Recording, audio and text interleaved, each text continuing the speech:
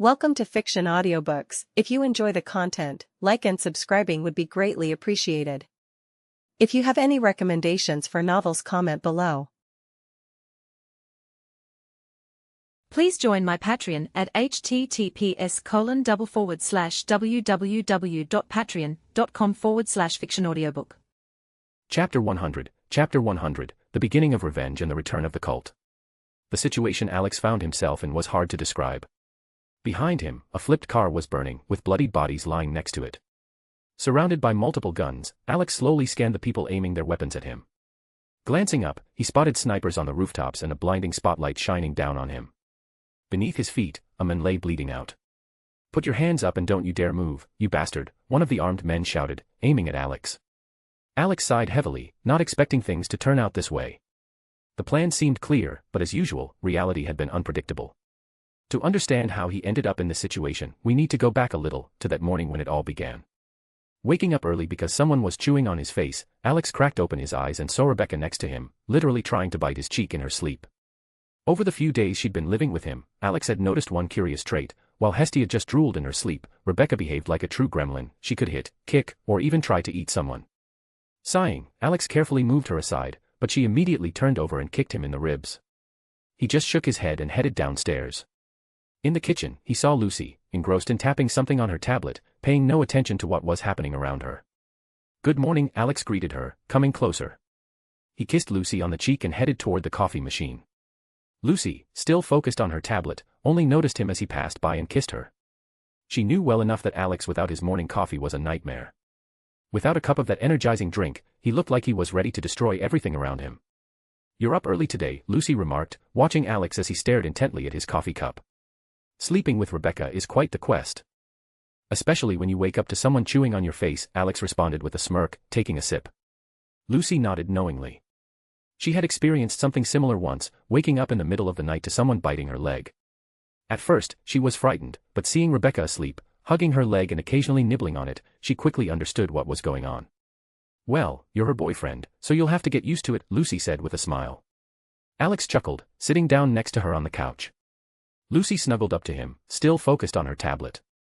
"Well, I'm your boyfriend too, you know," he reminded her, burying his nose in her hair. "True, but that doesn't mean I'll let Rebecca chew on my leg while she sleeps," Lucy replied, glancing at him.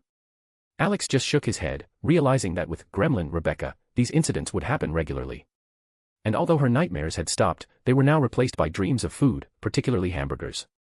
Alex remembered how, one time, he woke up to Rebecca mumbling about juicy burgers in her sleep, occasionally chewing on his arm. "Where's Gloria?" he asked, looking around. He knew it was her day off, so she should have been home. "She took your car and went shopping with Valerie. She said Valerie needed new clothes," Lucy replied without looking up from her tablet. Alex nodded. Recently, he'd brought Valerie, as promised, to live with him. She was so excited that she started jumping up and down like a child, and within minutes, she was standing next to her packed things. Since then, she'd been living with them. "And where's that dumb mutt?" Alex asked, surprised by the absence of the familiar noise from Gir, who was usually drinking his milkshake at this time. "Gloria took him with her.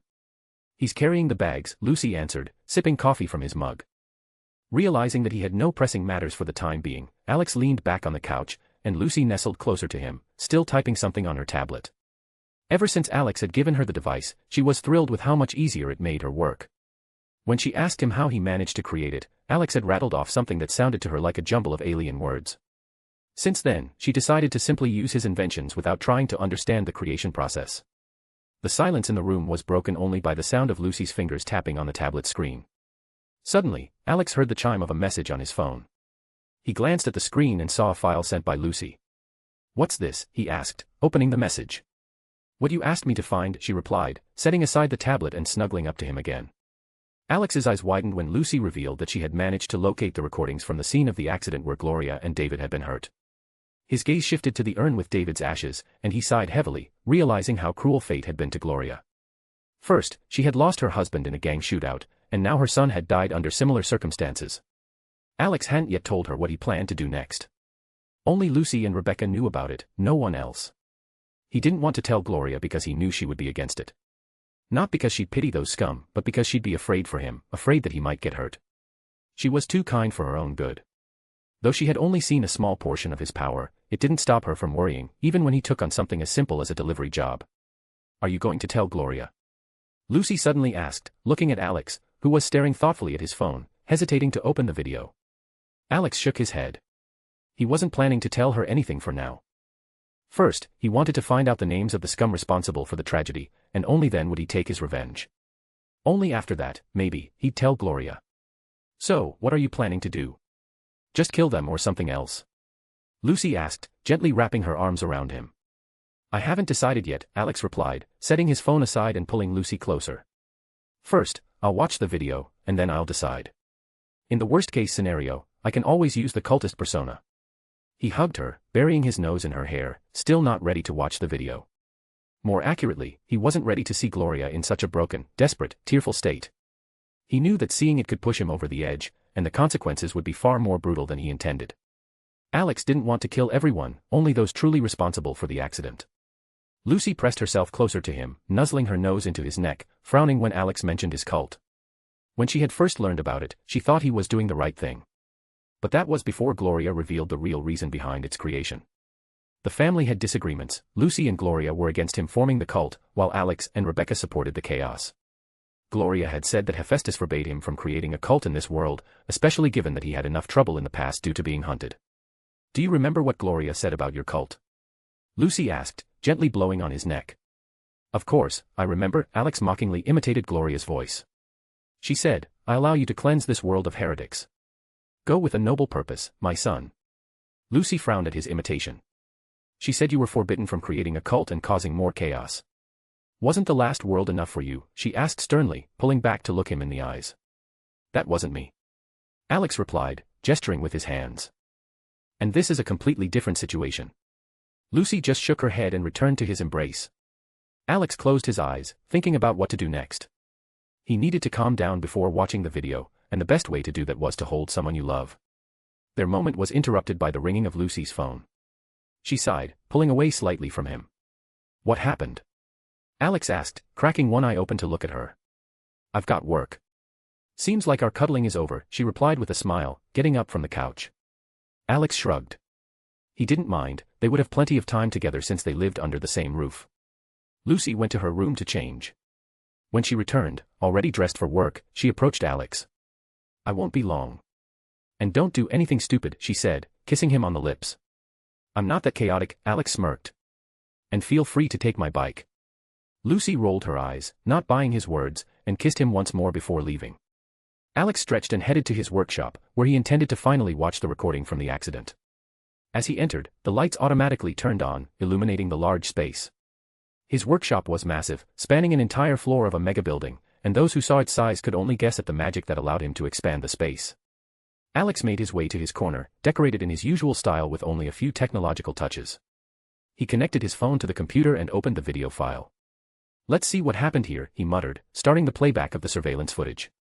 He began fast-forwarding through the video, trying to find the right moment. Since he didn't know the exact time of the accident, he didn't speed it up too much, watching the screen carefully. Some time passed before Gloria's car appeared in the video, driving down the road. Alex slowed the video down, focusing on the screen. Pinpointing the right moment, he opened the footage from other cameras and rewound them to the same point. "I hope these scum were caught on camera," Alex murmured, continuing to watch. Soon, a large SUV appeared on the road, with armed men hanging out of its windows. They looked like over-muscled bodybuilders. Alex instantly recognized them as members of the gang Animals, known for attacking other gangs and extorting money. One of them started shooting at passing cars, and it was his shots that caused Gloria's car to flip over. Alex clenched his teeth, seeing how the thug deliberately created a dangerous situation to stall a rival gang's vehicle. "Now I've got their faces, just need to find them," Alex thought, lighting a cigarette and studying the screen, committing the culprits' faces to memory. Alex didn't know how many times he had watched the video when the sound of the door opening snapped him out of his thoughts. He quickly closed the file and turned his head towards the entrance. Gir, his robotic dog, walked into the workshop. Alex silently watched as the robo-dog approached him. "Mission accomplished," Gir reported proudly, giving a salute.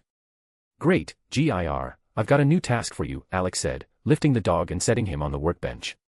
Alex pulled a cable from Gir's neck and connected it to the computer, beginning to upload the images of the 5 gang members responsible for the accident. These were the people he intended to hunt down and send their sinful souls to the flames. Once the data was uploaded, GIR turned his head to Alex, waiting for further instructions. Everything I'm about to tell you stays between us. Not a word to Gloria or anyone else. Understood. Alex gave GIR a stern look. Yes, sir, GIR responded, nodding. Hack into the database and find everything you can about these 5, Alex pointed to the images displayed on the screen. While GIR got to work, Gloria entered the workshop with a tray. She approached Alex and set down a plate of snacks in front of him. What are you up to? She asked, drawing his attention. Alex took her hand, pausing for a moment to consider whether to tell her everything. But he decided it was better to keep her in the dark for now. Testing new software for GIR, waiting for an update, he replied, pointing to the robo-dog, who continued working. Don't stay here too long, Gloria said, leaning in for a kiss. Alex responded, watching her leave the workshop. As GIR was still busy with his task, Alex began to think about what to occupy himself with. Just then, his phone rang. Seeing the name on the screen, he was slightly taken aback. It was Kiwi. Since the last time she had aimed a gun at him, she hadn't contacted him directly, only through Lucy and Rebecca. Well, has the sun risen in the west if Kiwi is calling me herself? Alex said with a smirk as he answered the call. I need your help with a job, she said without further ado. What kind of job? He asked, raising an eyebrow. Come down. I'm at the building, Kiwi replied shortly before hanging up. Alex looked at his phone and frowned at her brevity. At that moment, GIR finished his work and sent all the gang data to Alex's phone. Deciding to review it on the way, he began getting ready, taking GIR and a black case for him. Before leaving, Alex wanted to warn Gloria but ran into Valerie, who was lounging on the couch, engrossed in her tablet. Vi, do you know where Gloria is? Alex asked as he approached her. Valerie looked up, surprised to see Alex holding GIR by the head and a black case in his other hand. She's upstairs. Where are you going? Can I come with you? She immediately asked. Maybe another time. Today, my partner will be G.I.R., Alex said, lifting the robo-dog, who was peacefully stuffing candies into his mouth. Oh, please. Can I come too? Valerie looked at him with pleading eyes. Alex grinned slyly. If you don't whine, you can take any knife from my workshop. She thought for a moment but then reached out, accepting the deal. Alex shook her hand with a smile. Tell Gloria I'm out for business, he said, heading towards the exit. Okay, Valerie replied, returning to her show on the tablet. Once down in the parking lot, Alex placed GIR on the back seat and drove out onto the street. Soon, he spotted Kiwi standing at the entrance of the building and waved to her. She approached and sat in the passenger seat. What's the job? He asked, turning to her. There's data that can be sold for a good price, Kiwi replied. But there's a catch, right? Alex raised an eyebrow. Yeah, the server is right under the gang meeting spot. We need your skills to download the data without attracting attention, she explained, handing him the address. Alex shrugged. For him, this was just another routine job. Inputting the address into the navigator, he headed to the location. Upon arrival, he noticed that the gang meeting was taking place in a warehouse. Whose warehouse is this? Alex asked, turning off the engine. It belongs to the Tiger Claws gang. I don't know who the meeting is with, Kiwi replied. Alex nodded, turning to GIR, who had already managed to scatter candy wrappers all over the back seat. A vein throbbed on Alex's forehead. This robo-dog was always making a mess and never cleaned up after himself. He opened the case, revealing a new outfit for GIR. Noticing the contents of the case, Kiwi raised an eyebrow, puzzled about why the clothes were needed. However, it soon became clear. G.I.R., change into this. We have a stealth mission, Alex said, pointing to the outfit. GIR looked at the clothes, then at Alex, quickly popped a candy into his mouth, and began pulling the new suit over his old one. Soon, he was dressed like a ninja dog. Alex took a few pictures and sent them to the girls to get their thoughts on GIR's new look. What's with the outfit? Kiwi asked, looking at the revamped GIR. This is Ninja GIR, and he's going to help us download the data, Alex replied, giving a thumbs up. GIR started making gestures like a real ninja, repeating, neen neen. Alex laughed and was about to get out of the car when Kiwi unexpectedly grabbed his hand. He stopped and looked at her, unsure of what she wanted. Sorry, Kiwi said quietly, looking away. It's all right, it happens to everyone, Alex replied, shaking his head. He understood what she was apologizing for and never held it against her. She was just protecting her friends, and that was something he could respect. Kiwi sighed with relief, letting go of his hand, and Alex, with GIR perched on his shoulder, headed towards the warehouse. Not far from the warehouse, he spotted a guard standing at the entrance. A silly idea popped into his head that he decided to test. Approaching the guard, who immediately noticed him. Alex calmly said, "You didn't see anything," waving his hand in front of the guard's face like a Jedi. "I didn't see anything," the guard monotonously repeated. Alex smirked, pleased that his trick worked, and using Mana Pulse, he located the entrance to the basement. "I'm already in the basement," Alex informed Kiwi through the comms. "How did you get in so quickly?" she asked, surprised. "I used Jedi powers," Alex laughed. Kiwi didn't understand what he meant, but she decided not to ask. A lot remained a mystery to her in this world, and she preferred not to delve too deeply into some of them. Once Alex reached the server, he connected GIR, who immediately started downloading the data. While the process was ongoing, Alex lit a cigarette. "It seems they arrived earlier than expected," Kiwi reported. "Who is it?" Alex asked, exhaling a cloud of smoke. "The Animals Gang," Kiwi replied, recognizing the emblem on one of the members. A smirk appeared on Alex's face. He might not always be lucky, but when it mattered, fortune seemed to be on his side. He waited for GIR to finish downloading and made a decision. "Kiwi, I'm going to toss GIR out." "Catch him," Alex said, grabbing the robot by the head. "What are you planning to do?" she asked, not understanding his plans. "I'll stick around here," Alex replied shortly. He threw GIR toward the car, where Kiwi was standing guard. Seeing a black silhouette fly out from behind the wall, she quickly caught the robot, who immediately began complaining about the rough handling and threatened to tell his mom.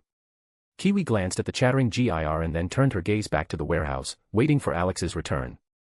Meanwhile, Alex climbed onto the roof of the warehouse and began searching for a window to slip inside. Once he descended, he moved stealthily until he spotted two camps. On one side were Yakuza imitators, and on the other were bodybuilders with tattoos mimicking animal skins. Alex searched for his target among the members of the Animals Gang and finally spotted him, one of the culprits of the accident, Dylan Yang. A sinister grin appeared on Alex's face, one that would make any sane person clutch their heart. But this was not the moment for him to indulge in the satisfaction of the situation. He contacted Kiwi just in case. "Kiwi, if there's a commotion, take GIR and head home," Alex said, cutting the connection before she could argue. Alex put on a mask and changed his outfit in case the situation escalated and the police showed up. Once he finished preparing, he jumped down, landing right in the center of the warehouse. Dust flew up around him, causing a commotion among both gangs. In that instant, weapons were aimed at him. Alex merely waved his hand, dispersing the dust, and saw dozens of barrels now pointing directly at him. Behind the mask, his lips curled into a wide grin. Fear? Not a bit. He reveled in the situation. "Who the hell are you?" growled the leader of the gang known as the Animals. Alex turned sharply toward him. Alpha, that was what the leaders were called in this gang, where members mimicked animal behavior and divided into packs. Meeting Alex's gaze, Alpha flinched for a moment, feeling an odd sense of unease. Cold, fear, something primal awakened within him. "Allow me to introduce myself," Alex said with a slight bow, his voice dripping with mockery. "My name is Raziel, an Inquisitor of the Church of the Flying Spaghetti Monster. And today, I've come for one sinful soul." His words only provoked further irritation. The thugs from the Tiger Claws and the Animals Gang aimed their weapons at Alex, ready to fire. "Get the hell out of here while you're still alive," someone from the Tiger Claws barked. Alex merely shook his head as if their threats amused him. "How about a counteroffer? Hand over Dylan Yang, and maybe I won't kill everyone here," he said, his voice carrying a threat disguised as amusement. He cast a glance at Dylan, who had gone pale, unable to comprehend how it had come to this. Panic raced through his mind. Who have I pissed off so badly that they sent this lunatic after me? "You've been told to get lost." Alpha growled, his voice laced with clear menace. Alex sighed quietly and spoke. "When God created the world, on the first day he said, 'Let there be light.'" His voice softened, almost tender. "But I will say, 'Let there be darkness,' and with a snap of his fingers, the light in the entire warehouse went out. The thugs began firing, unsure of where to aim. Bullets ricocheted off the walls, some hitting their own. Meanwhile, Alex jumped up, relishing the chaos. But within a minute, the lights flickered back on, revealing his position. He was sitting on the railing of the second floor. "There he is, shoot," someone shouted from below. Bullets flew once more, and Alex instantly leaped down, taking cover behind a container. With quick movements, he drew knives and hurled one at the first person he laid eyes on. Then came a few more accurate throws, each hit its mark. Meanwhile, Dylan, Alpha, and several thugs rushed toward the exit, firing as they went. Alex dashed after them, throwing knives at those who pursued him. When he burst outside, the car with Dylan was already disappearing through the gates. Alex sprinted along the wall, vaulted over a fence, and landed right on the car's hood, crumpling it into a pile of metal. The vehicle flipped and crashed into the wall. Slowly, Alex approached the car, leaned down, and peered inside. "Dylan, sweetheart, where are you?" he sang with exaggerated affection.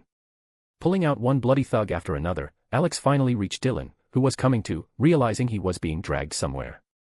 Strength was leaving him, his body wouldn't obey. "Who ordered me?" he croaked, staring at Alex. "No one," Alex replied coldly. "This is just revenge." "Who wants to take revenge on me?" Dylan asked, trying to sound mocking, but his voice trembled. Alex lifted him by the neck as if he weighed no more than a feather.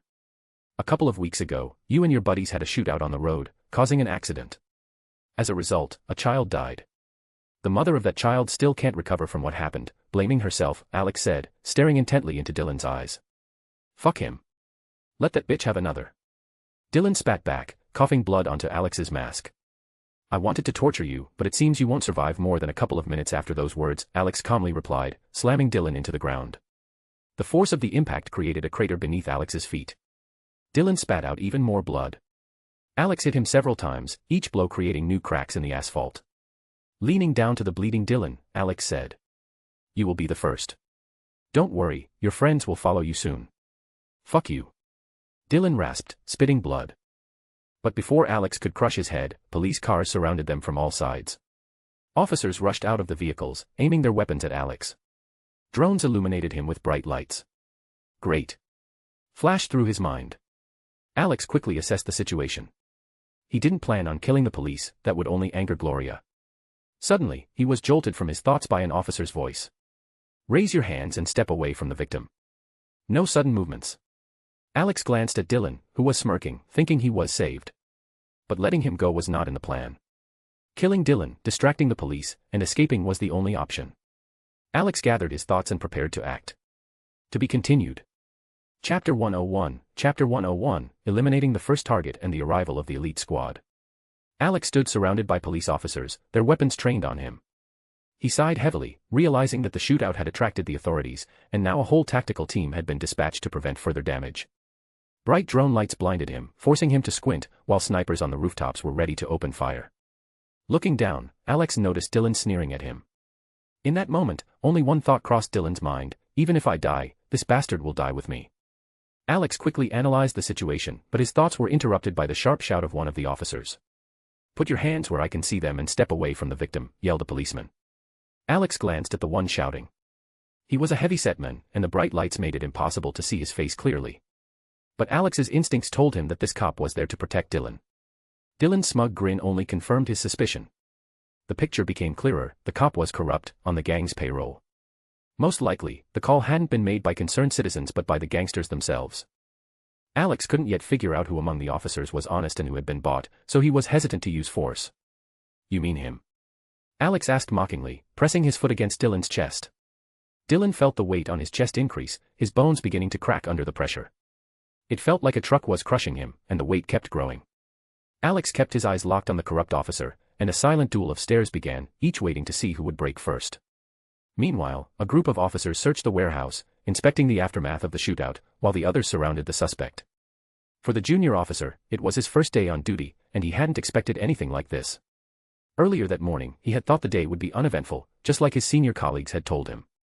They had mentioned that nothing important usually happened on their first day, and rookies rarely got sent out because of their inexperience. But luck wasn't on his side. When the call about a shootout between gangs came in, he was among those dispatched. As the junior officer entered the warehouse with the others, he almost threw up. Bodies were strewn everywhere. Some had gunshot wounds, but they all shared one thing in common: knives protruded from their skulls.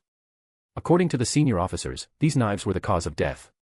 "Who would have thought another lunatic would show up in this city?" one of the seniors grumbled, inspecting the body of a gang member from the Tiger Claws. He didn't hesitate to take on both gangs at once. Judging by the signs, there was a shootout, and he managed to take everyone down while under a hail of bullets. Another officer tried to pull a knife out of the head of one of the animal's gang members. The knife was so deeply embedded in the skull that it took several attempts, but even after multiple tries, the blade wouldn't budge. "What amazes me more is the force he used to throw the knife," the officer remarked, stepping away from the body. "It's just lodged in there for good." The junior officer followed the more experienced colleagues, trying to suppress the urge to vomit. One of the seniors noticed him and shook his head. The quality of recruits seemed to be getting worse each year. But he understood why no one wanted to join the force anymore. Corruption and crooked cops pushed many away, and the old veterans were slowly disappearing. "Hey, rookie. Don't just stand there, don't touch anything, and make sure you don't puke all over the crime scene, the senior officer shouted, noticing how the junior struggled with his nausea. The junior officer tried to pull himself together. He didn't want to embarrass himself on his first day at work, so he summoned all his willpower to suppress the nausea. Running up to the senior officer, he apologized. "Sorry, I just didn't expect my first day to be like this," he said nervously. The senior officer glanced at his pale face and saw a bit of his younger self in him. He didn't scold the rookie for being unable to handle his emotions right away. "It's all right. We've all been through it. People get killed here every day, but you don't always see something like this," he said, patting the rookie on the shoulder. The junior officer sighed in relief and looked at his senior colleague with gratitude. At that moment, he decided to do everything in his power to never let himself fall short again. "Rookie, stop hanging around," another officer called out, turning to the junior. "Go report the situation at the warehouse to the sergeant." The junior officer nodded, relieved to have an excuse to leave the blood and gunpowder-scented warehouse. He was glad to go the moment he got the chance.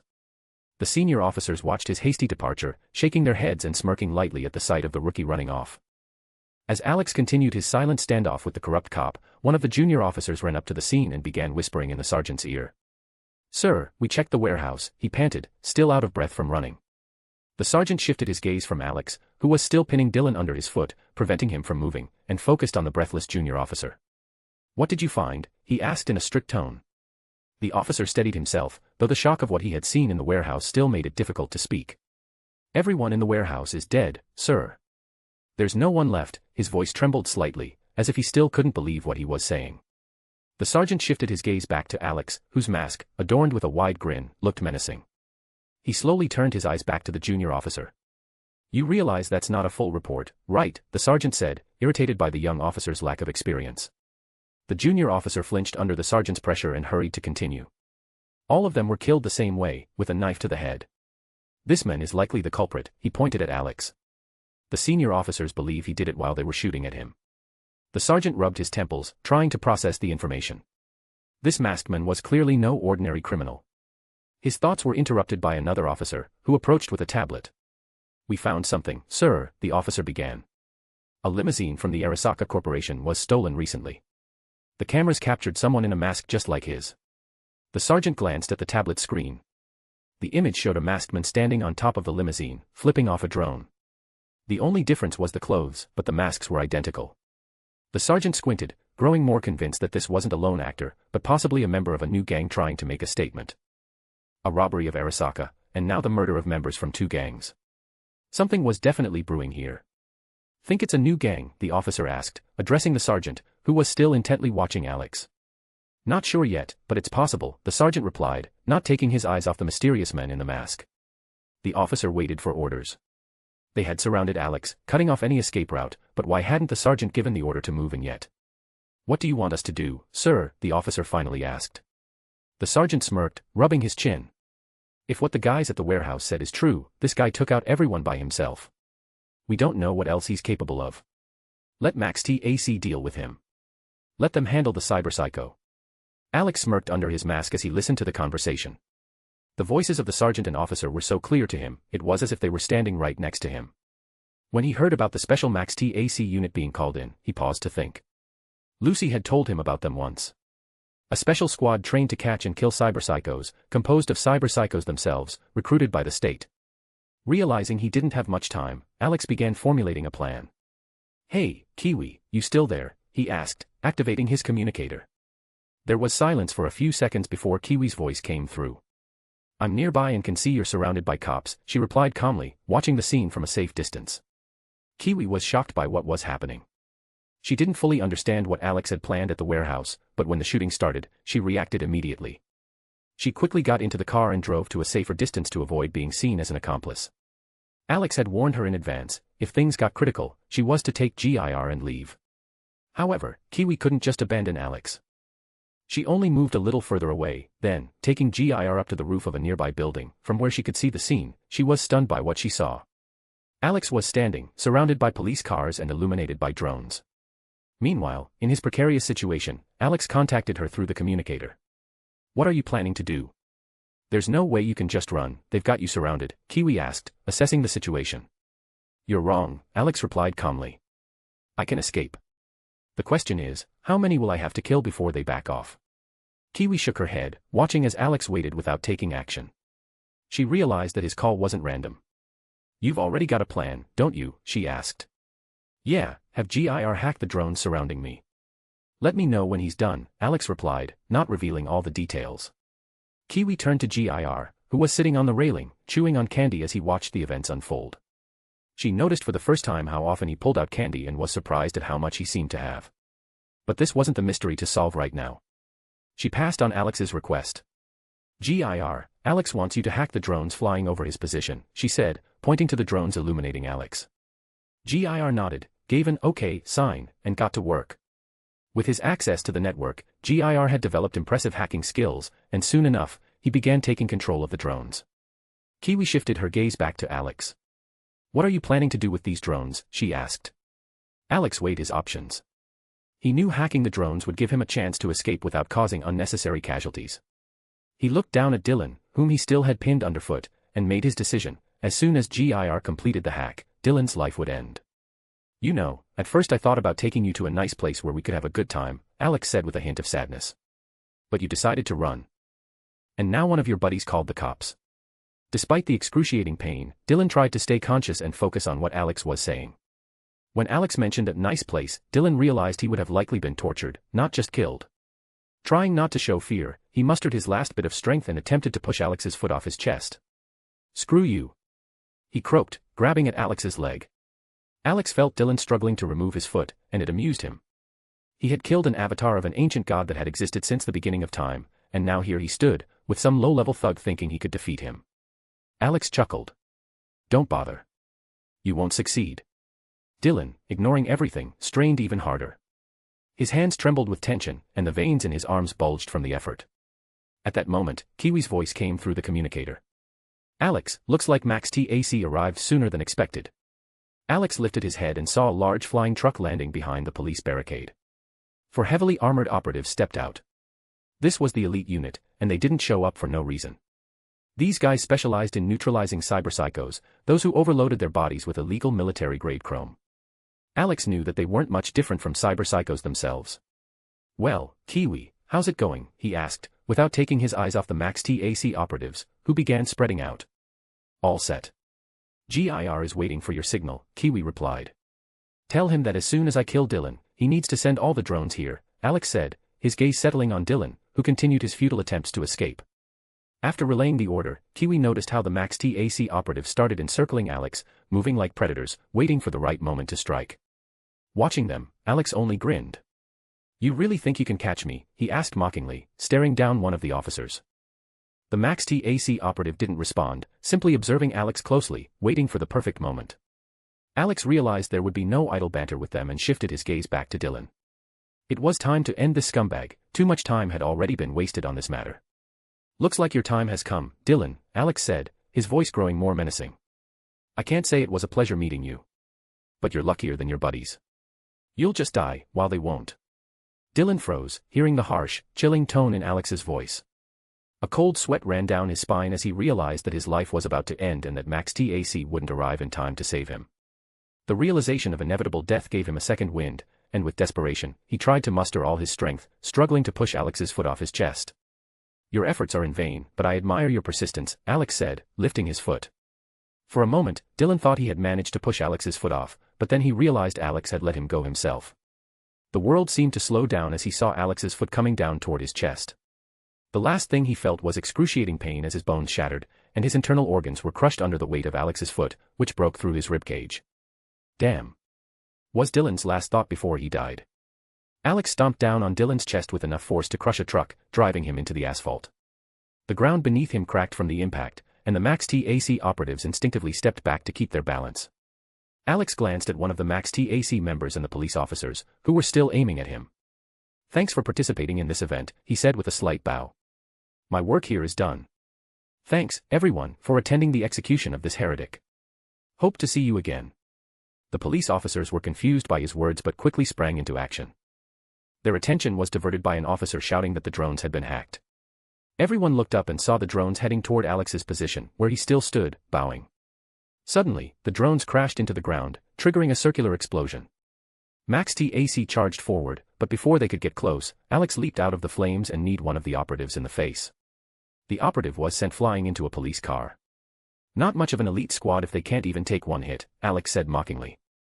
He looked at the operative who had crashed into the car with a broken jaw and shook his head, unimpressed by the elite. Suddenly, Alex sensed movement behind him and, tilting his head slightly, saw a mantis-like blade arm swiping past his face. Grabbing the attacker's arm, Alex easily threw him over his shoulder, slamming him into the ground. Before his enemy could recover, Alex kicked him, sending him flying into the one whose jaw he had just broken. "Kiwi, get in the car, I'll be there soon," Alex said, contacting her through the communicator. "Can you shake them off?" Kiwi asked. "Don't worry. Without the drones, they won't be able to track me."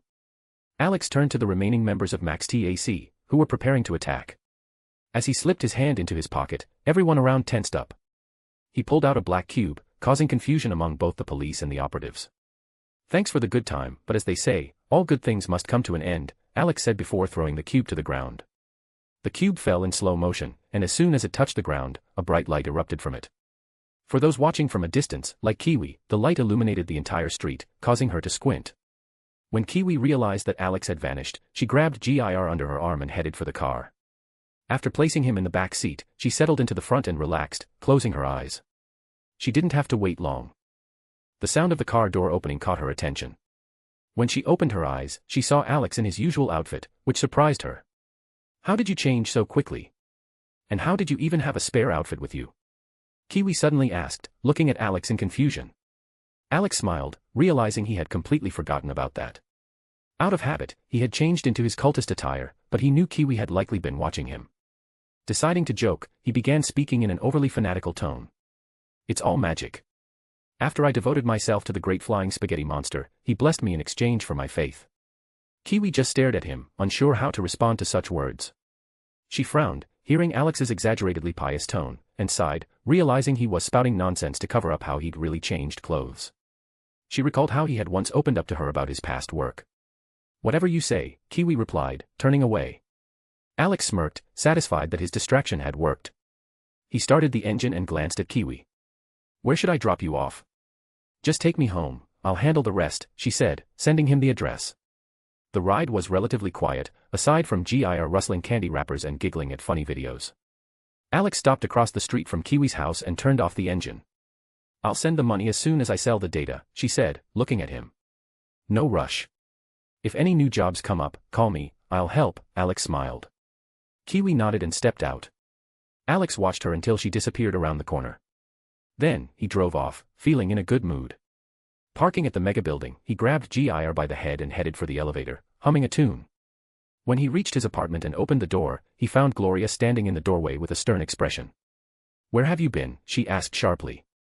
Alex glanced at the girls behind her, Valerie, looking guilty, and Rebecca, grinning widely. Lucy wasn't there, probably at work. He looked back at Gloria, unsure why she seemed so upset. "Took a job with Kiwi, and now I'm back," he answered with a light smile, taking a step toward Gloria, but she raised her hand, stopping him from getting closer. Alex glanced at Valerie again, who was trying to signal something to him with her hands and whispering. But he couldn't understand either the gestures or the words. Rebecca, of course, wasn't going to help. Deciding not to torture himself with guesses, he turned to Gloria. "Are you sure you were just working?" she asked suspiciously. "Yeah, like I said," Alex nodded. Gloria let out a heavy sigh, grabbed a tablet, and showed him a news report. As Alex looked at the screen, he felt the corners of his mouth twitch. The anchors were discussing an incident involving his confrontation with the police and Max TAC members. Footage showed a person wearing a mask identical to his, leading the journalists to speculate about the emergence of a new gang in the city. "It was an accident," Alex said innocently. Gloria rolled her eyes. She wasn't angry, more annoyed. The anchor had somehow obtained footage from the cameras, showing Alex in his cult member guise. She had promised Hephaestus that she wouldn't allow a cult to form in this world. "Why did you use that disguise?" she asked, raising an eyebrow. Alex realized that Hephaestus had asked Gloria to keep an eye on him to prevent him from causing chaos. It was an impulse. "It just happened," Alex replied in an innocent tone, wrapping his arms around Gloria's waist. Gloria sighed and leaned against him, deciding not to bring the topic up again. She found comfort in his embrace, and the more time they spent together, the more she grew attached to him. "Are you hungry?" Gloria asked, resting her head on his shoulder. "A little." After everything that happened, Alex smiled. Gloria smiled back and led him to the kitchen, passing by Valerie and Rebecca, who were watching them. Valerie looked relieved, while Rebecca continued to smile. Alex sat down at the table and watched as Gloria began to cook. He enjoyed this peaceful atmosphere and was glad he could help Gloria cope with the pain she had been suffering. Alex fell into thought, but soon Gloria placed a plate in front of him and sat down beside him. He smiled and started eating. To be continued. Chapter 102, New Side Job from Padre. Alex sat at the table, enjoying the dinner Gloria had prepared. No matter the ingredients, food made by a loved one always seemed tastier, even if it was made from synthetic products. Gloria sat beside him, watching as Alex eagerly devoured each spoonful. It always pleased her to see him enjoy her cooking so much. She was initially surprised when Alex once mentioned that he didn't need to eat. However, he added that he would never pass up good food, and ever since then, she had made an effort to cook the best meals she could. Catching her gaze, Alex turned his head and smiled. As soon as Yamato's feeling better, I'll take you all to eat at Mamma Mia's. That's where you'll find real, natural food, he said with a nod. Gloria smiled but didn't comment on his suggestion. Deep down, she had long wanted to visit the world where gods walked among humans and meet the goddesses in person. Talking to them via projection was one thing, but meeting them face to face would be something entirely different. Rebecca, having heard the mention of food, immediately perked up, her eyes gleaming with excitement. Meanwhile, Valerie, who was watching her show and oblivious to everything around her, suddenly tuned in at the mention of another world. She turned her head toward Alex, her eyes sparkling with curiosity. When she first learned who Alex really was, her shock had been beyond words. And when he admitted that he carried the title of Demon King, at first she thought it was a joke. But after finding out it was true, her excitement only grew. Instead of fear, she felt joy. After all, in her world, demon kings weren't always evil. Finishing his meal, Alex leaned back in his chair with a satisfied look, patting his stomach. Despite not needing to eat, he still enjoyed delicious meals and sweets that reminded him of his past world. Gloria, noticing that Alex was done, quietly took his plate and put it in the sink. She then poured him a cup of coffee and placed it in front of him. He smiled gratefully, knowing that the questions were about to begin. And he wasn't wrong. No sooner had he brought the cup to his lips than Rebecca was already sitting beside him, her eyes sparkling with impatience. "Come on, tell us what happened," she demanded with a wide grin. Rebecca had been eager for the details ever since she saw the news about the incident. She was especially intrigued by the fact that Alex appeared in his outfit as a member of the Flying Spaghetti Monster cult. She had liked that costume for a while now and had often asked Alex to make her one, but Gloria always strictly forbade any hints of creating a cult. Now Rebecca had the perfect chance to learn all the juicy details. "Don't keep me waiting," she added impatiently, having waited long enough for Alex to finish eating, since Gloria forbade such conversations during meals. Alex sighed, took a sip of his coffee, and set the cup down on the table. The moment his hand left the mug, he was already prepared to say whatever nonsense necessary to avoid revealing the real reason behind the events. Valerie, sensing something interesting was about to happen, quickly set aside her tablet and scooted closer to the table. Her eyes sparkled with anticipation. "Well, you see, Kiwi offered me an easy job. I thought, why not? So I grabbed Ninja Gur and set out to make some money," Alex began, gesturing toward Gur. Everyone turned to look at Gur, who was sitting in the corner in his ninja outfit, showing no intention of changing out of it. Noticing their stares, he made a ninja gesture and said, "Neen neen." No one paid much attention to him since their return, as if he had truly become invisible, like a real ninja. The girls had only laughed at Gur's new outfit when Alex sent them a photo, finding it cute. "And then what?" Valerie asked impatiently, staring at Alex. Alex took another sip of coffee, cleared his throat, and continued. "After we got the data, Kiwi mentioned that a gang meeting was happening nearby. Being the curious person I am, I got interested in how it all works, so I decided to check it out up close." "A curious demon," Rebecca teased with a smirk. "Yeah, a curious demon," Alex agreed with a shrug. "So I decided to take a closer look." Gloria sighed softly, knowing that his curiosity always got him into trouble. She was aware that Alex had become a mercenary out of interest in the city's happenings. However, that didn't explain why he had once again put on the cultist costume. She narrowed her eyes, still staring at Alex. "And why did you wear the cultist outfit?" she asked, not breaking eye contact. Alex hesitated, quickly sifting through possible excuses in his mind. "Well, I just didn't want to be recognized." "It was the first thing that came to mind," he replied, trying to keep a straight face and shrugging. Rebecca started to suspect the real reason behind his actions. She had begun to have her doubts from the moment she saw the news report. Gloria wasn't entirely convinced either, knowing full well from the goddesses that Alex was a chaotic guy. He could lounge on the couch carefree for half a day, then suddenly get up and cause a whole bunch of trouble. Seeing no one was commenting on his story, Alex decided to continue spinning his tale with the same playful smile on his face. Long story short, I decided to watch how these gangsters conduct their business. Turns out the beams in the warehouse were pretty weak, and I fell right into the middle of their gathering, Alex said with genuine amusement. Rebecca burst out laughing, imagining him actually falling off a beam. Gloria sighed, realizing that Alex had probably sought out trouble on purpose. Valerie, on the other hand, eagerly awaited the most exciting part, the shootout that had been mentioned in the news. As soon as I hit the floor, those idiots immediately pointed their guns at me. But, being polite, I introduced myself and said I was there by accident. Naturally, they didn't listen and started shooting, Alex said, feigning sadness and even wiping away a fake tear. Gloria rolled her eyes, knowing he had probably enjoyed being shot at. She recalled the incident with the stolen limousine and knew he had had a great time back then too. This was no different. Well, since they started shooting, I figured I could shoot back, but with knives, Alex smiled, and a mischievous glint appeared in his eyes. That smile confirmed to Gloria that he had indeed enjoyed the situation. She had long realized that Alex seemed to have two sides, one that was kind and caring, and another that was chaotic and reckless. Rebecca, hearing about the knives, started laughing again, while Valerie, on the other hand, was practically glowing with admiration. And how did it end with the police surrounding you and Max TAC being sent after you? Gloria asked, narrowing her eyes. While I was dealing with the rest of them, a few idiots decided to run. I called after them, "Why are you running?" but they ignored me. So, I caught up to them and landed on top of their car, which, by the way, flipped over. And when I asked one of them why they were running, he spat in my face, so I had to kill him, Alex said, as if it were the most mundane thing in the world. Rebecca laughed even harder but felt a slight irritation at having missed such an event. She promised herself that next time, no matter the cost, she would go with him. Gloria just shook her head and took a sip of coffee. She didn't judge him for killing the gang members, they certainly weren't good people. However, she didn't support it either. She held her own opinion but didn't impose it on Alex. "So, you had fun?" Gloria asked suddenly, looking at him. "Of course I had fun. It's not every day you end up in a shootout between two gangs," Alex replied without thinking. Then he realized he had said too much and met Gloria's gaze, who was looking at him with a crooked smile. He understood that he had slipped up. It was like a scene from a movie, where the main character accidentally ends up caught between two sides. And today, his dream had come true. Plus, he killed his target and enjoyed every moment of it. "The important thing is you weren't hurt," Gloria said with a sigh, knowing it was pointless to scold him. Alex pulled her close, hugging and gently stroking her back. Gloria pressed against him, burying her nose in his neck, savoring the tender moment. "It'll take more than a few bullets to hurt me," Alex said with a smirk. Gloria rolled her eyes, knowing full well that even though he was strong, she would still care for him and worry about his safety. Then Alex stood up and headed to his workshop. Rebecca immediately took advantage of the moment, jumping on his back like a backpack. Once they reached the workshop, Alex walked over to his desk and turned on the monitor. "Are you going to tell me what really happened there?"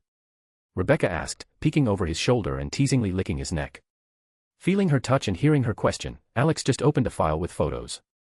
One of them, labeled Dylan, was crossed out. At first, Rebecca didn't understand what was going on, but then her eyes widened in realization.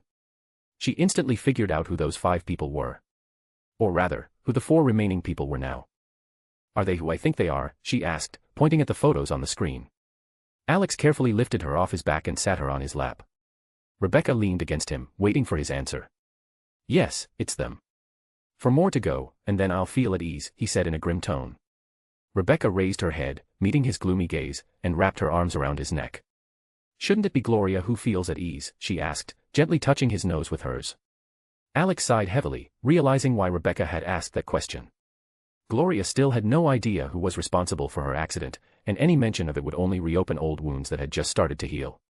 She still cried in her sleep from time to time, making Alex's heart ache.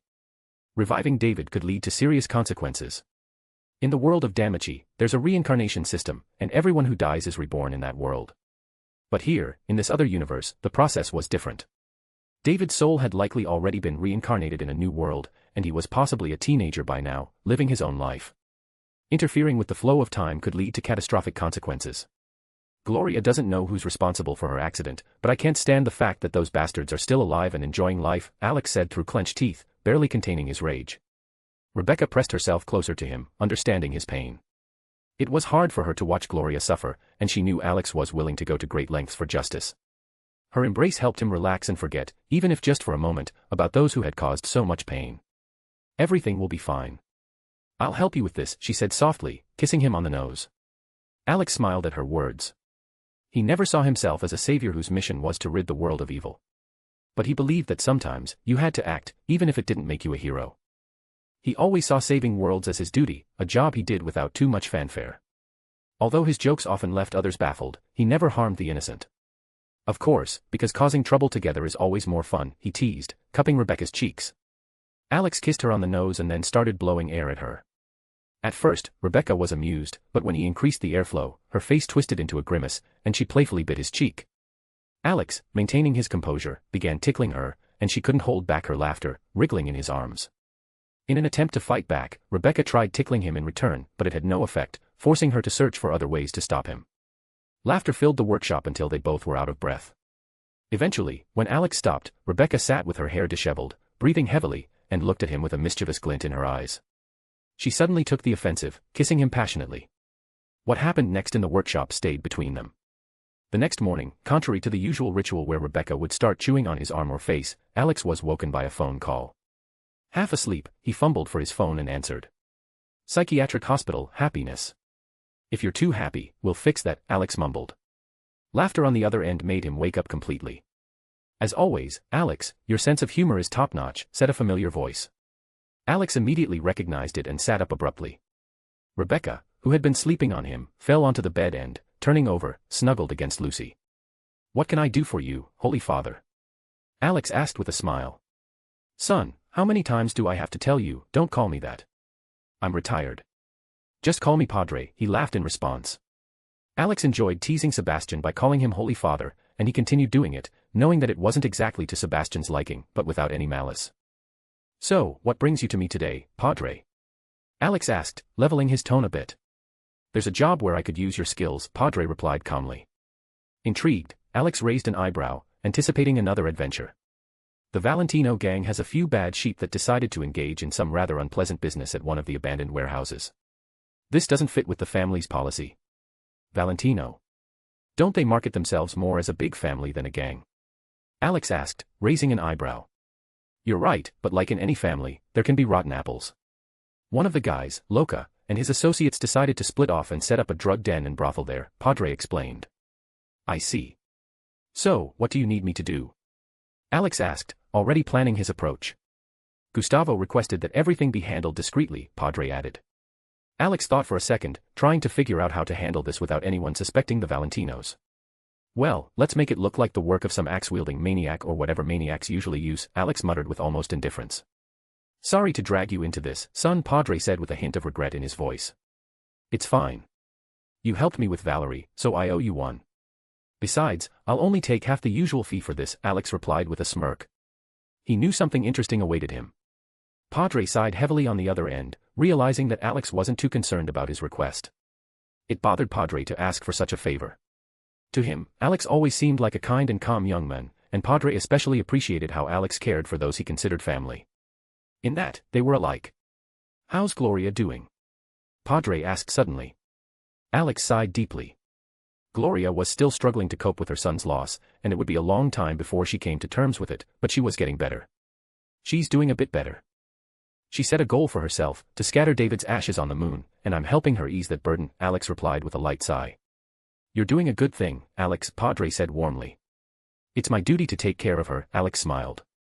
They spoke a bit more, going over the details of the job and the location of the warehouse, and then Alex ended the call. Turning his head, he locked eyes with Lucy and Rebecca, who were already awake and watching him intently. Who was that? Lucy asked, nudging Rebecca, who was lying on her. Alex stretched, got up from the couch, and started getting dressed, deciding to tell the girls about the job he'd been offered. That was Padre. He offered me some work, Alex said, buttoning his shirt. Rebecca jumped off the couch, shrugged off his t-shirt she'd been using as pajamas, and started getting dressed too. What kind of job? She asked, pulling on her pants. A couple of scumbags in the Valentino family decided to start dealing drugs and get into human trafficking, Alex replied, popping a candy into his mouth. Lucy raised an eyebrow in surprise. She didn't expect that such people could emerge from the Valentinos, who were always known as a close-knit family that protected each other and didn't harm people in their territory. I didn't think the Valentinos would have such rotten elements, she muttered. As they say, there's always one black sheep in the family, or in this case, a few rotten ones, Alex sighed. Lucy nodded, understanding that even in the tightest-knit family, there's always someone who feels left out. Rebecca, on the other hand, wasn't too concerned with such things, she was just looking forward to putting a few extra holes in those bastards. "So, what's the plan?" Lucy asked, getting up from the couch and starting to dress as well. Alex thought for a moment before answering. "First, we eat to build up some strength. I don't know how long we'll have to wait before all the scumbags gather at the warehouse." Heading downstairs, Alex didn't see Valerie and realized she'd gotten even lazier since moving in with him. Now she either slept until noon or stayed up watching her shows all night and slept half the day. The only one in the living room was GIR, watching a morning comedy show. Hearing footsteps, he turned and raised his paw in greeting, not taking his eyes off the glass of milkshake he was holding. Alex pulled some food from the fridge, heated it, and set it on the table. Breakfast started in complete silence. "What should I take with me for the mission?" Rebecca asked, breaking the silence. Alex stroked his chin, remembering that he had recently prepared something for her but hadn't had the chance to give it to her yet. With a smile, he looked at her, anticipating her reaction. "I have a surprise for you, my little gremlin," he said affectionately. Rebecca, who was currently stuffing food into her mouth, froze, staring at him in surprise. But as soon as she realized that Alex had prepared something special for her, her eyes lit up with joy. "What did you make for me?" she asked after swallowing her food. "Go to the workshop and open my cabinet. There are 2 cases in there, and one of them is yours," Alex replied mysteriously, leaving out the details. Rebecca quickly finished eating and, not wasting any time, dashed to the workshop. Lucy raised an eyebrow, watching her, and then turned her gaze to Alex, who was smiling at the rushing Rebecca. "And grab the second case with the eagle," he called after her. Alex smirked, shaking his head. This impatient gremlin always went crazy when it came to weapons. Ever since they started living together, she had been constantly begging him for magical weapons, but Alex knew that could end badly. He had no doubt that if he gave her something too powerful, she would blow up half the city. "What did you make for her?" Lucy asked, drawing his attention. Alex grinned and casually replied, "Vacuum bullets. Just for her." Lucy sighed at Alex's carefree tone. Rebecca was already too chaotic, and Lucy was always the first to oppose Rebecca's requests to create magical weapons for her. From the very beginning, Lucy thought it was too dangerous, and the current situation was no exception. "Do you realize that could be dangerous?" Lucy asked with concern in her voice. "They're just vacuum bullets with a small effective range," Alex tried to reassure her. "She won't destroy anything." Lucy didn't believe a word. Rebecca was the kind of person who could make even a stick start shooting if she wanted. Lucy sighed and decided to leave it to Alex's conscience. Since he had chosen to give Rebecca the weapon, he could deal with the consequences when she got into trouble. "And what's in the second case?" she asked, taking Alex's hand. At this question, Alex smiled broadly. He had enthusiastically taken on the creation of this item after GIR mentioned the Imperium universe. And now that he had some free time, he had finally finished his project. "It's for GIR. A couple of trinkets," Alex said, clearly pleased with himself. Lucy noticed his satisfied smile and realized he had created something strange again. She remembered the moment from yesterday when she saw GIR in a ninja costume. It was really cute. Now she was curious about what Alex had come up with for their robo-dog this time. "And what exactly did you make for him?" she asked, moving closer, clearly trying to get Alex to reveal the secret. Alex smiled at her attempt. He didn't mind sharing, but he needed to make sure GIR didn't find out just yet.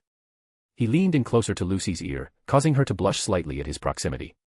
Even though they showered together and slept in the same bed, Lucy still felt shy about his displays of affection. "Do you remember when GIR quoted the Codex of the Imperium?" Alex whispered. Lucy pondered for a moment, and then her eyes widened at the memory. GIR shouting about the glory of the Emperor and the greatness of the Imperium, how could she forget? She realized that Alex had made something from that universe for him. At first, Lucy had been skeptical about GIR's obsession, but she never tried to talk him out of it. "You mean you made something based on that?" Lucy asked, surprised, in a whisper. Alex nodded with a wide smile, prompting another sigh from Lucy. She understood that Alex was further fueling GIR's obsession and already feared what would happen when they went on a mission, especially if GIR got what he had been asking for all along. She had already seen his disappointed face when he tried to convince her to help persuade Alex to make him a weapon. And each time, she had refused. "I found it!" Rebecca shouted, rushing in with 2 cases in her hands. Alex quickly stashed them in his inventory, and Rebecca immediately jumped on him, demanding her new toy back. At first, she threatened him, then tried to seduce him by whispering something in his ear, but Alex remained steadfast. He didn't want to give her the vacuum bullets just yet, knowing she would probably try to dismantle them.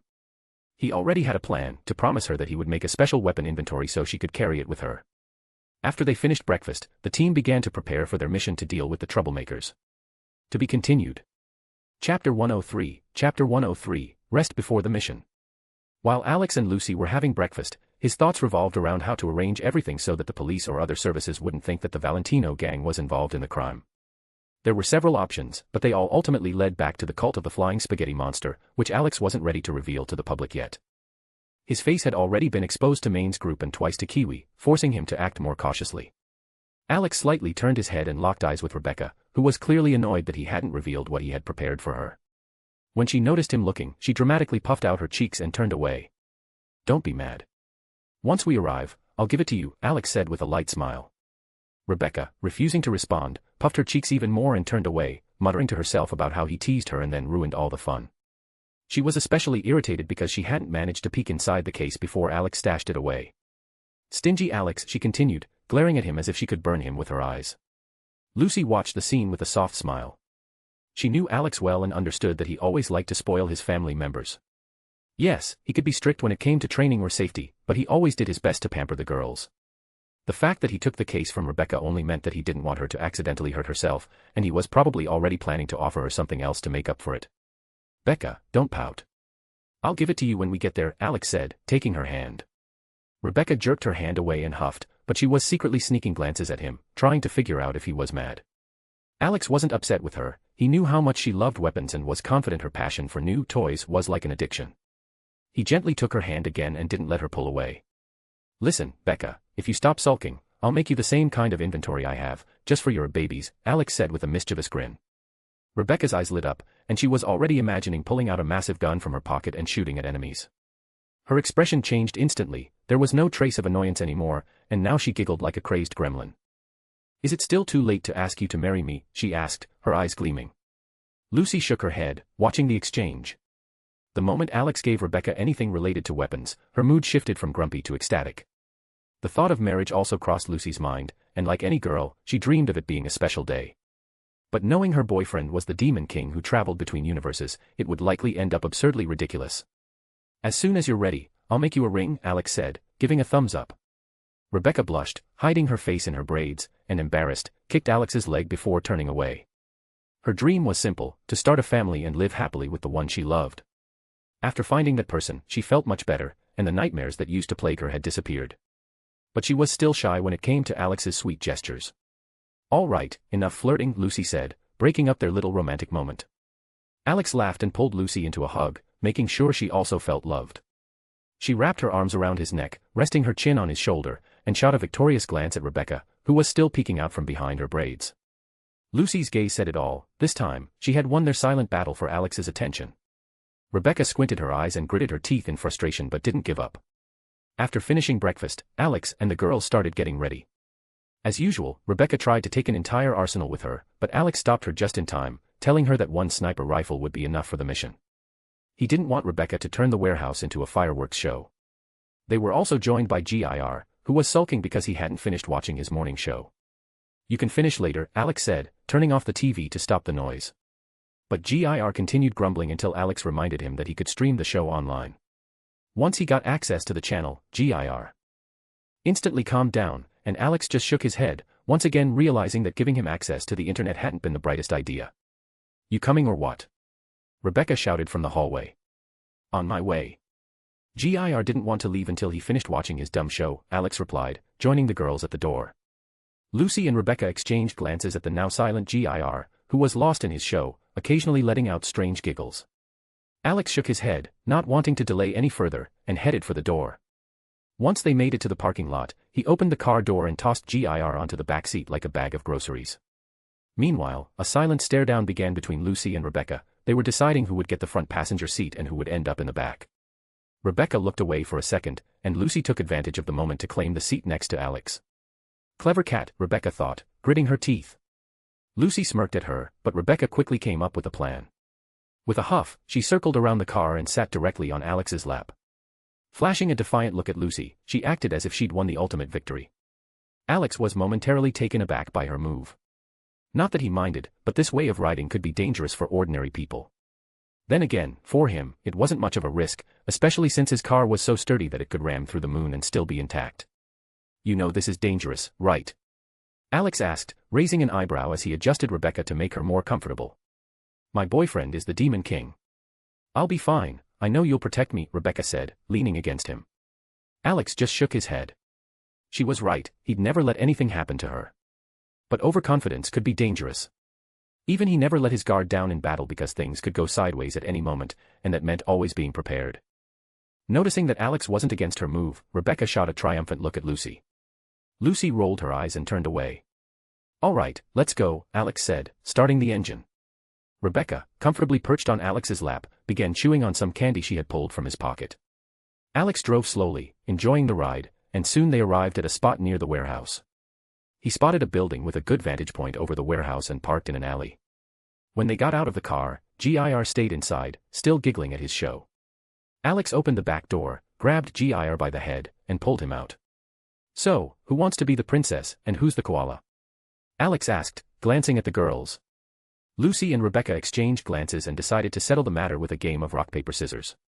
Lucy won, and she happily approached Alex with her arms wide open, ready for him to pick her up. Rebecca, pouting, climbed onto his back, resting her chin on his shoulder. Come here, my moon princess, Alex said with a smile, lifting Lucy into his arms. Meanwhile, GIR, having finished watching his show, looked around in confusion until he noticed Lucy and Rebecca clinging to Alex. Alex turned to him. Hold onto my leg, he ordered. GIR obediently wrapped his arms around Alex's leg and stood on his shoe. After making sure everyone was securely holding on, Alex crouched down and, with a powerful jump, pushed off the wall and launched into the air. A few leaps later, they landed on the roof. GIR looked slightly annoyed, as Alex had been jumping with the very leg he was holding onto. After setting Lucy down, Alex walked to the edge of the roof and cast an illusion that hid them from prying eyes. Now we just wait for all the idiots to gather in the warehouse, he said, watching the guards. From his inventory, he pulled out a few chairs and a small table with snacks. It looked more like a picnic than a stakeout mission. Rebecca immediately plopped into a chair, satisfied with the food, while Lucy moved to the edge of the roof to keep an eye on the warehouse. Alex set up a chair for her, and after giving him a quick kiss on the cheek, she sat down to observe. How did you make it so they can't see us? Rebecca asked, her mouth full of snacks. Alex thought for a moment about how to explain it simply. Lucy also turned her head, waiting for his response. His explanations were usually too complex for her. Imagine it like a one-way mirror in a police station. We can see them, but they can't see us. To them, the roof looks empty, Alex said, stroking his chin. The girls nodded, grasping the concept. Lucy continued watching the warehouse, even hacking into the surveillance systems of the nearby buildings to get multiple angles on the warehouse. Rebecca lounged in her chair, munching on snacks, while GIR cozily settled onto Lucy's lap. Alex, knowing they had plenty of time before the main target showed up, pulled out his notebook and started jotting down ideas for worlds he wanted to visit. That world would be interesting, he thought, writing down a name. As Alex continued noting his thoughts on different worlds, he gradually shifted his focus to ideas about borrowing weapons from various figures. Knowing himself, Alex realized he would probably never return anything he borrowed. A sly grin spread across his face, and in the next moment, he burst into an evil laugh, reminiscent of a villain from a low-budget movie. Lucy, hearing this, turned her head and saw Alex scribbling in his notebook, laughing like a mad scientist. She just shook her head, once again reminded that her boyfriend was a bit strange. Why are you laughing like a maniac? Did you come up with something for me? If so, I'll kiss you all over right now, Rebecca grumbled, turning her head toward Alex. Alex cleared his throat, realizing he had gotten too carried away with his plans to steal weapons for his collection. He glanced at Rebecca, who was clearly expecting an explanation, and then at Lucy, who sighed heavily. Closing his notebook, Alex decided not to reveal his sinister schemes. Even though Rebecca adored firearms, Alex preferred melee weapons, whether he planned to use them or just wanted them in his collection.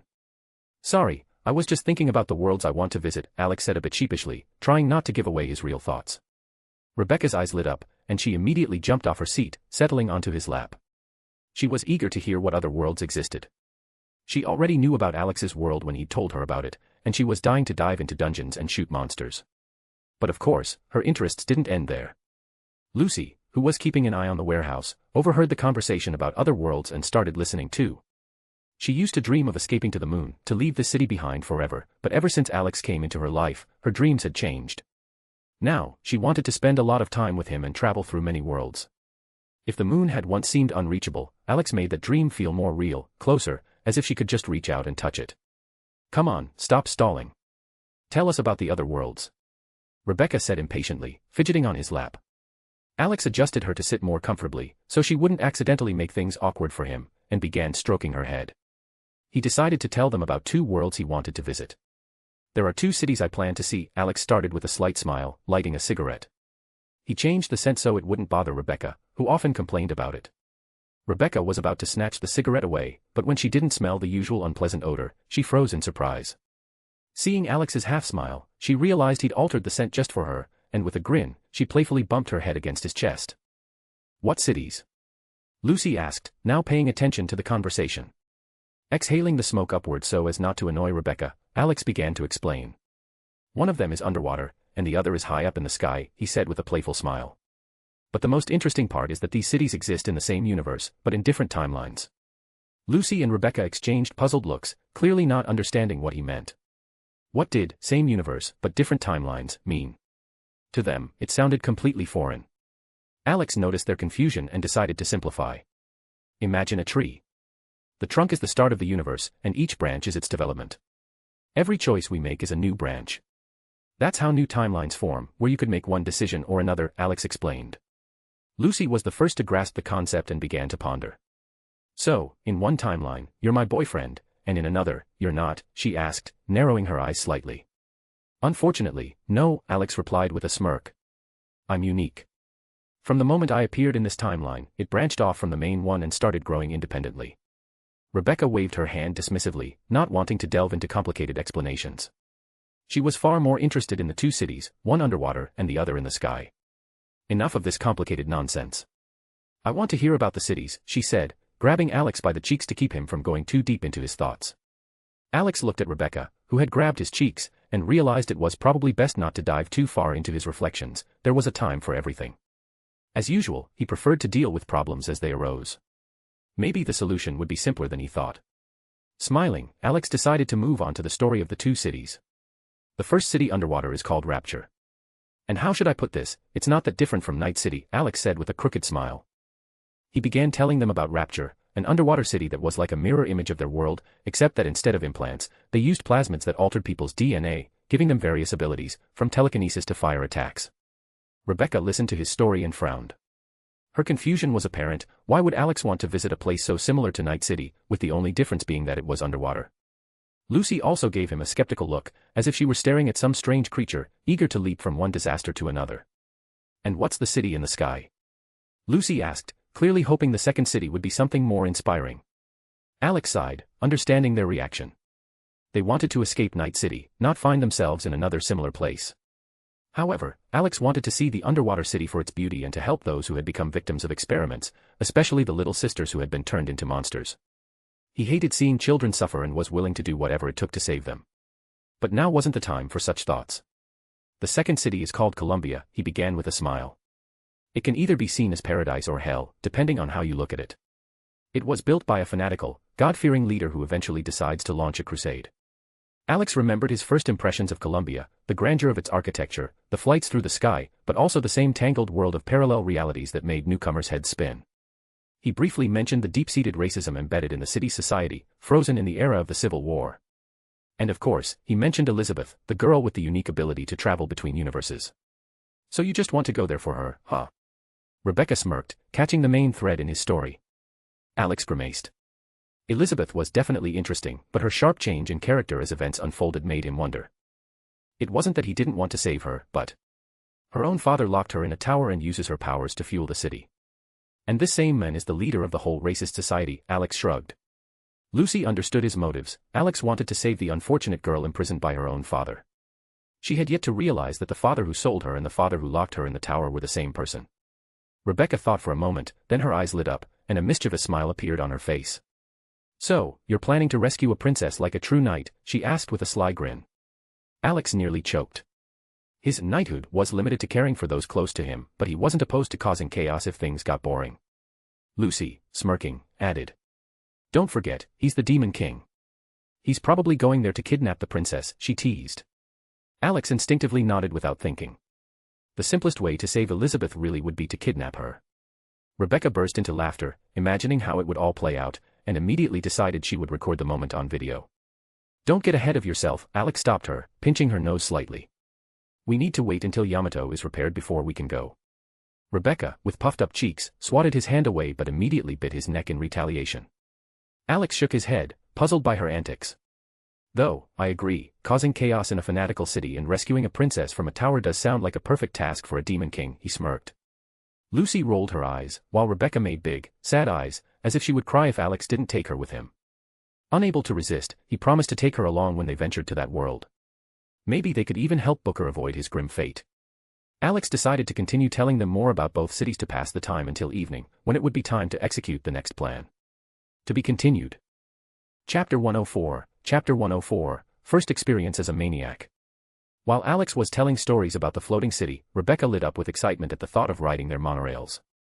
Alex imagined that crazy gremlin with her weapon slung over her shoulder, laughing wildly, speeding down the monorail and shooting at everything that moved.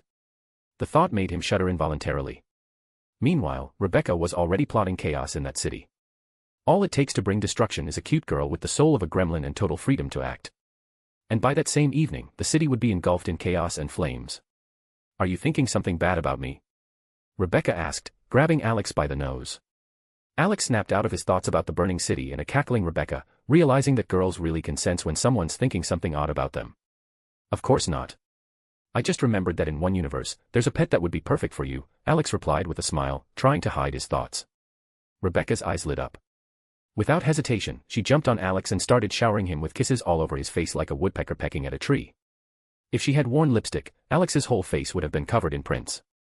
Lucy, noticing this, was about to intervene, but seeing Alex's satisfied expression, she just sighed and decided to let it be. When Rebecca finally stopped her kiss assault, she stared intently at Alex, expecting him to continue. And what kind of pet is it? She asked, trying to look cute and innocent, batting her eyelashes. Alex laughed at her attempts, wiping his face from her kisses. It's a creature, honestly of an unclear species, but it has a personality exactly like yours, he said, gently poking her forehead to calm her down. Rebecca tilted her head in confusion, not understanding what Alex was talking about. Meanwhile, Lucy, eavesdropping on their conversation, sharply turned and stared at Alex with an expression that made it clear she absolutely didn't want another crazy being in their company. Her boyfriend was already capable of causing mayhem, her friend was a walking box of madness, and their robot dog always acted weird. She clearly didn't want to add another such creature to their lives. Alex noticed her look and, knowing he couldn't deny Rebecca, silently apologized to Lucy with his eyes. What do you mean, the same personality as mine? Rebecca asked, still not catching the hint. Lucy sighed heavily, drawing her attention.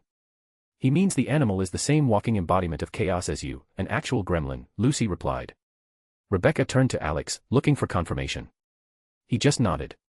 She immediately bared her teeth and bit his cheek, showing her displeasure at being called a gremlin again. She only tolerated it when referred to as a cute gremlin or a beloved gremlin, but not separately.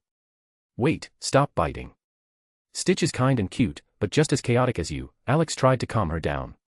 Hearing him call her cute and kind, Rebecca blushed, but quickly flashed a wide grin and sat on his lap, extracting a promise that he would definitely take her with him to get that strange animal. Alex breathed a sigh of relief, realizing he had managed to calm the gremlin this time. However, the memory of a strange movie and one cute creature flashed through his mind again. He thought it would be funny to bring it along but quickly dismissed the idea. One wrong move could turn an entire city into a gathering of gremlins, who would surely crown Rebecca as their queen. Alex even imagined her sitting in a royal outfit, surrounded by a crowd of gremlins chanting, "Queen." That would be ridiculously funny, he muttered, smirking. What would be funny? Rebecca asked immediately, looking at him intently.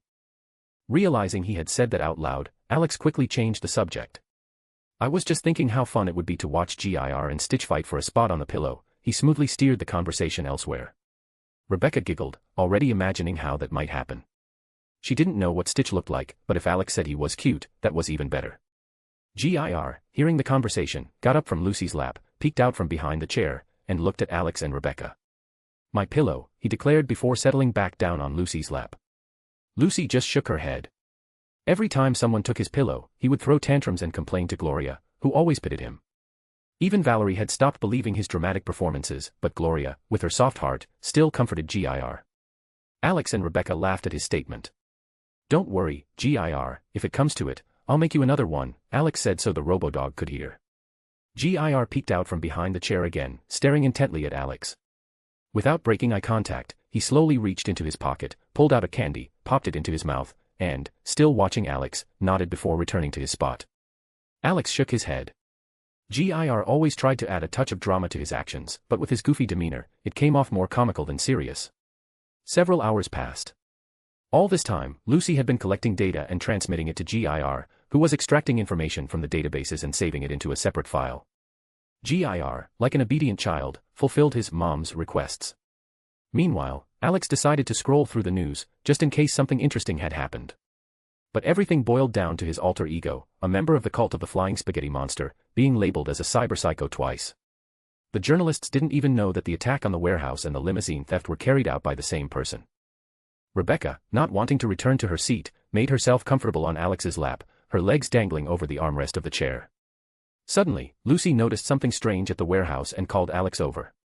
He carefully lifted Rebecca off his lap and walked over to the edge of the roof, standing beside Lucy to look at the warehouse. A truck had arrived, and people were being led out of it.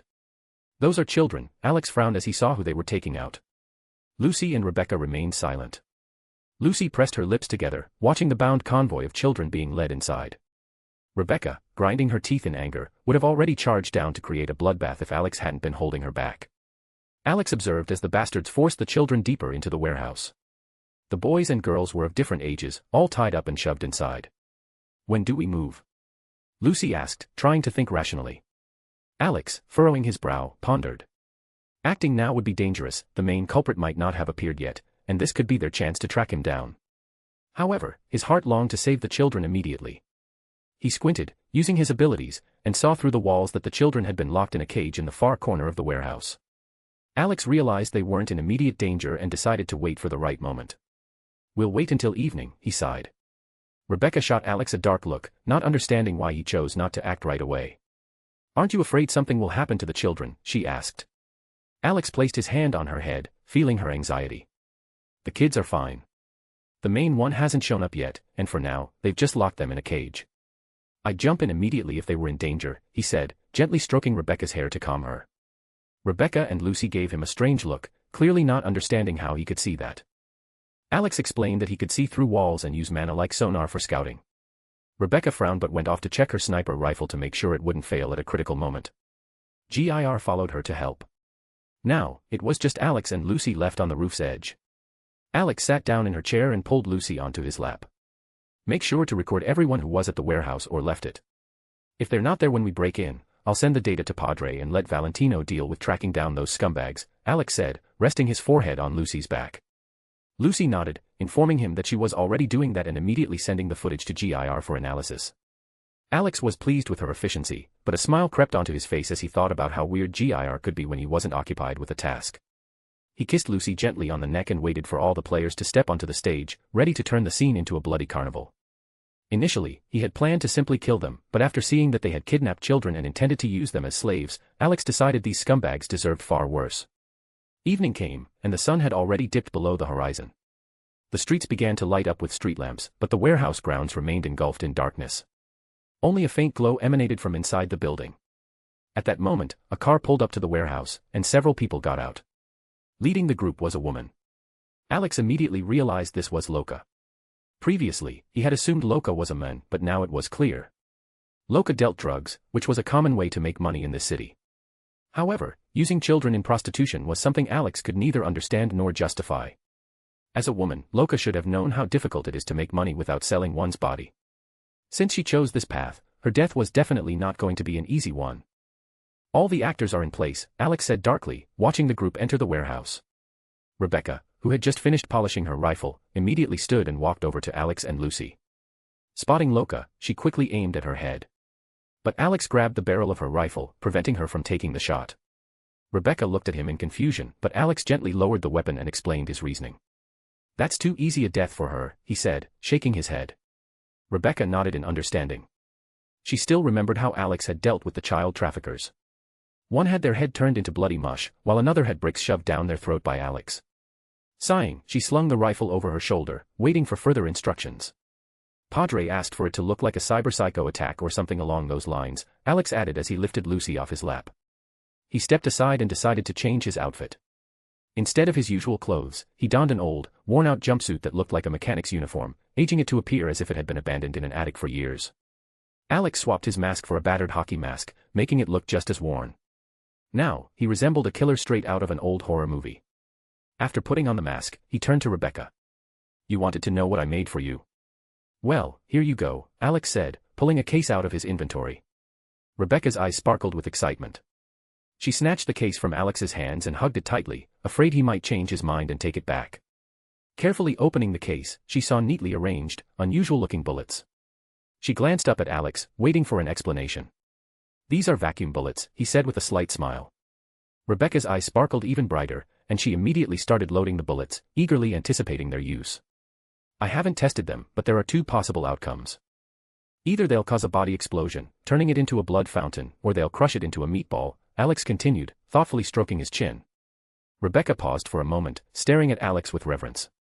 She even felt like a bright halo appeared behind him, as if he had been sent to her from above, an angel of weaponry.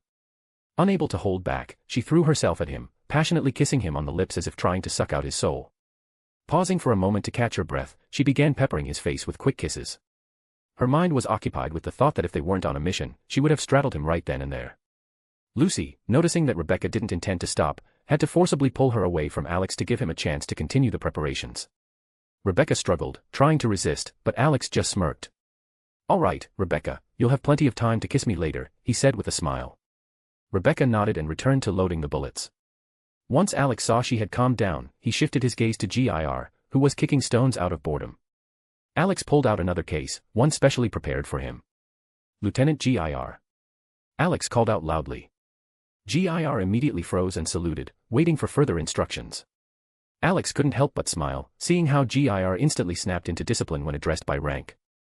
Slowly opening the case, he revealed its contents to his loyal companion. Gir almost short-circuited at the sight of the legendary chainsword inside. Tears practically flowed from his eyes as he gazed at the weapon. Seeing his companion's excitement, Alex grinned and decided to continue his theatrical performance to further inspire him. "Take this sword and become the angel of death in the Emperor's glory.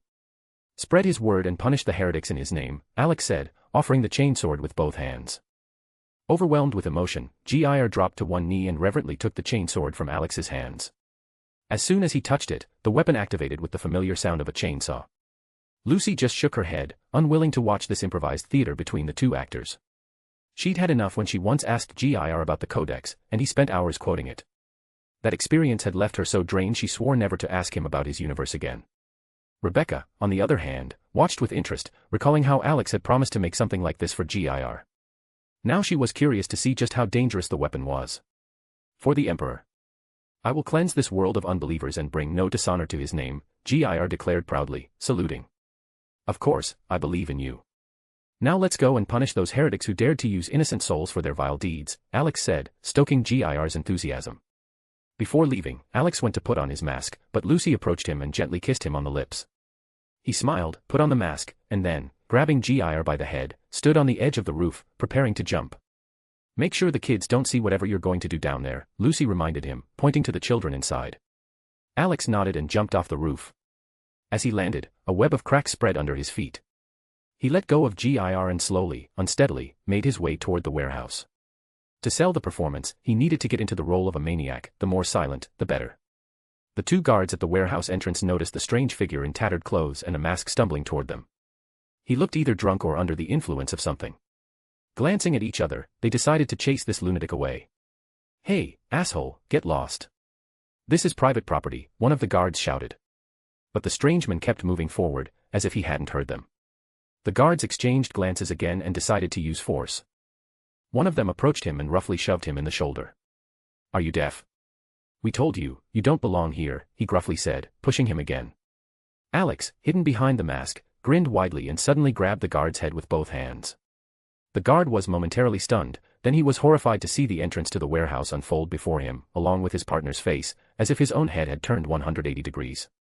The second guard, shocked, watched as his partner's head with bewildered eyes now stared right at him. The guard died without ever understanding what had happened. Not wasting any time, Alex summoned a machete and approached the second guard, who was in complete bewilderment. The weapon pierced his throat with such force that it emerged on the other side of the door. Having killed both guards, Alex wiped the blood off the machete and glanced back at Gir. "Go ahead, Gir. Have fun. You can kill everyone inside, but make sure the kids don't see. We don't want their innocent souls to be tainted," Alex commanded. Gir proudly saluted, ready to carry out a bloody reprisal inside the warehouse. Alex smiled and decided to instill fear in those who were inside. He used several spells that caused hallucinations and terrifying dread. The people in the warehouse felt an icy chill running down their spines, as if the scythe of a grim reaper was hovering over their necks. The lights began to flicker, as if there were electrical failures. "Check what's happening and why those two guards are silent," Loka ordered. A couple of people headed for the door. When the first one approached, he noticed blood slowly seeping from beneath the door. Drawing his weapon, he warned the others to be cautious. Fear of an unknown origin gripped them. Slowly opening the door, they saw the two dead guards and a blood-soaked figure in a mask. This person was staring at them with a crazed look. Before they could say anything, the machete plunged into the first unfortunate soul, splitting him in half. Blood sprayed onto those standing behind him. They wanted to shoot, but strange whispers began to sound in their ears. This distraction was enough for Alex to drive the machete into the face of the second unfortunate one. The last guard wanted to shoot, but a massive hand grabbed his head and began to squeeze. He felt as if his head were being shoved into a press, and the pressure on his skull slowly intensified. The last thing he saw were the cold, insane eyes staring at him before his head burst like a ripe watermelon. "What the hell?" was all the last guard managed to mumble before his head exploded under the pressure of the massive hand.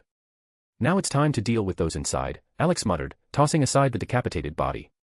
Alex continued to walk slowly, while Gir dashed in the other direction to prevent the enemies from using the children as hostages. Gir knew his top priority was to protect those who couldn't defend themselves, so he placed the safety of the children above all else. Alex didn't comment on his actions. He knew Gir would never violate the code, and he was glad of that. The remaining people in the warehouse began to get nervous as the group sent to check on the guards outside stopped communicating. Loka, irritated by the prolonged silence, clenched her fists and shot an annoyed glance at her people. "Where the hell are those bastards?" she hissed through gritted teeth, exhaling steam. Suddenly, she noticed that steam was also coming from her subordinates' mouths. The temperature in the room had noticeably dropped. Loka was about to say something when she heard a slow, shuffling sound approaching from the entrance. Everyone turned to see a bloodied silhouette that seemed to move unrealistically. The lights flickered, and each time they went out, the figure appeared to move a few steps closer. Loka gritted her teeth, her heart froze with icy fear as the silhouette became discernible in the dim light. "Kill him, quickly!" Loka screamed, pointing at the figure. Weapons in the hands of the people immediately rose, and they began shooting at the stranger. The bullets seemed to pass through him as if he were a ghost. The shooting continued until the body fell to the ground with a loud thud, kicking up clouds of dust. "Is he dead?" one of the shooters asked hesitantly. "Go check," Loka ordered coldly. Alex, hiding a smile behind his mask, knew that the real horror was just beginning. Fear comes when you realize you're facing something unkillable, that your efforts are futile. He lay on the ground, waiting for the first unfortunate soul to come closer. One of the shooters approached, keeping his distance and not taking the barrel off the lying body. Ensuring that the stranger wasn't moving, he turned to his comrades. "False alarm, just another cyber-psycho wandered in here." His words froze on his lips as he felt a cold hand grab his neck. He tried to turn around, but instead, he felt a sharp pain and an unnatural jerk.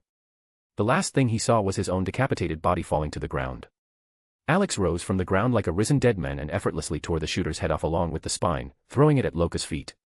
She froze, seeing the horrifying sight. The decapitated head still bore a look of surprise, as if the person didn't even understand he was dead. "Shoot him. He can't be immortal." Loka screamed hysterically. The sound of gunfire erupted again, but Alex, like a machine, continued to walk slowly through the hail of bullets.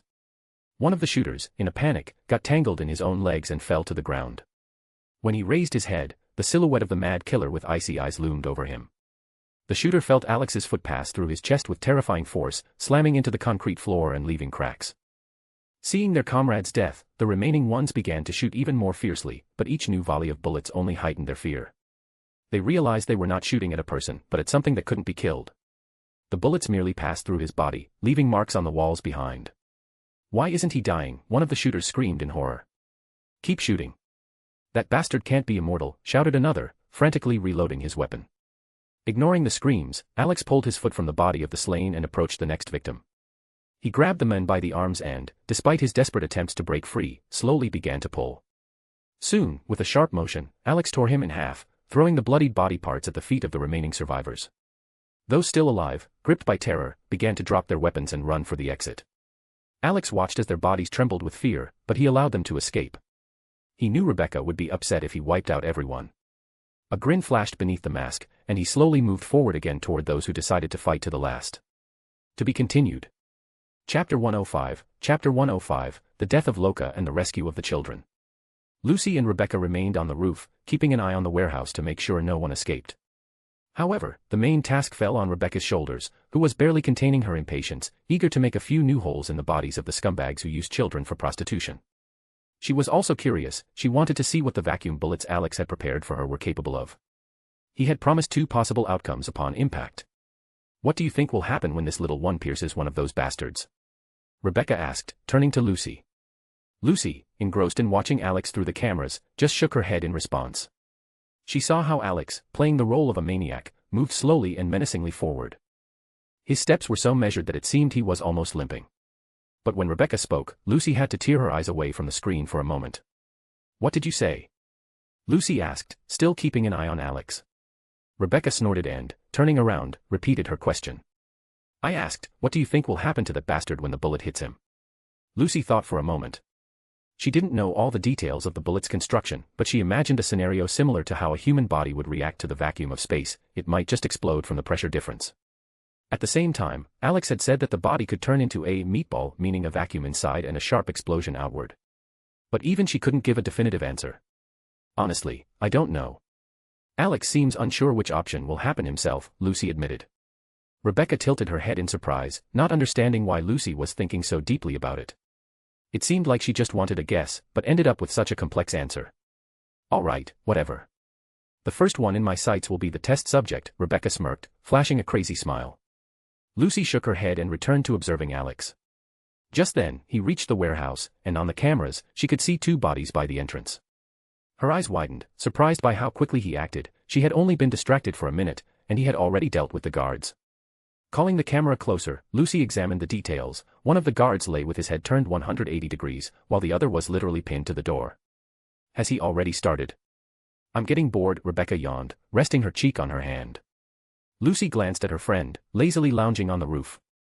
"Alex is by the warehouse. You can watch for yourself, can't you?" Lucy suggested. "Not my kind of work," Rebecca replied with a lazy sigh. "I'd rather aim through my rifle." Lucy shook her head again. If there was no weapon or Alex nearby, Rebecca instantly lost all energy, turning into a real slime. Returning to her observation, Lucy noticed that another group of people had come out to check on the guards. She watched as Alex effortlessly dealt with the trio and entered the warehouse along with the GIR. "Looks like you'll be able to shoot soon," Lucy said. The words immediately sparked Rebecca to life. She perked up, grabbed her rifle, and pressed against the edge of the roof, ready for the unlucky ones to burst out of the warehouse at any moment. "Come on, run to me, little ones," she grinned, licking her lips in anticipation. Lucy could only sigh heavily, lighting a cigarette. She didn't mind the killing, but she preferred to stay away from the shooting and violence unless absolutely necessary. Her surroundings were already full of those who loved blood and chaos. Lucy glanced up at the moon, shining high in the sky, and exhaled smoke.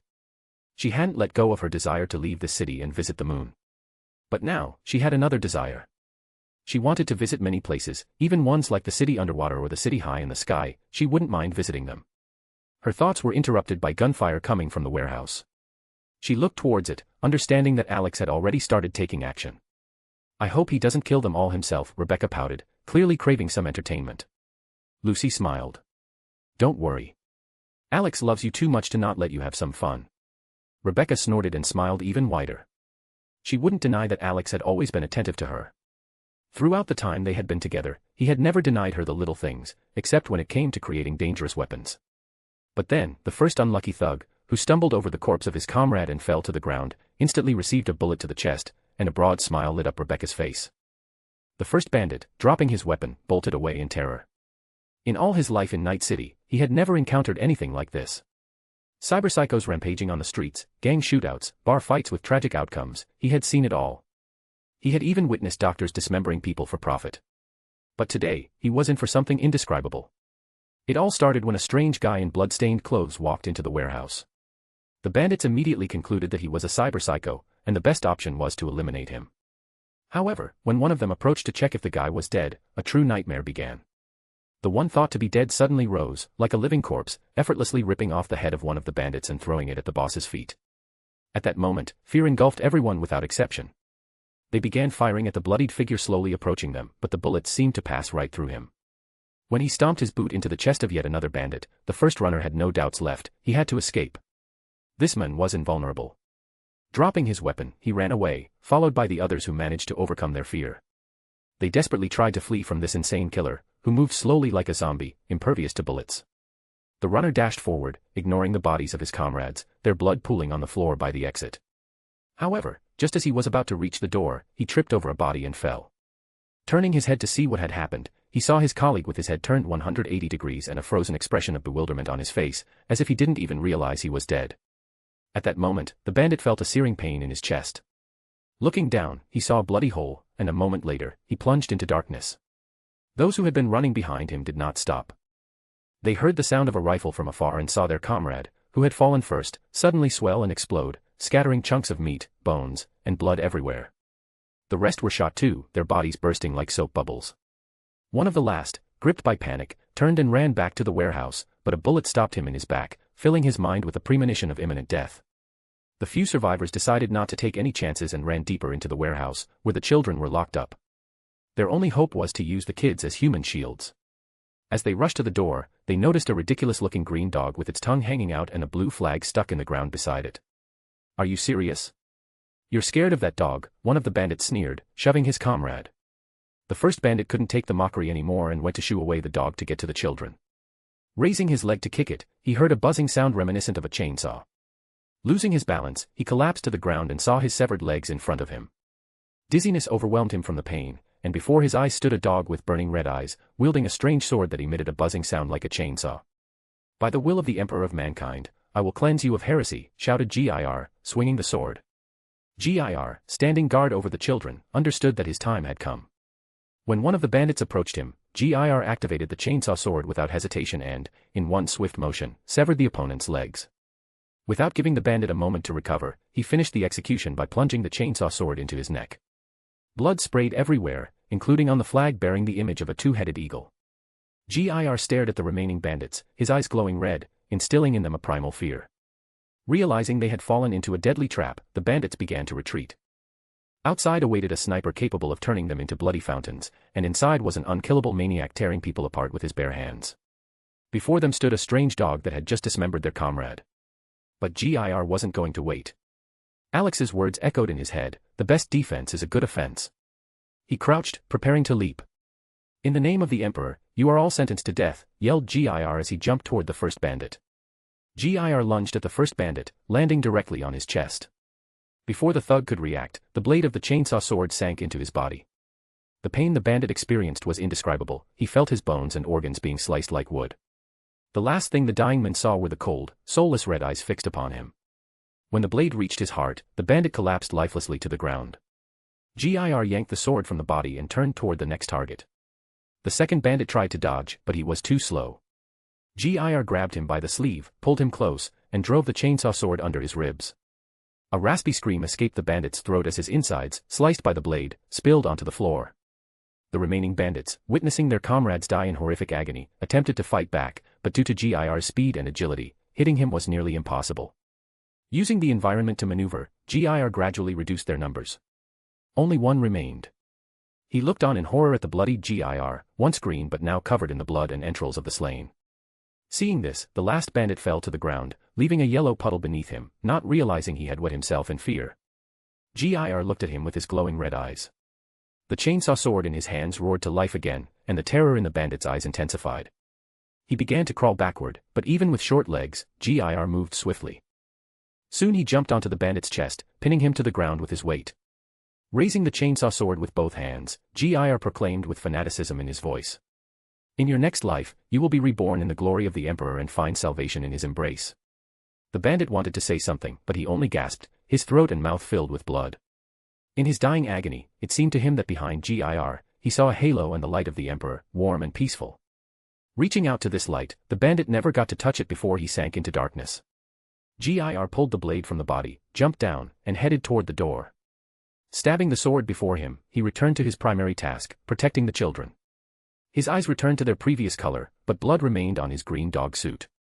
Dismembered bodies of the bandits lay everywhere, and the floor was soaked with their blood. No one was left alive, and no one would pass further without Gir's permission. While Rebecca and Gir dealt with the fleeing bandits, Alex approached the next target. The bandits continued shooting, trying to stop him, but one of them ran out of ammo as Alex got too close. In desperation, the bandit grabbed a metal rod and plunged it forcefully into Alex's chest, hoping to pierce his heart. The rod pierced through, exiting on the other side, but Alex didn't even flinch. The bandit was about to rejoice when suddenly Alex grabbed his hand in an iron grip. "Let go, you bastard," the bandit shouted, striking Alex in the face. Without saying a word, Alex used his free hand to yank the rod from his chest, which was devoid of any blood. With force, he drove it into the ground and released the bandit, but before the thug could escape, Alex seized him by the head. With a sharp jerk, Alex smashed the bandit's face against the stuck rod. The bandit screamed in agony before convulsions overtook his body. Alex continued to methodically eliminate those who stood in his way, doing so with cold cruelty to instill fear in the remaining ones. He saved Loka for last, wanting her to fully comprehend her terrible end. When the last of the bandits died with a torn mouth, Alex tossed aside his corpse and turned to Loka, the one responsible for all this. Loka, watching her subordinates die one by one in horrifying agony, couldn't hide her terror. Her men were dying at the hands of Alex, whose methods seemed twisted and barbaric. Fear paralyzed her as Alex slowly approached. "Get away from me," she screamed, opening fire. When the bullets ran out, she panically threw the gun at Alex and tried to flee. Seeing her attempt to escape, Alex hurled his machete, which embedded itself in her shoulder, causing her to fall. Ignoring the pain, Loka tried to crawl away, but the sound of approaching footsteps filled her with dread. Soon she felt someone grab her by the leg and pull her back. Terror consumed her consciousness, and she began to thrash, but escaping was impossible. "Let me go!" Loka screamed, turning pale with fear. Alex dragged her to the place of execution, fully immersing himself in the role of a mad killer. But he knew these people wanted to sell children, and their deaths could not be easy. Yes, perhaps his new father would be disappointed in him for his cruelty, but Alex had already decided that such people should not be given a second chance. But Alex didn't care. If he encountered such a type of person, he would not hold back and certainly wouldn't grant them a peaceful death. Such people deserved neither a second chance nor the opportunity to atone for their sins. This type of person could only be forgiven by the most flawed individuals who could only scream for some kind of justice. But they would never understand the pain of those who faced this, and they would now have to live with the thought that the murderer or kidnapper of their child was still alive and roaming free. Alex dragged Loka to where all her comrades had perished. He released her leg, and she immediately began trying to crawl away from the fate that awaited her. Alex stepped on her back, preventing her escape. He pinned her to the ground and pulled the machete from her shoulder. He kicked Loka onto her back and stomped on her chest, breaking her ribcage. Loka coughed up blood from the damage inflicted by just one kick. Alex leaned down, grabbed her by the neck, and lifted her so that her eyes were level with his. Loka, who was on the verge of losing consciousness from the pain, felt herself being grabbed by the neck and lifted. She opened her eyes and saw a pair of red, mad eyes staring straight into her soul. With her last strength, she raised her hand and struck at Alex's mask, wanting to knock it from his face. And when the mask slipped off Alex's face, what she saw filled her with horror to the depths of her soul. Beneath the mask, she saw no face, only darkness from which a pair of bloody red eyes and 2 rows of sharp teeth frozen in a twisted smile emerged. Because of what she saw, she intensified her efforts to break free. She couldn't comprehend what she was seeing, but it was clear that the cruel killer before her could not possibly be human. He was like a demon that had crawled out from the depths of hell. Alex raised his hand and slowly plunged it into Loka's chest. When his hand reached her heart, he wrapped his fingers around it and began to squeeze slowly, never averting his gaze from the terrified Loka, who experienced fear and excruciating pain right up until her death. When he finally crushed her heart, her life ended, and he released his grip on her neck. Loka fell to the floor like a lifeless doll whose strings had been cut. Immediately, a pool of blood began to appear, slowly growing larger. "I think it's not worth it to engage in this anymore. Being a maniac isn't for me," Alex said wearily. Alex sighed heavily and lit a cigarette, watching Loka's lifeless body lying on the floor. He hated feeling like a maniac, it was completely not his style. He preferred the role of a chaotic, yet in some way harmless, follower of the cult of the flying spaghetti monster. Throwing those thoughts aside, Alex headed deeper into the warehouse, where the children were being held. In the distance, he noticed a blood-soaked GIR, beside which the flag of the Empire fluttered. Alex didn't even comment on the sight, he simply ignored it. "Well done, GIR," he praised the robot as it proudly raised its chainsaw and saluted. GIR nodded, pleased with itself, and Alex cast a spell to clean it of blood so as not to frighten the children. Approaching the locked door, he effortlessly ripped it off its hinges and peered inside. In the corner, huddled in fear, sat the children, looking at him distrustfully. Alex frowned at their condition but relaxed a bit upon noticing that their wounds were superficial. "Don't be afraid, I'm here to save you," he said softly, trying to calm them. However, the children were not quick to trust him. Alex understood their suspicion. Caution was necessary in their situation. Without further ado, he walked to the wall and, with one motion, punched a hole through it, opening a path to the outside. He then turned to the children and smiled. "If you want to get out, follow me." This time, the children eased their caution somewhat, but they remained on guard. Alex stepped through the hole in the wall and began helping them exit. GIR, remaining last, assisted those who were too weak. When everyone was out, several children cried, feeling freedom for the first time. Watching their tears, Alex felt a weight settle on his heart. He led them to the warehouse exit. In the main courtyard, a horrific sight awaited them. The remains of bodies were strewn everywhere, mixed with blood. The children couldn't comprehend what they saw, but instinctively followed Alex like chicks trailing after a hen. He waved toward the roof where Lucy and Rebecca sat, signaling them that the job was done. After leading the children out of the warehouse, Alex waited for Lucy and Rebecca to descend to watch over the kids while he made a call. Stepping aside, Alex lit another cigarette and, pulling out his phone, dialed Padre's number. "How can I help you, Alex?" Padre's voice came from the other end of the line. "The job is done, but there's one problem," Alex replied with a heavy sigh. Padre sensed that something was wrong and asked anxiously. "What happened?" "Loca and her people were kidnapping children. They wanted to use them for their dirty deeds," Alex explained calmly, exhaling smoke through his nose. Padre fell silent. Upon hearing this, his hand involuntarily clenched into a fist. He knew that Loca was involved in drug trafficking in the sex industry, but he hadn't suspected that she had stooped to using children. This news angered him. "What about the children?" Padre asked, trying to hide the concern in his voice. "They're okay, just scared," Alex replied tersely. "Good," Padre sighed in relief. "Listen, you don't have to pay me. Spend that money to bring the children home," Alex said, gazing at the moon slowly drifting across the night sky. Padre paused for a moment, realizing that Alex was willing to forego payment for the sake of the children's well-being. This showed him that Alex was not just a mercenary, there was something much more human in him. "No, you've earned your reward," Padre said firmly. "But I will take care of the children. Valentino's people will head to the warehouse and bring them home." "Thank you," Alex said with relief, knowing the children would be helped. "You deserve it, Alex. My people will be there soon." "Stay put," Padre said and ended the call. Alex tucked his phone into his pocket and tossed the cigarette butt aside. He turned to Lucy and Rebecca, who were checking the children for injuries. Approaching them, Alex informed them that Padre's people were on the way to pick up the children. Upon hearing this, the children joyfully embraced each other, crying tears of happiness. Lucy stood nearby, watching with a soft smile. Rebecca took Alex's hand and discreetly wiped her tears, not wanting anyone to see. Alex sighed heavily, realizing that this city was a real dump and surviving in it was becoming increasingly difficult. To be continued. Chapter 106, Chapter 106, New Work with the Team. While Alex and the girls waited for the Valentino gang's men to arrive, they decided to talk to the children to find out where they had come from. Before Alex could react, GIR was already enthusiastically brainwashing the kids, quoting the Codex Astartes. The children's faces lit up with fanaticism, and they even began asking questions, to which GIR responded with great enthusiasm.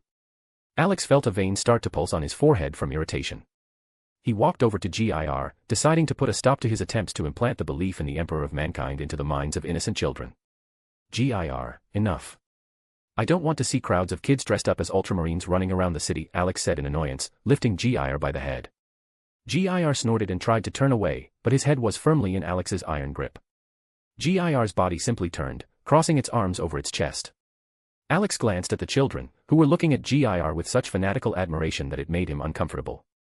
His lips twitched nervously. GIR had clearly already planted his ideas in their minds. Turning to Lucy for support, Alex saw that she was simply giving him a knowing look, as if to say that this was a problem he had to solve himself. When he turned to Rebecca, he noticed she was deliberately looking away, whistling as she put her hands behind her head. "So this is your love, huh?" Alex muttered under his breath, twitching nervously. Lucy pointed out that it was his own fault since he had allowed GIR to become so fanatical. Rebecca simply shrugged, acting like she had nothing to do with it, even though she had indirectly contributed to GIR's behavior. With a sigh, Alex let GIR go, and the robot immediately ran back to the group of children, where they surrounded him and continued to listen with great interest. Alex waved his hand, deciding to leave everything to the will of the heavens, or, as GIR would say, to the will of the Emperor. Even if one day the city ended up with a gang of Emperor worshippers made up of these children, by that time, he would already be in another world. Alex thought to himself, if I don't see it, then it's not my problem. Let's just hope they don't declare GIR the Emperor, Alex muttered quietly, rubbing his temples. He sat down on the hood of the car, trying to ignore what was happening. Lucy sat down next to him, leaning her shoulder against his. Rebecca jumped behind him, wrapping her arms around his neck and resting her chin on the top of his head. The three of them sat in silence, gazing at the starry sky, while the sound of GIR's teachings continued in the background. Their peaceful moment was soon interrupted by the arrival of a limousine that parked nearby. Alex raised an eyebrow in surprise, not understanding what such a car was doing here. However, the answer soon became clear. Padre stepped out of the limousine. "Didn't expect you to come in person," Alex said with a slight smile. Padre looked around, saw that the children were safe, and walked over to Alex. "I wanted to make sure the children were all right myself," he said, clearly relieved. Alex nodded in understanding, knowing how important it was to see everything with one's own eyes rather than just hearing about it. "What are you going to do with the warehouse?" Alex asked, glancing at Padre. Padre frowned thoughtfully. "Once the children are returned home, we'll send people to clean up whatever's left in the warehouse," Padre replied quietly. Alex simply nodded, understanding that the problem with the warehouse was much bigger. The whole area was littered with bodies and blood after the fights. Particularly memorable were the popped balloons from Rebecca's shots and the gruesome marks left by Alex and GIR. With a wry smile, he added, "Better send people with strong stomachs." Padre raised an eyebrow, not immediately grasping Alex's meaning. When he heard the details of the carnage, his reaction was restrained. He patted Alex on the shoulder, assuring him that the people they would send had seen worse. Alex shrugged, deciding not to delve further into the conversation as a group of cars with men from the Valentino gang arrived at the warehouse. "Kids, listen up. These people are here to help get you home. So behave and say your goodbyes to GIR," Alex called out, clapping his hands to get the children's attention. The children cautiously eyed the new people standing behind Padre but didn't move from their spots. With a kind smile, Padre explained that these people were here to take them back to their parents. The children glanced at Alex again, who nodded, signaling that it was okay to trust them. Reassured, the kids relaxed and began to follow Padre's men. But before leaving, they lined up in front of GIR and saluted him. GIR, inspired, raised his chain sword above his head and loudly chanted, "For the glory of the Emperor. For the glory of the Imperium." Rebecca burst into laughter so hard she nearly fell off the hood of the car, while Lucy sighed wearily and turned away. Padre, on the other hand, looked at the children with surprise and then at Alex, expecting an explanation. The members of the Valentino gang exchanged confused glances, clearly not understanding what was going on. Alex looked up at the sky, trying not to cry at the fact that he was partly responsible for this. Lowering his head, he saw Padre looking at him, searching for answers. "Don't ask, it's all GIR. I don't know how he managed it, but don't worry, they're harmless," Alex replied in a tired tone. "Maybe," he quietly added in a whisper. Padre nodded, not giving much thought to what had just happened. He even found it somewhat amusing. These children, who had just been through something horrific, now looked full of enthusiasm. Alex helped get everyone into the cars, and only then did he breathe a sigh of relief. Once he made sure the last group of kids had left, he grabbed GIR by the head and tossed him into the car to prevent him from causing more trouble. After that, Alex approached Padre, ready to say goodbye before heading home. "Well, my work here is done. I can finally go get some rest," he said, walking up to Padre. Padre, who had just been giving orders to the Valentino gang members, turned to Alex with a smile. "Of course, it's time for a break," Padre agreed, shaking his hand. Alex peeked into the car and saw that Rebecca was already fast asleep in the back seat, hugging her rifle, while Lucy, leaning against the window, was fighting off exhaustion. He just shook his head, not understanding how Rebecca managed to fall asleep so quickly, and climbed into the car himself. Turning on the engine, Alex rolled down the window slightly and nodded at Padre to say goodbye. "If you ever need help, you know where to find me," he said. "Without a doubt," Padre replied, watching him leave.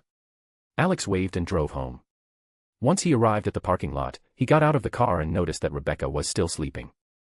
He gently lifted her into his arms and carried her toward the elevator. GIR followed behind, carrying Rebecca's rifle like a wizard's staff. Alex even thought to himself that GIR could use a pointy hat and a cloak to complete the mage look.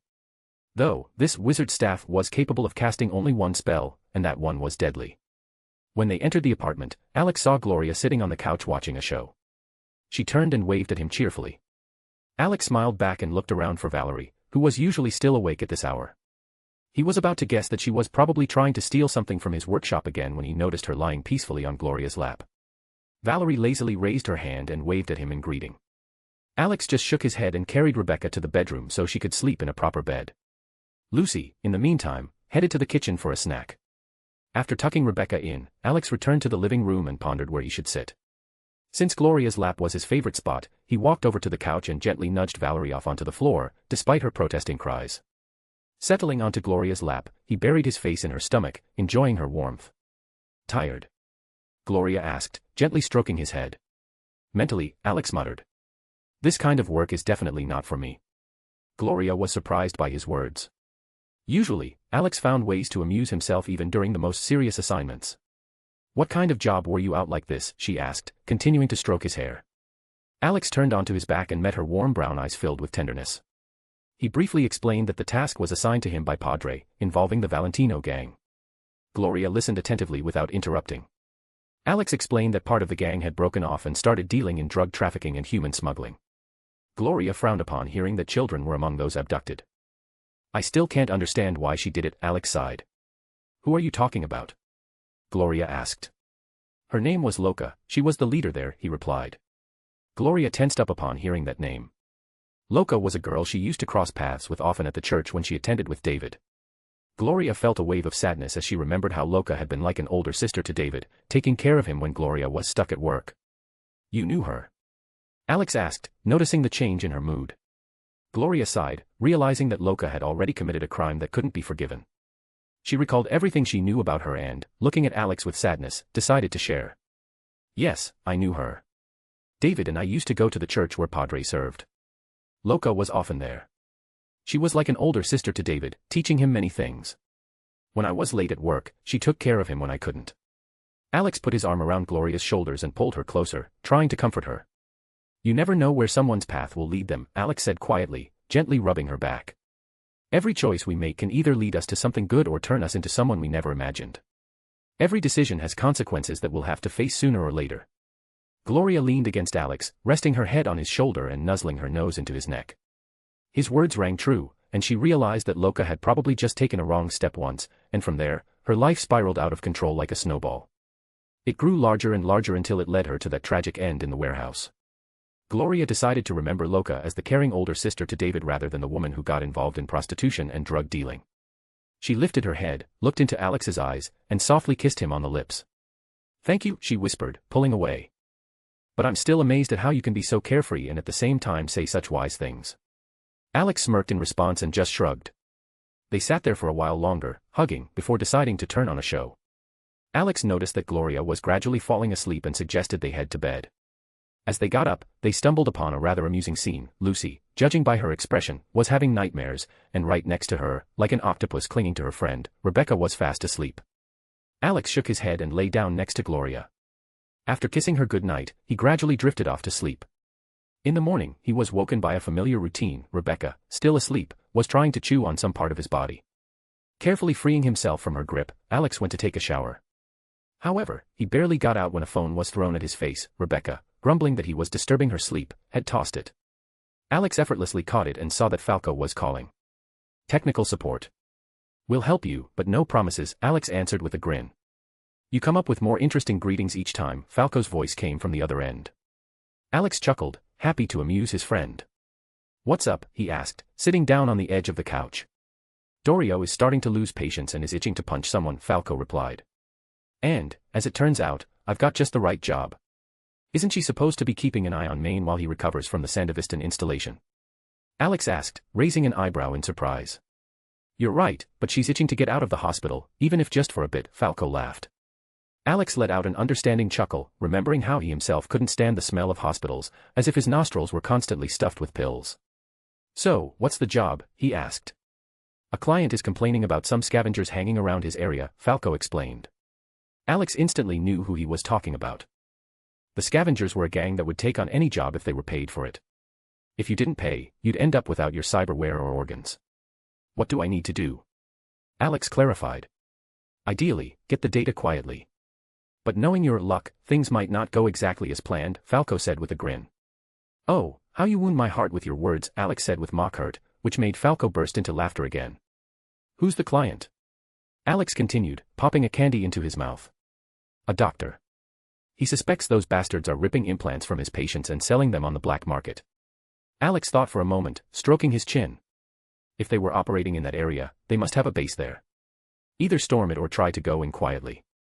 But with Rebecca, the quiet part could be forgotten right away. Do you have their location? Alex asked. Yeah, their base is known. They're not expecting an attack, so you can go in boldly, Falco confirmed. All right, I'll wake the two of them, and we'll be there soon, Alex said, saying goodbye to Falco. He turned to the sleeping Rebecca and Lucy. Rebecca, of course, was sleeping soundly, and Alex briefly wondered if he should go alone. But then he remembered Rebecca might get upset if he didn't invite her. Rebecca, we've got a job. You can shoot, Alex said softly, gently shaking her. Rebecca's eyes snapped open at the word shoot. She immediately jumped off the couch and rushed to get dressed, making so much noise that it seemed like this small girl weighed several times more. Lucy also woke up from all the commotion, rubbing her eyes. Looking at Alex for an explanation, she heard from him that there was work to do, to which she simply nodded, yawning, and began getting ready. Lucy quickly showered and started asking Alex for the details of the mission. He began explaining, so, the plan is to do this quietly, he finished. But as soon as Rebecca heard the word quiet, her outraged scream echoed from the first floor, no. Alex looked at Lucy in surprise, wondering how Rebecca could have caught their conversation with all the noise she had just made herself. Lucy shrugged and, with a smile, said, "It's her gremlin instincts, they definitely helped her." Alex's mouth dropped open in surprise, not knowing how to respond. Lucy was right, Rebecca always had a knack for sniffing out chaos and wanting to be part of it. When they went downstairs, Alex and Lucy found Rebecca already standing by the door, surrounded by bags filled with weapons, and with GIR, who was holding a chainsaw sword. Alex sighed, realizing this couldn't be avoided, and headed to his workshop to grab a couple of useful items for the raid. "What did you take?" Rebecca asked, her eyes glowing with excitement. Alex, playfully poking her nose, didn't reveal what he had brought, leaving it as a surprise. Rebecca tried to bite his finger, but Alex dodged just in time. Grabbing GIR by the head so as not to waste more time, they headed to the underground parking lot. By the car, Rebecca, like a whirlwind, threw the bags of weapons into the back seat. Alex was surprised by how much gear she had brought, one brick would have been enough. But he kept his thoughts to himself and loaded GIR into the car. Opening the door, he noticed that Rebecca had taken his seat. "That's my seat," Alex pointed to the spot. Rebecca grinned mischievously and, patting her lap, said, "Sit here, handsome." Alex shrugged and began to sit down. Caught off guard by this turn of events, Rebecca became flustered and started pushing him away. "I mean, I like your butt, but I definitely don't want it to crush me," she exclaimed, trying to stop him from sitting. Alex smirked, turned his head, and saw her pushing against his back with all her might. "Well, as you say. I thought I could sit on the lap of a lovely girl." "Ah, life, how cruel you are," he said, pretending to wipe imaginary tears away. Rebecca laughed and slapped him on the backside, pushing him away. Meanwhile, Lucy, who was watching the scene unfold, could barely contain her laughter. Deep down, she thought she wouldn't mind feeling Alex up, but she decided to keep that a secret for a more opportune moment. Deciding it was time to stop the fun, Alex pulled Rebecca from her seat and sat her on his lap to avoid further slaps. "All right, let's go, Falco is already waiting," he said, starting the car. Alex headed toward the address Falco had sent him, but soon they hit traffic. Sighing, Alex cracked the window and leaned out to see what was going on. It turned out there had been an accident ahead, and two drivers were already getting into a fight. A crowd of onlookers had gathered around them. "What happened there?" Lucy asked, watching as Alex massaged his forehead. "Yeah, those two drivers are having a battle for dominance, and it looks like a whole audience has gathered," he replied in a tired tone. Rebecca's eyes immediately lit up with interest, and if Alex hadn't grabbed her by the waist, she would have surely climbed out the window to get a closer look at the fight. She turned to Alex and looked at him with tearful eyes, begging him to let her watch the drivers fight. "Don't look at me like that. I'm already immune to those puppy eyes. A whole family of girls constantly looks at me like that, trying to get something," Alex said, gently pinching her nose to keep her from squirming away. Rebecca pouted, clicked her tongue, and turned away, disappointed that her plan had failed. Lucy also showed interest in the fight, but Alex decided not to give them that opportunity and chose a detour. However, Lucy connected to GIR to hack the street cameras and immediately sent Rebecca the video. She began loudly cheering for one of the drivers who was enthusiastically pounding on the other. Alex just shook his head, listening to Rebecca's excited shouts, and accelerated to reach their destination faster and not keep Falco waiting. Meanwhile, Falco stood leaning against his car, checking the time, and began to lose patience. "It looks like they're late," he muttered, glancing at his watch. Dorio, who had stepped out of the car, just snorted at his words. "Well, he has girls living at home. You know how it is, they need time to get ready," she said with an obvious tone. Falco nodded in understanding, already about to say something when suddenly a car appeared in the distance, approaching at high speed. He didn't immediately recognize who it was since he had never seen that model before. When the vehicle abruptly stopped in front of them, Alex leaned out of the window, with Rebecca sitting on his lap. Falco's eyes widened in surprise, and then he began inspecting the car. "Wow, where did you get such a beauty?" he asked, looking at Alex, who had gotten out of the car, gently lifting Rebecca off his lap. Alex smiled and gave a light pat on the roof of the car. "Well, the Adeptus Mechanicus descended upon me and gifted me this marvel of technology as a token of goodwill," he said with a hint of humor. Falco grimaced at that comment and decided to peek under the hood. After inspecting the car, he was impressed by its simplicity but realized that its charm lay precisely in that minimalism. "I don't know where you found it, but it's definitely something special," Falco said, closing the hood. Alex just smirked, knowing his car was not just a piece of machinery but a true indestructible beast on wheels. He noticed Dorio greeting him with a smile. "Hey, Dory," Alex said, waving his hand in greeting. Dorio approached and hugged him with friendly laughter. "Hey, Alex. I see living with girls is tough, especially when they're getting ready," she said, releasing him. Alex laughed cheerfully. "Not really, I just mentioned that we could do some shooting, and Rebecca instantly got ready like a whirlwind," he said, nodding toward Rebecca, who was pulling the struggling GIR out of the car. Dorio looked at Rebecca, who was huffing as she tugged on the resisting GIR, and at Lucy, who had climbed out the window and was curiously watching the scene. "How's Maine doing?" Alex asked, lighting a cigarette. Dorio turned to him, looking gratefully into his eyes, which surprised Alex. Placing her hand on his shoulder, she said sincerely, "Thank you for your notes. If it weren't for them, I wouldn't have even noticed that Maine was starting to develop cyberpsychosis." Alex raised his eyebrows in surprise. He hadn't expected Maine to show any signs yet. Curious, he asked how she had figured it out. Dorio explained that she had noticed tremors in Maine's hands, brief memory lapses, and moments when he seemed to freeze. Alex sighed heavily, realizing that Maine had overdone it with cyber implants, and it was starting to affect his health. He wasn't sure how his treatment would work for people with many implants, so he hesitated to offer his help. But if the situation became critical, he would definitely intervene to save Maine. To be continued. Chapter 107, The Assault or Why You Shouldn't Leave GIR Alone. While Alex was talking with Dorio, discussing various ways to alleviate Maine's cyberpsychosis symptoms, she listened attentively, memorizing everything he said. Dorio was already familiar with the standard methods of dealing with cyberpsychosis, disabling implants and using brain dance. However, Alex's suggestion seemed so simple that they surprised her. Alex quickly warned that it was just a theory he hadn't been able to test yet, as he hadn't captured a cyberpsycho for experiments. He recommended following the instructions in the research he had shared with her earlier. Dorio wanted to ask a few more questions, but they were interrupted by a loud shout. "G.I.R, get out of the car, quick!" Rebecca yelled as she pulled the poor GIR by the legs. Alex and Dorio turned around and saw a comical scene. Rebecca was tugging on GIR with all her might, his legs stretching out like those of a rubber doll. From the outside, it looked like a little girl was dragging a green dog with elongated limbs. Rebecca had already thrown GIR's legs over her shoulder, putting all her strength into pulling him out, but GIR continued resisting, loudly proclaiming that he wouldn't leave until he finished watching his comedy show. Dorio laughed at the situation, while Alex just rubbed his forehead. "Looks like there's never a dull moment with Rebecca," Dorio commented with a smile. Alex sighed. She was right. Ever since Rebecca and Lucy had moved in with him, the apartment had indeed gotten noisier. "Yeah, ever since they moved in, life's become a lot more lively, but as they say, there's always a but comma," he said with a slight smile. Dorio gave him a sympathetic pat on the shoulder. She knew what Alex meant. At that moment, Falco approached, overhearing their conversation. "And what exactly is the issue here?" he asked. Alex pondered, recalling the challenges of living together. "Well, for starters, I'm living in the same apartment with 4 girls. Gloria's an angel, the most responsible of them all.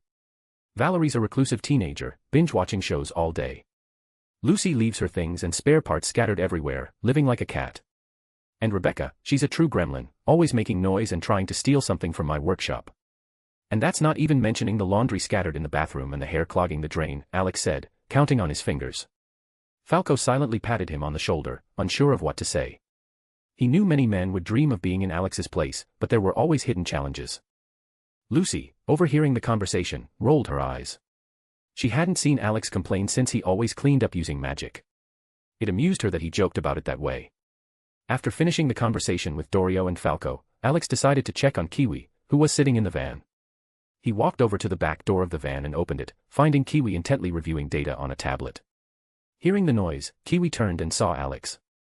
He climbed into the van and sat next to her.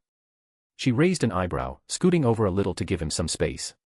Alex glanced at the tablet screen and saw footage from cameras surrounding a building, a scavenger's hideout. He immediately realized what the place was. Turning his head to Kiwi, who was watching him, he initially considered introducing himself as usual but decided to crack a joke first. "I've got something for you," Alex said, reaching into his pocket and forming his fingers into the shape of a heart.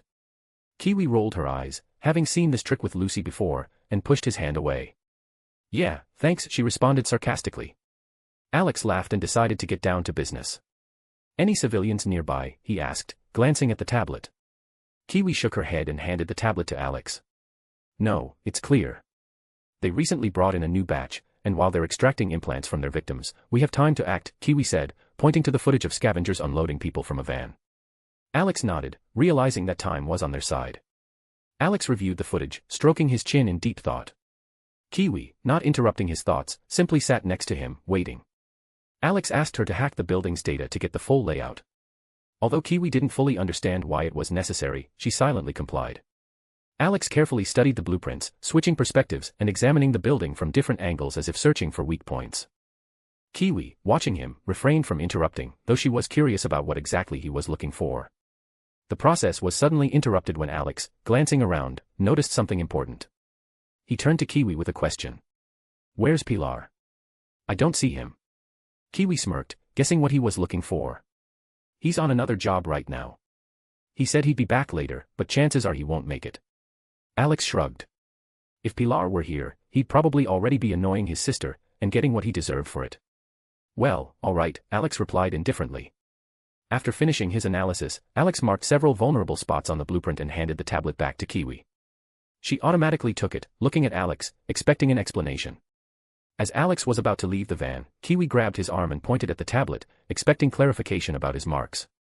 "Why did you mark these?" she asked, gesturing toward the spots he had chosen. Alex tilted his head slightly, then answered. "These spots are ideal points for the assault. I just wanted to make sure we have good positions." Kiwi nodded and sent the information to the whole team so they could choose the best spot to start the attack. Alex climbed out of the van and immediately saw Rebecca, who had finally managed to drag GIR out of the car.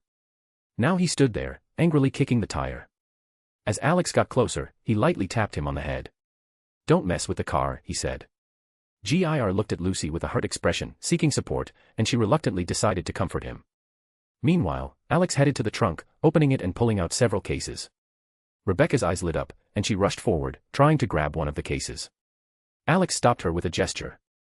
"I'll hand out everything to everyone myself," he said calmly. Falco and Dorio, intrigued, also approached. "What VE you got for us?" Dorio asked as Alex closed the trunk.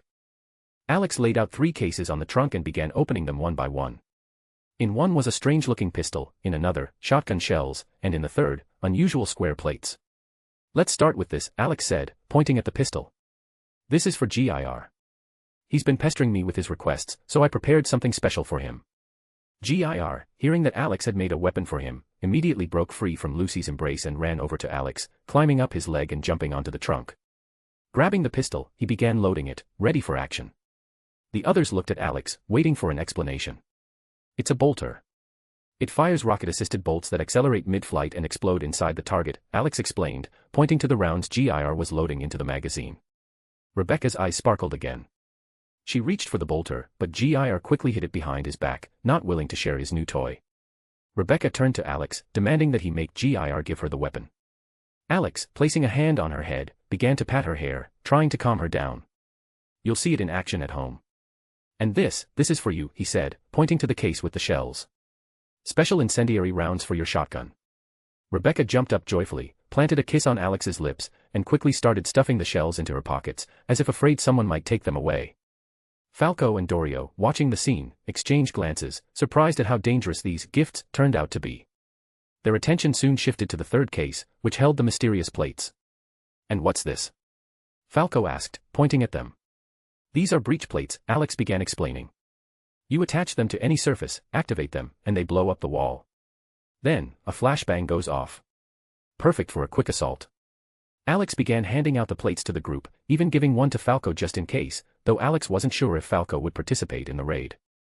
Kiwi, who had just exited the van, received her plate, looked at it curiously, and then noticed the other team members holding the same devices. She glanced around for an explanation and soon got one from Lucy, who briefly explained the plate's purpose. Kiwi nodded, silently accepting it. At that moment, the group's tablets pinged with the building's layout, where Alex had marked weak points for the assault. The team began discussing and choosing their attack points, coordinating their actions. Alex stood off to the side, smoking and waiting for the discussion to finish. Once everyone had finally chosen their positions, Falco turned his attention to Alex, who appeared completely nonchalant. "Where's your weapon?" Falco asked, looking him over. Alex paused for a second, realizing that all his gear was in his inventory, which wasn't easy to access right now. He needed to find an alternative. He quickly looked around and spotted a nearby brick.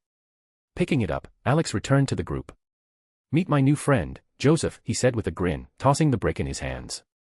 Lucy, with a smile on her face, stepped forward and stood in front of Alex. He raised an eyebrow, waiting to see what she would do. Without a word, Lucy grabbed the brick and threw it aside. "No," she said calmly, turning to look Alex in the eye. Dorio, Falco, and Kiwi barely held back their laughter at the sight of Alex naming a brick his friend and Lucy unceremoniously discarding it. Alex frowned, clearly offended, and looked around again for a new weapon. He spotted a metal rod lying near a trash bin and moved toward it, but Lucy stopped him again. "No," she said, noticing his intent. That was too much for the others, and they burst out laughing, watching as Alex tried to arm himself with random objects while Lucy kept shutting him down.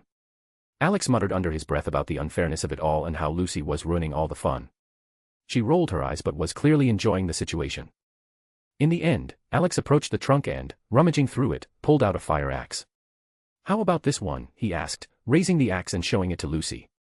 Lucy sighed heavily but nodded in approval, resigning to his choice. "That's better," Alex remarked with satisfaction, slinging the axe over his shoulder. He took off his coat, revealing a t-shirt underneath, and tossed it onto the car's back seat. Then he moved toward the building, followed by the rest of the group. Each member headed to their designated positions, marked on the map. Alex and Lucy climbed the stairs to the 4th floor, and he peeked through the window, scouting for targets. They waited for the others to confirm their readiness. "Moon Demon team in position," Lucy reported over the internal comms, causing Alex to almost choke in surprise. He looked at her in surprise, while Lucy stood there with a satisfied smile on her face. It seemed like she had decided to have some fun by choosing such a codename. Alex understood why. Lucy had always dreamed of the moon, and he himself was often called a demon, so the combination made perfect sense. "Codenames? Are you serious?" Falco said with a smirk. Alex laughed too, realizing that the idea of codenames was surprisingly good. It reminded him of the titles in the world of Danmachi. "Not my fault, it's all Lucy, she's just having some fun," Alex said with a grin, deciding to throw Lucy under the bus. "You know, I actually like this idea. Maybe we should come up with a nickname for the whole team." Falco continued, amusement in his voice. "A nickname? We're just a bunch of weirdos," Kiwi remarked in her usual flat tone. Alex rolled his eyes, but he couldn't help agreeing. Every member of the team did seem to have their own quirk. "Mighty 8. Falco suggested. 9. "Don't forget about our mini-marine," he'd get offended, Alex smirked. At that moment, GIR's indignant shouts could be heard, as he insisted that he was part of the team, even repeating, "part of the crew, part of the ship," which triggered another wave of laughter. "All right, then it's a Mighty 9, Doria said, laughing. I can already picture Maine proudly declaring himself the captain of the Mighty 9. The team continued to joke around, imagining the scene, but soon they got back to business. "Everyone in position?" Rebecca asked. The responses were affirmative. Kiwi connected to the building's cameras and reported, "I'm in. There are 3 on your floor. A group in the basement, and a few more on the 2nd floor near the terminal. Small groups on the other floors. Then set the plates at your positions. Lucy and I will start from the 4th floor. And, by the way, don't even think about going down to the basement near GIR," Alex warned, peeking through the window to make sure the room ahead was empty. Alex's words caused some confusion among the group. Rebecca quickly explained that GIR was notorious for the extreme brutality of his methods, and to be around him, one would need a stomach of steel. Everyone agreed to steer clear of the basement where GIR would be carrying out his work. "We're starting. As soon as I give the signal, activate the plates," Alex said, slowly opening the window. Lucy slipped through the opening immediately. She crept up behind one of the scavengers sitting at a computer, and, wrapping a wire around his neck, strangled him. Alex followed, hiding the body behind a couch to make sure it wouldn't be found too soon. Then he stood by the door, attracting the attention of another scavenger in the hallway. Hearing the noise, the scavenger went to investigate, but the last thing he saw was an axe crashing into his face. As Alex pulled the axe out, another scavenger came out of the back room, unaware of Alex's presence. Alex threw the axe, which hit the scavenger squarely in the head before he could even comprehend what had happened. We've cleared the fourth floor. Get ready, Alex said, communicating with the group. He placed a breech plate on the floor in the center of the room and looked at Lucy, who nodded, signaling that she was ready. Alex began the countdown and tightened his grip on the axe. When he said, 3, explosions echoed throughout the building. The plate detonated, and Alex jumped down, landing on the back of a scavenger buried under the collapsed ceiling. Without hesitation, he drove his axe into the scavenger's head. Lucy jumped down gracefully after Alex and immediately began shooting at the nearest target. While Alex and Lucy were clearing the third floor, GIR burst into the basement, where the scavengers were disassembling their victims for parts. Rebecca stormed in from the back of the building onto the first floor and shot a scavenger point-blank in the chest. When she saw what the new ammunition could do, she was already thinking about how she would ride Alex all night. Instead of igniting the target, the pellets simply burned through the scavenger's body. Doria charged through the front entrance, taking down 2 scavengers with her bare hands. She grabbed a disoriented scavenger by the neck and slammed his head into the wall. Amid all the noise, Kiwi was making her way to the second floor to reach the terminal and download data. When she finally got to the terminal, gunfire erupted, and she had to hide behind a table to avoid getting shot. I need help, Kiwi said, contacting the team. Alex, who was dealing with scavengers on the third floor, heard Kiwi's call for help and immediately started looking for her location. Cover your head, I'm coming in, Alex said, positioning himself directly above the group shooting at Kiwi. Kiwi heard Alex's words and covered her head with her hands, not understanding why he asked her to do that. Covered, Kiwi replied. Alex raised his hand and struck the floor. With his blow, the floor beneath him collapsed, and rocks falling from the ceiling tumbled down on the scavengers shooting at Kiwi. Alex quickly killed them and peered over the table where Kiwi was hiding. A hero has arrived to save a beauty in trouble, Alex said, giving a thumbs up. Kiwi lowered her hands from her head and looked at his satisfied face. She rolled her eyes and stood up, brushing off the dust that had settled on her from the ceiling collapse. Ignoring his mumblings, Kiwi connected to the terminal to download the data. Alex decided to relax, sitting on the table next to Kiwi and lighting a cigarette, watching her hack the terminal. Meanwhile, on the first floor, Rebecca was causing chaos. With wild laughter, she shot at everything she could, knowing that the new type of ammunition could literally burn through walls and bodies. She didn't even need to aim to know where her targets were. The scavengers hiding behind walls didn't even have time to comprehend how they died. All they saw and heard before their deaths was the insane laughter of the girl and their smoking bodies.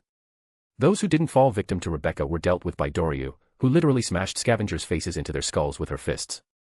In the basement, GIR was staging a bloody massacre that would send chills down anyone's spine if they saw it.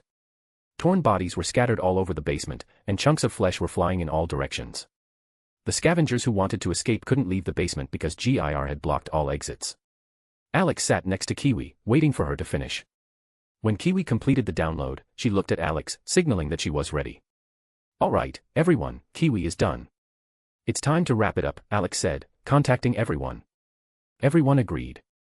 Alex jumped off the table and looked at Kiwi. Suddenly, he noticed some movement behind her and heard a strange noise, like someone dragging a heavy machine gun.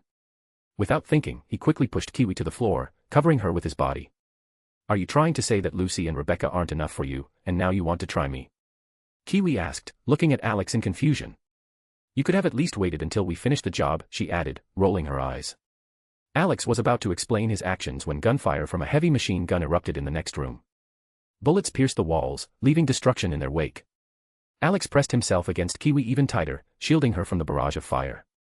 Kiwi's eyes widened in surprise as she realized he was genuinely protecting her. Meanwhile, the team heard the shots and tried to contact Alex to find out what was happening. We're pinned down by gunfire, he explained briefly. Don't move if you don't want to be turned into mincemeat. GIR, fire from the railgun, target is 3 meters from my position, Alex commanded. GIR, just finishing his slaughter, activated his X-ray vision to accurately locate Alex. Seeing him and Kiwi hiding behind the table, he recalibrated his arms, transforming them into railgun weapons. As he aimed at the target, he began to charge up. Everyone out of the house, quickly! Alex shouted, warning the others. The team swiftly evacuated the building. At that moment, GIR fired. The heated projectile pierced the basement ceiling, shooting upward and leaving a bright plasma trail behind. The gunman holding the machine gun sensed danger approaching, but he didn't have time to comprehend where it was coming from before the projectile slammed into his groin and passed through his body, blasting his head into pieces. Pilar, running up to the building, heard the shot and quickened his pace, hoping to reach his team in time. As he got closer, he noticed a projectile soaring from the roof, leaving a glowing trail behind it. Is that a falling star? Falco wondered, watching the scene unfold from his vehicle. When the shot fell silent, the group returned inside and saw a massive hole in the ceiling, revealing the sky above. Alex and Kiwi descended, covered in dust and dirt. Everyone shifted their gaze to Alex, then to the hole, their thoughts clear. They knew GIR could use the railgun but hadn't expected such devastating power. Alex wanted to say something, but he was interrupted by Pilar, who burst into the building with a bundle of grenades in his hands. "Get ready, you bastards," he shouted, kicking the door in. Doryu immediately raised her hand to stop him. Everyone saw the grenade in his hands and realized it was a flashbang. The grenade wasn't dangerous, but no one wanted to spend the whole day with a headache. "Pilar, we're already finished," she said. Pilar looked around, noticed that everyone was unharmed, and with relief, tucked the grenades away. "Damn, you guys really scared me. I thought it was a complete nightmare in here. When I heard that loud shot, the house nearly collapsed." "What the hell was that?" he asked, hiding the grenades in his pockets. Alex shrugged and explained. "We were pinned down, and GIR shot the gunman with the railgun." "Where's that little bastard?" Pilar asked, looking around. At that moment, the door to the basement crashed open, and GIR appeared, covered in blood and pieces of flesh. Everyone's eyes widened at the sight. GIR looked like a walking nightmare, with a blood-soaked flag fluttering behind him. "Well, now everyone's definitely dead," Pilar murmured quietly, turning away from the gruesome sight. Alex grimaced and approached GIR. In one hand, he held a chainsword, and in the other, a bolter. Alex knew he couldn't clean him with magic, so he decided to resort to an old method. He grabbed GIR by the head and shoved him under the faucet to wash off at least some of the blood and guts. "Alright, let's search this place, maybe we'll find something valuable, and we won't have to pay for drinks," Doryu suggested with a smile. While Alex tried to clean GIR, the others began to search the building for loot. They found several bags of cash and cases filled with implants. Kiwi attempted to connect to the virtual accounts, but the garbage men kept everything in cash. The group gathered on the first floor, all watching in astonishment as Alex scrubbed GIR with a sponge while GIR tried to fend off his attention. Those who didn't know GIR's peculiarities asked one question: isn't he a robot? Why wash him with water? To be continued. Chapter 108, The Cyber Psychopath Attack. While the group was gathering anything of value from the scavenger's base, Alex was busy trying to wash the blood and guts off of GIR's suit after the basement massacre. Holding GIR under the running water, Alex scrubbed him with the first rag he could find. But how could he simply scrub off all the blood, which was so much that GIR's suit had turned from green to red? "GIR, stop resisting," Alex said wearily, trying to keep him in place. GIR, however, refused to listen and continued to squirm, angrily trying to break free. He used all his strength to escape, clearly unhappy about being washed under a faucet.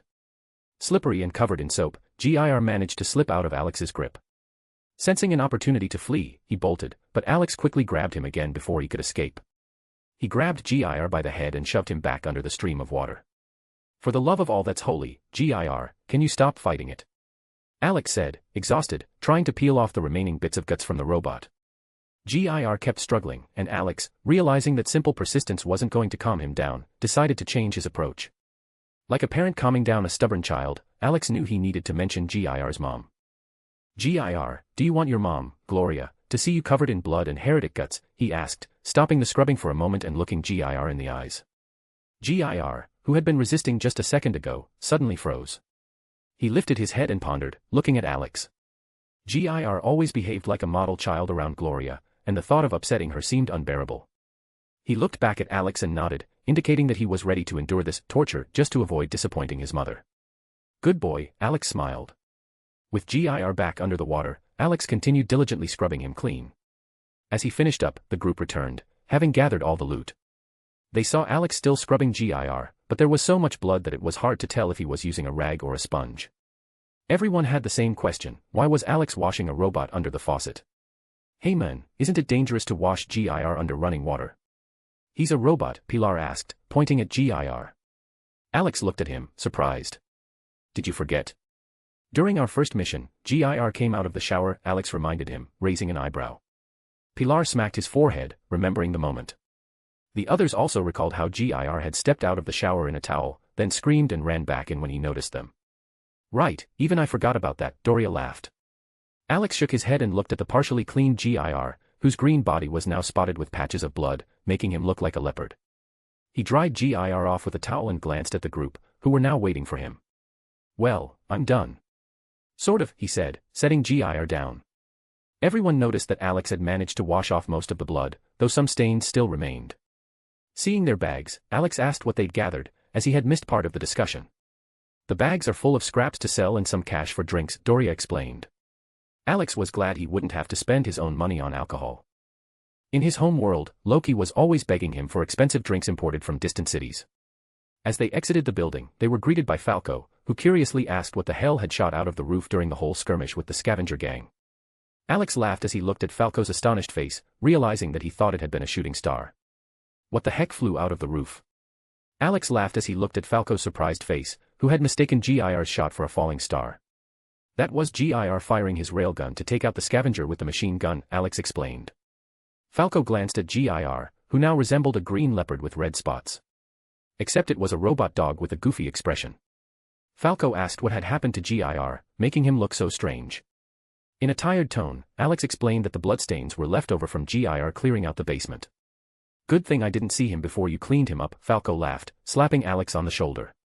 Alex shook his head and headed to the car to drive off and celebrate the completed mission. Rebecca and Lucy followed him. Lucy took the front passenger seat, while Rebecca sat on Alex's lap. Alex was about to start the engine when he heard the back door open. He turned around and saw Kiwi silently getting into the back seat, locking eyes with him. Mind if I ride with you, she asked. Alex raised an eyebrow in surprise. Nah, it's all good. We're headed to the same place anyway. No need to ask, we're friends, he replied with a smile. Kiwi nodded and settled into her seat. Alex turned back to the road but met Rebecca's gaze, her wide grin telling him, I told you so. Alex playfully flicked her nose and smirked, saying she was overthinking things between him and Kiwi. Thanks for covering me with your body, Kiwi suddenly said, turning away. Rebecca glanced at Kiwi, who averted her gaze, then looked back at Alex with a knowing smile. She raised her eyebrows, hinting, you're the only one who thinks you're still just friends after shielding her from a machine gun. Lucy let out a heavy sigh, choosing not to get involved. She could easily understand Kiwi, after all, she herself had quickly fallen for Alex. And she couldn't help but think about Rebecca, who was the first to openly show interest in him. Alex sighed, realizing that no amount of explaining his relationship with Kiwi would convince Rebecca or Lucy. So, he decided to leave those problems for future him and simply said, no need to thank me. I did what I thought was right. Kiwi nodded, giving him a brief glance before staring out the window, watching the cityscape pass by. At that moment, Falco's van passed by them, and he stuck his head out the window, waving for them to follow. Alex nodded and followed him. Along the way, they stopped by a familiar doctor's place to sell the scavenger's scrap and earn a little cash for drinks.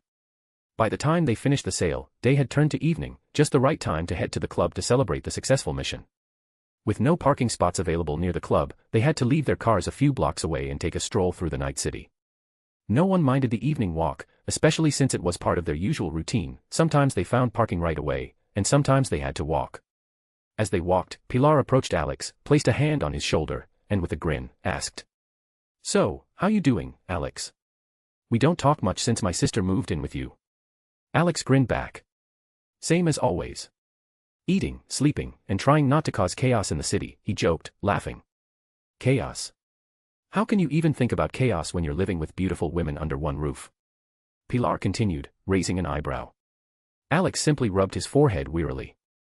Yeah, living under one roof with beautiful girls is definitely nice, but someone has to deal with the consequences, hair in the drain, underwear scattered everywhere. And Lucy, who's always losing something. She lost her monowire one time and the house turned upside down before we found it. And Rebecca is a real gremlin. She's always trying to steal stuff from my workshop. I have to fight her off so she doesn't dismantle my guns. Pilar laughed. Yeah, that's definitely in her spirit. Just give her a reason, and your weapons will be in her hands. They were about to continue their conversation when a loud noise interrupted them, like someone pouring liquid into a metal barrel. Alex and Pilar turned their heads in unison toward the sound and saw a guy standing on a crate who was urinating into the barrel. Alex grimaced, trying to ignore the strange sight, but Pilar, as usual, couldn't hold back. Hey, you. Stop pissing in that barrel, you idiot. Pilar snapped. His shout drew the attention of the entire group.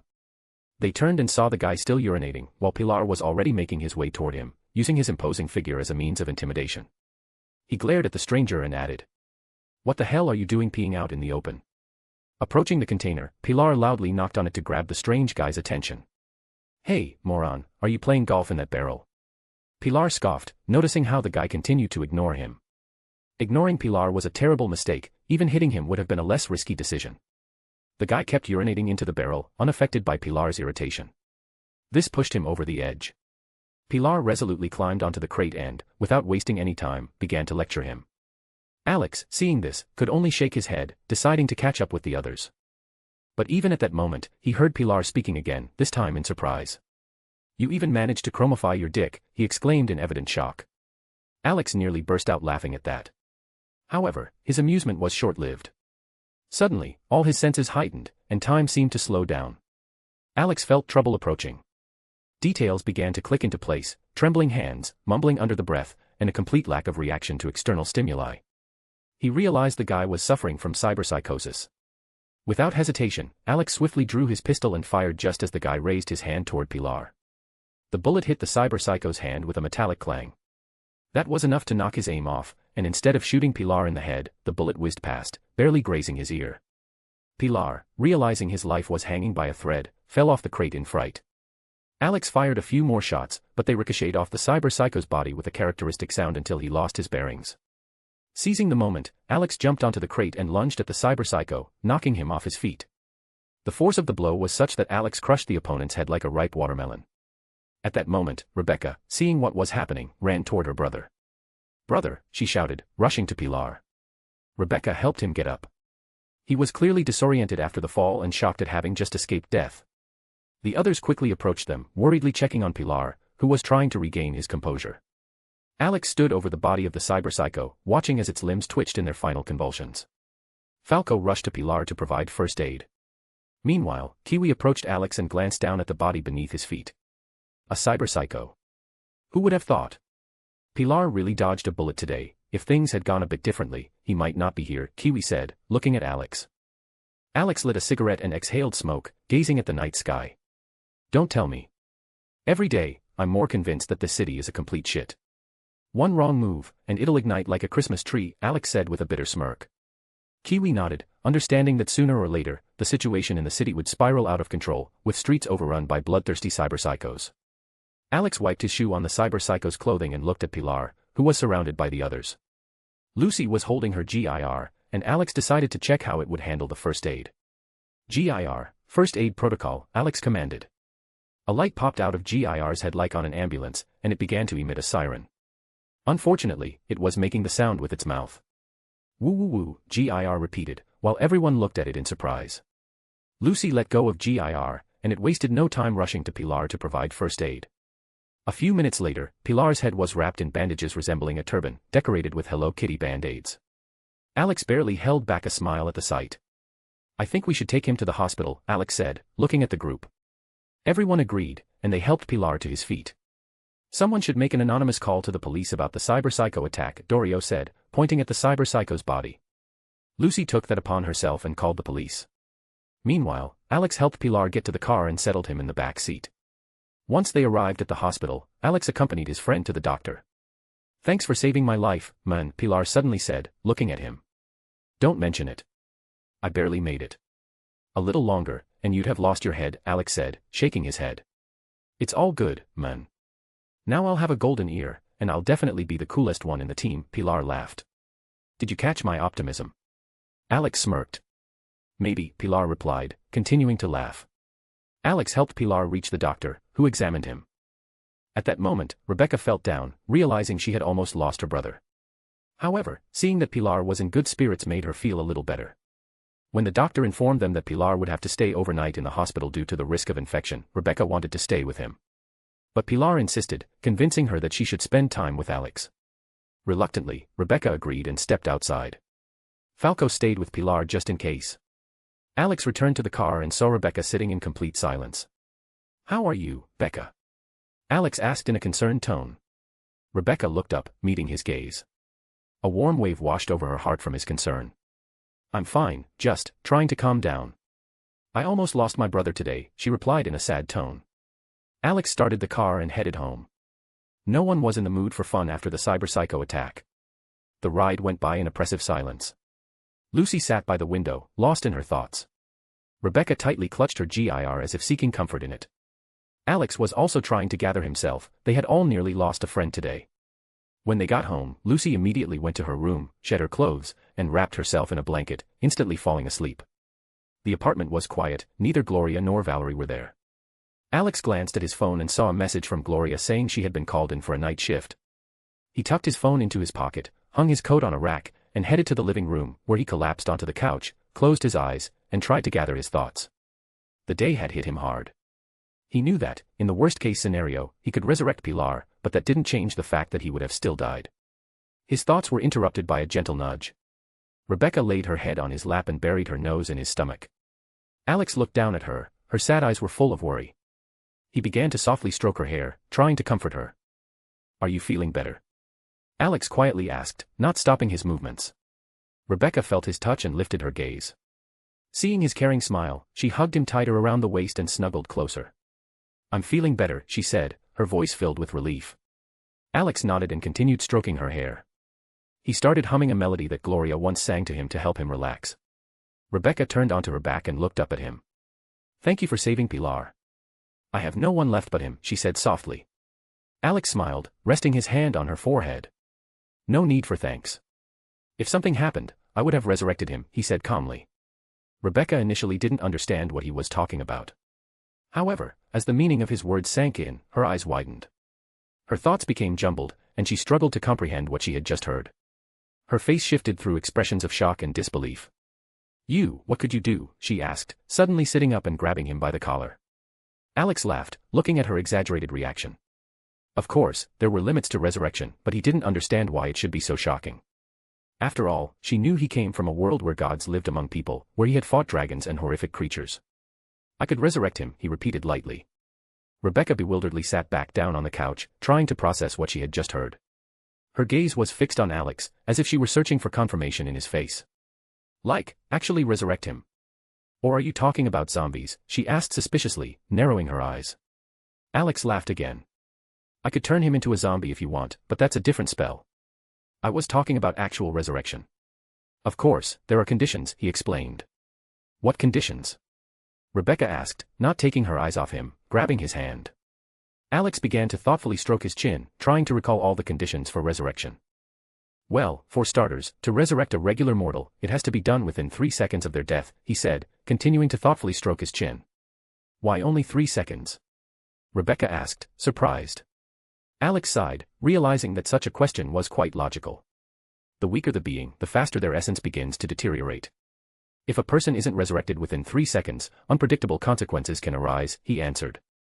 "And what is essence?" Rebecca asked with interest. "Essence is, roughly speaking, the soul of a living being. What makes you you? Take Hephaestus, for example, the goddess from my family. Her essence is fire, blacksmithing, and inventions. If you remove those components, she ceases to be herself. Every being has its own unique essence," Alex began to explain. He delved into what he had learned about the soul and essence. There are many theories, but in practice, he had encountered this himself and understood better that essence is the vessel of the soul. When a person dies, their essence begins to break down, and the soul enters the cycle of reincarnation. Rebecca listened, but it seemed her head was beginning to overheat from the complicated explanations. "So what is your essence?" Rebecca decided to change the subject to distract herself a bit. Alex looked at her seriously, pondering whether he should tell her. But considering their close relationship, he decided she had the right to know. "My essence is destruction. Not just ordinary destruction, but that which has existed since the very moment of creation of everything you know," he said calmly. Rebecca's eyes widened at what she heard, her mouth slightly agape in astonishment. Her mind was trying to comprehend what she had just heard. "You mean to say that you have existed since the beginning of time?" she asked, clearly shocked. Alex couldn't help but cough, choking on his saliva. "No, you silly potato," he said with a smirk, poking her in the nose. "I'm just the physical embodiment of that force." Rebecca realized she had misunderstood his words and simply shrugged. After all, everything he said really did sound as if he had been around since the beginning of time. They continued chatting, and Rebecca seized the opportunity to ask Alex a ton of questions. Her curiosity knew no bounds. At one point, she even asked what powers their children would possess if they ever had any. This question left Alex stumped. He had no idea whether their children would fully inherit his powers or only part of them. However, he definitely knew one thing: if they had kids, they would grow into little gremlins, and that would be fun. To be continued. Chapter 109, Chapter 109, Time passes unnoticed. Since that late-night conversation, life returned to its usual rhythm. However, the events with Pilar had reawakened Alex's long-dormant paranoia. It occasionally surfaced, but so faintly that Alex barely paid any attention to it. He believed this world to be much safer than the one he came from. There were no monsters or gods seeking chaos here. But, to his disappointment, this city had its own monsters. Only here, they were called cyberpsychos, and also the scavenger gang, willing to do anything for money. Time passed unnoticed. Alex went about his usual activities, working in his workshop and occasionally taking on jobs. After Maine ended up in rehab, the number of jobs dropped significantly. But Padre came to the rescue, sometimes offering him profitable tasks. Thanks to this, Alex built up a reputation among the members of the Valentino gang. They started giving him various jobs, ranging from deliveries to eliminating unwanted individuals. Usually, these were people causing trouble in gang territory and trying to hide, but with Alex's abilities, it was impossible to escape. He quickly earned their respect. Through Padre's connections, other fixers also learned about Alex and started offering him work. He always completed the tasks quickly and efficiently, something highly valued among mercenaries. If combat skills were required, Alex always took Rebecca with him so she could test her new ammo. These missions usually ended with Rebecca turning the firefight into a bloody carnival. When stealth was needed, and data had to be stolen, Alex called on Lucy. He even turned some jobs into impromptu dates. If cargo needed to be delivered, he brought Valerie along, who was getting bored sitting at home. As the workload increased, so did the money flowing into Alex's account. After all, living with 4 girls under one roof wasn't cheap, especially when one of them was a gun fanatic. Rebecca bought weapons the moment Alex looked away and even took them from enemies during missions. Now, her corner of the workshop was packed with a firearms arsenal, for which Alex had to make various types of ammunition. Rebecca looked at him with such sad eyes that Alex just couldn't say no.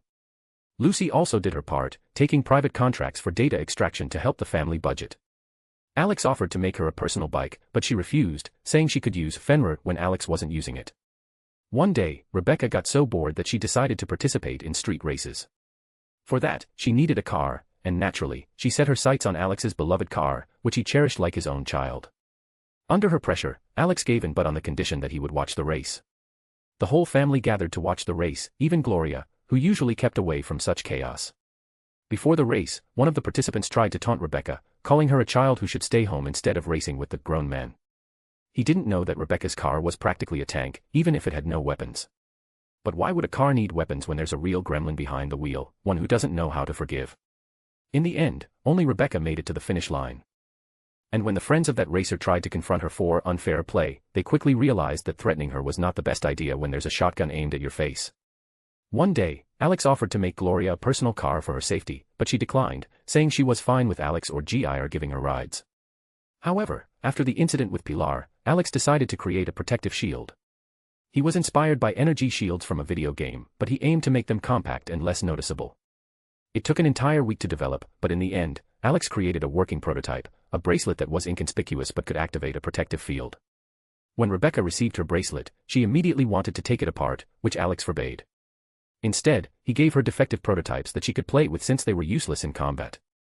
When Lucy got her bracelet, she thanked Alex but then asked a question that stumped him: why not just use magic? Magic, of course, would be simpler, but Alex believed that living in a technological world, it was better to follow its rules to avoid standing out. When in Rome, do as the Romans do, he said, explaining his principle to Lucy. One day, while Alex was in his workshop, creating yet another dangerous weapon that he probably wouldn't use, GIR kicked the door open. It was such a dramatic entrance that, for a second, Alex imagined special effects behind GIR, smoke and explosions. Quickly shaking off those thoughts, Alex calmly looked at the robot, waiting for an explanation. Without wasting time, GIR jumped onto the table and connected to the computer. A face immediately appeared on the screen. It was someone Alex had been searching for a long time. One of the people responsible for the accident that injured Gloria. Apparently, GIR had been tracking them for a while and had found the perfect moment for elimination. The screen displayed the location where the man was set to participate in street fights. Good job, G.I.R., Alex praised, scratching his robo-dog behind the ear. Looking at the clock, Alex realized there was little time left, and he needed to act fast. He wanted to avoid another chase or shootout and decided to finish the job quickly. For that, he needed a sniper rifle, and he planned to borrow one from his favorite, Gremlin. Approaching Rebecca's table, he grabbed the first rifle he saw and randomly chose some bullets, stuffing them into his pocket. With the rifle packed into a case, Alex was ready to go. As he opened the workshop door, Rebecca stood in front of him, eyeing him suspiciously. "Where are you going?" she asked, glancing at the gun case in Alex's hands. He looked at Rebecca, who was wearing his t-shirt. It had taken a lot of effort to get her to stop walking around the apartment in just her underwear, and the compromise was that she agreed to wear a t-shirt over it. Alex knew that if he said too much, she would tag along, especially since she had been bored lately. A quick job, there and back. I just need your rifle, he replied, pointing at the case. Rebecca hesitated for a moment, then a mischievous smile spread across her face. I'm coming with you. Got nothing else to do anyway, she said cheerfully, and without waiting for objections, she rushed upstairs to change. She was back so quickly that Alex didn't even have time to say a word. Now Rebecca was in her usual outfit, and with a smile, she said, "All right, let's go." Alex shook his head and followed her. When they reached the parking lot, he carefully placed the rifle in the back seat and started the engine. Opening the map on his phone, Alex began searching for a building with a good view of the ring where the street fights would take place. Once he found a suitable spot, he headed towards it. Upon arriving at the designated building, Alex looked around to ensure there were no cameras nearby that could capture his actions. Rebecca stood patiently next to him, silent as she waited for him to finish his inspection. "Well, come here, my sweet gremlin," Alex said with a smirk, lifting her into his arms. She wrapped her arms around his neck, and he began to climb the wall, pushing off with his legs to reach the roof. Once they were on top, Alex checked the visibility. The ring was clearly visible. Satisfied, he started assembling the rifle while Rebecca sat next to him, resting her chin on her hands, watching intently. "Who's your target?" she asked, her curiosity piqued. Alex pulled out his phone and sent her a message with the target's information. "Brooks King." "Who is that?" she asked, looking at the dossier. Alex continued loading the magazine with bullets as he explained. "He's the driver who was behind the wheel in the accident with Gloria. He's participating in the fights today. He's second on the list." After finishing loading the rifle, Alex lit a cigarette, watching the ring and preparing to execute his plan. Rebecca's eyes widened when she realized that Alex's target wasn't just another job but personal revenge. She knew him well enough to understand that he wouldn't rest until he tracked down everyone involved. Unlike Lucy or Gloria, who might have tried to dissuade him from this path, Rebecca was ready to help, knowing that Alex needed it. Beneath her sweet exterior lay a true vengeful spirit, willing to go to great lengths for those she loved. "You've been searching for them for a long time," Rebecca remarked, leaning against his shoulder. Alex took a deep breath, exhaling the cigarette smoke through his nose, and shook his head. "I never lost them," he said quietly. "Since we took out the first one, GIR has been tracking the others. I was just waiting for the right moment to strike. That moment had come. Today, his target would be alone, without any protection, and that meant everything would go according to plan. GIR has been monitoring them all along. I was just waiting for a lucky break," Alex added, glancing at the rifle he had already loaded. Rebecca pulled a pair of binoculars from her gear, a piece of equipment Alex had designed specifically for her. She always carried a mountain of weapons and snacks, like a true gremlin. But right now, her attention was focused on the ring. "Two strangers are fighting," she noted indifferently, sitting next to Alex. Such matches didn't particularly interest her, she preferred chaos and unpredictability. Alex lay back and decided to take a moment to enjoy the night sky. Rebecca also turned away from the ring, resting her head on his shoulder. They both gazed at the stars, relishing a brief pause. "Do you love me?" Rebecca suddenly asked, her expression turning serious. Surprised by the suddenness of the question, Alex turned to her but smiled. "Of course," he replied softly. Rebecca's cheeks flushed slightly, and she beamed at him. "How much?" she continued, her eyes sparkling in the moonlight. Alex hugged her tighter, pulling her close. "You have no idea how much," he whispered, his voice warm and sincere. Rebecca pressed herself against him even tighter. She had always longed for the love and warmth that had been taken from her in childhood. Living under one roof with Alex, she finally began to feel desired and needed. Now she was willing to do anything to preserve that feeling, even if it meant burning the whole city down. "What are you going to do after your sword is repaired?" she asked, glancing up at him. Alex paused to think.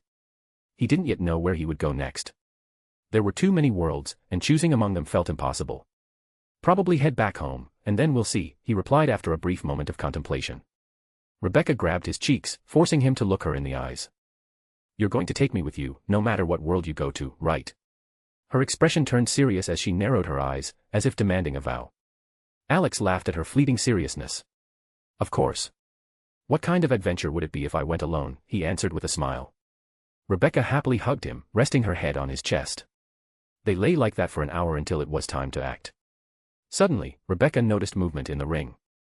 Brooks, their target, had finally stepped out. "Hey, that idiot is in the ring," she said, nudging Alex's shoulder. Alex rolled onto his side, crawled toward the rifle, and looked through the scope.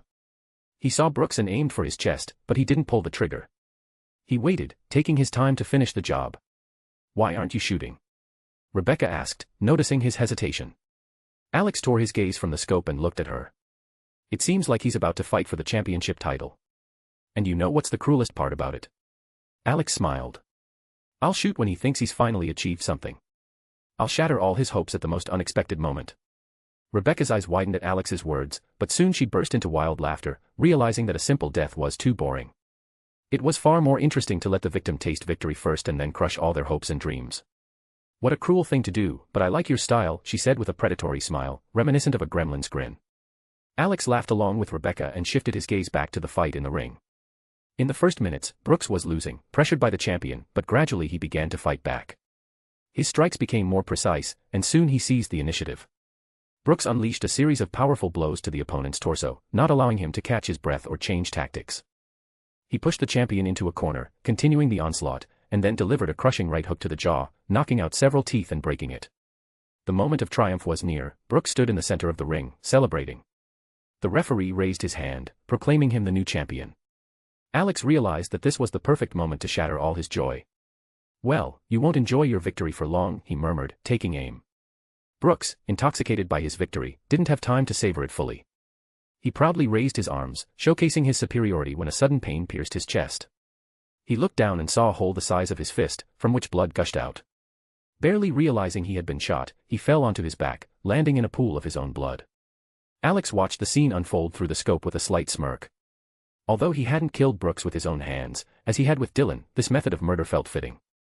After all, the worst thing is to lose everything just when you start to feel victory.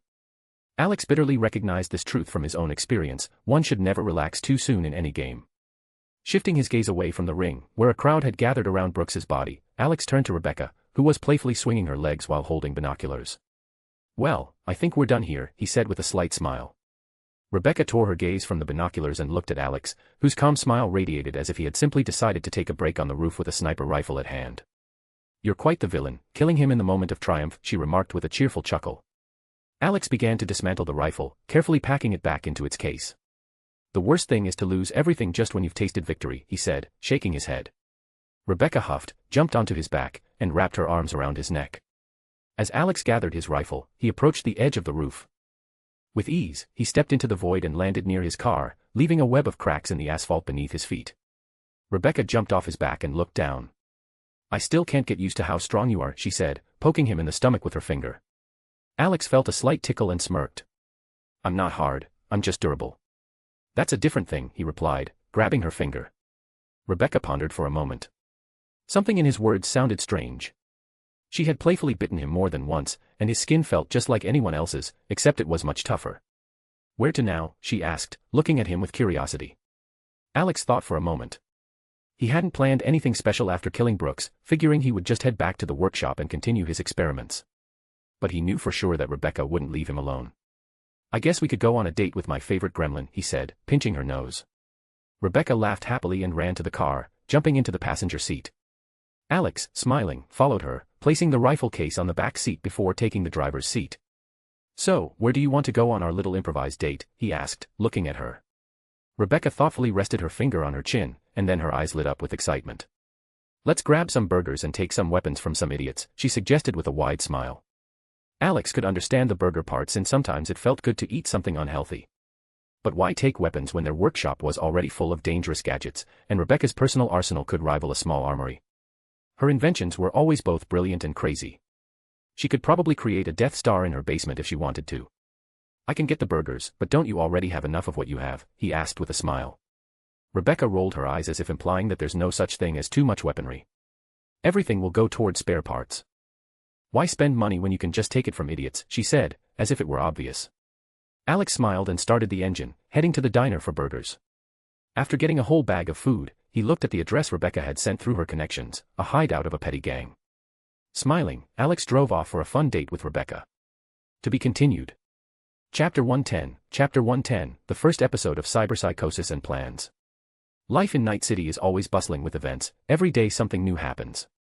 Each resident has their own problems, and more often than not, they are tied to what's going on in their lives.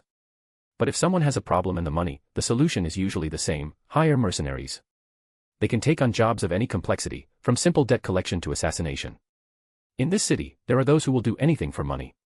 But the key point is this: if you can afford their services, life can become a little easier. Alex had earned a good reputation among the mercs and fixers of Night City, and he was getting more and more job offers. He wasn't picky about the jobs, but he had limits on what he was willing to do. For example, he would never take a job to kill someone just because they accidentally stepped on someone's foot in a bar or punched a cheating husband in the face. Sure, there are those in the city who would take such contracts, but Alex wasn't one of them.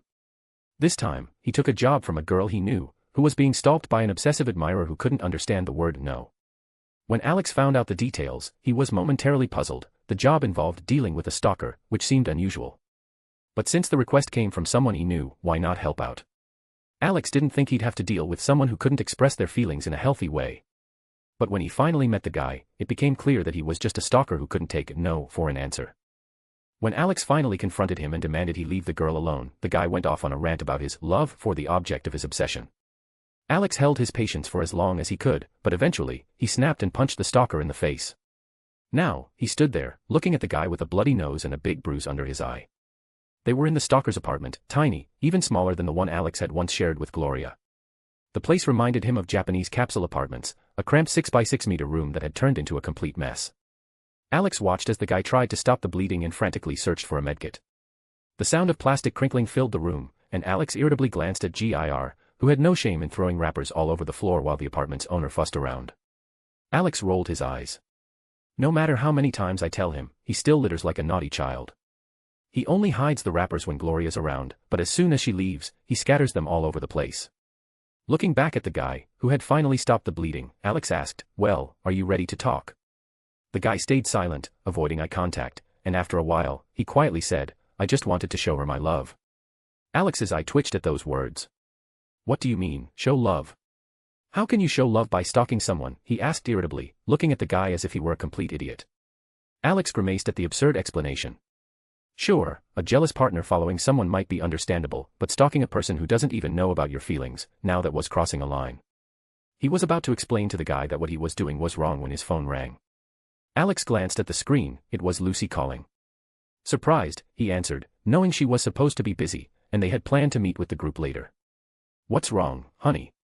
Alex asked softly. He heard Lucy let out a heavy sigh, making it clear that something was wrong. "It's Maine," she said shortly after a pause. Alex raised an eyebrow, not understanding what could have happened to Maine, especially since they were all supposed to meet as a group to celebrate his discharge from the hospital after rehabilitation. What could have happened to him? He was discharged a few days ago, and everything seemed fine, Alex asked, frowning. Lucy sighed heavily and began to explain. Maine had a seizure. Right now, he's out of control and attacking everyone. Alex listened carefully but was distracted by an irritating sound behind him. Turning around, he saw the guy sitting on the floor, muttering quietly to himself. "Can't you shut up? I'm talking to my wife, and you're over there whispering and distracting me." Alex snapped. "GIR, give this idiot a dose of positivity to shut him up," he added, glancing at his companion. Lucy smiled when she heard Alex's outburst. She liked it when he called her his wife, though she could only pity the guy who was about to get a dose of positivity from GIR. One poor soul had already suffered from this method. When a client tried to hit on Lucy, GIR taught him a lesson, leaving the guy's hair literally on fire. GIR, receiving the command, swiftly shocked the guy with a taser. Alex watched him convulse and, satisfied that the issue was temporarily resolved, returned to his conversation with Lucy. "So, what's going on with Maine?" When he was discharged, the doctor warned him that the Sandy had already exceeded its limits. With that much chrome, he was already on the edge, and installing the Sandy was the last straw, Lucy said with a heavy tone. Alex rubbed his forehead, feeling the weariness creeping in. He knew Maine had long surpassed the limit of implants his body could handle. Even Dorio had been against installing the Sandy. Now, with the seizure, it was clear that Maine had slipped into cyberpsychosis. And what triggered the episode? Alex asked, rubbing his chin. He just wanted to show off how well he handled the Sandy, but right in the middle of it, the seizure hit, Lucy explained. What an idiot. I sent him a whole file of research to avoid something like this. So, what's his status now? Alex asked, frowning. Dorio and the others are trying to stop him, but it's tough. We really need your help, Lucy's voice carried clear concern. Alex sighed and glanced back at the guy still convulsing on the floor. There wasn't much time left for a drawn-out discussion, and he had to make a radical decision, wipe the stalker's memory. All right, I'll finish up here soon and be on my way. Just hang in there a bit longer, Alex said, deciding what he needed to do next. Lucy blew him a kiss before ending the call.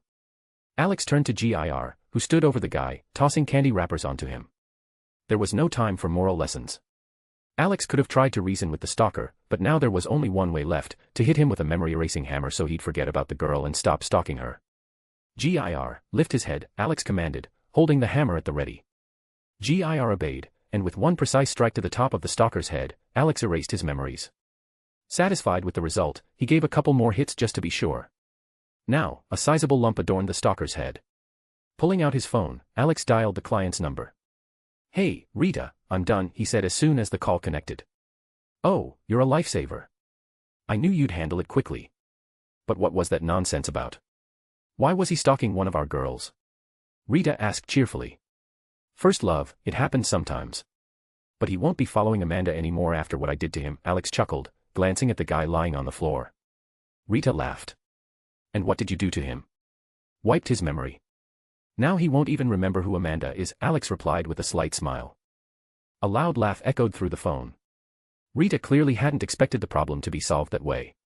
"Well, that method works too. We didn't know what else to do with him, we beat him, chased him away, even banned him from the club, but he still managed to stalk her," she said tiredly. "Love makes people do crazy things. Anyway, the job's done, my responsibilities end here," Alex joked, feeling amused. Rita laughed again, hearing that Alex had completed the job. "Well, you're adorable. Stop by if you have the opportunity. Amanda wouldn't mind thanking you for your help," she said in a playful tone. "Maybe, but I don't need that kind of gratitude, I'm a married man," Alex replied, playing along with the joke. After saying goodbye to Rita, he realized he needed to hurry to help the team. Grabbing GIR by the head, Alex rushed downstairs to the car, jumped in, and sped off towards the base. Meanwhile, Lucy had finished her conversation with Alex and turned her attention to Maine, who was fighting everyone like a madman. Dorio had a broken nose, a tooth knocked out, and Falco had a split lip that was bleeding. Pilar was the worst off, his nose was broken. Dorio was desperately trying to restrain Maine, who kept thrashing and flailing his arms. "Get away from me. Leave me alone," Maine yelled, swinging his arms wildly in a fit of rage. Lucy narrowly dodged another blow that almost hit her in the face and quickly stepped back. Despite the pain from the blows, Dorio kept trying to hold Maine down, ignoring her own injuries. She landed a powerful punch to his jaw, but he didn't even flinch, as if her efforts were having no effect. He could no longer distinguish between enemies and friends, attacking everyone indiscriminately. Dorio realized her strength alone wasn't enough. With each blow, she understood that without Alex's help, she wouldn't last long. They had grown close during their time working together, and she thought of him as her crazy younger brother.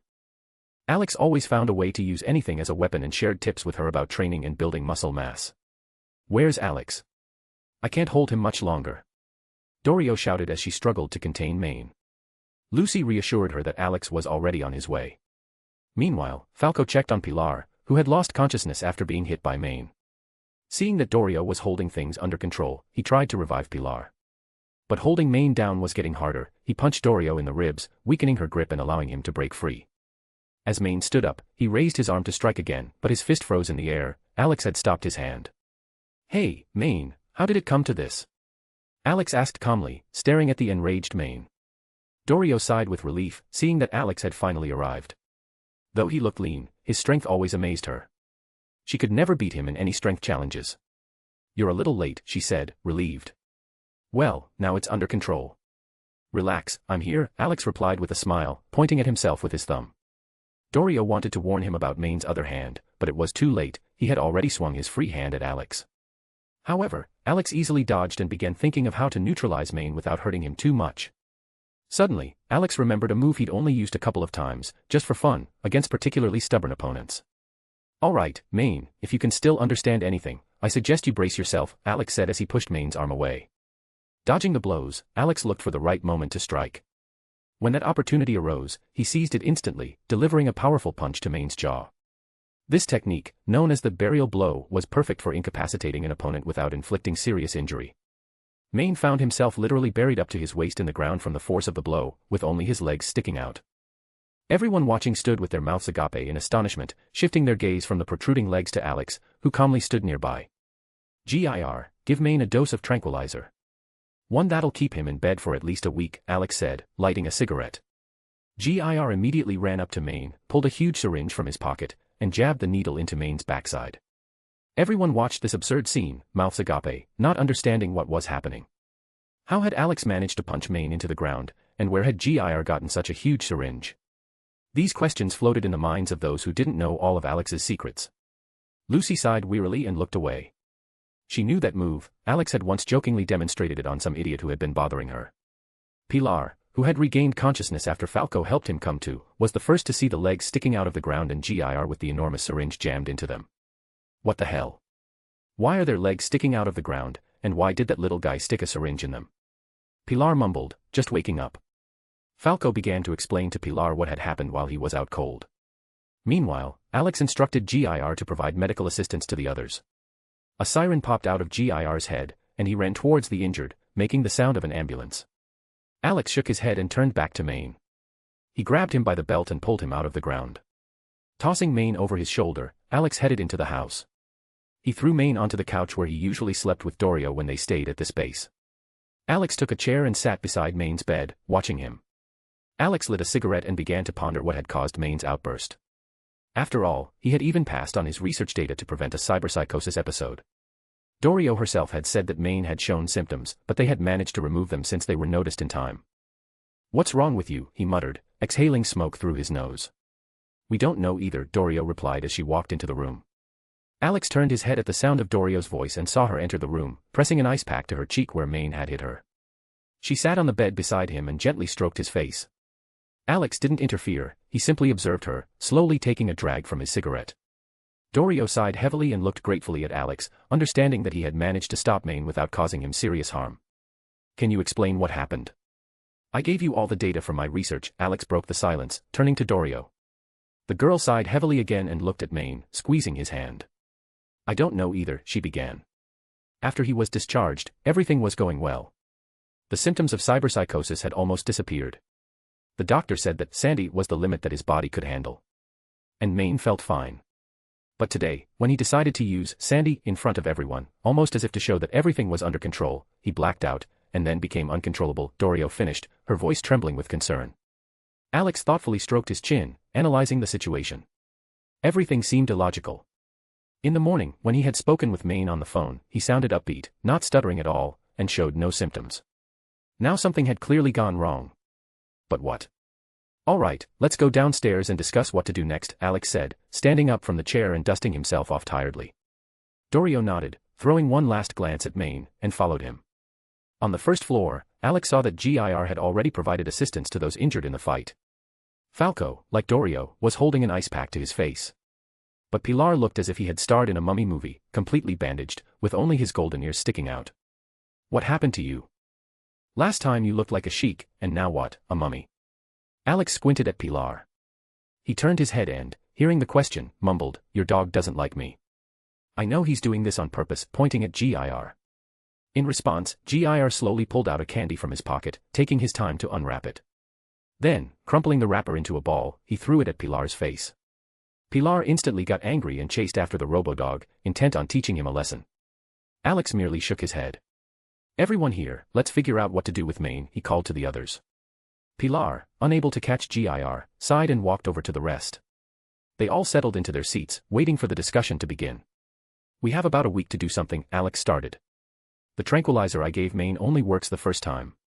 His body adapts quickly, and each new dose will be weaker. It's safe, but we can't use it indefinitely." Dorio nodded, realizing that they truly had little time. Alex continued to question the team to find out what could have caused this sudden episode. Dorio explained that she had strictly followed all the instructions from Alex's research. Pilar, in turn, had helped with the setup of Sandy so that Maine could adapt to it. Everything seemed fine until Maine decided to show off in front of everyone and test the implant. That's when everything went wrong. Alex listened attentively, not interrupting. He knew that Dorio loved Maine too much to let him become a cyberpsychopath, and Pilar was an excellent specialist in tuning Chrome. All of this truly seemed strange and concerning. "We have few options," Alex paused, choosing his words carefully. "The first is the standard procedure for helping cyberpsychopaths. We extract most of the chrome from his body and wait for him to feel better," he said, a hint of doubt in his tone, realizing that the simple solution might not be enough. The group began discussing the proposed method of assistance, but no one wanted to accept it. They all understood that if they started removing chrome from Maine's body, he could lose not only his strength but also a significant part of his personality. It would be akin to rehabilitating a drug addict with severe complications, where the old person likely wouldn't return. Dorio particularly didn't want to take such a step. She hoped Alex would come up with other, less radical solutions. She trusted him and knew he was capable of thinking of something more effective. Maybe you have other ideas? Kiwi asked, looking at Alex. Kiwi, like Dorio, believed there was always an alternative. Over time, as she grew closer to Alex, she began to understand him better. He always found unconventional ways to solve problems. Although his methods sometimes seemed strange, they turned out to be surprisingly effective. The second option is to erase his memory, Alex said calmly, holding up 2 fingers. Dorio looked at him as if he had lost his mind and wanted to know what he meant. Alex sighed heavily, realizing that his suggestion sounded absurd, and decided to explain further. Remember my hammer? Well, we need to hit Maine hard on the head so that he forgets everything that happened, Alex continued, placing the hammer on the table. Are you sure that will work? Falco asked skeptically, nodding at the hammer. Most of the group also doubted that a simple blow to the head could solve such a complex problem. The hammer works. I just can't guarantee how much memory will be wiped. It could be a month, a year, or maybe 10 years. So this option is a last resort, Alex explained, gesturing toward the hammer. Dorio thought about it. This option made some sense, but the consequences could be catastrophic. Maine could lose memories not only of recent events but also of his life over the past 10 years. Alex sighed heavily again. He had another plan, riskier but possibly more effective. And finally, the third option, steal the cure right from Arasaka, he said, raising 3 fingers. These words caused astonishment among everyone. They looked at Alex as if he were someone ready to break into the most secure place in the city for a non-existent cure. Have you hit your head? Are you even sure that Arasaka has such a cure? Kiwi asked doubtfully, looking at him as if he were crazy. There's a 90% chance it exists there. Seriously, do you think a corporation like Arasaka doesn't have a way to control or even treat cyberpsychopaths? Alex surveyed everyone, his confidence unshakable. Lucy observed Alex closely, realizing that he could heal Maine himself without resorting to such risks. She wanted to understand why he was going to such lengths if he could solve the problem in mere seconds. Alex caught her gaze and silently indicated that he would explain everything later. Lucy nodded, setting aside her questions for the next discussion. Alex, are you seriously planning to break into Arasaka for a cure for Maine that may not even exist? Dorio asked, not hiding her concern. The cure is there. And I already have a plan for how to get in. We just need to prepare thoroughly, Alex said firmly, shaking his head. Dorio sighed heavily, realizing that Alex had already made his decision. It seemed he had this plan for a long time. The situation with Maine had simply accelerated his actions. She understood that it would be a suicidal mission and wasn't sure that Alex could not only infiltrate Arasaka but also make it out alive. She didn't want to agree to such a risky venture, but she realized that they had little choice. To be continued. Chapter 111, Plans for the Next Mission. Alex sat quietly, watching the group discuss various ways to help Maine, who was teetering on the edge of cyberpsychosis.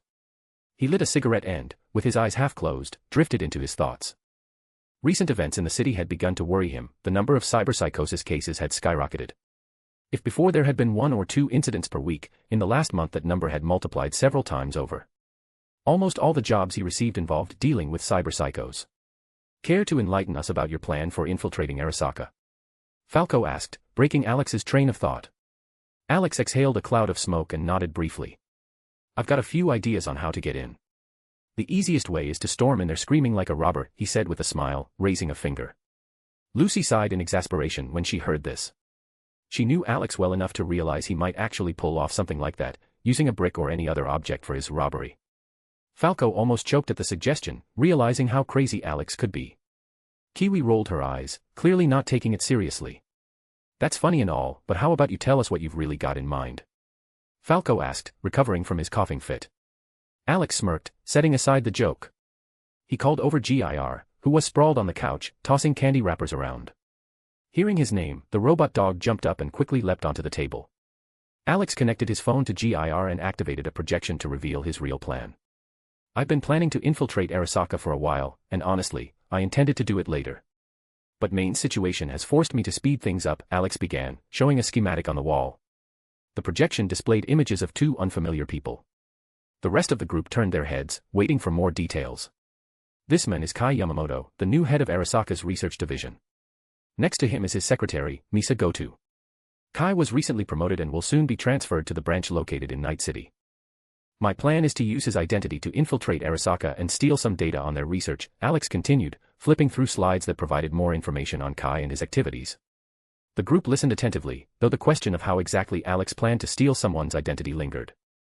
"How are you planning to take this Kai's identity?" Pilar asked, narrowing his eyes. Alex chuckled, patting Gir on the head. "Remember when I said anything that goes online stays there? Well, my little friend here has gotten very good at hacking, and he can pull any information related to Kai that I need." All eyes were on Gir, who happily wagged his tail as if he had just been given a command to fetch. None of them expected the robot dog to be capable of such complex hacking operations. For most, Gir was just an odd being, worshipping some emperor and quoting codes before carrying out tasks. Lucy wasn't surprised, though. She knew that in the digital world, Gir was a true virus, capable of slipping into any network and retrieving whatever was needed without being noticed. But there's a problem. Kai is almost never alone. His secretary, Misa, is always with him. She's basically his nanny, since Kai is completely inept when it comes to social interactions. Not many people know this, most assume she's his lover. People think he's arrogant and doesn't want to talk to anyone, but the truth is, he just struggles with interacting with others, Alex explained, lighting another cigarette. The projection displayed several slides with photos where Kai and Misa were together in various situations. In all the images, the secretary was handling communication on Kai's behalf, while he stood off to the side, seemingly indifferent to everything. "So, what's your plan?" Dorio asked, crossing her arms over her chest. Alex smiled and leaned forward, clearly preparing to share something important. "At first, I wanted to take Lucy with me. But as you can see, my dear Lucy is a bit too small for the role," Alex smirked, pointing at Lucy, who was sitting nearby. Lucy rolled her eyes, pinching him on the waist to get him to stop pointing at her. If Rebecca had been in her place, Alex would have already faced a storm of fury from that little gremlin who would have jumped at the chance to tear him apart for such a thing. "And what exactly are you planning to do instead?" Kiwi asked, noticing how Lucy tightened her grip on Alex's waist. Alex turned to Kiwi, a sly smile spreading across his face, making her feel a sense of unease. His expression made it clear that he had found the perfect partner in her for this crazy scheme. Kiwi sighed, realizing she was getting dragged into something dangerous. "That's why our wonderful Kiwi will be part of the plan, playing the role of the secretary," Alex declared, keeping his grin in place. Kiwi sighed again, realizing what was happening. Alex had decided to involve her in a mission where they would have to infiltrate the most secure location in the city, risking their lives for data that might not even exist. She was already on the verge of standing up and leaving the room to avoid becoming part of this plan, but her internal conflict wouldn't allow her to abandon the team. On one hand, she didn't want to put herself in danger, but on the other, she felt obligated to help Maine. "Why Kiwi?" Falco asked, looking at Alex with interest. Alex stood up from his chair and walked over to Kiwi. She watched him cautiously but remained seated, waiting for him to speak. He extended a hand, offering to help her up. Raising an eyebrow, Kiwi accepted his assistance and stood. He led her away from the table so everyone could see her full figure. If you look closely, Kiwi's height and build are almost identical to Misa's, the secretary. Even their facial expressions are similar, except for the fact that Kiwi always wears a mask, Alex explained, pointing out the comparison between the two women. The team started analyzing the similarities between Kiwi and Misa. Everyone agreed that Kiwi was the perfect candidate for the role. Dorio was too bulky, Lucy didn't fit the height requirement, and Rebecca, well, she wasn't built for stealth missions. "But there's a problem. I don't take off my mask for personal reasons," Kiwi said, touching her face. Alex looked at the mask with curiosity but didn't push further. He had already assumed two reasons she wore it, either to hide her identity or due to some sort of illness. "Don't worry. I'm not going to ask about your reasons. I've already made something in my workshop that can change your face without using the usual mask methods. So, you won't have to take yours off," Alex replied with a shrug. Kiwi nodded and sat back down, still uncertain about participating in such a risky mission. She needed more time to think it over. "Do you need anything else?" Falco asked, shifting his gaze to Alex. "Yeah, I'll need your help." "Your driving skills will be crucial," Alex answered.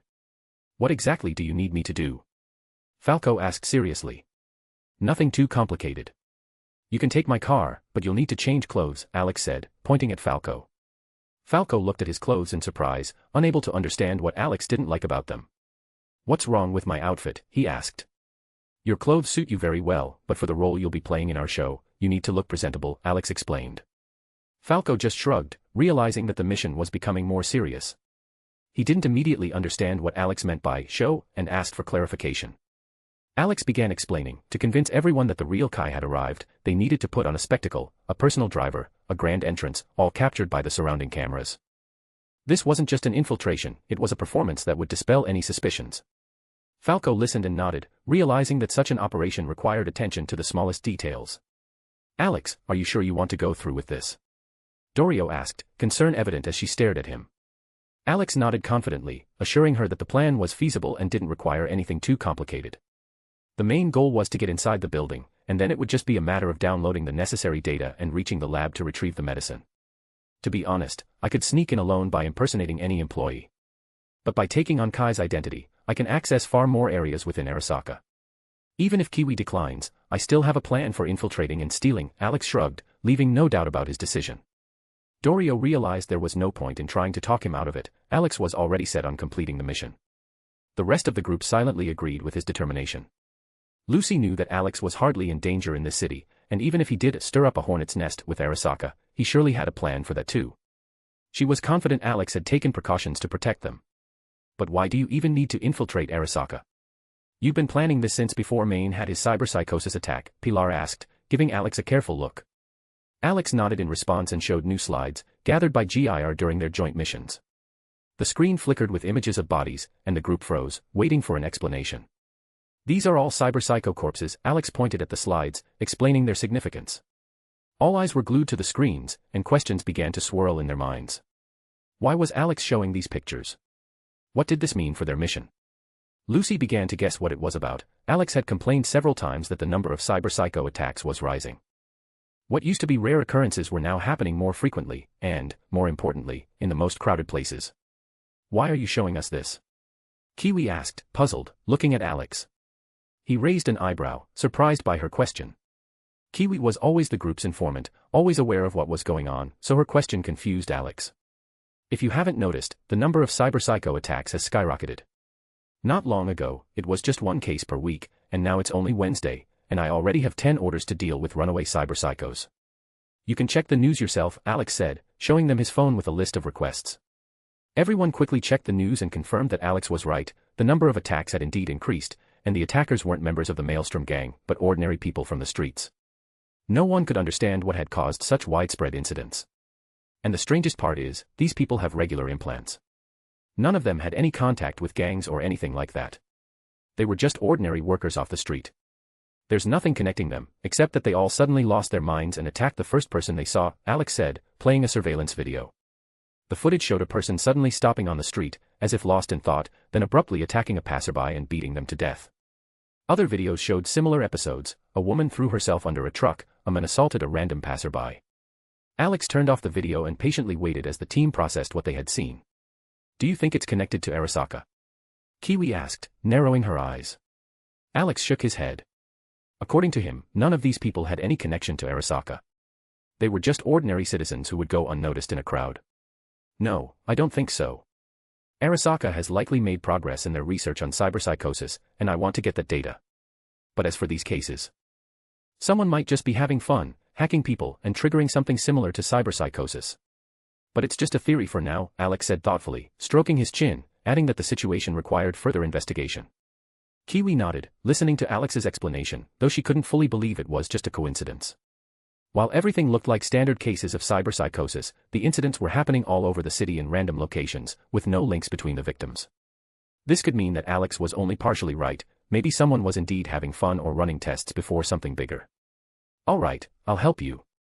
But if something happens to me, don't expect Arasaka to kill you. I will, Kiwi said, narrowing her eyes and glaring at Alex. Alex laughed, not taking the threat seriously. He was confident that being near him was safer than in any secure place in this city or even the world. Don't worry, it'll be quiet and unnoticed. No one will even know we were there, Alex replied, giving a thumbs up to show his confidence. He then laid out the plan for infiltrating Arasaka to steal the data and the medicine. Although he could have easily cured Maine without it, that would have raised too many questions, and it was too early to provide answers. Alex didn't hide his strength, but too much attention could only cause problems. That's why he chose the more complicated route, infiltrating Arasaka, ostensibly to steal the medicine, but in reality, his main objective was to access as much data as possible. Well, I guess it's time to go home and get ready. I'll contact you in a couple of days when everything's set, Alex said, addressing Kiwi and Falco. They nodded in agreement. Kiwi asked Alex to send her information on the secretary, Misa. Alex immediately forwarded her the dossier so Kiwi could prepare and understand how Misa behaved at work. Before leaving, Alex approached Dorio to discuss Maine's condition. Dorio, Maine is in a deep sleep. Nothing's threatening him. Just hook him up to a nutrition supply so he doesn't die from hunger or dehydration, Alex advised. Dorio nodded in understanding and asked Falco to take her to the hospital to pick up the necessary medications. Alex and Lucy stepped outside, where Rebecca was already waiting for them, sitting on the hood of the car.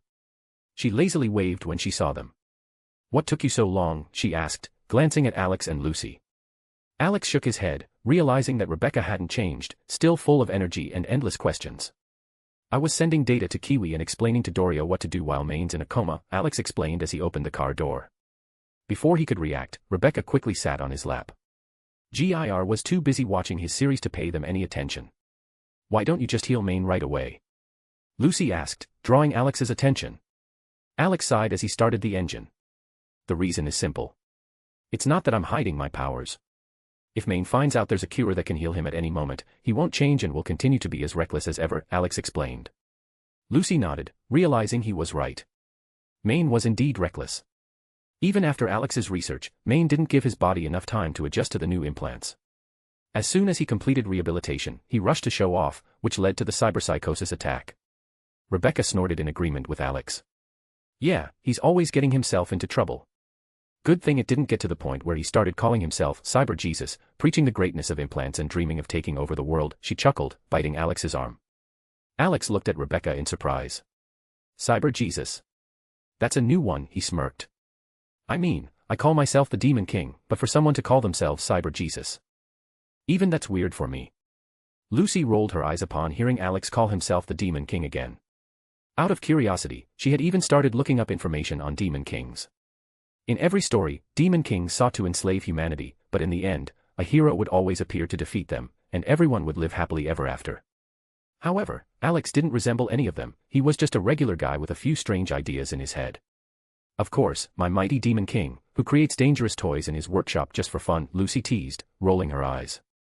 Alex turned his head toward Lucy, who was playfully joking about the fact that his workshop was constantly filled with dangerous creations. He didn't blame himself for it, he was genuinely drawn to creating destructive things. Even GIR, which was originally intended to be a cute robo-dog, had ended up as a machine capable of causing chaos and destruction. Alex reflected on all the things he'd created and realized that most of them were designed for destruction. Protective devices or anything aimed at defense were made only out of necessity, and even then in limited quantities. Ultimately, he realized that he was essentially creating only dangerous things. "Yeah, I won't argue with that. I'll just blame our gremlin," Alex poked Rebecca on the head with his finger, "for fueling my desire to create dangerous gadgets." Rebecca stopped gnawing on his arm and glanced at him. She thought for a moment but quickly concluded that there was nothing wrong with it. After all, what's the point of creating something if it can't blow up some idiot or turn him into a bloody mist? It would be boring without that. She just buried her head against his chest and returned to her activity, trying to bite his arm. "Are you going to tell them who you really are?" Lucy suddenly asked, looking intently at Alex. This question made him think. Even Rebecca, distracted from her activity, looked at him, waiting for an answer. "Maybe when Dorio and Maine want to settle down and start a family," Alex replied thoughtfully. "Then I'll offer them to move to my world, where they won't have to worry about their child getting kidnapped on the street or some cyber psychopath causing a ruckus." Lucy smiled and kissed Alex on the cheek, admiring his willingness to help his friends find a peaceful life. "What about those who want to continue working as mercenaries?" Rebecca asked, raising her head. Alex stroked her hair. Her question was logical. Not everyone is ready to give up dangerous work just because it's risky. Many start their careers as mercenaries precisely for the thrill of living life on the edge. "In my world, there are dungeons, so they could become adventurers," he replied. "But to be honest, I think most of our team will decide at some point to retire and live peacefully. Although I'm not sure about your brother." Rebecca smirked but agreed with him. She wasn't sure about Pilar either. However, if he refused to leave, she wouldn't feel sorry for him and would drag him along by force. "Even if he doesn't want to, I'll shove a shotgun up his ass, and he'll run like a charm," she said with a wide smile. Alex shuddered, imagining the unfortunate Pilar, who could become a victim of his fierce sister. He silently prayed for his well-being, hoping he would agree to leave with them. With his knowledge, Pilar could work in Hephaestus's workshop and earn good money. But that was a matter for the future. For now, Alex didn't plan to leave this world, as he felt that strange events were looming ahead, in which his help might be necessary. To be continued. Chapter 112, A Typical Family Evening. When Alex returned home, he was greeted by a familiar scene. Valerie was lying on the couch, engrossed in her favorite show. Alex glanced around, looking for Gloria, and heard the sounds coming from the kitchen. Taking off his coat, he headed there. In the kitchen, he saw Gloria, focused on preparing dinner, looking as she always did. She was the only one in their family who knew how to cook something delicious. Everything the other girls made tasted like styrofoam. Alex still couldn't figure out how Gloria managed to create something edible from synthetic products. Even though they had more money now, she still preferred to cook herself, avoiding ready-made meals. Alex felt a twinge of envy as he remembered her ex-husband, who was the first to enjoy her culinary masterpieces. However, despite that, Alex respected Gloria's ex-husband for his character and principles. In a city where even the police were corrupt and afraid to patrol the poor districts, Gloria's ex-husband stood out. He was the embodiment of justice and a desire to help people despite the dangers. But Alex understood that people like him often met a bad end. To truly help others, you needed strength and influence. Alex admired those who tried to make the world a better place, even at their own expense, but they often forgot that they had families to protect too. He stood in the doorway of the kitchen, watching Gloria as she continued to cook. Gloria, engrossed in the process, suddenly felt someone watching her. It puzzled her. Besides Valerie, no one was supposed to be home, and Alex, along with the other girls, had promised to come back later. Lately, Alex had been taking on more work, and the girls were helping him in their own ways, except for Rebecca, who preferred only to shoot and kill. Turning her head, Gloria noticed Alex standing in the doorway, looking at her with a tender smile. She once again reflected on how much her life had changed since he appeared. Her feelings for him had blossomed, and to her surprise, they were mutual. Gloria had never imagined herself dating a younger guy, but now she was used to it. And compared to goddesses who lived for centuries, she didn't seem old at all.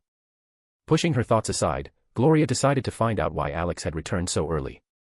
"You're home early. Did something happen?" she asked, wiping her hands on a towel.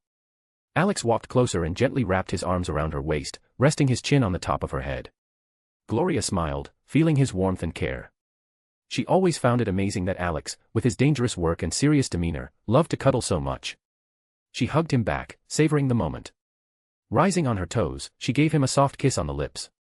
She used to feel shy about such displays of affection, but now it had become a familiar ritual, kissing him before bed or in the morning, even if he was still asleep. "What's with the sudden affection?" she asked with a smile after pulling away. Alex pressed his forehead to hers, their noses lightly touching. "I just missed you," he said quietly, a small smile on his lips. Gloria rolled her eyes, but warmth filled her heart. They spent so much time together, yet Alex still said he missed her. This sense of attachment was new to her, but she didn't mind, she actually liked it. She hugged him tighter, but after a minute, she gently pushed him away. "All right, that's enough cuddling. I still have dinner to make. We've got enough hungry mouths to feed," she said with a smile, nudging him away. Alex pouted as he looked at Gloria. He felt like he wasn't spending enough time with her, as he was increasingly busy with mercenary work. Gloria also often stayed late at her job. Alex had suggested more than once that she quit, but she always refused, saying she didn't want to just sit at home doing nothing. In response, Alex often pointed to Valerie, who barely ever left the house and spent most of her time on the couch. If it weren't for the occasional missions he brought her along on, she would have turned into a lazy teenager completely. Eventually, Alex decided that when they moved to his world, he would send Valerie into the dungeon with Lily and the other girls, to get her to be more active. "Come on, just a little longer," Alex pleaded pitifully, reaching out his arms. "No. Now go, don't get in the way," Gloria replied and began pushing him out of the kitchen. Smirking, Alex didn't resist and let her push him out. Shaking his head with a smile, he went into the living room. There, he saw Rebecca lounging on the couch next to Valerie, scrolling through a weapons website. Lucy sat in an armchair, focused on her tablet, petting Gir on the head. It looked like a scene straight out of a mafia boss's life. After changing clothes, Alex sat down on the couch, and Rebecca immediately laid her head in his lap. "Got kicked out by Gloria?" Lucy asked with a half-smile, glancing up from her tablet. Alex rolled his eyes at Lucy's snarky remark, as if he was always getting kicked out of the kitchen like a disobedient child. Well, sure, a couple of times Gloria had indeed asked him to leave, but that was only because he got bored and started distracting her with conversations, making it hard for her to cook. Another time, he just wanted to hug her, but that didn't work out either. Gloria couldn't focus with his constant displays of affection. The Demon King, banished from the kitchen. Where else would you see that?" Rebecca laughed, looking up at Alex. Alex grimaced and grabbed Rebecca by the nose, cutting off her air supply. She began to squirm, trying to free her nose, and when she finally did, she turned onto her side and bit him on the leg. To defend himself, Alex grabbed her cheeks and started squishing them, preventing her from continuing her attacks. "Unlike some people, I don't get kicked out for constantly stealing food from plates like a gremlin," he said, stretching Rebecca's cheeks. Lucy and Valerie burst out laughing, watching their playful squabble. These good-natured scuffles had become an integral part of their daily life, especially when Rebecca tried to bite Alex, and he valiantly fended off her attacks. Still holding her cheeks, Alex turned his gaze to Valerie, who was practically rolling on the couch with laughter. You might want to laugh a little less. Do you think I don't know you've been stealing snacks from GIR? Or swiping parts from Rebecca? Alex said, narrowing his eyes. Valerie's laughter stopped instantly, and she swallowed nervously. GIR's eyes were full of reproach, as if she had stolen something far more valuable than just snacks. Rebecca's gaze, on the other hand, suggested she was ready to tear Valerie apart for her little thefts. Valerie frantically glanced at Lucy, hoping for some support, but Lucy only looked away, clearly not wanting to get involved. She knew that GIR would share his snacks if asked, and that stealing from him wasn't necessary. As for Rebecca, the weapons gremlin, well, Valerie had gotten herself into that mess by stealing her parts. Valerie shot Alex a hurt look, feeling betrayed that he had ratted her out. Don't look at me like that, Alex continued calmly. It's your own fault. Just because you've eaten your daily ration doesn't mean you get to steal from GIR. As for the parts, well, you'll have to handle that yourself. I'm not helping you with that. Rebecca immediately jumped off Alex's lap and loomed over Valerie, who shrank back on the couch, trying to find an escape route. But Rebecca anticipated her move and didn't let her get away, immediately scolding her for stealing parts. Even if they're not needed right now, they could be useful in the future, she explained.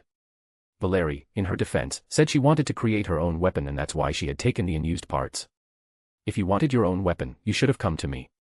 I would have helped you build something worthwhile, not those little toys you're putting together, Rebecca said with a smirk. Curiosity got the better of her, and she asked Valerie to show her creation. Valerie enthusiastically bolted to her room, leaping over the couch as if she left nothing but a trail of dust behind her. Alex shook his head, realizing that under his and Rebecca's influence, Valerie had also gotten into the habit of creating something destructive. Meanwhile, Lucy removed the sulking GIR from her lap, who still hadn't forgiven Valerie for stealing his snacks, and sat down next to Alex. She wrapped her arms around his waist and rested her head on his shoulder. You and Rebecca have influenced V way too much. Now she's making weapons of her own, Lucy said with a smile. Alex shrugged, seeing nothing wrong with that. Better than drugs and bad company, he replied, glancing at her. Lucy paused to think. Although she had initially wanted to argue, she realized he was right. Making weapons was far safer than getting involved in street fights or gangs. Many teenagers her age were already wrapped up in crime, and Valerie's choice was definitely not the worst. All right, you're right, better this way, she agreed and gently kissed Alex on the cheek. Alex chuckled at Lucy's words. Of course, he was right, he had to keep an eye on Valerie to make sure she didn't get into trouble. That's why he didn't mind her staying home most of the time, only going out with him when he took her along for his side jobs. If she spent more time outside, he might have to fend off annoying admirers who would try to ask her out. Alex didn't want to become the guy waving a stick at every teenager trying to take Valerie on a date. But for some reason, he felt that would become his main job once he had his own kids. A wide grin spread across his face, almost distorting it as he imagined chasing away suitors for his daughters. Noticing the strange expression on his face, Lucy squinted in confusion. What are you thinking about? She asked, skeptically looking at him. Alex stopped fantasizing about how he'd chase boys away with an idiot stick if they dared to court his daughters. I just thought, when we have kids, if it's a girl, sooner or later there will be suitors, he said, frowning. Lucy's cheeks flushed slightly at the mention of kids. She wasn't opposed to having children, but she couldn't understand why Alex was grinning so widely while talking about it. It's normal for a daughter to have a boyfriend someday, right? Well, that's inevitable. But why are you grinning and frowning at the same time? Lucy asked curiously, raising an eyebrow. Isn't it obvious? No father ever wants his daughter to get married, Alex replied with a serious expression. Lucy rolled her eyes at his words, as if they already had a daughter, and she was about to bring home a suitor. You do realize this is unavoidable, right? She said, staring directly into his eyes. At her words, Alex's face stretched as if he had just eaten a handful of lemons. But a moment later, he smiled again, realizing he could intimidate any boy who dared approach his daughter. That won't happen if I scare off every idiot who tries to get close to her.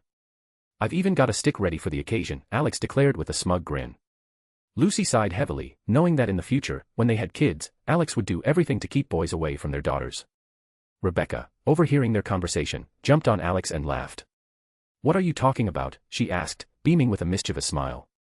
Catching her, Alex began explaining the essence of their discussion about the future. Rebecca nodded in agreement, sharing his thoughts. She also didn't want any boys hanging around her daughter if she had one in the future. Just let anyone try to get close to my daughter. I'll unload a whole magazine into his backside. Rebecca said with a wide grin. Lucy, laughing, shook her head. That won't be necessary. If your kids are even half as crazy as you, no sane person will risk going near them. Alex and Rebecca exchanged glances and burst into laughter, realizing Lucy was right. Any boy would run for the hills if his girlfriend was building strange and dangerous weapons out of random materials and having fun with it. Lucy joined in their laughter, imagining what their children might be like. In her mind, Alex and Rebecca's kids were like walking powder kegs, ready to explode at any moment, while her own children resembled lazy cats, leaving their stuff scattered around the house.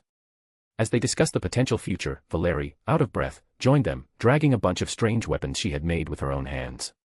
Here's what I put together myself, she said proudly, placing everything on the table. Alex smiled and shook his head, watching her enthusiasm. Rebecca jumped off Alex and stepped closer to examine the weapons Valerie had assembled.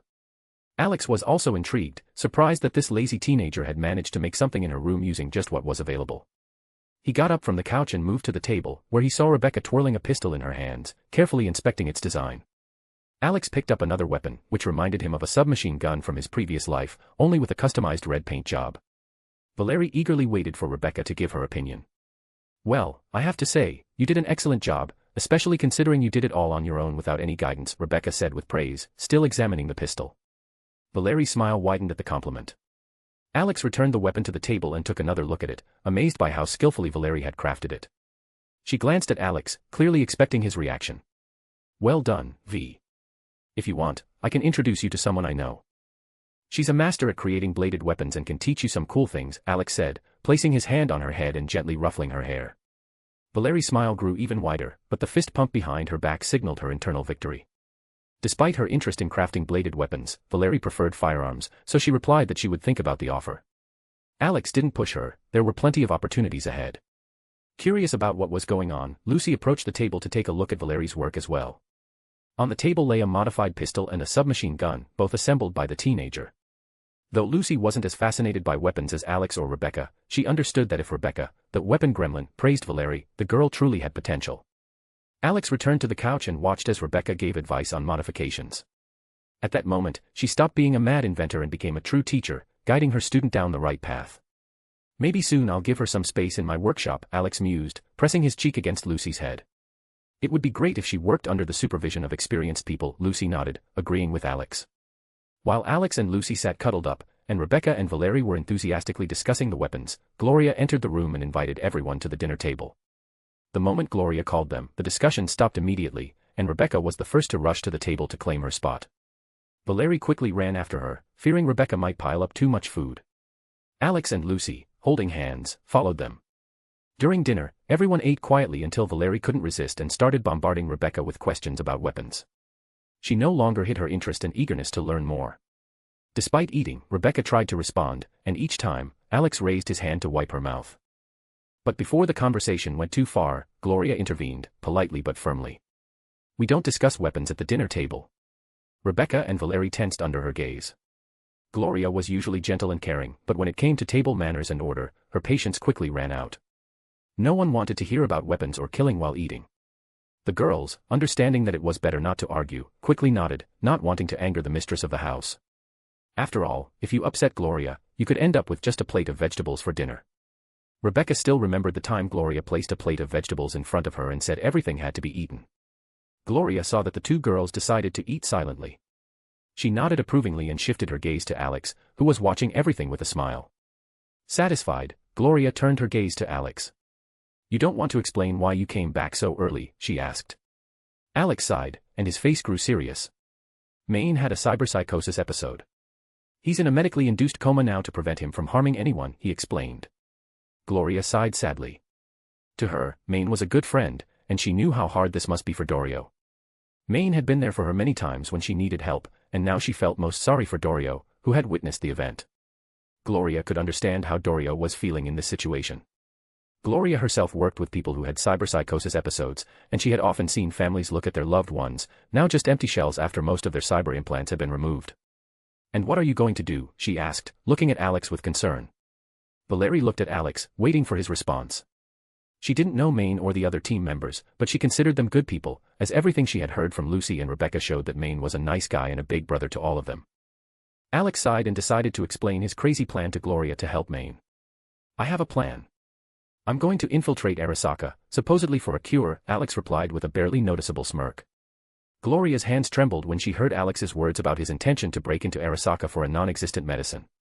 She asked why Alex couldn't simply heal Maine with his magic. Alex began explaining the real reason he couldn't heal Maine so easily. Gloria nodded, understanding that if Maine found out about the existence of such a cure, he would become even more reckless. Then what do you actually need in Arasaka? She asked with a heavy sigh. I need any data I can pull from their servers. I have a feeling something is brewing, and I want to understand what it is. Even if it's just my paranoia, I need to make sure I'm wrong, Alex replied, stroking his chin thoughtfully. The girls looked at him with interest, waiting for an explanation. Alex started to share that something similar had happened in his past world. That was when he first encountered mutated monsters and the first minion who wanted to kill him. Ultimately, this led to a conflict with gods who decided to wreak havoc in an avatar of a particularly unpleasant entity that now wanted something from him. Do you think there might be something similar to what happened in your world here? Lucy asked, looking at Alex with concern. I don't think gods or anything like that are involved here, but I need to be sure that's not the case, Alex shook his head. He didn't believe in such a coincidence that, just like in his home world, there could be something related to Nyarlathotep here as well. He had stumbled into this world by chance, and there couldn't be shards or avatars of that entity here. That would be too strange of a coincidence. Until he was sure this was just his paranoia, he intended to stay on high alert. Do you really think such data could be on the corporation's servers? Rebecca asked, slightly frowning. Alex rubbed his chin, pondering this. If you want to hide something important, the best place to put it is in plain sight so that no one even thinks to look there. It's like a teenager hiding pornography in a folder labeled homework. If you need to hide something, put it where it's easy to find but easy to ignore. I think that's quite possible. Hide in plain sight, and no one will suspect a thing, Alex said, wrapping up his thoughts. Lucy nodded in agreement, he was right about that. But she had another request. When Alex downloaded the data from Arasaka, she wanted him to erase all records about her and her past. She had already told Alex who she was before she escaped from the corporation, and now she wished for all her files to disappear from the archives. She knew they might still be searching for her. After all, Lucy had been told she had immense potential as a netrunner, and she had done quite a bit of work for Arasaka. Few knew about her past, mostly those who were currently around her. Even the other members of Maine's team were unaware. To be continued. A few words from the author. I had a weird and crazy plan for the next world, the plot of which I came up with while I was cooking dinner.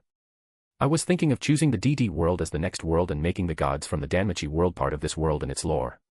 For example, Loki is very similar in character to Odin from DD, which makes her very similar to this perverted god. But then I realized that I had driven myself into a dead end by mentioning in the Danmachi world that the gods descended from the divine realm, and they did not know about other worlds and so on. But if such an idea is not bad, then you can share your opinion. Chapter 113, Mission Impossible. Waking up early in the morning, Alex didn't feel the familiar warmth next to him. This threw him off a little, as every morning started the same way. Rebecca, following her strange ritual, would always chew on some part of his body. Today should have been the same, but he was alone in bed. Turning onto his side and opening his eyes, Alex didn't see the usual scene. He rolled over to the other side, same story. No one. Stretching sleepily, he got up and looked around. The room was empty. Where is everyone? Alex thought, getting up from the couch and heading to the bathroom. But it was empty too. After a quick wash, he decided to head downstairs to see who was home. As he walked down the stairs, Alex noticed that everyone was gathered in the living room, with a few new faces added to the usual company. On one side sat the house's residents, while Falco and Kiwi were settled on the armchairs.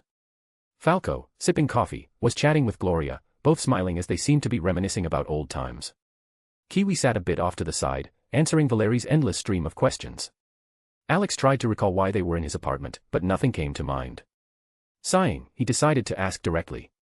What brings you here so early in the morning? He addressed the group. All eyes instantly turned toward him, like in a horror movie scene where the hero enters a room and everyone stares. Alex couldn't help but feel like he was the protagonist in such a moment. Falco smiled and nodded in greeting, while Kiwi raised an eyebrow. Didn't you call us last night and say everything was ready, asking us to come? Kiwi asked in surprise. Alex placed a hand on his chin, trying to remember. If they were here, then he must have called, but why didn't he remember it? Kiwi noticed his confusion and realized he had forgotten the midnight call. Falco just shook his head, smirking. Judging by Alex's voice on the phone, he had been very tired, so it was understandable. Well, if I called, then I called. But first coffee, then everything else, Alex said, shrugging as he gave up on trying to remember the details. Under the group's gazes, Alex headed to the kitchen to grab a cup of coffee, just to start functioning properly. Even though he barely needed sleep or food, he still clung to old habits. Even after waking up, Alex always felt like he hadn't slept enough. Is he always like this in the mornings? Falco asked Gloria, watching Alex disappear into the kitchen. Gloria thought for a moment.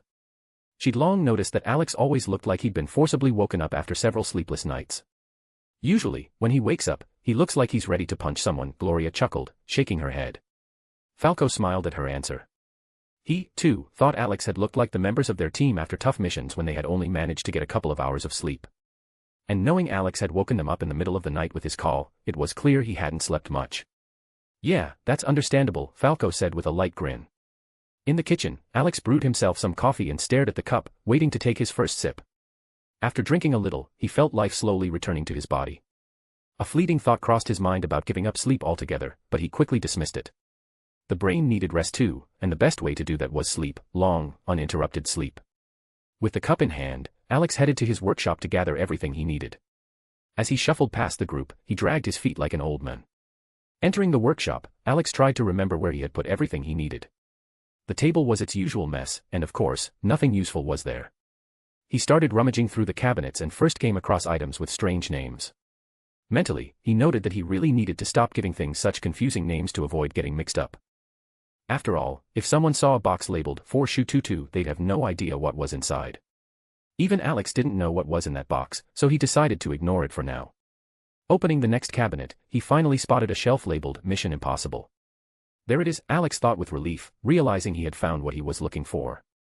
Gathering all the necessary boxes, Alex headed to the living room to show off his creations.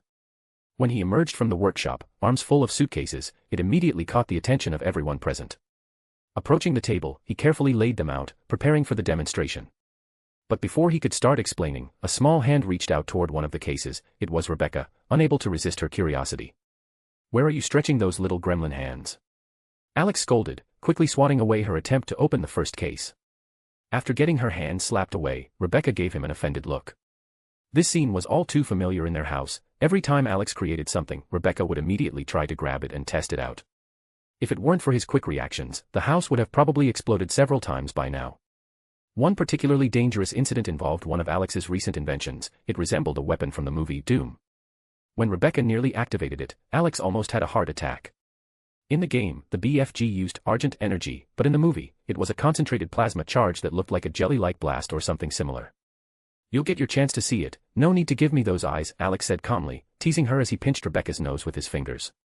She swatted his hand away, sighed dramatically, and sat on the couch, looking like a child who'd been forbidden from playing with new toys. Alex, with a slight smile, turned to the others, who had been watching the interaction with mild amusement. Falco, noticing this, turned to Gloria. "Does this happen often?" he asked, nodding in the direction of Rebecca and Alex. Gloria sighed, smiling slightly as she nodded. "All the time. Alex creates something, and Rebecca immediately tries to grab it. One time she nearly blew up an entire building," she said with a crooked smile. Falco involuntarily shuddered, imagining just how dangerous Alex's inventions could be, and cast a cautious glance toward the workshop door. Quickly shaking off those thoughts, he turned his attention back to the suitcases, eagerly awaiting Alex's explanation. Kiwi, also intrigued, scooted closer to get a better look at the contents. "First off, these are your outfits for the mission," Alex said, sliding 2 cases forward. He placed one suitcase in front of Falco and the other in front of Kiwi. Both opened their cases. Inside, Falco found a sharp black suit with a white shirt and a red tie. The material felt incredibly durable, as if the suit could withstand bullets. Kiwi found secretary-style attire, a knee-length pencil skirt, a white blouse, and a gray blazer. "Go change, then we'll continue," Alex instructed, pointing to the bathroom. Falco headed off to change in the bathroom, while Kiwi went upstairs, where Gloria offered her one of the rooms. Left alone in the living room, Alex tried to ignore Rebecca, who continued to stare at him with sad eyes. Seeing that her looks wouldn't get her anywhere, he sighed and, finally giving in, spread his arms in a gesture of offering comfort. Rebecca immediately jumped into his arms, playing the role of a spoiled child and asking questions about what was inside the other cases. She even batted her eyelashes at him and made suggestive comments about the evening, trying to coax him into revealing the secrets. Alex was tempted to fall for her charms but decided to wait for Kiwi and Falco to return. Realizing her plan hadn't worked, Rebecca cast a pleading glance at Gloria, hoping for her help. But Gloria just shook her head, refusing to get involved. Sighing even louder, Rebecca turned to Lucy, who was petting GIR, but she also refused to help. Frustrated, Rebecca began grumbling about traitors all around. "If you wait, I'll make a special machine gun just for you," Alex whispered in her ear like a true tempter. Rebecca's eyes lit up with excitement. Her very own machine gun, and a dangerous one at that. She immediately hugged Alex and began behaving like an obedient child promised early Christmas presents. Alex smiled, seeing how quickly she calmed down. He had long since learned how to soothe girls when they wanted something. A few minutes later, Falco and Kiwi returned in their new outfits. Falco, in a sharp suit with a white shirt and red tie, looked like a butler from an aristocratic household, especially with his neatly groomed hair and mustache. Kiwi, on the other hand, drew attention with her figure, accentuated by the fitted skirt and sleek gray blazer. Alex noticed and let his gaze linger on her slender yet curvy form. "That outfit really suits you, Kiwi," he said, raising a thumb in approval. Kiwi shot him a brief glance, and although she was slightly flustered by the compliment, she didn't want to show that she liked it.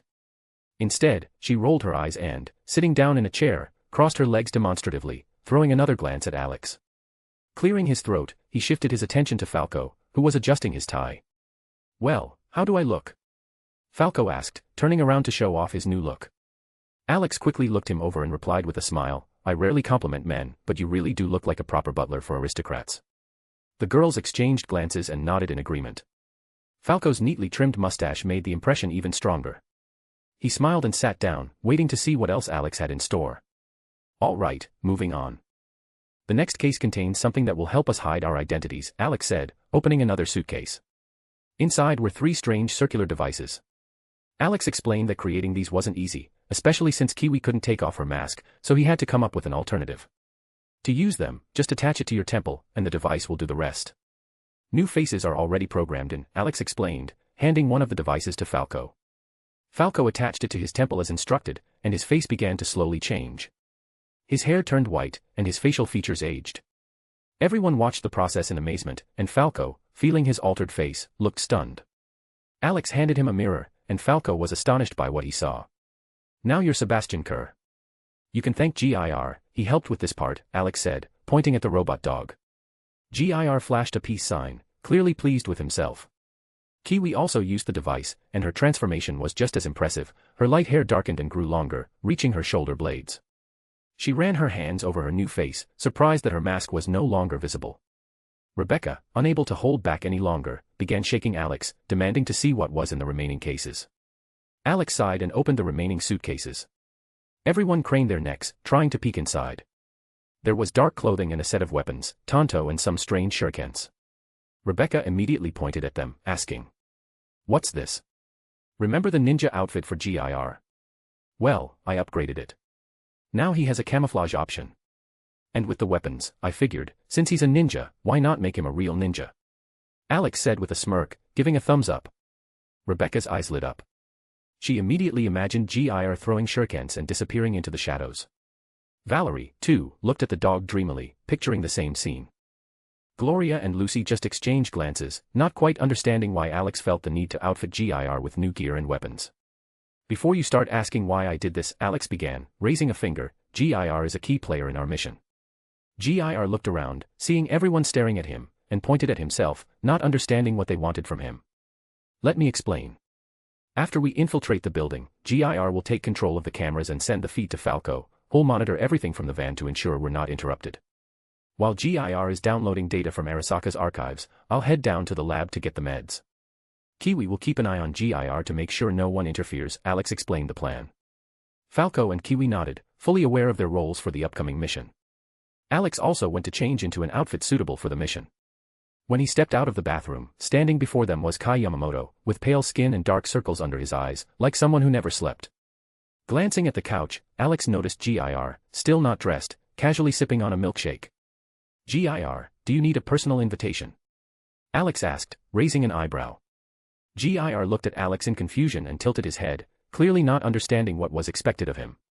Alex gestured towards the suitcases on the table. GIR followed his gaze and finally realized. Silently handing the milkshake to Gloria, he quickly hopped onto the table and started putting on the ninja costume. When GIR finished, he began stuffing shurikens into his pockets but didn't know where to place the Tonto. He looked at Gloria for help. She smiled and helped him secure the Tonto on his belt so it would be comfortable for him. "Neen." GIR exclaimed, striking a ninja pose. Alex chuckled, watching him, thinking about how the costume and Tonto added a comedic touch to GIR's appearance. His gaze shifted to Falco and Kiwi, and he asked, "Well, ready for the mission?" After they both nodded confidently, Alex grabbed another closed case, the contents of which he kept secret. It was something specifically prepared to distract Arasaka's security in case of an emergency. "See you at the base," Alex said, heading out behind Falco and Kiwi. Lucy and Rebecca also made their way to the base to wait for the others. After descending to the parking lot, Alex tossed the keys to Falco, so he could play the role of the driver. Sitting in the back seat, Alex waited for the engine to start and began explaining Kiwi's actions in more detail for once they got inside Arasaka. She listened carefully, committing every detail to memory. This was her first mission of such danger, but she was determined to give it her all. Just in case, Alex also explained to Falco what he should do once they arrived at the location. "Don't worry, Alex, I know what to do," Falco replied confidently, giving a thumbs up. Alex nodded in satisfaction and relaxed into his seat, closing his eyes. He even mentally reached out to Hestia, asking for a successful outcome for the mission. He had a plan for unforeseen circumstances, but he still hoped for a quick completion of the task and a swift return home. Meanwhile, Kiwi realized that any mistake could lead to failure, which made her concentrate even harder. As they approached the Arasaka building, Falco slowed down and turned to the others. "Are you ready?" Alex and Kiwi nodded, confirming their readiness. Falco, fully committed to his role, stopped the car at the entrance, opened the doors, and politely offered his hand to Kiwi, helping her out like a true butler. Everything had been planned down to the smallest detail to avoid raising any suspicions. Falco nodded and wished them good luck. Alex stepped forward, with Kiwi following him, playing the role of his secretary. They entered the building, and Alex, not looking back, immediately headed for the reception desk, where a girl was sitting. When she looked up and saw Alex, a polite smile appeared on her face. "Mr. Yamamoto, we didn't expect you so early," she said, still smiling. Alex remained silent, as his character, Kai, was not very talkative, and he didn't want to break the persona. The girl was slightly taken aback by his silence, but remembering the rumors about the new head of the research department, she maintained her polite smile. Then her gaze shifted to Kiwi. "Ms. Goto, could you explain what brings you here so early?" she asked, looking at her. Kiwi stepped forward and, standing next to Alex, calmly replied, "Mr. Yamamoto decided to inspect his new workplace and arrived early to familiarize himself with the environment," she explained, following the plan they had discussed in the car. The girl at the reception nodded and began typing something on the computer. After finishing, she asked them to wait a moment. Kiwi, returning to her cold and detached demeanor, stood still, while Alex subtly scanned the room, showing no excessive interest. After a while, another girl approached, holding 2 key cards. "Mr. Yamamoto, Ms. Goto, here are your key cards," she said politely, handing them over. Kiwi nodded and took both key cards, passing one to Alex, which was labeled with the name Yamamoto. Alex placed the card in his pocket. "Allow me to escort you to the office," the girl who brought the cards offered. Kiwi threw a questioning glance at Alex, as if seeking confirmation. He nodded briefly in agreement. The girl smiled and led them to the elevator. Alex maintained an expression of complete indifference. "What do you think of this branch, Mr. Yamamoto?" the girl asked, turning to them in the elevator. Alex simply hummed, indicating that he had no intention of engaging in conversation. Kiwi, following the script, took the initiative. "Mr. Yamamoto is glad to continue working at Arasaka, and it doesn't matter where exactly. The important thing is that he remains a part of the corporation," she replied politely. The girl took this for granted, not noticing Alex's cold demeanor. To her, arrogant bosses were a common occurrence. When the elevator stopped, she led them further down the corridors to the office they needed, located at the very end of the floor. "Here's your office, Mr. Yamamoto. I hope you like it, it was done according to your specifications," she said, gesturing to the doors. Alex nodded briefly and opened the door, stepping inside. Kiwi followed him, closing the door behind her. Alex was ready to relax, but then he remembered the potential for eavesdropping and cameras. Without wasting any time, he sat down at the computer and connected GIR, who had been discreetly hiding on his leg the whole time. GIR quickly conducted a sweep and detected surveillance cameras. Frowning, Alex asked GIR to disable them. Once the cameras were taken out, the tension eased, and he allowed himself to relax a bit. "Who would have thought that maintaining a face like you're constipated could be so exhausting?" Alex chuckled, noticeably in better spirits. Kiwi just smiled and shook her head. It felt strange for her to play the role of a cold secretary who was always smiling. She couldn't remember the last time she had to pretend to be so polite. "We're in, but now the hardest part begins. We need to get into the lab and grab the medicine while you download the data," Alex said, removing the mask of indifference and cold authority. Kiwi nodded, realizing that the main part of the operation was still ahead. Alex pulled a small package from the case and began laying out strange plates on the table. Kiwi looked at them with curiosity. "What are these?" she asked, pointing at the plates. Alex counted them to ensure he had enough and replied with a mysterious smile. "If you want to hide something, hide it behind something ridiculous. These plates are a distraction." Kiwi frowned slightly, not quite understanding what he meant, but decided not to delve into the details. Her task was to ensure that no one entered the office while GIR downloaded the data. Alex slipped the plates into his pocket, removed his jacket, and put on his favorite mask, the one he used whenever he was preparing to cause chaos in the city. He turned to GIR, who was settled on the table. "Plot a route for me to the lab so I won't be noticed," he instructed. GIR quickly mapped out the path and sent the directions to Alex's phone. Ensuring everything was ready, Alex gave GIR two important tasks: erase all mentions of Lucy's work at Arasaka and implant a virus in the building system to distract the guards when they left. To be continued. Chapter 114, Chapter 114, How to Create Chaos in Arasaka.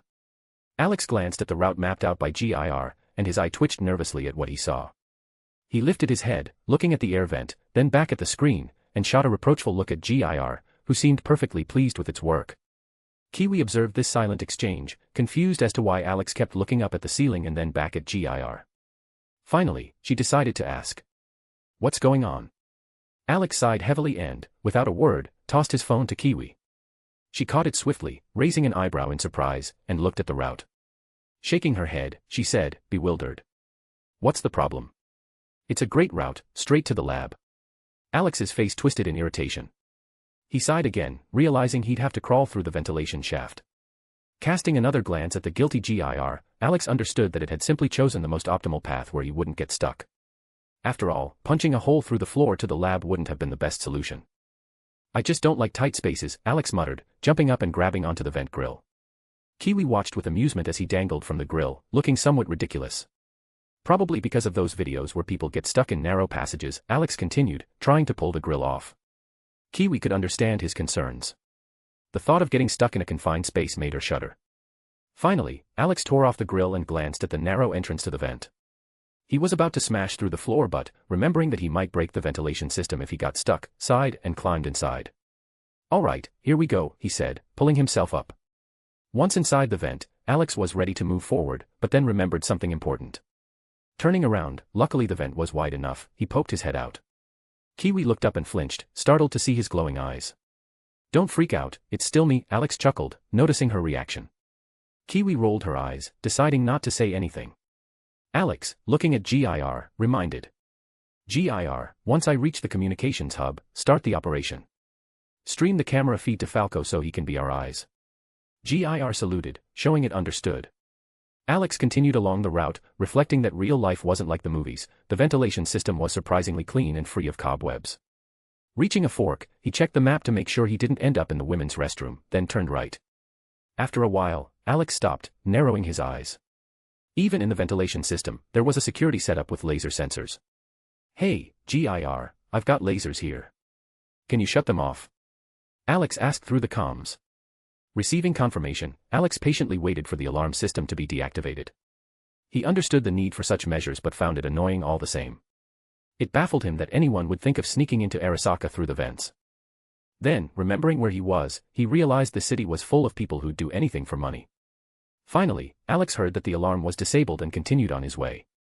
"All that's missing is some music for this job," he muttered under his breath. Both Kiwi and Falco, who was monitoring the cameras, heard his grumbling. Falco laughed, understanding Alex's sentiment. "No kidding. A mission like this definitely needs its own theme song," Falco replied with a chuckle. Alex nodded and began humming the Mission Impossible theme, adding atmosphere to the situation. Falco burst out laughing, while Kiwi, sitting in Yamamoto's office, almost choked in surprise upon hearing Alex singing while crawling through the ventilation. What surprised her most was that even GIR joined in, humming along and striking strange poses. Kiwi sighed tiredly, realizing Lucy had been right when she said Alex could be a bit odd when he got into something. "You do realize we're on a stealth mission, and your song could give us away," Kiwi said reproachfully over the comms. Alex paused for a second, considering the fact that no one would hear him anyway. The ventilation walls were thick enough. As long as he hummed quietly along the way, no one would notice. "It's fine, it just helps set the right mood for this kind of mission," Alex replied with a light chuckle. Falco agreed, backing him up by saying that sometimes it was important to get into character. Kiwi sighed again, not bothering to argue with him. What surprised her more was how Alex had managed to complete his previous missions with this kind of approach and still remain unnoticed. Have you always worked like this? Kiwi asked, glancing at Alex with curiosity. Alex felt a bit embarrassed by her question since most of his past missions were far from what could be considered covert ops. For instance, when he stormed into Thanatos' house, punched him in the face, and left without disturbing anyone. Or the time with Indra, whom he found after he was kidnapped by Ishtar along with Haruheim. And the other two idiots practically fell into his hands themselves. Well, back then it was all quiet and smooth, Alex lied in a monotone voice. Kiwi nodded, still not fully understanding why Alex acted so oddly sometimes but decided to leave the questioning for later. For now, it was important to keep communication to a minimum, just in case. Alex continued moving forward until he noticed that the ventilation shaft ended, opening up a view of the elevator shaft. He realized he was close to the comms hub where he could connect to the system. I'm at the elevator shaft. GIR, get ready, you're up soon, Alex said, contacting GIR. GIR confirmed he was ready. Alex looked around and climbed out into the shaft. The shaft was massive, and looking down, the thought briefly crossed his mind to just let go and fall, but he quickly pushed it aside. He needed to find the comms hub first. Spotting the hub above, Alex started climbing. Reaching it, he ripped the cover off the panel and pulled out a device that would allow GIR to take control of Arasaka's security systems without drawing attention. All right, I'm connected. It's your turn now, GIR, Alex said, hanging by one hand over the abyss. GIR, plugged into Yamamoto's computer, immediately began hacking into the cameras and security system. Meanwhile, Falco, sitting in the car, received the signal on his tablet and took over surveillance. We've got eyes all over the building. You're clear to proceed, Falco confirmed, letting Alex know the cameras were under their control. Alex nodded and jumped onto the elevator cable, sliding down.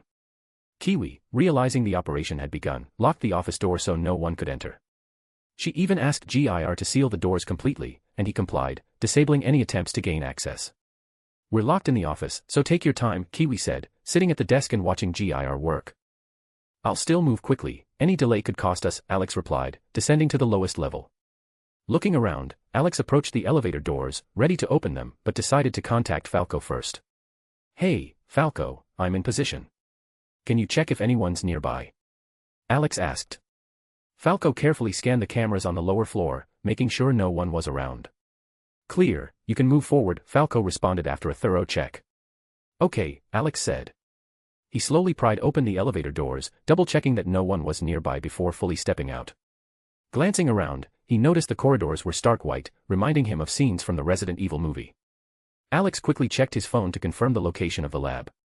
Falco, give me a heads up if anyone shows up on my route, Alex said as he moved forward. I'd love to, but the cameras only cover the entrance to this floor. The lab is outside our surveillance zone, Falco replied. Alex grumbled in frustration about having to go in blind and cautiously made his way down the corridors. Passing by some strange rooms, he peeked into one and saw people inside capsules. Hey, there are people in capsules here. What's going on? Alex asked. Kiwi, still monitoring GIR's work, was impressed by his speed. What would have taken her hours, GIR was doing in mere minutes. She'd always thought there were many talented netrunners, like Lucy, but GIR was clearly on another level. Alex's question pulled her from her thoughts. Those are netrunners working for Arasaka. They're plugged into the network right now, Kiwi explained. Alex nodded and gave the people one more glance, deciding not to dwell on what was happening. It seemed strange to him. He couldn't understand why, knowing that if something went wrong in the virtual world, their brains could literally fry, leaving them either as brain-dead vegetables or killing them outright. Lucy had already told him what happens to those who dive too deep into the virtual realm and encounter old viral AIs or something similar. Closing the door, Alex continued on his way. As he passed by one of the doors, it suddenly swung open, and a worker from that floor appeared in front of him. Without thinking, Alex punched him in the nose and shoved him back into the room. The worker, having just finished his shift, was already imagining heading home to crack open a cold beer. He had no idea that upon leaving the room, he'd run into a strange guy in a white mask, who would immediately punch him in the face.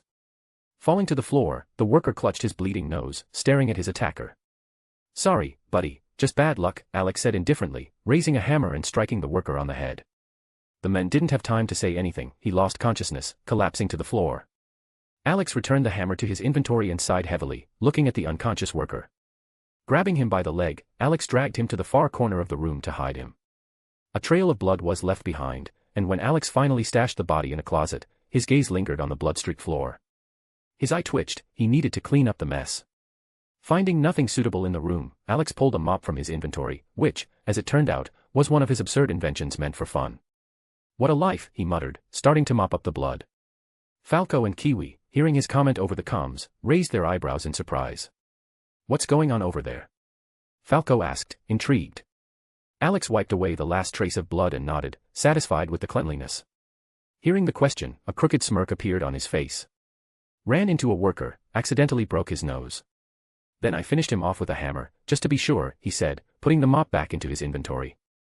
Falco chuckled, feeling sympathy for the poor guy who fell victim to Alex's hammer, while Kiwi just shook her head, not wanting to delve into the details. She didn't even want to know why Alex carried a hammer with him. But Falco wouldn't let it go. "So, what are you complaining about?" "This idiot splattered blood all over the floor, and I had to clean up after him," Alex replied dryly.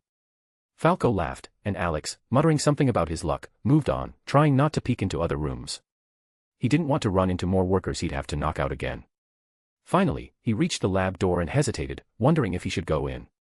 There were no medicines left, and what he had prepared for Maine was already in his inventory. After a brief moment of contemplation, he decided to enter. His intuition suggested he might find something useful. "I'm at the lab." "GIR, open the doors," Alex said into his communicator. Busy downloading data and deleting information about Lucy, GIR heard him and opened the doors. Alex stepped into the lab, surveying the various devices, from weapons to cyber implants. He grabbed a few weapon samples for his collection, but the cyber implants didn't interest him. As he ventured further inside, he stumbled upon a room where a person was working at a computer. Approaching from behind, Alex struck him on the back of the head without hesitation, knocking him out. "Let's see what you're hiding here," he muttered, looking around. While exploring the lab, Alex came across a strange room filled with experimental devices and a safe.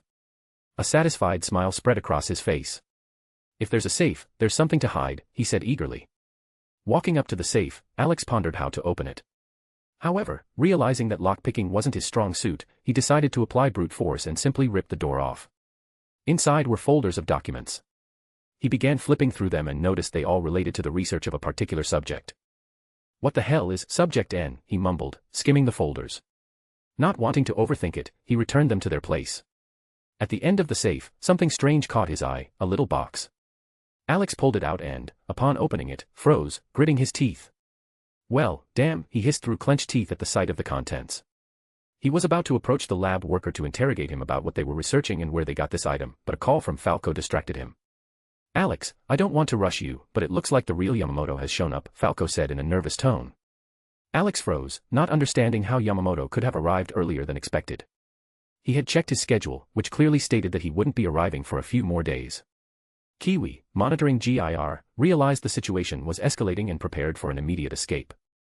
However, Alex hadn't informed her about this beforehand, assuring her that Yamamoto wouldn't arrive for at least a couple of days. "That's already bad news," Alex said, tossing the box into his inventory. "Give me the situation report."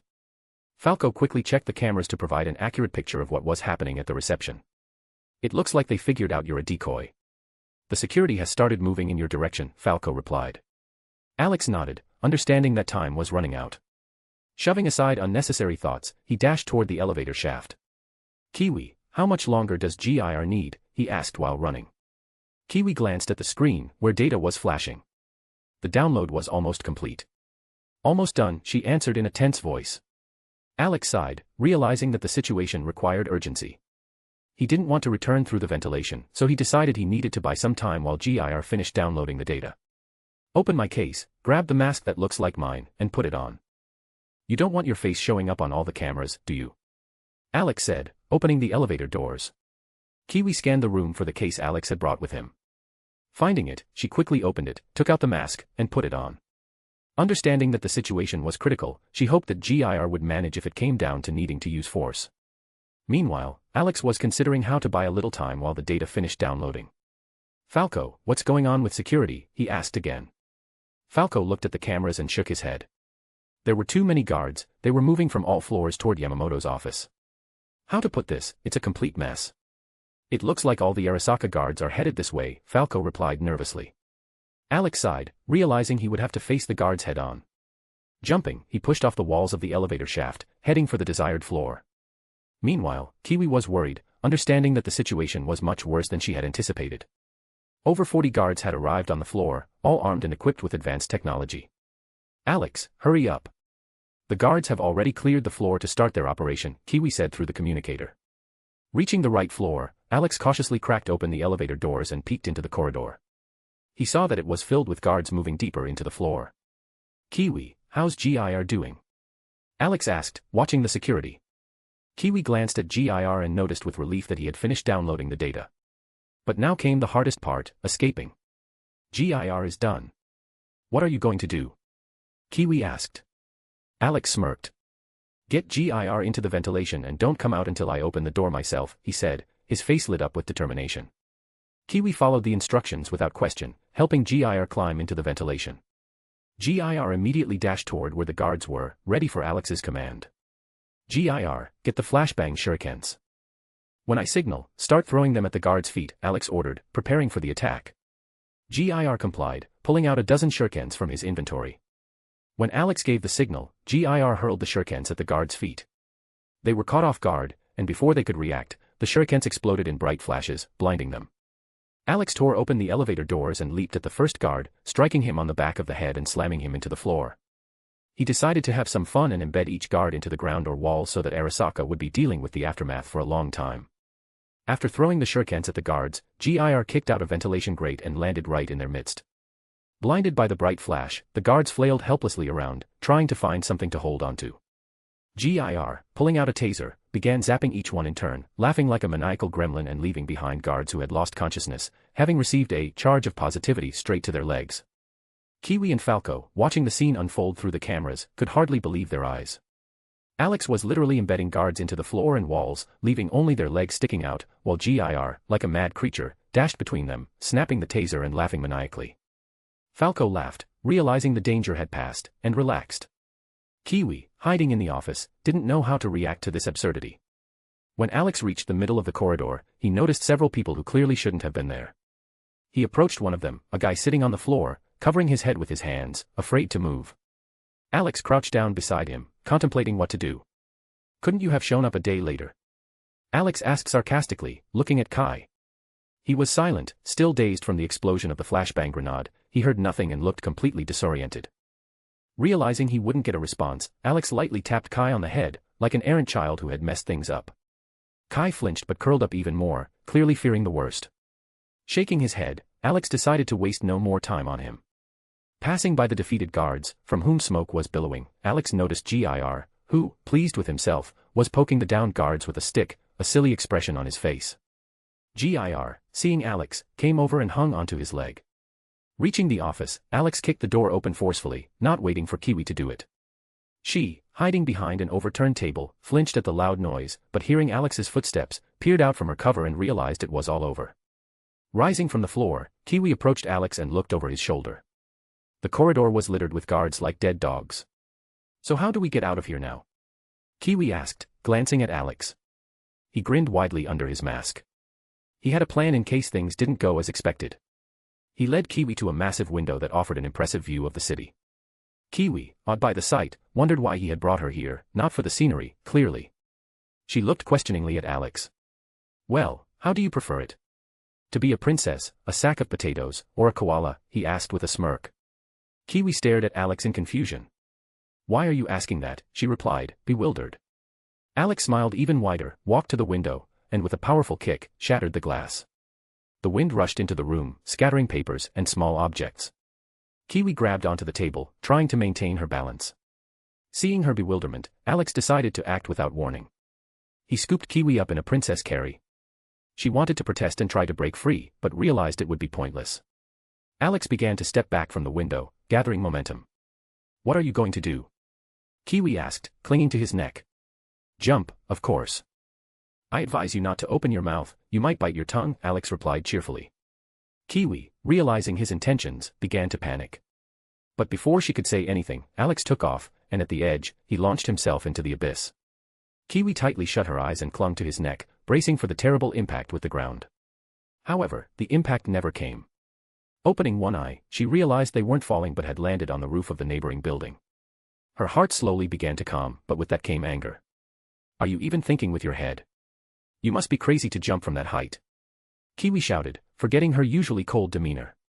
Alex looked at her in surprise. He hadn't expected such an emotional outburst. He even thought she was scolding him in several different languages. Smiling, he realized that beneath Kiwi's cool exterior lay a fiery nature. "All right, you'll have time to yell at me later.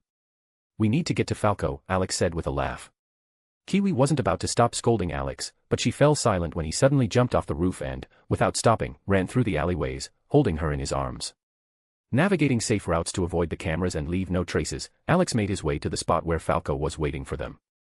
The car was parked in a secluded area, away from the cameras, perfectly hidden.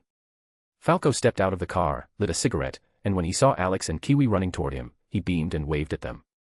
"Wow, what a commotion you caused," Falco commented as Alex got closer and gently set Kiwi down on the ground.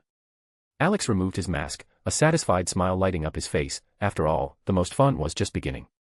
His plan was far from over, and he intended to create even more chaos in Arasaka so that the corporation would have no time or resources to search for them.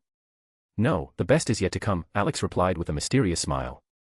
Falco raised an eyebrow, unsure of what he meant, but intrigued by Alex's enigmatic grin. Alex simply beckoned them to follow, and the three of them emerged from their hiding spot, climbing a hill that provided a full view of the Arasaka building. Alex, not taking his eyes off the tower, turned to Gir. "Gir, it's the final part of the plan," he said with a broad, almost sinister smile. Gir nodded and began activating the traps that Alex had set, while simultaneously launching a viral program that had infiltrated Arasaka's security system.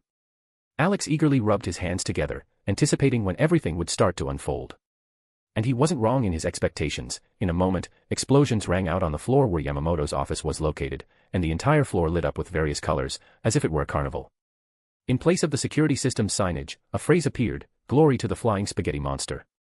Seeing this, Alex nearly teared up from laughter and joy, realizing that now the entire city would be aware of the greatest myth he had just created. Falco, dropping his cigarette, stared at the building in disbelief. Kiwi shifted her gaze from the bright, now multicolored floor to Alex, who was as joyful as a child. "Well, how about we take a selfie for the memories?" Alex suggested, turning to Falco and Kiwi. Falco laughed, thinking it was a great idea, while Kiwi merely shook her head but still agreed. Happy, Alex took out his phone and set it up on a ledge, adjusting the lens so that the Arasaka building with its bright colors and new message appeared in the background. He stood with a wide smile, holding Gir in his arms. Falco took his place on the left, also smiling at the camera, while Kiwi stood on the right, maintaining her cool expression. After taking the picture, Alex, beaming with happiness, sent the photo to his friend so they could also preserve the moment. After a brief pause and reviewing the photo, they headed toward the car. The time had come. It was time to return to the base and inject the medicine into Mainu. To be continued. Chapter 115. Chapter 115. Hey, you're finally awake. After the group took the photo against the backdrop of the Arasaka building, Alex, satisfied, examined the picture with a wide smile. He thought to himself that if he had done something like this in Orario, the goddesses would already be lecturing him, forcing him to clean up the fruits of his art. But in Night City, the city of opportunities and chaos, he didn't have to worry about such consequences. Looking up at the glowing inscription, "Glory to the flying spaghetti monster," on Arasaka Tower, Alex realized that no one else in this city would dare to pull off something like this. Only he managed to execute such a trick. In his imagination, he already pictured the faces of Arasaka's leadership when they would have to deal with the aftermath of his joke. "I don't mean to distract you from admiring your masterpiece, but let me just say this, you're probably the only madman in this city capable of something like that," Falco smirked, standing next to him and also looking at the tower. Alex turned to him with the same wide smile. He knew that such tricks were only possible in a tech-saturated world, but he already had a plan to infect all the billboards in the city with a virus, making the same phrase appear everywhere. However, he decided to keep this idea to himself for now, in case anyone tried to interfere with his fun. "As they say, if you want something bad enough, you can achieve anything," Alex replied with a light laugh. Falco wanted to argue but couldn't find the words. Alex was right, the key was finding a reason to keep moving forward. Kiwi simply shook her head, observing their conversation. She still couldn't understand how someone with such a chaotic nature as Alex could be a secret agent.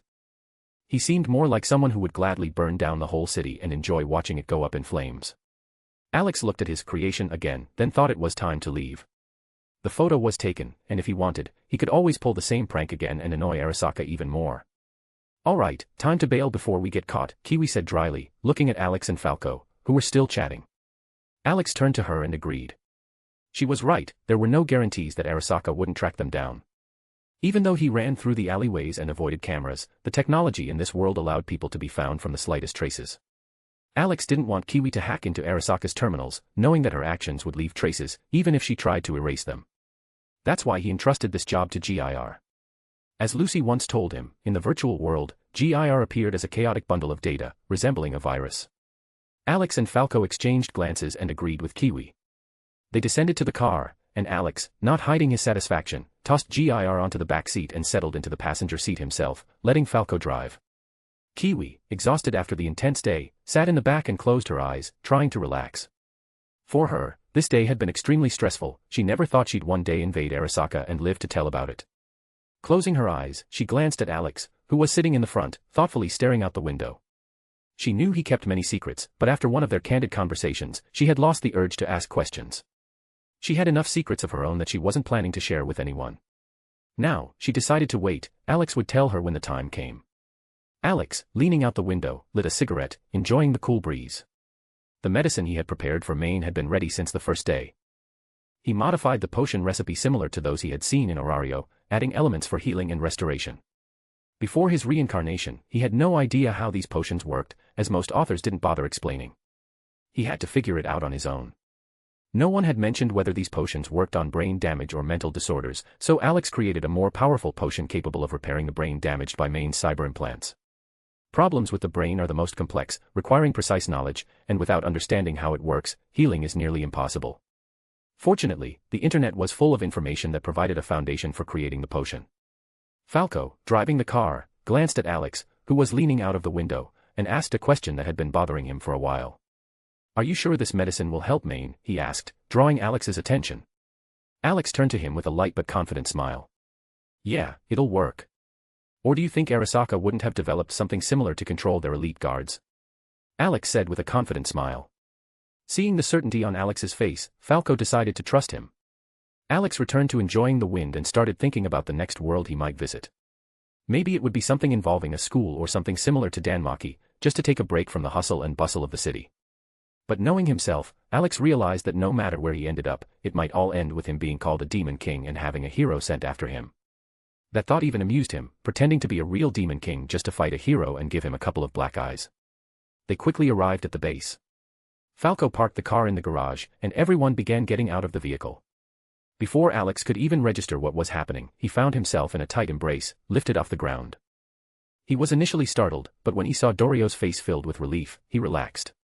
The moment she saw Alex, Dorio rushed to him, hugging him so tightly that no one had time to react. Alex merely smirked and decided to make a joke to lighten the mood. "Help! A strange lady is trying to kidnap me," he yelled, still hugging Dorio. Everyone watching the scene was initially confused, but then burst into laughter when they heard Alex call her a strange lady. The relief that Alex and the others had returned after the Arasaka mission finally found release.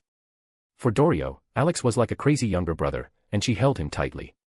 But upon hearing his words, something inside her snapped, and she hugged him even tighter, as if she had decided to squeeze the life out of him for that comment. "Help! Now this lady is squeezing the soul out of me," Alex cried out when he felt her grip tighten. The group laughed again as they watched Dorio try to strangle Alex with her embrace. However, when she felt that Alex was like a stone wall, she finally let him go. "You little brat, didn't anyone ever teach you that it's rude to call girls aunties?" she said with a smile, looking at him.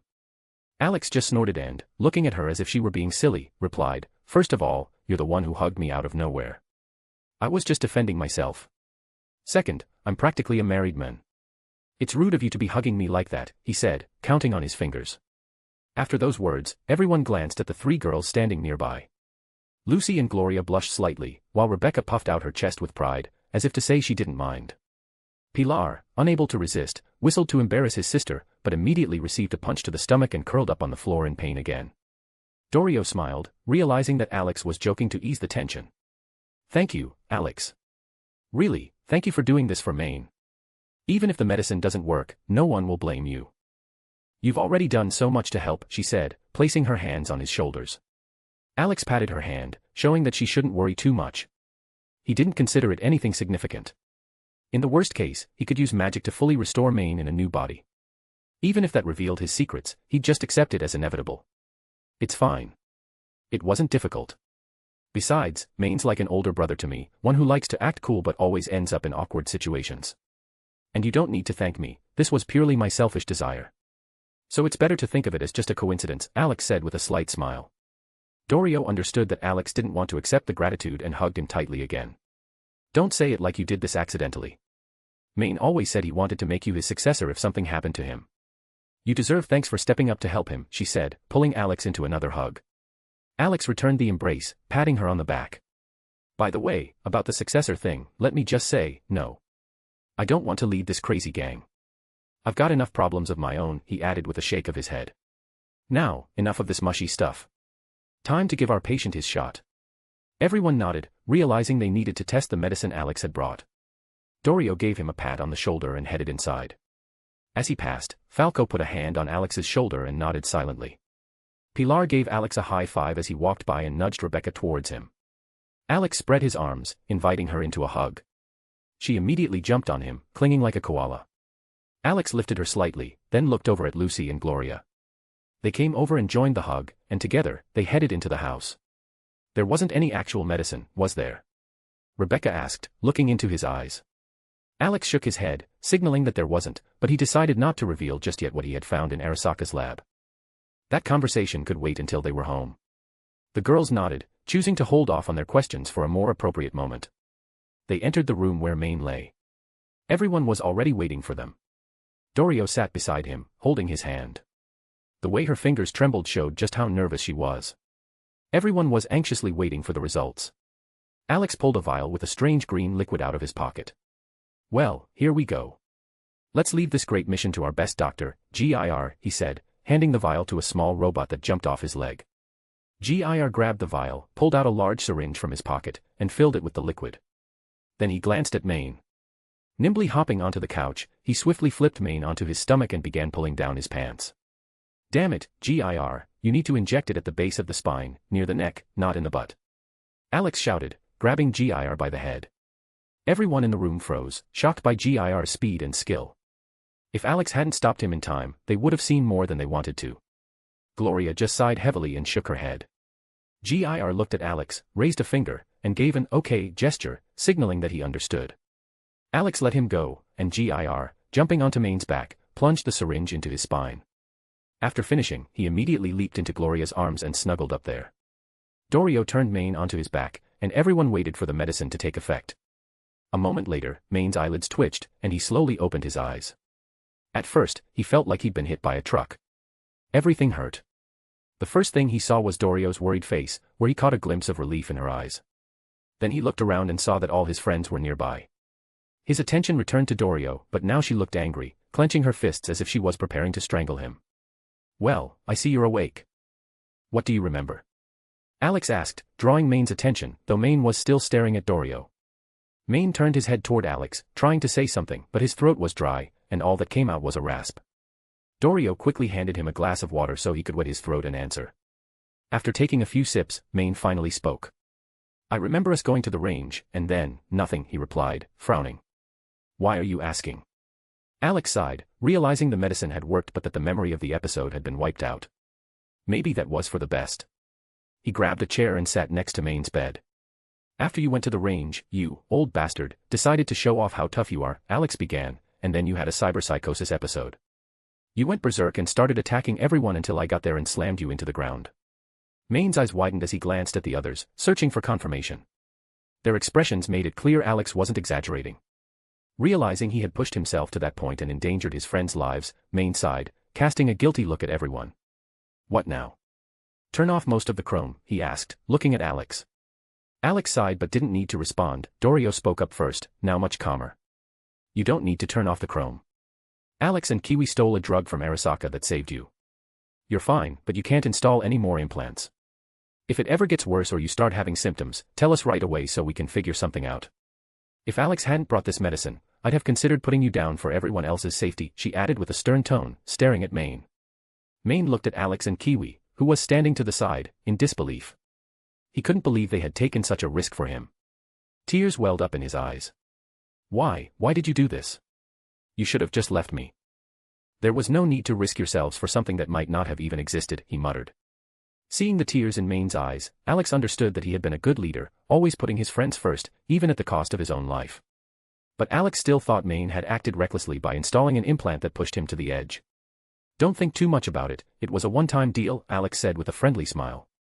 If you don't get your act together, I'll rip your spine out through your ass. Everyone flinched at those words, spoken with such a friendly smile.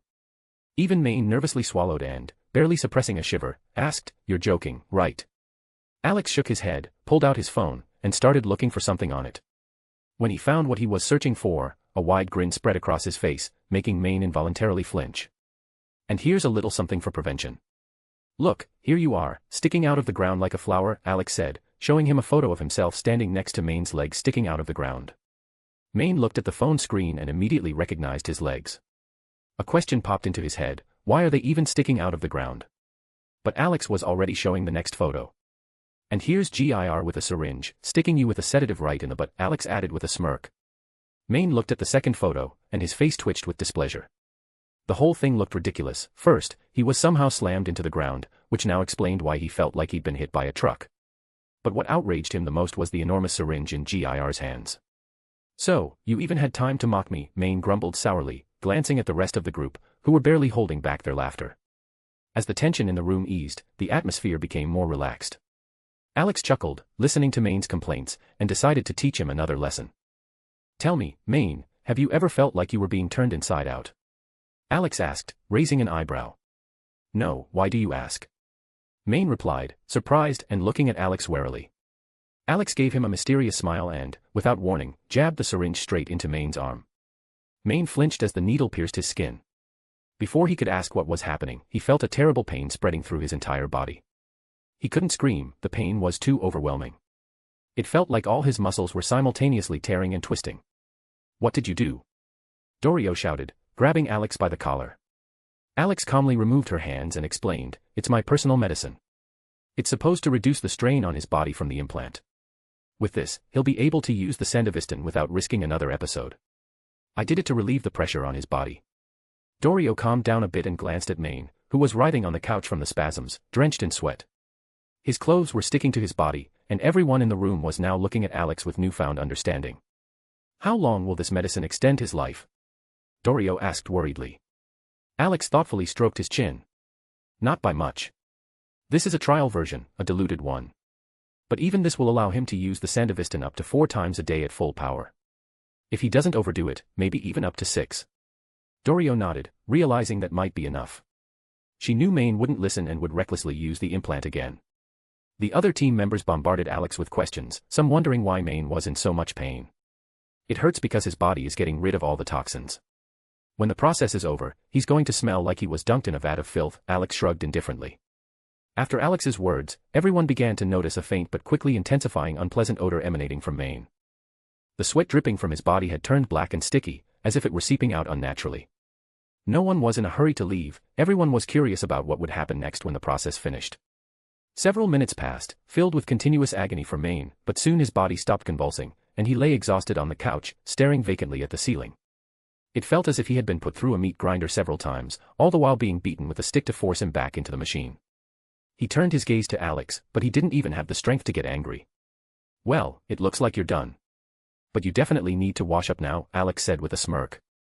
"You smell worse than a homeless person who hasn't bathed in years." Maine's face twisted at the comment, and he finally noticed the disgusting smell coming from his body. However, he didn't have the strength to even get up, let alone go to the bathroom. He still felt terrible pain, although it was gradually starting to fade. "Since he can't do it himself, I guess his beloved, Dorio, will have to help him," Alex added, glancing at the girl who was covering her nose with her hand, a look of clear disgust on her face. Dorio shot a glare at Alex, realizing he was throwing her under the bus again. No matter how much she loved Maine, the last thing she wanted to do right now was touch him. But realizing there were no other options, she reluctantly helped him get up and led him to the bathroom. Before closing the door, Dorio shot Alex a look full of indignation, as if he were a traitor. "Well, we can head downstairs and chat while Dorio cleans up Maine," Alex said with an innocent smile. Everyone laughed at Dorio's unfortunate fate and decided to follow Alex since the smell in the room had become unbearable. They had stayed only to see what would happen to Maine, but now that the process was over, there was no sense in enduring the smell any longer. Alex rushed to the exit first, unable to stand the nauseating odor, followed closely by the others, barely holding back their gag reflexes. Once downstairs, they opened the windows, letting in fresh air to get rid of the stench. Some even felt sorry for Dorio, who had to stay close to the source of this nightmare. To be continued. Chapter 116, the team is back together. After Dorio took Maine to the bathroom, no one could stand the foul smell left behind. It was so bad, it felt like a sewer had burst, flooding the room with all the filth from the city. Without thinking twice, Alex grabbed Rebecca under his arm and dashed downstairs to escape the nightmare. The others saw how Alex bolted, holding Rebecca, who hadn't even had time to understand what was happening. Lucy was the quickest to react and followed him. Gloria, who was used to bad smells from her work as a nurse, still couldn't handle this horror and hurried after Alex. The rest, realizing they were left alone in the stinking room, followed suit. When they got downstairs, they saw 2 pairs of legs sticking out of the window, one belonging to Alex, the other to Rebecca. Lucy walked up from behind and slapped Alex on the butt. "How could you leave me?" she said indignantly, sticking her head out the window to get a breath of fresh air. Alex felt the slap and realized the space in the window was getting crowded. Turning his head, he saw Lucy's upset face staring at him in disbelief. "Sorry, darling, but I grabbed the first thing I could." Rebecca was just in the right place at the right time, Alex replied with a shrug and a grin. Lucy rolled her eyes and lightly nudged his shoulder. Alex smirked but felt another slap on his butt. Turning around, he saw Gloria watching him closely. He scooted over a bit, and Gloria joined them, squeezing into the window to breathe in the fresh air as well. Taking a deep breath, she tried to get rid of the nauseating smell that seemed to follow them. Turning to Alex, she spoke. "Is this your idea of love?" Gloria asked with a smirk, looking at him. Alex gave an embarrassed smile. In reality, he had grabbed Rebecca because she was sitting on his lap, and if he had jumped up and run, she would have fallen to the floor. That would have caused a whole lot more trouble. Rebecca wouldn't have let it slide and would have chased him around the house with threats. "I was planning to come back," Alex said seriously, looking Gloria in the eyes. Gloria rolled her eyes, knowing full well he had no intention of returning, especially after seeing him hanging halfway out the window just to breathe some fresh air. "Yeah, right," Lucy said sarcastically, overhearing their conversation. Alex awkwardly cleared his throat, pretending he hadn't heard, and closed his eyes, taking a deep breath. The others followed his example, sticking their heads out of the windows to escape the foul smell. Standing among the girls, Alex finally stopped smelling the stench, filling his lungs with fresh air. Taking another deep breath, he was about to head back inside to wait for Maine when Rebecca unexpectedly asked him a question. "Maybe we should take the same medicine you gave Maine," she asked, tilting her head up and looking at Alex. This question caught the attention of Lucy and Gloria, who also looked at him. Lucy considered that it might not be a bad idea.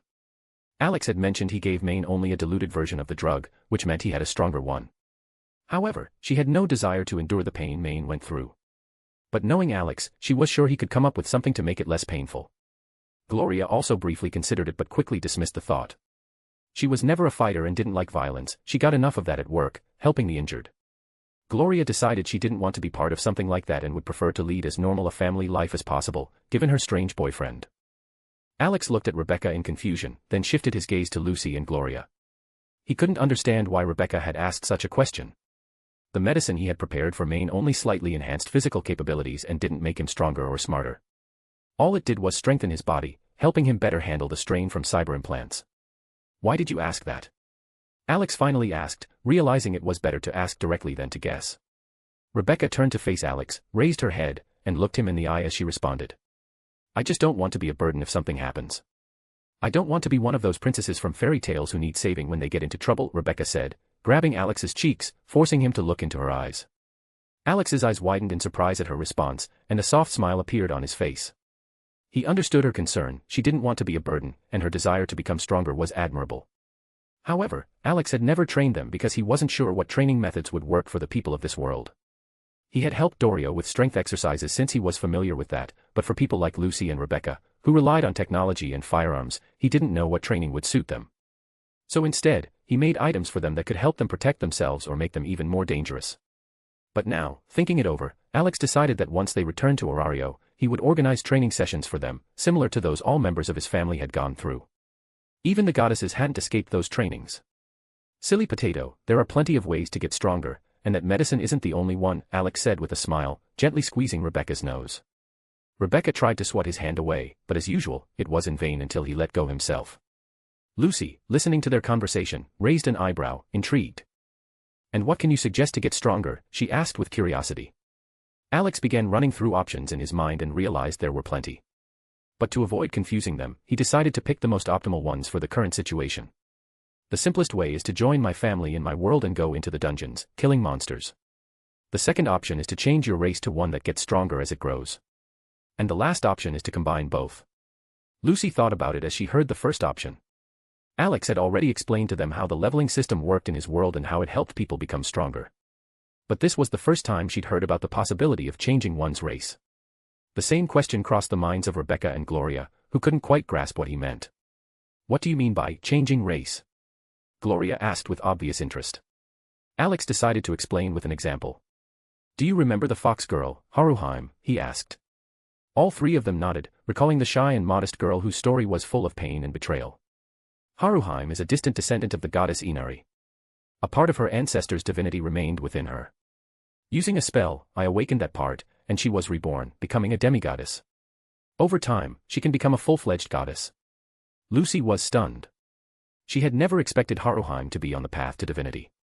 But what shocked her even more was that Alex could trigger this process. It sounded unbelievable, but she caught the gist. "So you can awaken powers in distant descendants?"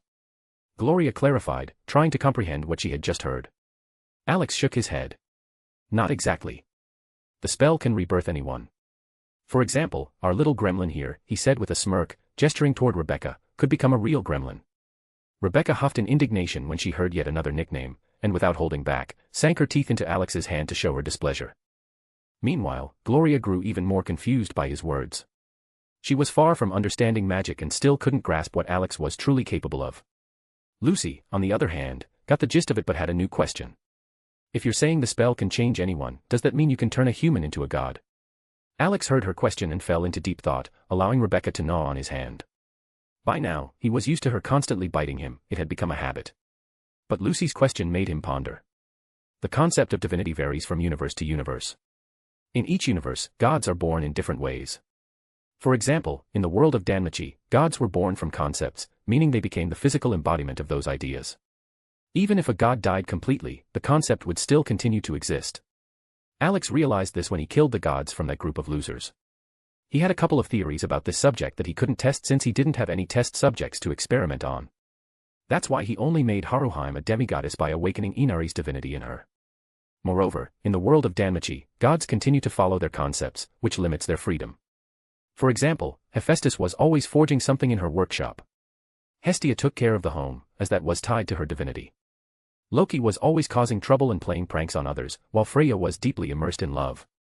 But in the DxD universe, gods had similar concepts but didn't strictly follow them and lived freer lives. Lucy's question had really got him thinking. Lucy noticed that Alex had become lost in thought and patiently waited for his answer. She herself was curious about how this mysterious spell worked. Gloria was also intrigued, watching Alex's reaction as she waited for an explanation. As for Rebecca, who had been gnawing on his hand the whole time, she finally stopped and now eagerly awaited his response. In her mind, she was already imagining becoming the goddess of weapons, and she giggled foolishly, snapping Alex out of his thoughts. "Actually, that's a very tricky question," Alex began, snapping out of his stupor. "Divinity differs across universes, and there are many ways to achieve it. But honestly, it's better to choose a long-lived race than to become a god. There are plenty of beings capable of killing gods, and not all of them are gods themselves. The smartest choice is to pick a race that best matches your personality. For example, Lucy could become an elf or something similar. Gloria, with her kind heart, would be perfect as a forest fairy or a nymph. As for Rebecca, there's only one option." Alex didn't have time to finish before Rebecca flared up. Lucy and Gloria listened attentively, nodding in agreement. The idea of choosing a fitting race appealed to them. Lucy even briefly imagined herself with long ears, and the thought didn't bother her much. Gloria, unfamiliar with what fairies and nymphs were, hesitated and didn't know how to react. But Rebecca, hearing that there was only one option for her, immediately assumed the worst, that Alex was once again hinting at gremlin, and wasn't about to wait for him to say it out loud. "I'm not becoming a real gremlin," she shouted, attacking Alex. Alex was caught off guard by such a sudden attack. Rebecca not only latched onto him, but this time, instead of going for his hand, she decided to start chewing on his face. After a bit of a struggle, he managed to pry her off, but there were bite marks left on his cheek, and her saliva was dripping down his face. Holding Rebecca at arm's length, Alex sighed. "Calm down. It was a joke. I was actually thinking of suggesting you become the same race as me," he said, trying to soften his tone. Rebecca squinted, studying Alex carefully, trying to figure out if he was joking again. Once she was sure he was serious, she finally stopped resisting. "Will I get horns or a tail?" she asked, eyeing him suspiciously. Alex's eye twitched at her question. "Do I have anything like that?" he asked, smiling awkwardly. Rebecca gave him a once-over, noticing he didn't have any horns or tail. Even Lucy and Gloria glanced behind him to see if there might be a tail hidden back there. The only tail they had ever seen him with was a fox one when Alex demonstrated some magic. His expression darkened as he noticed them all checking behind him. I'm a demon, but that doesn't mean I need horns and a tail, Alex began to explain but quickly bit his tongue, realizing that in the infinite multiverse, there were indeed demons with such attributes. While Alex was chatting with the girls, the rest of the group had already gotten used to the unpleasant smell and returned to the room, settling in while waiting for Maine and Dorio to come back from the bath. Alex glanced over, saw them getting comfortable, and decided to join them. Wrapping up the conversation, he mentioned that they could discuss the race change later, as it wasn't urgent right now. We've got time, no need to rush, Gloria agreed, and the girls eased up on making any quick decisions. Walking over to the others, Alex plopped down on the couch next to Gloria, wrapping an arm around her waist. If there had been more space, he probably would have laid down on her lap to be pampered, as he often was at home. The group began exchanging stories and jokes, sharing funny moments from their lives. Alex, deciding to join in on the fun, shared one of his own humorous stories about the time he chased people with a stick, just for fun. The story sparked a wave of laughter, especially from Pilar, who laughed until tears ran down his face. Gloria just sighed, remembering how this story had reached her through the goddesses. Rebecca immediately declared that she absolutely had to go with him the next time he pulled something like that. Absolutely, Alex replied without even thinking. Lucy tried to protest but, seeing his puppy dog eyes, gave in. Fine, but on one condition, I don't want to see it. Gloria stayed silent, recalling Freya's words that sometimes it was better to let Alex do what he had in mind, otherwise, the consequences could be much worse. Soon, Maine appeared downstairs, finally recovered after the cold shower Dorio had given him. He saw the others chatting and laughing. Oh, I see you're already having fun, he said with a smile as he descended the steps. Everyone turned to him, and Alex, squinting, teased, looks like our stinky leader doesn't stink anymore.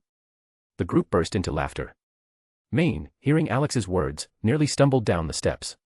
Despite all his efforts to wash off the unpleasant smell, it still felt like it clung to his skin. He shot a glance at Alex, the one responsible for his suffering, and couldn't help but recall the pain he had endured. However, Dorio had explained why Alex had done it, and though Maine felt irritated, he was grateful. After all, it might have saved him from another bout of cyberpsychosis. Yeah, keep laughing. I'd like to see how you'd feel if you were put through a meat grinder and then stank like you'd lived your whole life at a dump, Maine said irritably, grabbing a beer can from the table. His words sparked another round of laughter from the group, but Maine ignored them, cracking open the can and taking a greedy gulp of the cold beer. Ah, that's exactly what the doctor ordered, he said with relief, leaning back in his chair. He cast a glance at Alex, who was snuggled up to Gloria. Maine raised his eyebrows in surprise. He knew Alex was in a relationship with Lucy and Rebecca, but he hadn't expected to see Gloria among his companions. Still, judging by the satisfied look on her face, it was clear everything was mutual, and he decided not to dwell on it. His thoughts drifted back to what had happened while he was in the hospital. Dorio had told him that during his absence, the team, under Alex's leadership, had pulled off several dangerous operations. Maine even started thinking that Alex might become his successor when he retired. But for now, with everything still fine, that conversation could wait. So, Alex, care to share how you managed to infiltrate Arasaka? Maine asked, eyeing him closely. At the mention of Arasaka, Kiwi immediately turned away, clearly not wanting to revisit that memory. Falco coughed, trying to hide his smile. He still recalled what he had seen through the cameras, especially how Alex handled the guards. Pilar smirked, eager to hear how Alex had pulled off the operation, knowing only the plan but not the execution. Alex coughed awkwardly, feeling all eyes on him, and glanced at Kiwi and Falco for help. But they pretended not to notice him.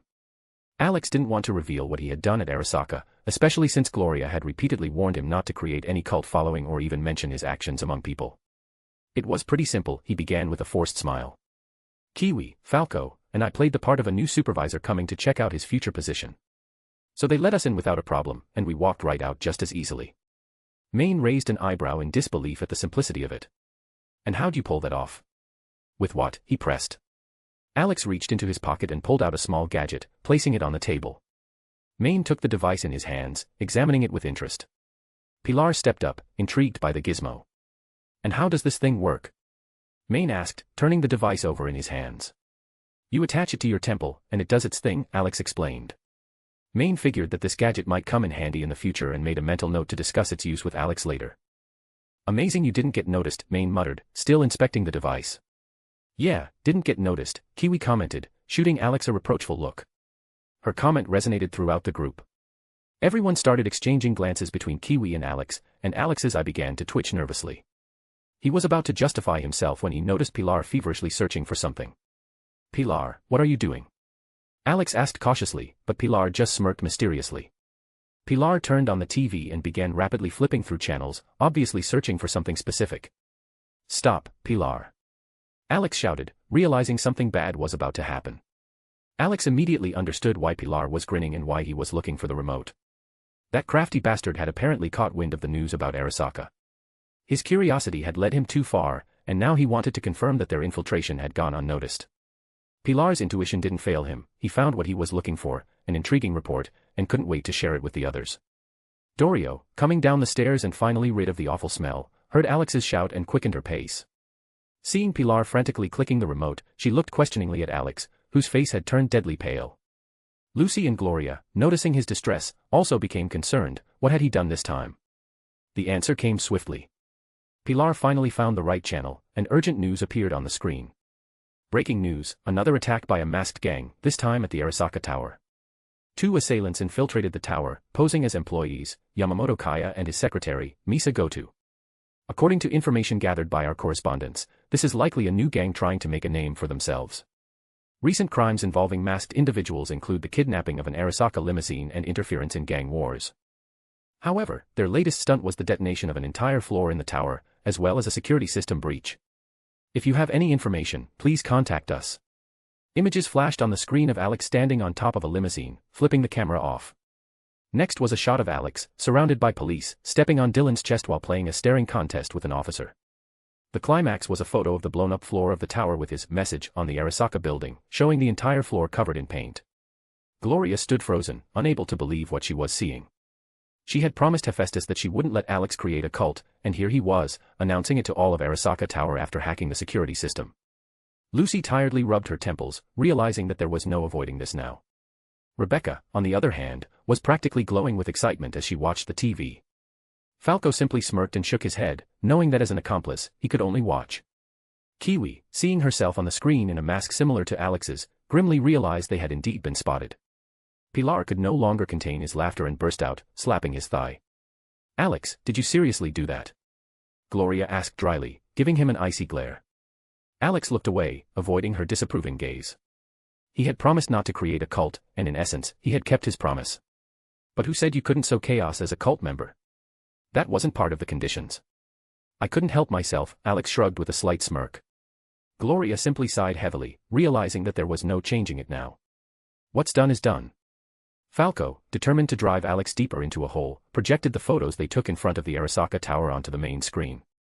Different thoughts raced through the minds of everyone watching the images. Some regretted not being there, while others, like Lucy and Gloria, wished it had never happened at all. "Damn, Alex, next time be sure to take me with you.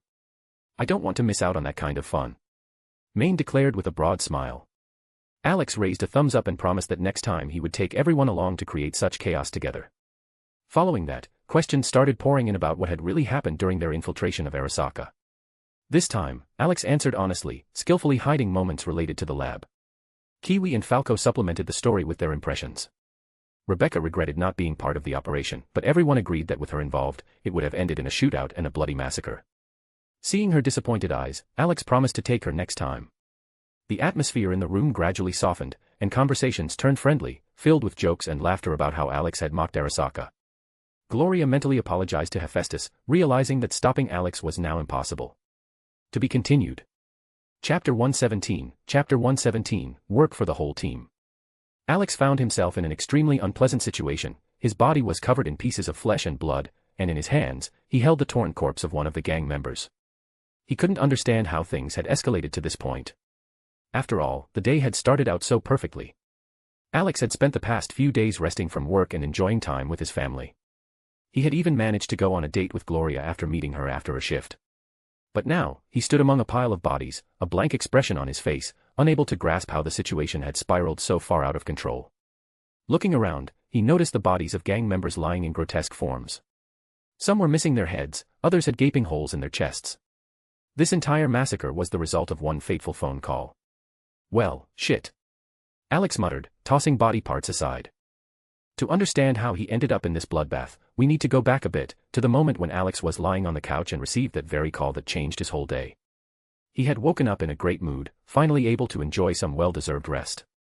Even the thought of the strange little box found in the Arasaka lab didn't spoil his mood.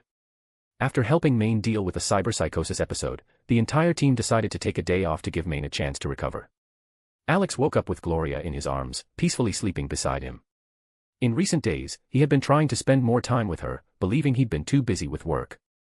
However, Gloria reassured him every time that it was enough for her that he simply came home alive. Despite this, Alex insisted on taking her on a date, and after much persuasion, she finally agreed. He called Padre, an old friend of his, to recommend a quiet place for their date. After thinking it over, Padre suggested a restaurant perfect for a secluded evening. Alex brought Gloria there, and their date went splendidly.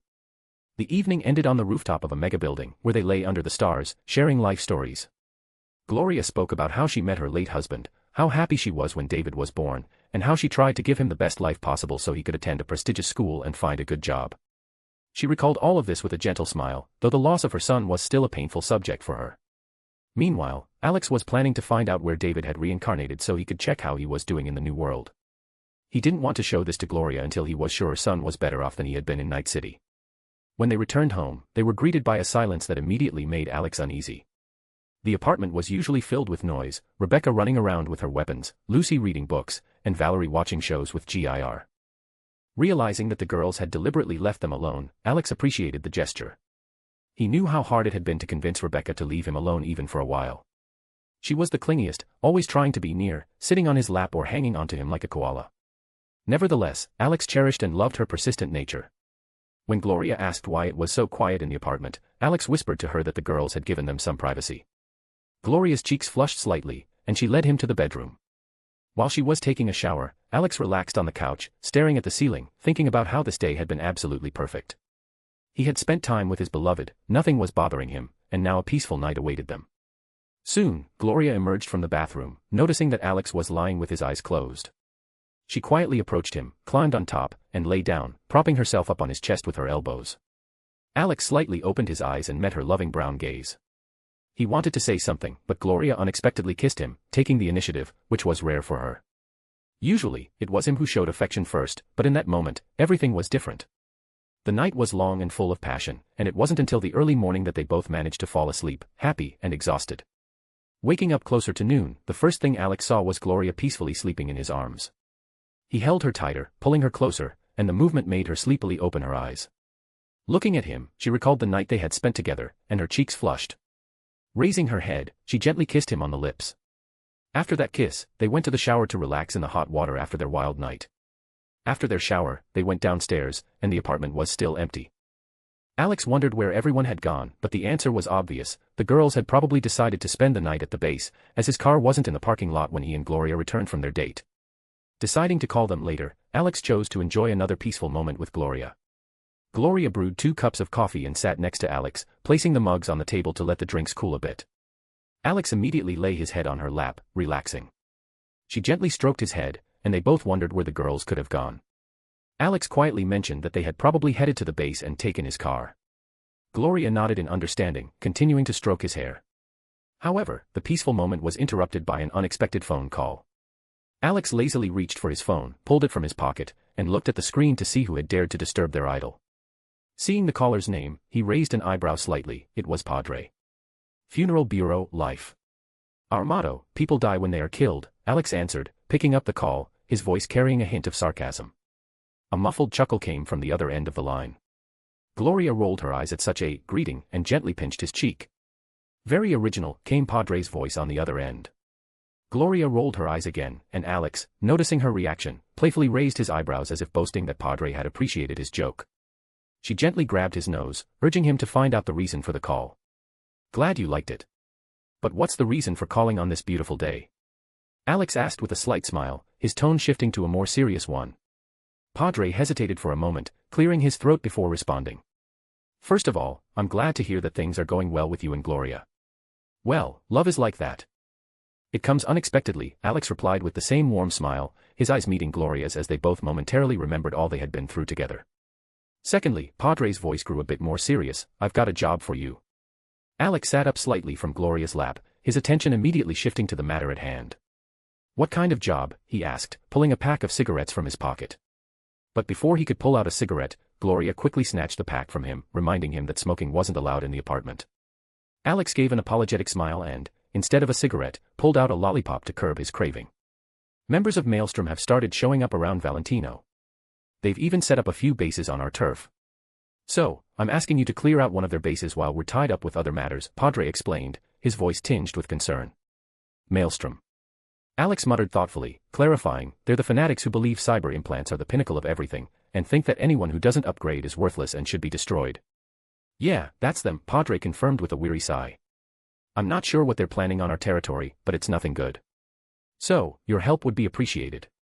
Don't worry, the pay will be good.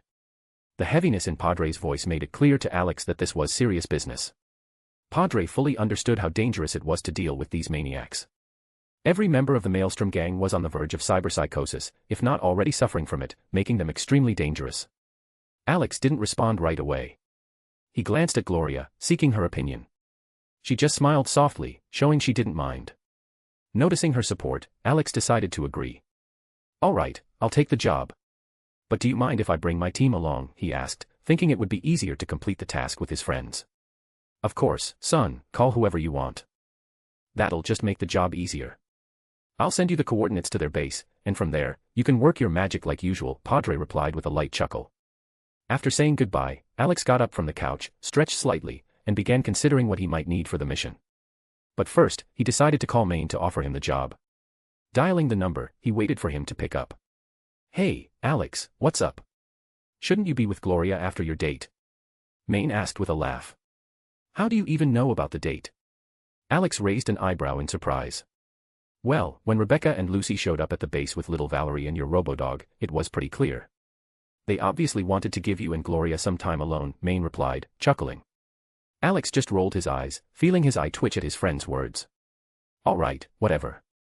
If you're not rusting up after your hospital stay, I've got a job where you can stretch your legs, Alex calmly said. Maine, who was sitting in a chair at the time, heard the word job and jumped up so fast that he almost knocked over the table in front of him. Dorio immediately kicked him in the leg, seeing how he nearly spilled her food. Maine gave her an apologetic look and turned back to Alex. What's the job, chum? He asked with interest. Alex chuckled, hearing Dorio's grumbling in the background, and began explaining the situation. Some Maelstrom guys are squatting in Valentino territory. Padre wants their base cleared while he's busy with other things. I'm still amazed at how you managed to get along so well with a fixer like Padre, Maine teased. But all right, we're in. You guys picking me up or meeting at the spot? Alex asked with a slight smile. Maine thought for a moment, looked at his team, and decided. We'll meet at the spot. I'll gather the crew, and we'll be there in a few minutes. Okay, I'll send you the address now. I'll grab what I need and head out, Alex replied, ending the call. Turning to Gloria, who was watching him with a tender smile, he lay his head on her lap, wrapped his arms around her waist, and nuzzled his nose against her stomach. She started stroking his hair again, but soon stopped, and when Alex looked up, he noticed her mischievous smile. All right, that's enough. You've got work. Don't make your team wait, Gloria said, squeezing his cheeks. Alex winced at the squeeze, reluctant to leave, he enjoyed being close to her. Even with the cyber implants, her body remained soft and comforting. But with a laugh, Gloria playfully pushed him off the couch. You'll have time to hug me later. Now go, don't get distracted, she said, nudging him along. Grumbling and pretending to be offended, Alex headed to his workshop to gather his gear. Gloria only laughed, knowing he was joking. She always shooed him away from the kitchen whenever he tried to interfere.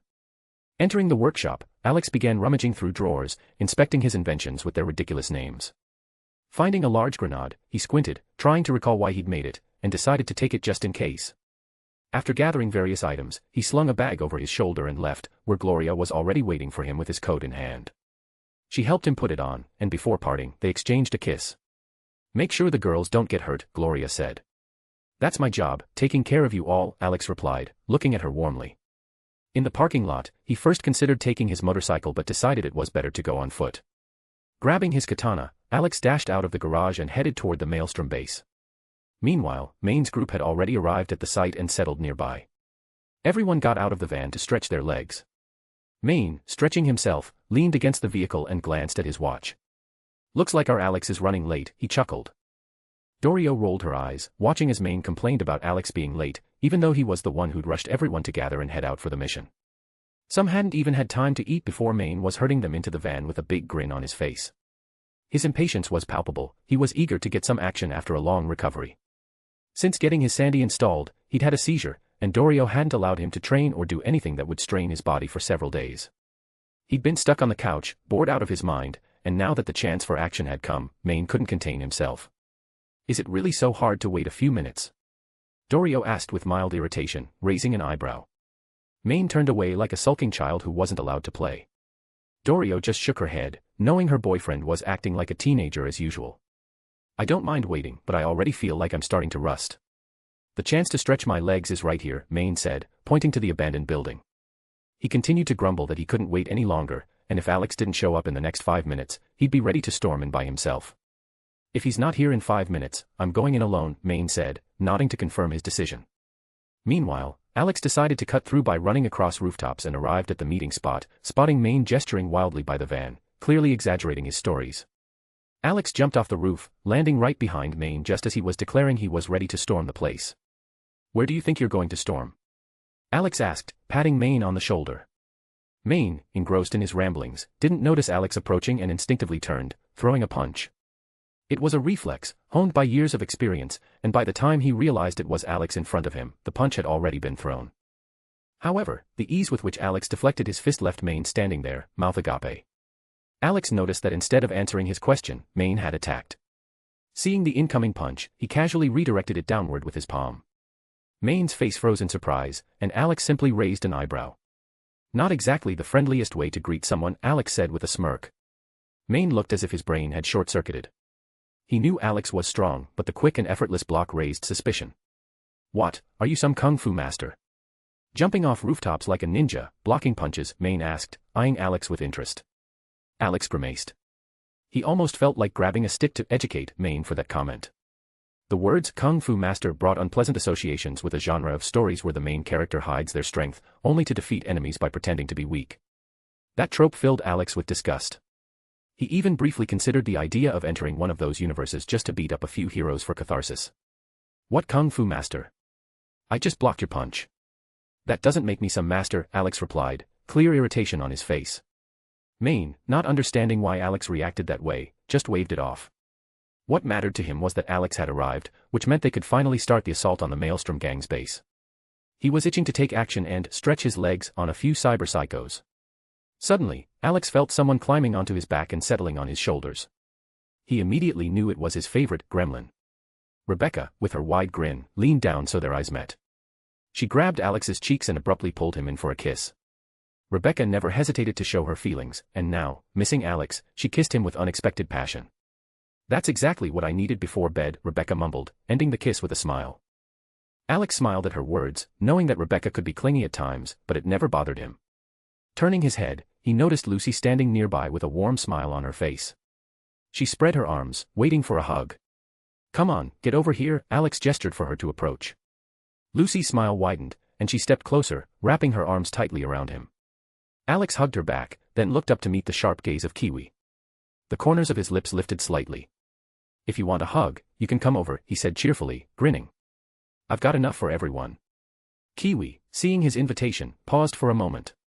On one hand, she wanted to agree, but on the other, she really didn't want to be teased like she had been yesterday. After Maine got drunk and jokingly claimed that Alex had a harem, she decided it was best not to risk it. Especially considering that Dory had literally beaten Maine up for his foolish comments. So Kiwi simply rolled her eyes and turned away, clearly not intending to join in. Alex just smirked at her reaction and didn't press further. Scanning the group, he made sure everyone was present. But then his attention was suddenly drawn to a figure who shouldn't be there. It was Valerie, standing next to Dory, holding a GIR and clearly feeling out of place. She nervously glanced at Alex, noticing his intense gaze. And what are you doing here, you little brat, he asked, raising an eyebrow as he drilled her with his stare. Valerie began to look around, as if hoping to find help, and finally cast a pleading glance at Lucy. Lucy, noticing her discomfort, decided to step in. I let her come with us, Lucy said, drawing Alex's attention. She promised to stay in the van and not interfere. Alex shifted his gaze to Lucy, weighing her words. He knew that leaving Valerie home alone wasn't the best idea. Fine, you can stay, he finally nodded. But if you wander more than a couple of meters away from the van, forget about your snacks and shows. Valerie clenched her fist and quickly nodded, agreeing to the terms. Alex, already about to leave, paused halfway. And one more thing, he added, squinting, I'm taking all your weapons. A look of confusion crossed Valerie's face, but she nodded again, albeit less confidently this time. Dory, watching Alex talk to Valerie, smiled. She found it amusing how carelessly he treated the girl, almost like an older brother. She ruffled Valerie's hair, and the girl just giggled in response. In a short time, Valerie had managed to win over the team. Everyone treated her like a little sister and sometimes even shared stories from their lives with her. Alex smiled at this interaction as well. He set his bag down on the ground and began pulling out items that might be needed for the mission. Maine, despite his impatience, approached him with interest, looking at the contents of the bag. Alex smirked. If this operation was going to be noisy, why not make it even louder? What's this? Maine asked, pointing at one of the devices. You'll see, Alex grinned mischievously. I promise it'll be fun. Once everything was ready, the team headed toward the building where the Maelstrom gang was hiding. To be continued. Chapter 118, the beginning of new problems. Alex looked at his team and decided it was time to hand out the gifts. He pulled out a bag, set it on the floor, and started rummaging through it, immediately drawing everyone's attention. Even Maine, who was already eager to get started, approached with curiosity, having heard from Dorio that Alex's gadgets were genuinely useful on the job. What are you hiding in there? Maine asked, peering into the bag. Alex looked up and smiled widely. When he was prepping for the mission, he knew it was going to be loud, so he decided to add a little fun. You'll see soon, he replied, grinning even wider. Everyone gathered around, waiting to see what he would pull out. The most anxious was Rebecca. She'd forgotten her weapon and felt defenseless. The first thing Alex pulled out was her favorite shotgun and 2 boxes of ammo. Rebecca's eyes lit up, and she was practically bouncing with excitement. For starters, my love, Alex said with light sarcasm, your shotgun and 2 new types of ammo. Before he could finish, Rebecca jumped on him, hugging him tightly and showering him with kisses. Alex almost dropped the shotgun, trying to keep his balance, until Lucy decisively intervened. Enough, Rebecca, Lucy said, pulling her friend back. Let him explain what kind of ammo he brought. Rebecca shot Lucy an annoyed look, but Lucy didn't back down, keeping her at arm's length. Ah, the fate of a man with a harem, Maine chuckled, slapping Alex on the shoulder. Alex shook his head, looking at Maine. Don't be jealous, just watch your mouth, or Dorio will beat the crap out of you. Maine glanced nervously at Dorio, who stood off to the side with a mysterious smile, but her gaze was cold and threatening. She clenched her fist, reminding Maine of how his inappropriate jokes ended yesterday. He gulped and quickly looked away, whistling as if he hadn't said anything. Alex chuckled softly, watching the interaction. It seemed like only Dorio could keep Maine in line. All right, let's get down to business, Kiwi cut in with her monotone voice, interrupting Alex's laughter. He cleared his throat and continued. So, one of the boxes contains acid rounds. They're really corrosive, so try not to accidentally shoot one of us, Alex said, pointing to the green-tinted bullets. The team looked at the ammo with interest, and a chill ran down everyone's spine. Rebecca eagerly started loading them into her shotgun, carefully stashing the extra rounds in her pockets and the custom gear Alex had made for her. What about the others? Dorio asked, stepping a bit further back from Rebecca, watching her load up. The other box contains shock rounds, Alex pointed to the blue-tinted ammo box. Maine shook his head skeptically. Chum, hate to break it to you, but we, kill them. Alex smirked in response. Exactly, Maine. It's gonna be an unforgettable fireworks show. Alex looked around at the team, sighing when he saw their curious yet slightly weirded-out expressions aimed at him. He understood why Maine questioned the safety of the rounds. After all, the plan was one thing, but the result turned out to be something entirely different. Don't worry. I tried to make them less lethal, but, as usual, they ended up being the opposite, Alex said with a heavy sigh. Lucy, watching him, immediately knew what he meant. Whenever Alex tried to create something safe, it always ended up even more dangerous than intended. What do you mean, as usual? Falco asked, glancing over Alex's shoulder into the bag. Alex turned to Falco and decided to explain. The thing is, I designed the shock rounds for missions where killing isn't necessary. But knowing Rebecca, there's no way to avoid some shooting. I tried to make something safe, but in the end, the rounds turned out so lethal that they literally fry the target from the inside, he explained with a crooked smile. Rebecca just nodded, completely unbothered by the details. For her, weapons should always be as dangerous as possible, otherwise, what's the point? She quickly stuffed the rounds into her pocket, making sure Alex wouldn't have a chance to change his mind and take them back. Falco patted Alex sympathetically on the shoulder, understanding his intention and quietly chuckled at the failed result. Anything for us? Maine asked impatiently, peering into the bag. Of course, everyone gets their turn, Alex said with a smile and reached into the bag again.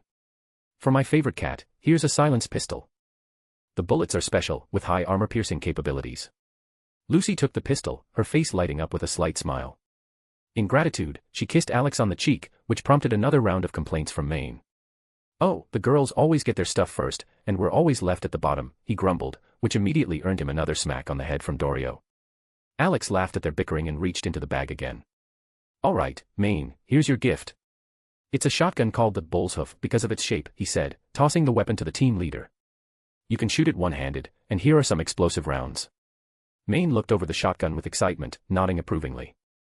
Feels like New Year's came early. So, do I have to kiss you for such a gift now, he joked, blowing air kisses at Alex. Alex grimaced, ready to whack him with a stick, but Dorio was quicker, giving Maine another well-deserved slap. After the fun, Alex continued handing out the weapons. He pulled out a box and handed it to Dorio. These are special brass knuckles, made just for you. I figured they'd suit you since you like to throw punches, he explained with a smile. Dorio tried them on, and they fit perfectly. Awesome, thanks, Alex, she said, bumping fists with him in approval. Next, Alex pulled out an SMG for Kiwi. To be honest, I'm not sure what kind of weapon you prefer, so this is for you. The rounds are the same as Lucy's, he said, handing her the gun. Kiwi took the SMG silently and hid it under her coat. Finally, Alex pulled out the last gift, a handheld grenade launcher for Pilar, who always had a fondness for grenades. This one's for you, buddy. A grenade launcher and a bunch of grenades. Just don't blow yourself or us up, he warned with a grin. Pilar laughed, taking the launcher. Don't worry, bro. I'm not as crazy as my sister, he said, giving a thumbs up. Alex sighed in relief, having handed out all the gifts. Rebecca wasn't amused by her brother's joke and sharply kicked him in the leg. Pilar clenched his teeth in pain and started hopping on one foot, trying to shake off the pain. But that wasn't enough for Rebecca, she scoffed and kicked him in the other leg. Now Pilar was lying on the floor, loudly complaining that his sister didn't love him anymore. Alex shook his head, closing the bag, but then felt a tap on his shoulder. Falco had patted him to get his attention. Alex turned and raised an eyebrow, instantly understanding what Falco wanted. Sorry, Falco, but there's nothing for you in this bag. However, I do have something else, but you'll have to wait a bit, Alex said with a mysterious smile. Falco stared at Alex with interest. Usually, he stayed behind the wheel and considered himself the best driver on the team, so he was curious about what Alex had in store for him. While Alex was talking to Falco, a pair of nimble hands had already reached for the bag. Rebecca, noticing that Alex was distracted, rummaged through his bag, hoping to find something else interesting. Lucy, standing nearby, saw it but didn't intervene, deciding that there was probably nothing too dangerous in there. However, when Rebecca pulled out a strange sphere resembling a giant grenade, Lucy felt something was wrong. She began patting Alex on the shoulder, trying to get his attention. Alex turned his head toward Lucy and then followed her pointing finger to see Rebecca inspecting the grenade. His heart skipped a beat.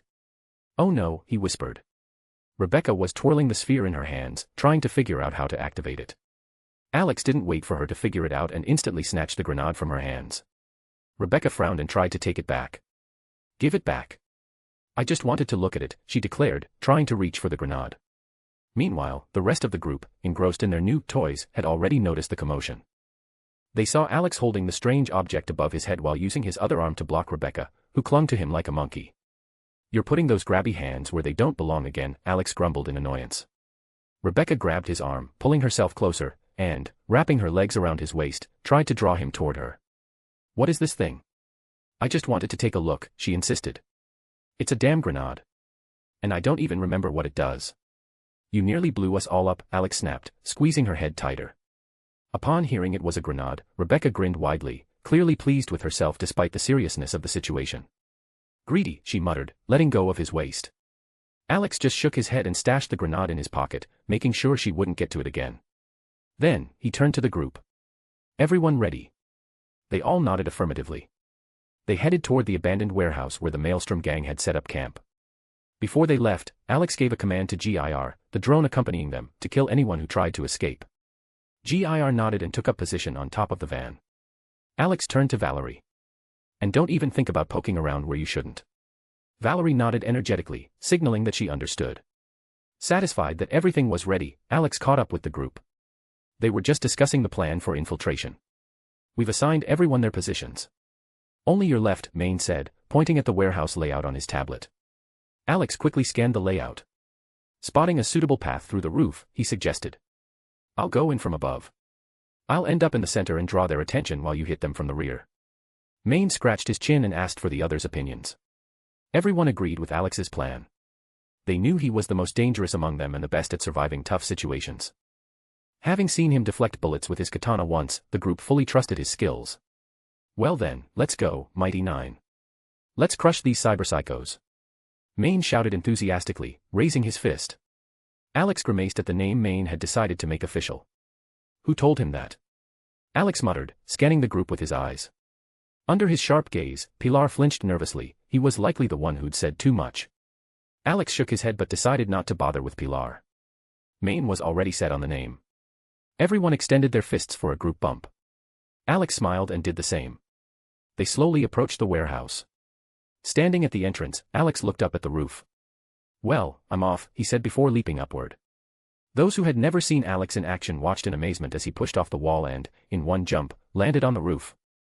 Their gazes turned to Lucy and Rebecca for an explanation, but they just shrugged and calmly said, Alex is just special, so don't stress over his abilities.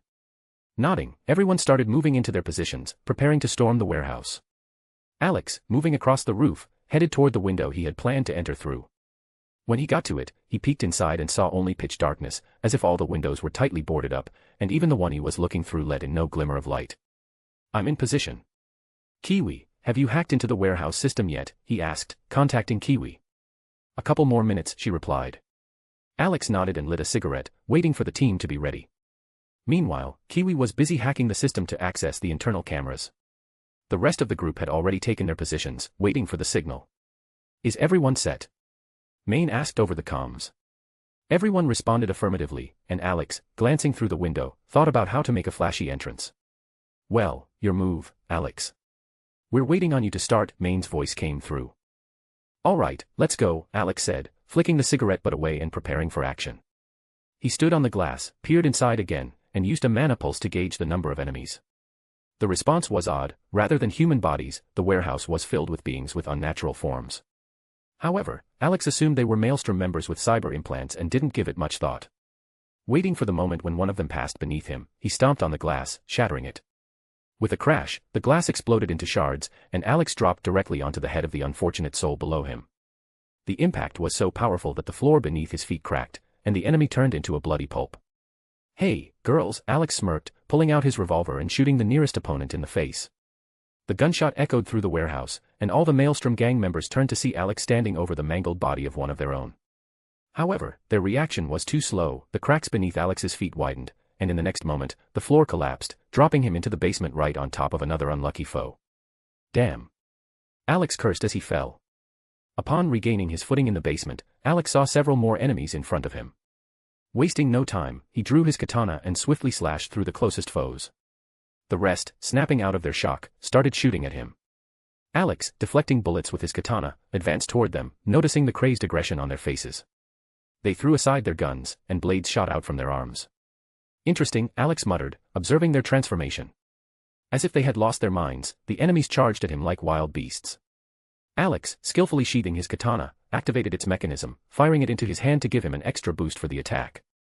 The strike was so fast that the enemies didn't even realize they had been cut and kept moving out of sheer inertia until they collapsed in pieces. Due to the friction, their flesh was seared, preventing any blood from leaving their bodies. Alex glanced at the sliced bodies and dashed further into the basement. Meanwhile, the rest of the team stormed the warehouse. Maine kicked the second-floor door open and blasted an enemy's head off with his shotgun. Dorio smashed through a wall, grabbed an enemy by the head, and crushed it. Pilar launched a barrage from his grenade launcher into a crowd, scattering enemies with the explosion, while Rebecca, hiding behind cover, systematically picked off those who hadn't reacted yet. Lucy and Kiwi stealthily made their way toward the terminal to hack into the warehouse's security system. Alex continued moving through the basement, killing anyone who crossed his path.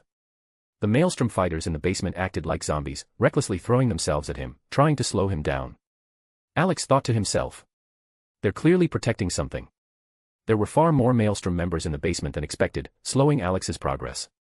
Like horror movie zombies, they appeared from every door, preventing him from advancing further, using whatever weapons they could find.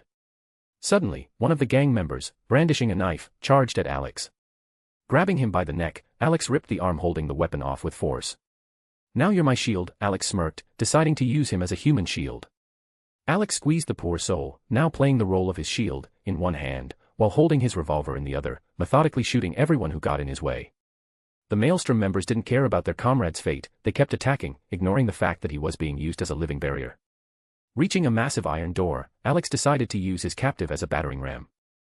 With a loud crash, the door gave way, and as soon as Alex entered the room, dozens of guns were aimed at him. Without hesitation, he took cover behind his shield, and the room was immediately filled with the sound of gunfire. Bullets riddled the unfortunate shield, but Alex calmly kept shooting anyone who tried to stand in his way. When the gunfire finally stopped, he tossed the corpse aside in disgust and looked down at himself. His clothes were drenched in blood and bits of flesh. "Looks like a shower's unavoidable today," he said with a crooked grin. But then, his attention was caught by a faint movement in the corner of the room. One of the shooters was still alive, but on the verge of death. Alex stepped closer to finish the job. However, the dying man's words made him freeze. "Glory to the mechanical man," the man rasped with a crazed smile before taking his last breath. Alex's eyes widened in surprise.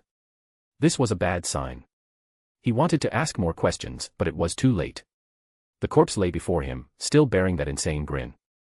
Alex frowned, realizing the seriousness of what he'd heard. What had they been so fiercely protecting, willing to die like kamikazes? His gaze fell on a bloody trail leading further into the room. He followed it and saw another gang member crawling toward a strange iron box. He was only inches away from it, but the fatal wound in his chest prevented him from reaching his goal. Alex stepped closer, stopping in front of the box, wondering what could be inside that was worth such sacrifices. But just as his hand reached for it, he heard footsteps behind him.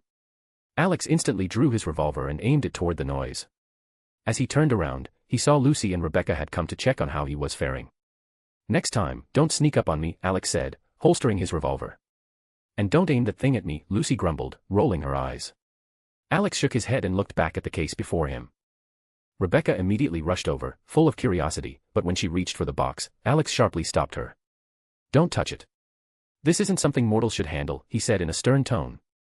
Lucy heard Alex call them mortals and realized right away that something was off, especially the way he looked at Rebecca. Normally, Alex was very kind and let Rebecca touch anything she wanted. But this time, he stopped her and even frowned. Rebecca noticed Alex's frown and understood that he hadn't done it for no reason. She quickly withdrew her hand and stepped behind Alex. "What do you mean?" Lucy asked, stepping closer. Alex sighed and pulled out a cigarette. He clearly needed to calm down. Lighting it, he silently stared at the case, sensing that something was wrong inside. Although he felt no threat emanating from the box, it only heightened his suspicions. Could it just be another cult's nonsense? But the words about the mechanical man wouldn't leave his mind. "Before I answer," Alex said, exhaling smoke, "did the gang members say anything before they died?" Lucy shook her head, as she hadn't been involved in the shootout. She and Alex simultaneously turned to Rebecca. "They mumbled something about a mechanical man," she replied uncertainly.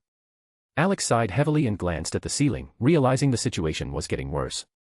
Lucy, noticing his reaction, guessed that Alex knew more than he was letting on.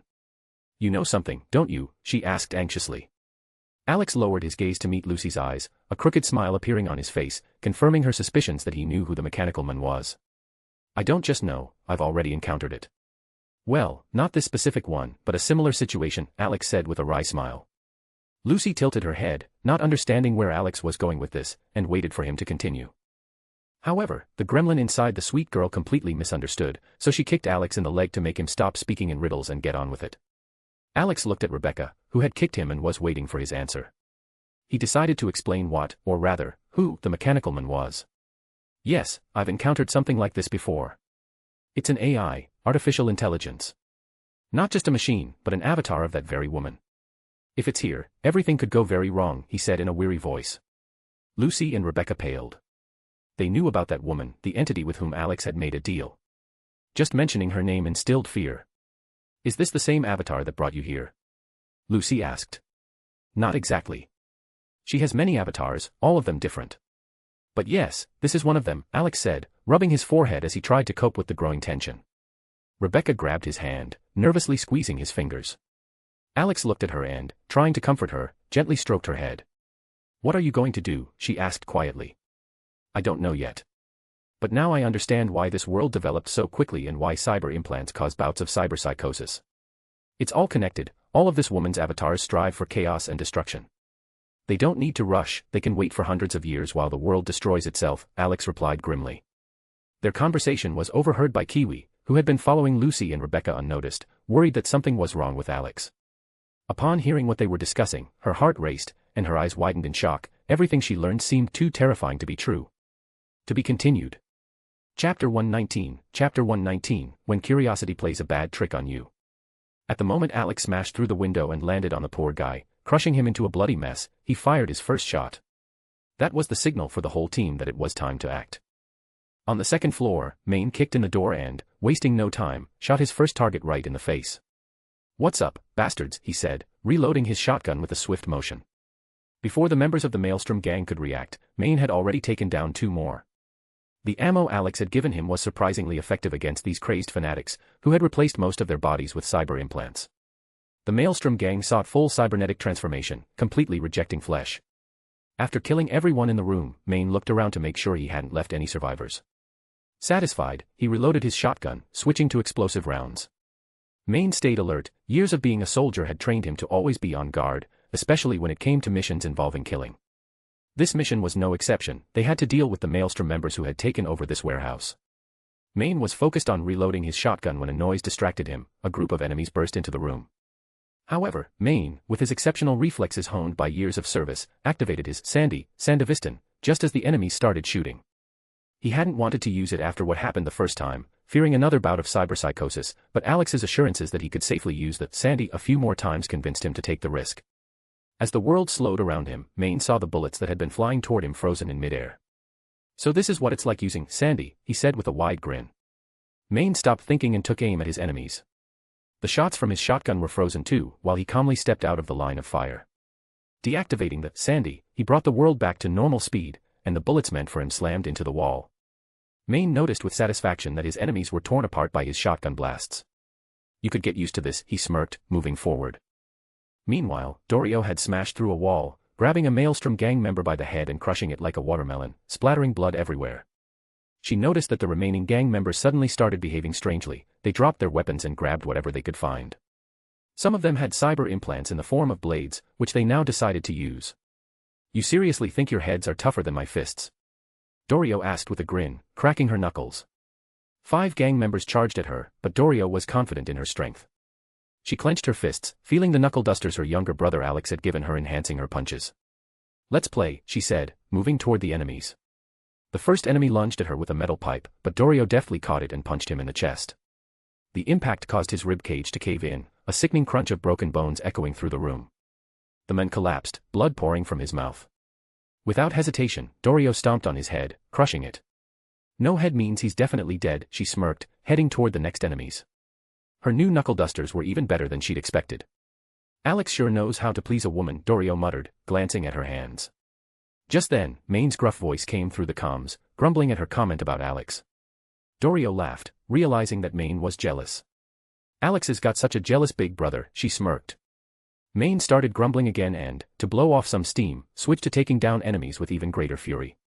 Pilar, bursting into the warehouse with his sister, immediately fired a grenade launcher at a group of enemies, scattering them like rag dolls. A wide grin was plastered on his face as he shot wildly in all directions, laughing maniacally. Rebecca, watching this, barely resisted the urge to kick him. "Alex specifically asked you not to blow any of us up, and here you are, shooting like a lunatic. You want the warehouse to collapse on our heads." Rebecca scolded, giving her brother a disapproving look. Pilar heard Rebecca's comment just as his grenade launcher ran out of ammo, and he took cover behind a wall to reload. Pulling out rounds from his belt, he turned to his sister with a wide grin, surprised as he looked at her, wondering if this was really the Rebecca he knew. She was usually the first one to support causing some fireworks. "You're not sick, are you? Aren't you usually the first one up for explosions?" Pilar asked in confusion as he continued to reload his grenade launcher. Rebecca responded by kicking him hard in the leg. Sure, she loved some explosive action, but she definitely didn't want the warehouse to collapse on them. "No, I just don't want the roof to come down," she replied, kicking him again to emphasize her point. Pilar smirked, understanding the real reason behind her concern. "You say, on us, but really you just don't want the roof falling on your beloved Alex," he said with a wide grin. Instead of replying, Rebecca quickly aimed her shotgun at Pilar and pulled the trigger. The sound of the shot pierced the silence, and Pilar's back instantly broke out in a cold sweat. He glanced behind him, his eyes widening as he saw a fallen Maelstrom gang member. The body, riddled with buckshot, started to dissolve before his eyes, turning into a smoking, bloody mess. White smoke rose from the acid-burned body, and the gurgling death rattles only added to the eerie atmosphere. "Damn, you scared me. I thought you were going to shoot me," Pilar said, wiping sweat from his forehead. "I missed," Rebecca replied calmly, resting her shotgun on her shoulder. Pilar gulped nervously, realizing she might not have been joking. He silently vowed to be much more careful with his grenade launcher. He definitely didn't want to end up like their enemy. Rebecca, noticing how pale her brother's face had become, smirked quietly. Of course, she hadn't planned on shooting him, but it was fun to scare him a little. Pilar started grumbling that his sister didn't love him anymore and that all family affection had disappeared. However, the moment Rebecca cocked her shotgun, his complaints stopped immediately. He was struggling to reload his grenade launcher when Rebecca peeked around the corner and spotted members of Maelstrom rushing toward them. They looked insane, as if something had broken in their minds, turning them into berserkers running straight to their deaths. Rebecca started shooting at the closest ones. When her shotgun ran dry, enemies were still charging at her, but then Pilar sprang from around the corner and blew up the nearest foes. "What's wrong with them? Why are they acting like zombies?" he asked after blowing up the attackers. "No idea. At first, they were shooting back, and now they're running straight into bullets without caring about their lives," Rebecca replied, shaking her head. Meanwhile, Lucy and Kiwi were making their way to the terminal to erase any data that could lead back to their group. Along the way, they took down several Maelstrom members guarding access. Lucy connected to the terminal through a tablet. After Alex had said that connecting directly via her brain was too risky, she no longer used it that way. According to him, it was reckless. The chances of frying her brain or catching a virus were too high. Alex had specifically created this tablet for her and upgraded it with the help of GIR, the best hacker in their group. Kiwi, watching Lucy, raised an eyebrow in surprise. "I've never seen you with that tablet," she remarked. Lucy, momentarily distracted from hacking, glanced at her. "Alex is overly protective. He gave me a whole lecture about how dangerous it is to connect directly. So he made me this tablet," she replied, pointing to the device, which displayed the data upload process. Kiwi nodded. She was continually amazed by this Alex, who was willing to do anything for his friends. She had heard how, over the past few months, he had taken on a huge number of jobs to earn enough money to buy a ticket to the moon for Gloria so she could scatter her son's ashes. And although Kiwi used to think of people like that as fools willing to do anything for others, her opinion had started to change. Since then, their relationship had become more strained. She had learned about Alex's past and realized that he had lost everything, and all he had left was Gloria's kindness, which had supported him in his darkest hour. Kiwi had wanted to apologize to him, but couldn't find the right moment until she got a mission where his skills could be useful. When she finally did apologize, Kiwi was surprised to find that Alex had never once blamed her and still considered her a friend. In that moment, she felt ashamed of how she had treated him, and for pointing a gun at him. Since then, their relationship had improved, and they began interacting like normal friends. That's why she agreed to this crazy mission to infiltrate Arasaka, despite it being a risky, near-suicidal move. Kiwi hadn't even noticed when she started having strange thoughts about Alex and confusing feelings whenever she looked at him. While Kiwi was lost in her thoughts, Lucy continued hacking the terminal and soon glanced back at her friend, who was clearly deep in thought. To pass the time while the program created by GIR hacked the system, Lucy decided to strike up a conversation with Kiwi. GIR, a strange robo-dog, was a mystery to her. He could be dancing one moment, lounging on the couch like a lazy dog the next, and sometimes he would just say woof instead of barking. But what scared Lucy the most was when she moved in with Alex. She woke up in the middle of the night and saw GIR's glowing eyes in the darkness, nearly giving her a heart attack. "What are you thinking about?" Lucy asked, catching Kiwi's attention.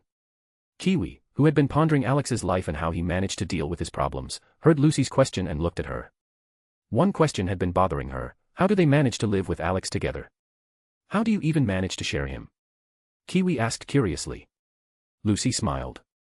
She didn't have to share Alex. He always found time to spend with each of them, even when he was busy with work. He would arrange impromptu dates, take Lucy for rides around the city when the jobs were quiet, or take Rebecca on missions where strength was needed. At home, he looked after Gloria when she was exhausted from work. Alex always made time for everyone. We don't need to share him. He gives each of us plenty of attention. Though he can be clingy at times, but that's a plus, Lucy said with a soft smile. Kiwi raised an eyebrow.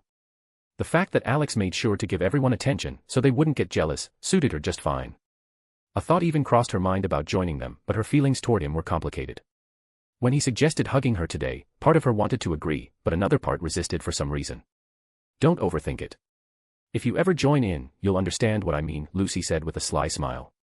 Kiwi didn't immediately grasp what Lucy meant and was about to ask, but they were interrupted by Maine's voice, announcing that they were done. She set those thoughts aside and asked Lucy how much longer she needed with the terminal. Almost done, Lucy replied. We'll be joining you soon, Kiwi relayed over the comms. Maine gathered everyone near the hole in the floor where Alex had fallen through. And where's our Alex? Maine asked, looking around. Dorio approached him from the other end of the warehouse. Haven't seen him. I heard him start the attack, and then nothing since, Dorio said. She then asked Maine how he was feeling after using the Sandevistan. Maine responded that the serum Alex injected him with was helping manage the strain. Dorio sighed in relief, knowing he wasn't at risk of cyberpsychosis. Hey, have you seen Alex? Rebecca asked as she joined them. Both shook their heads. Rebecca was about to try and contact Alex when Maine interrupted with a question. By the way, did you hear those guys muttering something about a mechanical man? Dorio nodded, recalling how one of the dying Maelstrom members had mentioned something like that. Rebecca and Pilar had heard something similar too. It's like they went crazy, Dorio noted. Rebecca explained how Maelstrom members were throwing away their weapons and attacking them recklessly, despite being shot at. Maybe it's like Alex's noodle monster thing, Maine suggested. Rebecca quickly clarified that Alex used that as a cover for his jokes and that it was something completely different. So, where's that lunatic? We're done here, but he's still missing, Maine asked again. Pilar whistled, catching the group's attention, and pointed to the hole in the floor. He approached it to take a closer look and saw sliced bodies below. It was immediately clear to him that this was Alex's work. So, when Maine asked again, Pilar gestured toward the hole. Judging by the sounds of gunfire and fighting coming from down there, Alex is definitely below, Pilar remarked, pointing to the hole. The group gathered around, listening to the fading echoes of gunshots. Looks like he fell into the basement when he jumped off the roof, and the floor couldn't handle it, Dorio explained, examining the hole and wondering why they hadn't noticed it earlier. The team began discussing how many enemies Alex might have encountered, not worrying about his safety. On the contrary, they were more intrigued, placing bets on how long it would take him to deal with them. As this was happening, Lucy and Kiwi joined them, having finished erasing the data from the terminal. Where's Alex? Lucy asked, approaching the group, now engrossed in their betting game about the fight. Everyone turned their heads in unison and pointed at the hole, from which the final sounds of the battle could be heard. Lucy glanced down and realized that luck had once again played a cruel joke on Alex, dropping him into another mess. She gave a brief nod and stood beside Kiwi while the others continued to place bets. Lucy didn't feel like joining in on their fun and simply stood off to the side, listening to the fading gunfire. Kiwi also chose not to participate, silently observing everything. When the fight below came to an end, everyone looked at the hole with surprise. Looks like he's done, Maine smirked. Everyone nodded in agreement, eagerly waiting to see how many enemies Alex had taken down. Lucy and Rebecca exchanged glances and decided to go after him. We'll check on him and bring him back, Lucy said, expressing her intention to go down. Maine nodded in approval.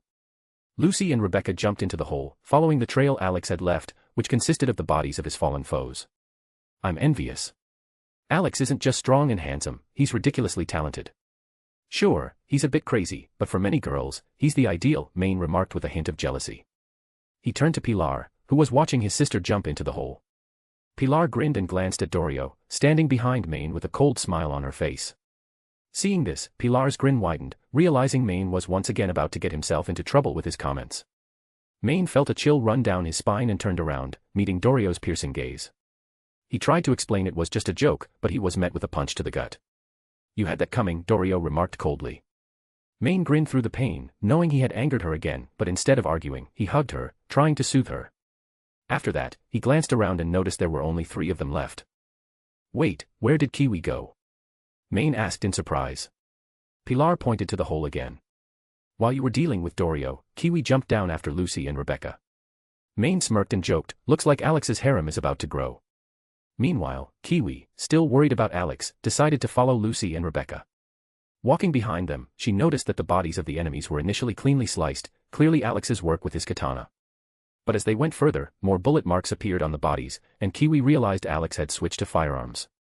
When they reached the end of the basement, Kiwi saw Alex standing next to a mysterious box, covered in blood and bits of his enemies. She exhaled in relief, noticing he was all right, and unexpectedly felt a surge of concern for his safety. Even though she had recently witnessed Alex effortlessly take down Arasaka's guards, she couldn't help but worry about the sheer number of enemies he had faced alone. He's fine, Kiwi whispered with relief. At that moment, she heard Alex stop Rebecca from touching the box.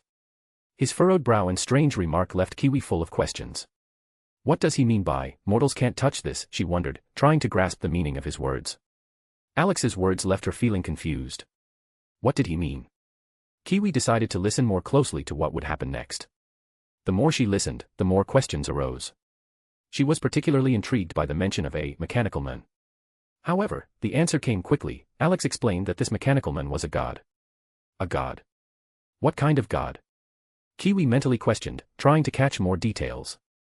It soon became clear that this mechanical man was an avatar of some woman. Kiwi immediately figured out who he was talking about. Alex had mentioned his organization and the mysterious woman with whom he had made a deal more than once. However, the conversation itself seemed increasingly strange to her.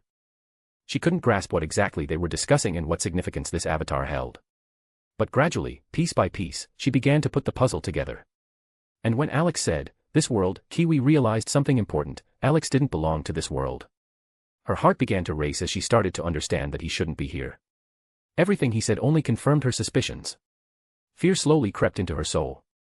Kiwi understood that Lucy and Rebecca seemed to know Alex's true identity. And now it was clear why he was so strong and why he didn't have any cyber implants in his body. All the pieces of the puzzle fell into place, but this realization sent a chill down her spine. Nevertheless, what she heard next made her even tenser.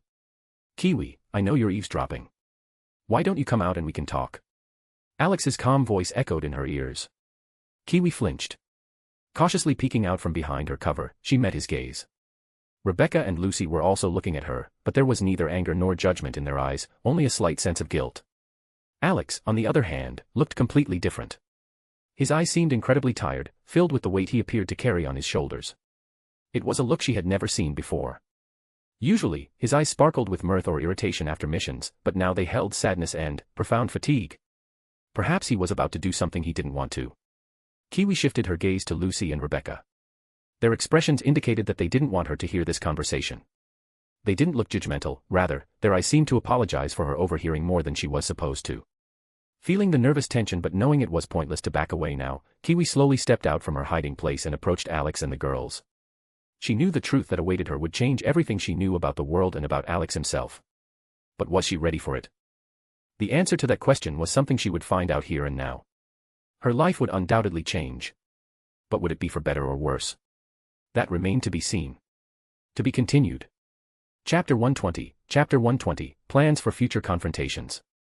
Alex suddenly fell silent and shifted his gaze to the door leading out of the room. Up until that moment, he had been fully absorbed in his conversation with Lucy and Rebecca, with all his attention focused on the box standing beside him. He was curious why he hadn't sensed anything while inspecting it, even though everything around hinted that the contents of the box were extremely important to the mechanical man. The more Alex thought about it, the clearer it became that this item played a crucial role. After all, the moment they infiltrated the basement, the members of the Maelstrom gang turned into fierce protectors of the box. Even when one of them was fatally wounded, he crawled, desperately trying to reach the mysterious container. Alex hadn't yet faced another incarnation of Nyarlathotep, and he already felt exhausted. Everything had started off so promisingly, a new world where he could relax, take on various tasks. But as usual, it all came back to inevitable battles. Yes, he had made a deal with Nyarlathotep and promised his father to maintain the timelines, but Alex kept postponing this task, knowing that for beings like him, time was just a formality, an empty word. Lucy and Rebecca noticed that Alex had suddenly gone quiet and looked toward the door. This puzzled them. Could one of the enemies have survived and be approaching now? However, they quickly dismissed this thought, knowing that Alex wouldn't have missed even the slightest movement. Unsure of the reason behind his odd behavior, Lucy turned to him to find out what had happened. "Did you feel something?" she asked, drawing his attention. Alex continued staring at the door, his gaze tired. He knew who was eavesdropping on them, and he had no desire for that person to discover the truth right now, especially at a moment when everything was falling apart. Alex had planned to reveal his true nature only after deciding to return to the Danmarki world. He shifted his gaze to Lucy and Rebecca, who were now watching him with curiosity, and a crooked smile appeared on his face. Lucy raised an eyebrow slightly, not understanding what he was smiling at. "Looks like we're being eavesdropped on," Alex sighed. Lucy and Rebecca's eyes widened as they looked back at the door. They were curious about who might be listening in on their conversation. They knew that sooner or later, Alex planned to tell his friends who he really was and where he came from. But neither Lucy nor Rebecca expected it to happen at such an inconvenient time. Learning that your friend was a demon from a world where gods walked among mortals was already shocking enough. And realizing that this world might be destroyed by an ancient being was even more terrifying. Alex wasn't in a rush to reveal the full truth, gradually lifting the veil of mystery so as not to scare them. Lucy had a suspicion about who might be behind the door, while Rebecca was lost in thought about what she had heard and the potential danger. Wasting no time, Alex decided to address the unexpected listener. "Kiwi, I know you're listening. How about you come out, and we talk," he called to the door. Lucy and Rebecca exchanged glances, then looked at the door in surprise. Slowly, Kiwi's head peeked out from behind the corner, cautiously emerging from her hiding spot. She was clearly nervous. Lucy and Rebecca watched her with apologetic expressions, understanding that Kiwi had overheard more than she should have. Alex, on the other hand, observed her approach with visible unease. Though her face was partially hidden by her mask, the worry in her demeanor was obvious. Alex didn't rush her, understanding the emotions she was going through. Kiwi only knew part of the truth, but now, as the full picture was about to be revealed, it was inevitable that it would be a shock. "Don't be afraid, I won't hurt you," Alex said softly, trying to calm her down. Kiwi slowly approached Alex and the girls. Thousands of questions swirled in her mind, but the fear of what might happen held her back. However, the thought that Alex could harm her quickly faded. She remembered how, last time, she had threatened him with a gun, demanding the truth, but Alex hadn't responded with aggression. As she calmed down, she walked with more confidence. When she stopped in front of Alex, their eyes met. Alex raised an eyebrow, noticing how her eyes no longer reflected the caution they had before. This surprised him. Kiwi had accepted the truth she heard so quickly. She took a deep breath, gathering her thoughts, glanced at Lucy and Rebecca, whose faces showed confusion, and then looked back at Alex, who was waiting for her question. "Who are you really?" she finally asked, trying to speak calmly, though the tremble in her voice betrayed her. Alex froze for a moment. Even Lucy and Rebecca hadn't expected that question. They thought Kiwi would ask something more specific, about their current situation or about that god. But instead, she went straight to the main question. Alex sighed, took out a cigarette, and after lighting it, began to speak. "I'm a demon," he said, exhaling smoke through his nose. Kiwi froze, her heart racing again. She had been prepared for various possibilities about his identity, but this she did not expect. However, the next comment made the situation even more tense. "Not just a demon, but a demon king," Rebecca added, completing Alex's words. Kiwi heard Rebecca's words, and her face twisted in horror as she stepped back. Alex shot a reproachful look at Rebecca, who had revealed the truth prematurely. Rebecca only smiled sheepishly and looked away, unwilling to take responsibility for her words. Lucy sighed heavily, observing Kiwi's reaction. She remembered how she felt when she first learned the truth about Alex and didn't blame Kiwi for being scared. Although she and Rebecca had been more curious than afraid, Lucy recalled the disappointment she felt, thinking that everything Alex had said was a lie. "And what are you planning to do with me now?" Kiwi asked with a trembling voice, staring tensely at Alex. Alex raised an eyebrow, clearly not understanding her question.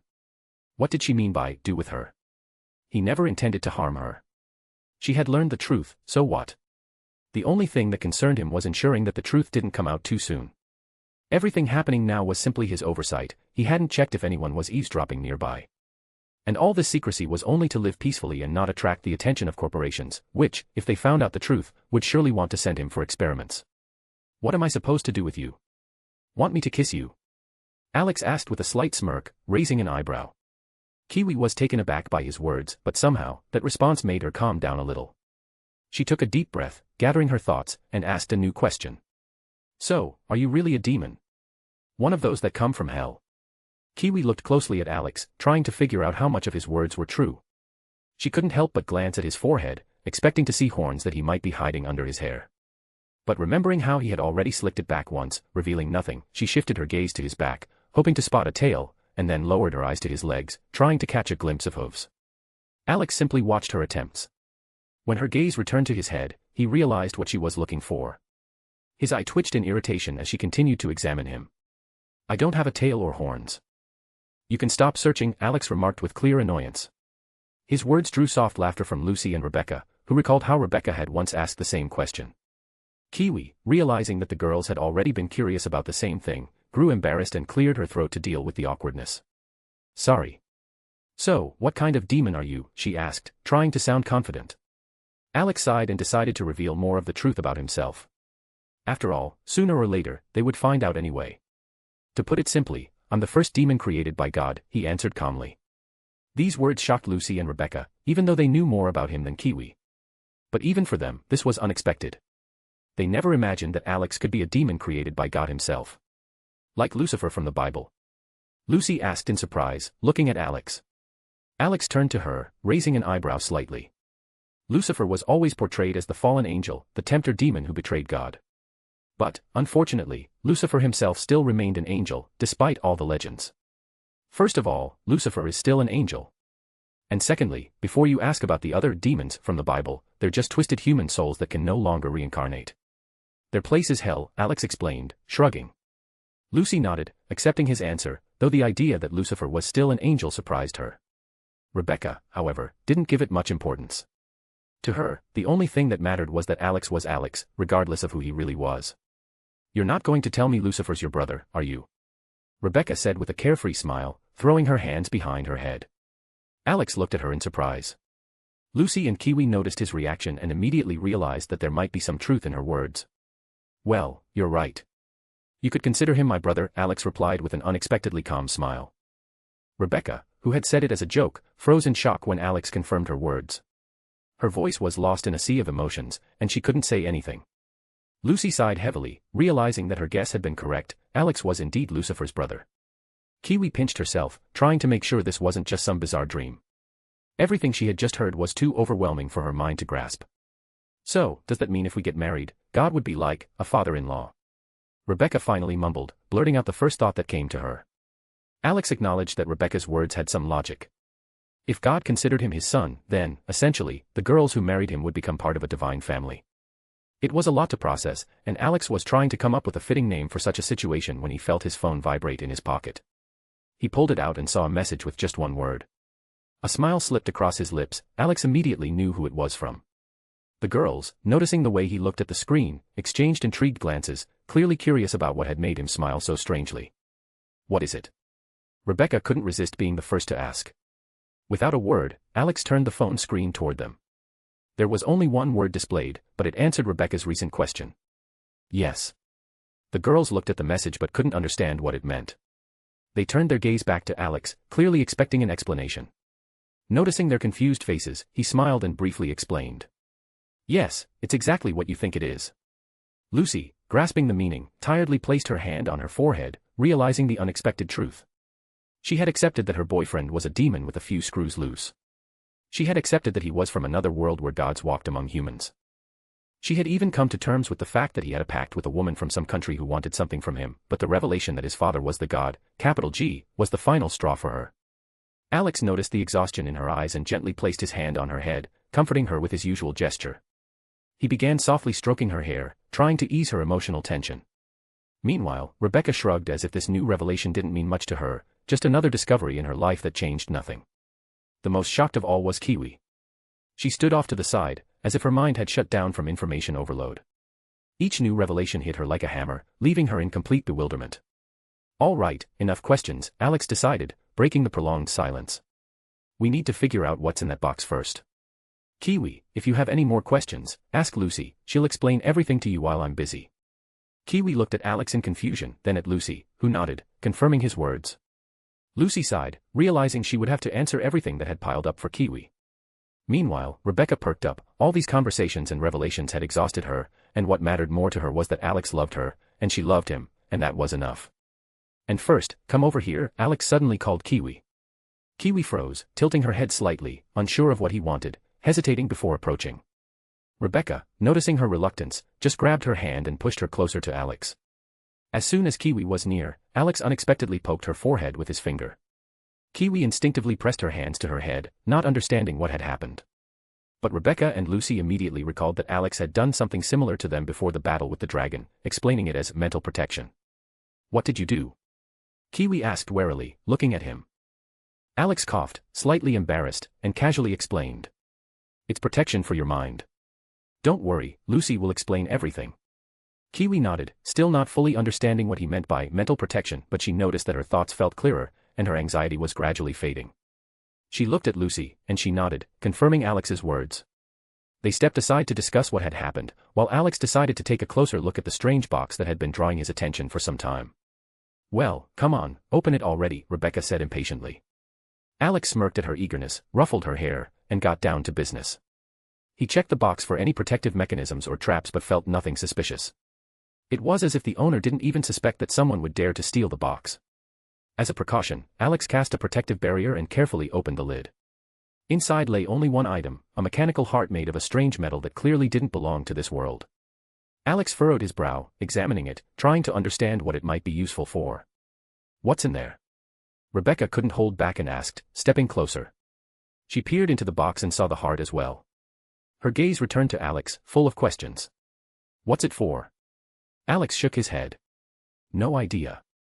Rebecca looked at the heart again and had a strange thought, which she immediately voiced. What if it's for that mechanical guy, or whatever he is? You said he was an AI. Maybe this heart is for his future body. Alex considered her words. He recalled the question and tried to remember details about that particular embodiment. He remembered stumbling upon an article about it, and the main thing that stood out was that the embodiment was an artificial intelligence but could eventually obtain a physical body. Initially, this AI existed as a digital entity, but now it sought a body to simplify interaction with people and hasten their downfall. I think you're right, Alex confirmed, turning to Rebecca. If this heart is part of a future body, then that's even better for us. Rebecca huffed in satisfaction, puffing out her chest proudly for her deduction. Alex never thought she was foolish, on the contrary, he admired her talent for weapon making. He had seen her transform the most ordinary parts into deadly devices. He wouldn't have been surprised if she made even a wooden stick shoot. But here's the problem, Alex continued. How do we kill it? This isn't an ordinary embodiment.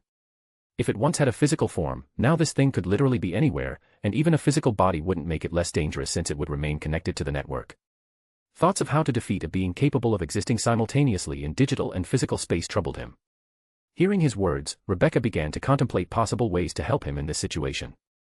Suddenly, an idea struck her, and she tugged at Alex's arm to get his attention. What if we hit the whole world with an EMP and wipe it out, she suggested with a wide grin. Alex looked at Rebecca and started considering such an unusual plan. At that moment, they were interrupted by Lucy, who returned with Kiwi after their discussion. EMP. I don't think that would work since this AI is essentially a god. I doubt any electromagnetic pulse could harm it, Lucy reasoned as she approached. Alex nodded, agreeing with her words. But Rebecca's idea didn't seem so hopeless after all. The longer he thought about it, the wider his smile became. Perhaps dealing with this mechanical man could be easier than with the previous avatar of Nyarlathotep. He glanced at Rebecca and, to her surprise, said, "No, she's right. It could work." Rebecca shot a victorious glance at Lucy, who rolled her eyes at the gesture. But she couldn't ignore the curiosity that suddenly engulfed her. So, how do you plan to do that? She asked, crossing her arms. When this AI acquires a physical body, it will still be connected to the network. And then, if I can manage to incapacitate all the electronics in the world for a moment, I'll be able to pull it into another dimension. There, it won't have access to the network, and it won't be able to escape, Alex explained. Lucy pondered, realizing that there was still something overlooked in this plan. Rebecca, on the other hand, enthusiastically imagined a global EMP explosion that would disable all electronics on the planet. Kiwi observed all of this with a neutral expression, understanding that her life would completely change if she stayed close to Alex.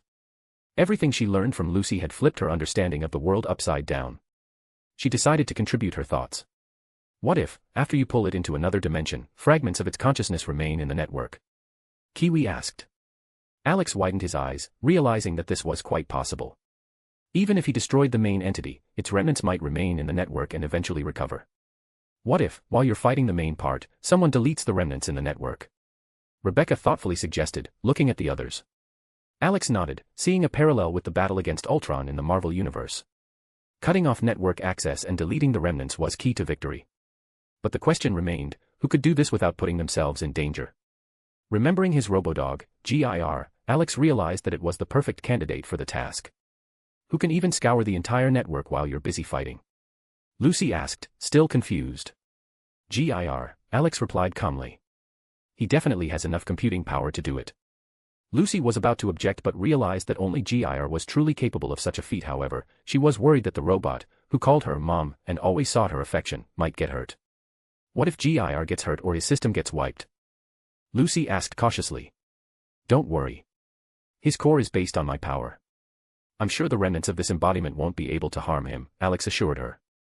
Lucy sighed, understanding that they would have to take risks, but there was no other way. Suddenly, Kiwi interrupted the conversation. So what's your plan for all of this? She asked, watching Alex. Alex glanced at Kiwi, who was speaking up for the first time.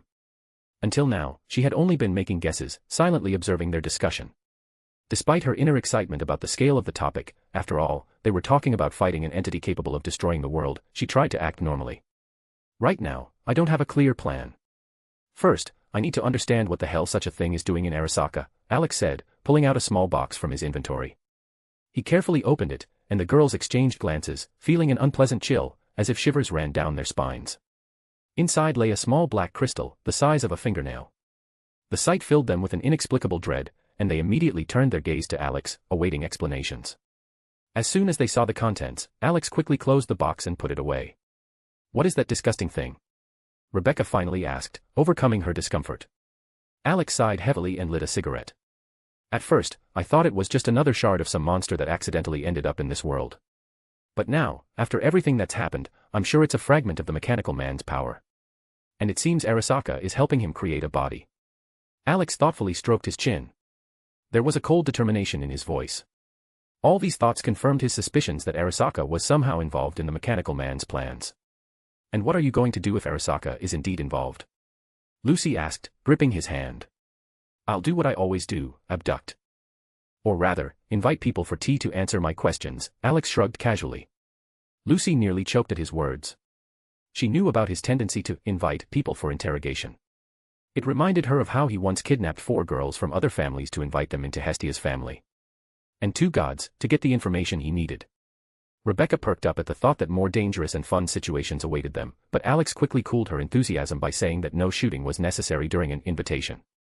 Rebecca pouted and jokingly kicked him in the leg, declaring that it was boring. "So what now?"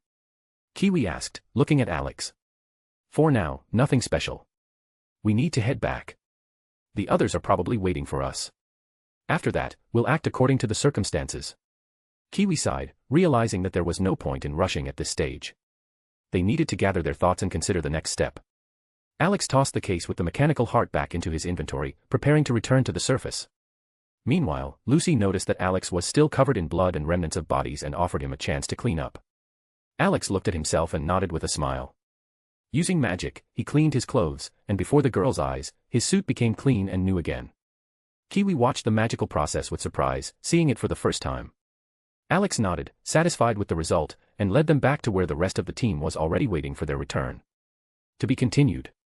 Chapter 121, Kiwi's Request and a Trick for Maine. Alex, along with the girls, was heading toward the exit from the basement. Before leaving the room, he glanced back, checking if he had forgotten anything important. But, as before, the room was left with only the equipment brought by the Maelstrom gang members, who now lay on the floor, a reminder of their pitiful fate. The girls noticed his hesitation and exchanged glances. "Why did you stop?" Lucy asked, raising an eyebrow slightly. "Just making sure I didn't miss anything," Alex replied, shaking his head. Satisfied that he hadn't left anything behind, Alex and the girls headed toward the hole in the wall through which he had fallen into the basement. On their way, they passed the bodies of the Maelstrom members who had become victims of his rage. Kiwi slowed her pace a little, walking alongside Alex. She wanted to ask him a question, but she couldn't bring herself to do it. Alex, noticing her hesitation, glanced at Lucy and Rebecca. Both girls said nothing, giving Kiwi space so she could finally ask what was on her mind. "If you have questions, don't be shy," Alex said, sensing her tension. Kiwi hesitated, her thoughts swirling in her mind like 1,000 flies, making it hard to focus. Everything she had experienced in the last few hours felt like a surreal nightmare. Not long ago, she had pointed a gun at Alex, and now she had to come to terms with the fact that he was a demon from another world where gods walked among mortals. But right now, that wasn't what bothered her. Her question was much more personal. Suddenly, Kiwi stopped and grabbed Alex by the hand. "Can you heal people with your magic?" she asked, looking him straight in the eyes. Alex expected her to ask something, but he still raised an eyebrow in surprise. It seemed odd to him that she would ask something so obvious. Hadn't Lucy told her about his abilities? He looked at Lucy, who had stopped with Rebecca a short distance away, giving them space to talk privately. Lucy shook her head, indicating that Kiwi hadn't brought this up before. "Yes, I can." "Why are you asking? Didn't Lucy tell you about that?" Alex responded, slightly puzzled. Kiwi sighed, realizing it was time to ask the question that had been troubling her the most. "How effective is your healing?" she asked nervously. Alex sighed, understanding that Kiwi was likely concerned about the problems related to her cyber implants.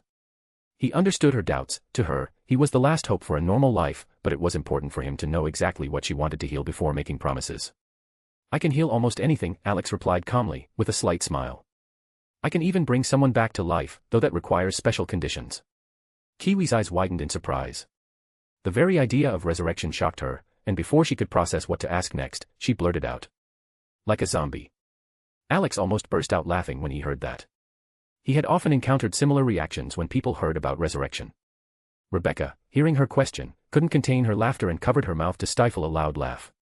Alex gave her a reproachful look, then turned to Lucy, hoping for her support, but she just blew him a kiss, clearly not wanting to get involved. No, not like a zombie, Alex answered, sighing and rubbing his brow in exhaustion. Resurrection and turning into a zombie are two different things. And, by the way, there are different types of zombies, but now is definitely not the time to discuss that. He continued to massage his temples, trying to calm himself before they moved on. Kiwi nodded, listening to Alex's explanations about healing magic. She had no real interest in resurrection magic or turning people into zombies, it was just idle curiosity, as she, like the other girls raised in the modern world, had never encountered magic before. Her real question was different, she wanted to know how serious of an injury Alex could heal. But how to phrase the request? Gathering her thoughts, she finally looked at him, deciding to ask the question that mattered most to her. Then, can you help me with your healing magic? Kiwi asked hopefully. For her, Alex was the last hope for recovery. Alex raised an eyebrow slightly, not understanding why she was so hesitant to ask for help. After all, wasn't that what friends were for, to help each other in tough times? Of course, but not right now, he said with a kind smile. Kiwi felt a wave of relief hearing his agreement, but frowned when Alex added that he couldn't help immediately. Lucy and Rebecca also looked at him in surprise. Why not now? Kiwi asked, unable to hide her surprise. Alex sighed, glancing at Lucy and Rebecca, who also didn't understand his decision. Seeing their confusion, he barely held back a smile. First, we're expected upstairs. If you show up without your mask, everyone's going to have questions. Second, I don't even know exactly what needs healing. Third, girls, let's not forget common sense, we're in a world where we're constantly being watched, and I don't want to use magic outside of a safe place where I can be sure no one will see, he explained calmly.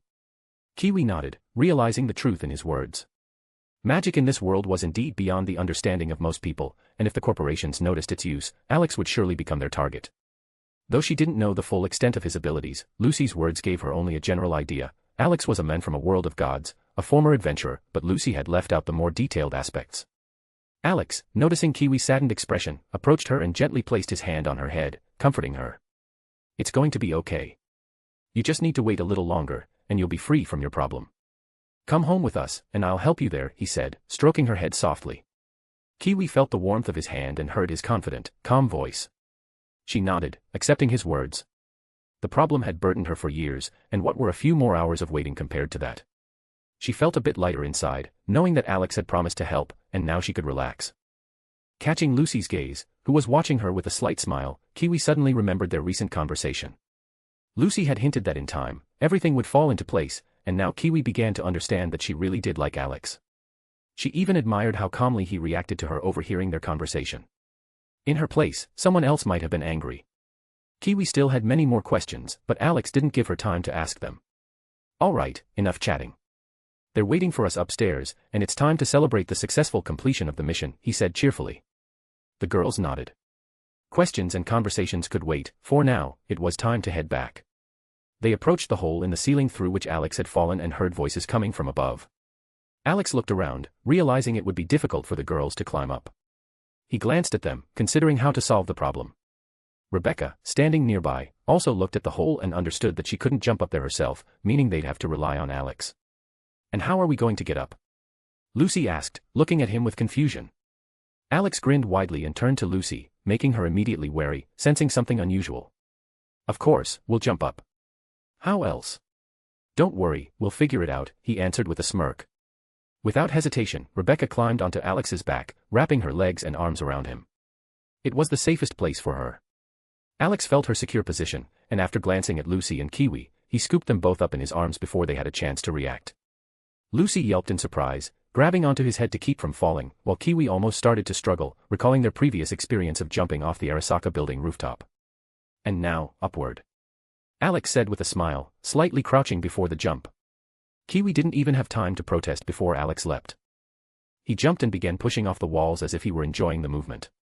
Although he could have gotten out of the basement with a single jump, he savored the feeling of climbing higher, leaping upwards. At moments like these, he felt like a video game hero, capable of running along walls. Meanwhile, the rest of the group waited patiently upstairs. Well, patiently was a bit of an overstatement, as there was one person who just couldn't stop complaining. What's taking them so long? How hard is it to just go, grab him, and come back? Maine grumbled, continuing his disgruntled comments. Dorio could only sigh, watching her restless boyfriend who loved to complain. At first, he had stayed quiet when the girls left to bring Alex back, but after a few minutes, Maine started grumbling about the delay. As soon as he recovered from his bout of cyberpsychosis, he was back to being himself, the grouchy leader who was always dissatisfied with something. Dorio was ready to smack him on the head again. Pilar, standing off to the side, just chuckled at his boss's behavior. In an attempt to peer into the hole to see what was going on below, Pilar nearly fell over when something shot past him. "Damn it!" Pilar exclaimed, barely keeping his balance after the sudden rush. His outburst caught Maine and Dorio's attention. Alex landed right in front of the group, smiling. He glanced at Pilar, who was still recovering, then turned his attention to Maine and Dorio, who were also staring at him in surprise. "Hey there," Alex said, gently setting Lucy and Kiwi down on the ground. Dorio carefully examined Alex to make sure he was okay, and not finding any injuries, she nodded at him with relief. Pilar grinned, realizing everyone was safe. But Maine, noticing how close Kiwi was standing to Alex, raised his eyebrows with a smirk. "So, you guys decided to hang out down there a bit longer. Or, heh, were you up to something while you were gone?" he teased, squinting mockingly. His gaze lingered on Kiwi, who was still standing next to Alex. Unable to hold back, Maine grinned even wider, turning to Dorio. "See? I told you he'd be adding to his harem soon," he said with a smug tone. Dorio clenched her fists, ready to smack Maine for his comments. He turned back to Alex, feigning the face of a friend who'd been ditched for the girls. "Listen, if you two decided to have some fun down there, you could have at least waited until you got home. Unless, maybe you're into that. A basement works too," he continued, not hiding his mockery. Alex heard Maine's comment, and his eye twitched nervously. He patted Rebecca on the shoulder, signaling for her to get off his back, since Maine was in for a surprise. Dorio, noticing that Alex was preparing for something, already raised her hand to smack Maine but paused when she heard Alex's voice. "Maine, wanna see a magic trick?" Alex asked, smiling in a friendly manner. Lucy and Rebecca exchanged glances when they heard the offer and immediately felt pity for Maine.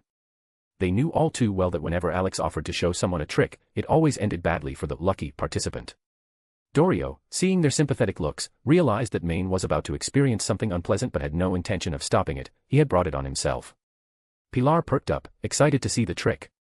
He was still curious about how Alex had once turned an ordinary pen into a flower. Maine, not paying attention to the warnings, just smirked.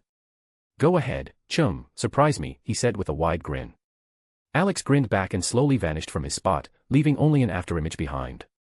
Maine didn't even have time to blink before he felt a chill behind him and heard Alex's quiet but eerie voice. "Wait, I was just kidding." Maine tried to shout, but it was too late. Alex appeared behind Maine, hands folded, with his index fingers pointed forward. He took aim and struck with full force. "Ninja secret technique, 1,000 years of pain," Alex announced triumphantly as he delivered the blow. Maine yelped in surprise and pain, while the rest of the group burst into laughter. Everyone had been watching intently, curious about the trick Alex would show Maine. When Alex suddenly disappeared and reappeared behind him, Lucy knew her suspicions were right. Maine was definitely going to suffer. She didn't pay much attention to his jokes anymore, having gotten used to his endless whining, but Kiwi was surprised to see that Alex could move just as fast as users of the Sandevistan implants. Everyone tensed up when Alex mentioned his secret technique, and only then did they realize what was coming. The answer didn't take long. Alex jabbed his fingers right into Maine's rear. Maine's face contorted with pain, and that was just the first part of the trick. The technique's main goal was to send the victim flying, and just as Maine was about to protest, his feet unexpectedly left the ground, and he crashed into a nearby crate with a loud thud. "And that's the trick," Alex said innocently, glancing at Maine. Everyone froze with their mouths open, unable to believe what had just happened. Pilar couldn't hold it in and started laughing like a madman at the sight of his leader's state. Dorio turned away to hide her laughter, and Rebecca's eyes lit up as she immediately ran to Alex, demanding that he teach her the technique, finding it way cooler than anything she'd done before. Pilar, hearing his sister's request, felt instant dread. He knew he'd be her first victim. He frantically waved his hands, signaling to Alex not to even think about passing his secrets to Rebecca. Lucy watched the scene unfold with a crooked smile, shaking her head. Maine had gotten off easy. Alex could have used his famous stick, the one he often used to discipline idiots. Kiwi raised an eyebrow, and upon hearing Lucy's hint, realized that Alex was indeed capable of some bizarre things, all while maintaining that innocent face. Maine, rising after the collision with the crates, slowly realized what had just happened. His thoughts were jumbled, and it was only now that it dawned on him. Alex had shown a trick that ended with a painful strike to the most inconvenient spot. He was still feeling the pain, and his glasses had slipped down his nose while his eyelid twitched nervously. "You little bastard. I treated you like a friend, and you stabbed me in the back," Maine shouted as he got to his feet. Alex simply raised an eyebrow and replied innocently. "First of all, it wasn't in the back, it was in the butt. Those are two different things. And second, you agreed to the trick yourself." The group erupted in laughter. Even Lucy and Kiwi couldn't hold back anymore. Maine wanted to refute Alex's words, but realizing that he had indeed agreed to it, he only muttered something displeased and walked toward the group. Alex smirked and turned to Dorio, deciding to provoke Maine even more. "Dorio, listen. If Maine starts rambling again, I can lend you my stick to teach him a lesson," Alex suggested with a cheerful grin. Dorio raised an eyebrow, not understanding what stick he was referring to, but those who knew the story of that stick were already looking at Maine with pity. If it ended up in Dorio's hands, Maine's life would become unbearable. Hearing about the stick, Maine flinched. "What stick?" Dorio asked, noticing the change in the others' faces. Alex approached her with a wide smile. "It's a special stick I made for hitting idiots. It causes very, very intense pain but leaves no lasting damage." Dorio, catching the joking tone of Alex, decided to play along to scare Maine a little. "Of course, if he starts babbling again, I'll definitely take you up on that offer." Maine, desperately shaking his head, pleaded with Dorio not to take the offer seriously. She only smirked back at him, hinting that if he behaved himself, everything would be fine. "All right, it's time to head back. I think we should grab some food and drinks to celebrate this mission," Alex suggested with a smile. The group readily agreed with him. Maine, grinning, devised a cunning plan. "Then you're paying," he said, slapping Alex on the shoulder. Without hesitation, Alex agreed to treat his friends to food. Maine, realizing he hadn't managed to pull a fast one on him, surrendered and, grumbling about the unfairness of life, walked alongside Dorio. Outside, a van was already waiting for them with Falco at the wheel, and Valeri was sitting in the front seat next to him. GIR, positioned on the roof, resembled a turret, waving a flag behind him. Upon seeing Lucy, he instantly jumped down and settled in her arms. They all squeezed into the van, which immediately turned into a can of sardines. Since Dorio and Maine were the largest, they took up most of the space, while Pilar, with his long limbs, barely fit. Lucy and Rebecca sat in the front seat, with Valeri in their laps, and Alex squeezed in with the others. In the end, Kiwi was practically sitting on his lap since there wasn't enough room. "Hey, Falco, let's go already, or I'm going to get squashed," Alex complained about the tightness. Lucy turned her head toward Alex, a sly smile on her face as she looked at his predicament. "What's your complaint? You have Kiwi sitting on your lap, you should be happy," Maine teased, glancing at Alex pressed against the wall. Alex twitched his eye and reached into his pocket, hinting at his punishment stick. "I don't mind that Kiwi is sitting on my lap. I just think we need a new van," he grumbled, trying to shift into a more comfortable position so Kiwi wouldn't feel too uncomfortable. Kiwi, who was now almost entirely sitting on his lap, raised an eyebrow and turned to him. "Don't look at me like that, it's better for both of us," Alex explained, justifying his action. She nodded, relaxing and leaning against him. Falco, catching sight of them in the rearview mirror, chuckled and started the engine, heading to the store for food and drinks to celebrate the successfully completed mission. While they were driving, Alex called Padre to report on the completed assignment and to find out how the cleanup had gone on their end. Learning that there had been less resistance at the other warehouses, Alex also asked if there had been any strange behavior from the Maelstrom gang members. Padre replied that they had acted just like usual, which is to say, like crazies. After finishing the call, Alex was about to ponder this but was distracted by the sound of money being deposited into his account, and he immediately split the reward among all the team members. After successful shopping, the group headed back to the base to celebrate. As they were approaching, Falco noticed a van parked nearby. "Hey, do we have guests?" he asked, drawing everyone else's attention. They all stared at the van parked by the base. Lucy immediately suspected something and glanced at Alex, who was smiling mysteriously. She realized it was his doing but decided not to say anything for now. When Falco parked the van, everyone began to get out and inspect the new vehicle. "I don't know whose it is, but the van looks fantastic," Falco remarked, admiring the vehicle. Alex, lighting a cigarette, decided to cheer up his friend. "It's yours," he said with a slight smile. Everyone instantly turned to Alex. Falco stared at him in shock. "What do you mean?" he asked skeptically. "I told you I had a gift for you. You asked me to modify the van, but I got too lazy to redesign it, so I just built a new one," Alex replied with a smirk, pointing to the brand new van. To confirm his words, Alex walked over to the van and opened the doors. Falco's eyes lit up immediately, and he rushed to the van to check the engine. When he lifted the hood, he nearly cried from excitement. Quickly turning to Alex, he rushed to hug him. The rest of the team looked at Alex in confusion when he said he built the van out of laziness. Only Lucy understood what he meant. Alex always preferred to create something new rather than fix something old. "I appreciate the thanks, but I don't like hugging guys," Alex remarked with a crooked smile. Everyone burst into laughter and began to explore the new van. Alex had transformed it from just a mobile home into a full-fledged combat APC with living modules. He had installed turrets on the roof so Falco could provide fire support if needed. Rebecca, hearing about the turrets, immediately claimed the position of gunner, stating that she was now in charge of the fire systems. No one thought to object. Pilar was especially pleased. Finally, he could stretch out his long legs and sit comfortably. "Okay, enough, you'll have plenty of time to check everything out," Alex interrupted their excitement. "Let's go celebrate the new van." With those words, he grabbed the bags of food and drinks. Realizing that the van wasn't going anywhere, everyone headed toward the house. The only one reluctant to leave the van was Falco. He clung to the hood as if he had just met a long-lost love. If Alex hadn't grabbed him by the scruff of his neck and dragged him inside, Falco would probably have stayed there all night, hugging the van. Alex understood that if he let go of him now, Falco would spend the entire evening next to the vehicle, examining it or even going for a test drive. So, Alex literally pulled him inside, despite Falco's desperate attempts to break free.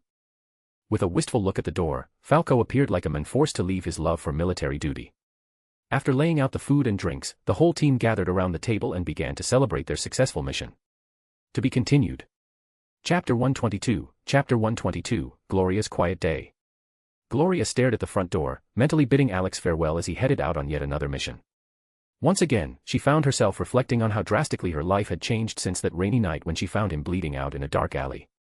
Back then, she hesitated, unsure whether she should get involved. But something inside told her she had to help him. She couldn't quite grasp what this feeling was, but she decided to trust her instincts. Thoughts gnawed at her. Maybe Alex was part of a gang or a corporate faction. Yet all doubts vanished when she cleaned his wounds and found not a single cyber implant. From the moment Alex woke up, her life began to change. She had saved a mage who, as it turned out, was a demon king. In her eyes, it was just a small favor, but in reality, she had gained much more. Alex became a source of support, helping her cope with the loss of the most precious thing in her life. He didn't just comfort her, he promised to fulfill her most cherished dream, to go to the moon and scatter her son's ashes there. When Alex mentioned he needed work, she introduced him to some acquaintances who could help. Day by day, Gloria got to know Alex better and realized that he had become an irreplaceable part of her life. He was the only glimmer of light in this grim city steeped in blood and death. Unexpectedly, she noticed how their feelings began to evolve quickly. At first, Gloria thought it was wrong, having feelings for a guy much younger than her. She was a widow who had lived through the death of her grown son. But everything changed when Alex introduced her to his family. She realized that age meant nothing to goddesses who were much older than her and far more experienced in the ways of life. Freya once told her, "Don't hold back your feelings, or you'll regret it later." Since then, Gloria decided to stop hiding her emotions and grow closer to Alex. Enough of this thinking, she muttered under her breath, glancing again at the front door. "I need to find something useful to do while the house is quiet." Gloria returned to the living room and looked around for something to occupy herself with. Sitting down on the couch, she turned on the TV, hoping to find something interesting. As usual, there were only commercials on every channel, from new cyber implants to tickets for a concert of some popular girl band. Flipping through the channels, she stumbled upon more news about a mysterious attack on Arasaka by a group of people in masks, pretending to be corporate employees. Seeing this report, Gloria sighed. She had no idea how she would explain this to Hephaestus when Alex finally had the chance to return to his own world. She recalled the conversation with Alex when he suggested taking her and the others with him. She had agreed immediately. There was nothing left for her in this world. A job. It could go to hell. Friends. All that remained were Maine and his crew, who had supported her after her losses. Suddenly, Gloria remembered Lucy's question about what Alex would do if someone from the team refused to go with him. His answer had stunned her. "I'd just kidnap them." She chuckled, realizing how much her life had changed since Alex had entered it. She wasn't watching the TV anymore, her thoughts had drifted into memories. Even meeting goddesses, which had once seemed strange and unreal, no longer surprised her. Gloria had learned to accept magic and miracles, though not long ago, it all seemed absurd to her. She smiled, recalling how Alex explained the principles behind the creation of their robotic dog, GIR.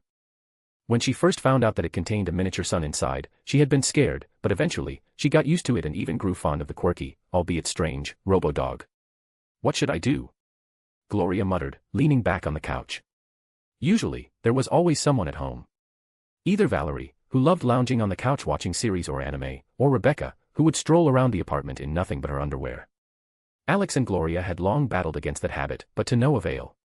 Not to mention Lucy, whose belongings were scattered across the apartment, and lazy Valerie, whose room always looked like a dump. If not for Alex's magic, the house would have descended into chaos long ago. Gloria was grateful that Alex valued order, though his workshop was always a mess. That's it, she exclaimed, suddenly realizing how she could keep herself busy. I'll clean up Alex's workshop. Feeling inspired, she got up from the couch. Aside from cooking, Gloria rarely found anything to do at home. Rebecca often tinkered with things, Lucy worked on her tablet, while Valerie and Gir watched shows and recorded funny videos. Sometimes, Gloria felt a bit out of place. She was glad she had insisted on cooking, otherwise, Alex would have probably done that with magic too. Shaking her head with a smile, she headed toward the workshop.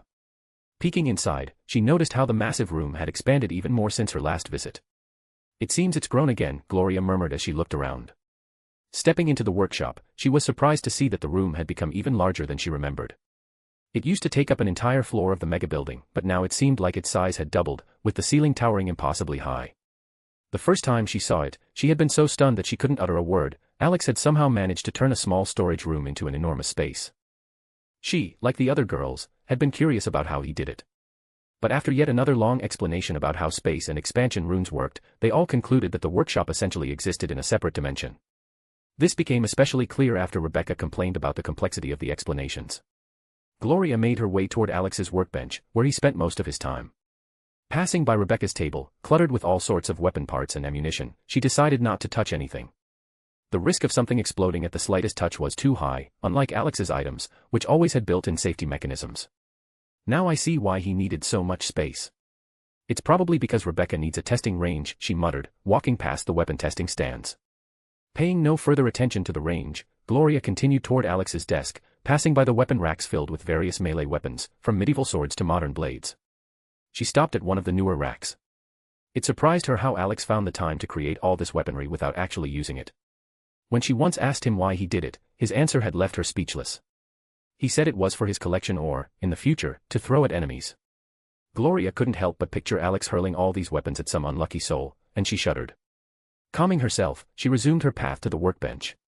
On Alex's desk, various notes and blueprints were scattered around. Gloria had helped him sort through the mess many times before, remembering Hephaestus' advice, if you leave everything as it is, it will quickly turn into chaos. Every time she asked Alex about the mess, he would always quote Einstein, which only made her sigh heavily. In the end, she would simply kick him out to tidy up in peace. All right, let's get to it, Gloria said, rolling up her sleeves. She began sorting through the blueprints. Weapons in one pile, explosives in another, and anything that looked ridiculous went into the last one.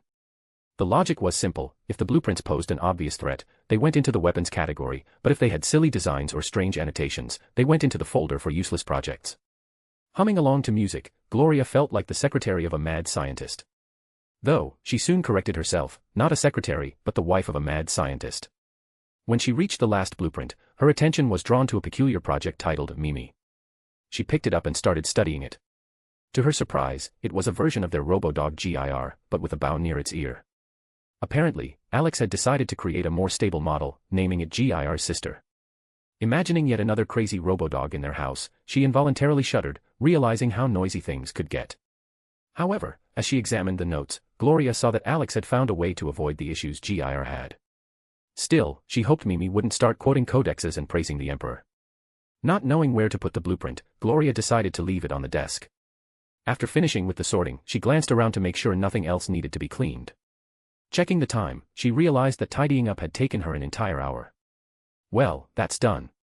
What should I do now? She muttered, looking around the workshop. Her gaze fell on Rebecca's workstation again, and she immediately dismissed the idea.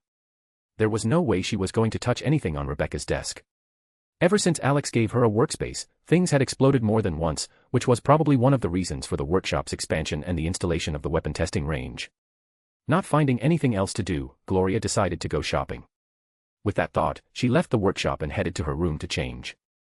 As she walked in, her eyes landed on the bed where she and Alex had spent the previous night. Before that, their relationship had been limited to kisses and hugs, but that night, after a date and with the others away, she had finally decided to take things to the next level. Gloria felt like a schoolgirl, in love for the first time. "You're a grown woman, why are you still getting embarrassed about this?" she said to herself, pushing away the shy thoughts. After changing, Gloria headed downstairs and looked around, trying to remember if she had forgotten anything. Making sure she had everything she needed, she left the apartment and headed toward the parking lot out of habit. Lost in thought, she didn't notice when she reached the spot where Alex usually parked his motorcycle or car. Stopping in her tracks, she suddenly realized she had been acting on autopilot. Didn't he take his bike? Gloria said in surprise, seeing the motorcycle still there. Gloria thought about it and concluded that Alex had probably run to his meeting on foot instead of taking his bike. After a brief moment of reflection, she decided to use his bike to go grocery shopping. When Gloria sat on the motorcycle, she was surprised at how much bigger it felt from the driver's seat. Settling in comfortably to avoid falling off, she started the engine and, leaving the underground parking, headed to the nearest supermarket. Upon arrival, she parked the bike and walked into the store. Soon, the bike caught the attention of passers-by, especially the children playing nearby. They curiously examined the bike, as they had never seen anything like it. The inquisitive kids immediately started searching the internet for information about the model, but their searches were unsuccessful. Meanwhile, Gloria wandered the aisles, looking for the necessary groceries. Unfortunately, not everything she needed was in stock, and she realized she'd have to stop by another store. When she stepped outside, she was greeted by a surprise. The kids had surrounded the bike and were inspecting it from all angles. She smiled and shook her head, amused by their enthusiasm. As she approached, she immediately became the center of attention, with the children bombarding her with questions about what model the bike was and why it wasn't for sale. "Sorry, guys, but I don't know what model it is either. My husband built this bike himself, so it's not available for purchase," Gloria said, saying the first thing that came to mind. Unexpectedly, she referred to Alex as her husband so easily, even though their relationship was more like that of a boyfriend and girlfriend. But the thought that it would one day become true made her smile.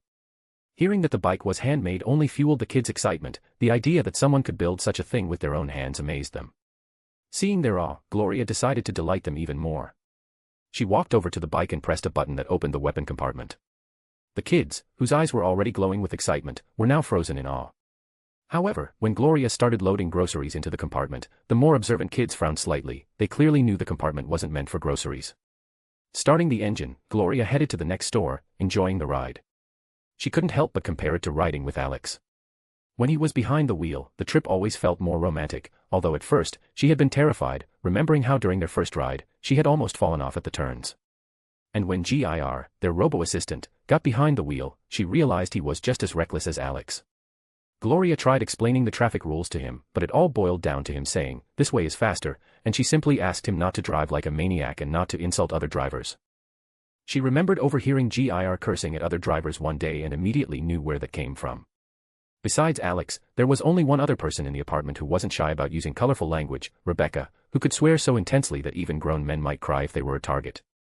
It seemed GIR had picked up not only her curses but also her way of threatening those who acted too bold. Lost in her thoughts, Gloria didn't even notice when she reached the next supermarket. Parking the bike, she checked her shopping list again and went inside. After buying everything she needed, Gloria loaded the groceries into the bike's compartment and checked the time. She had spent far less time than she expected.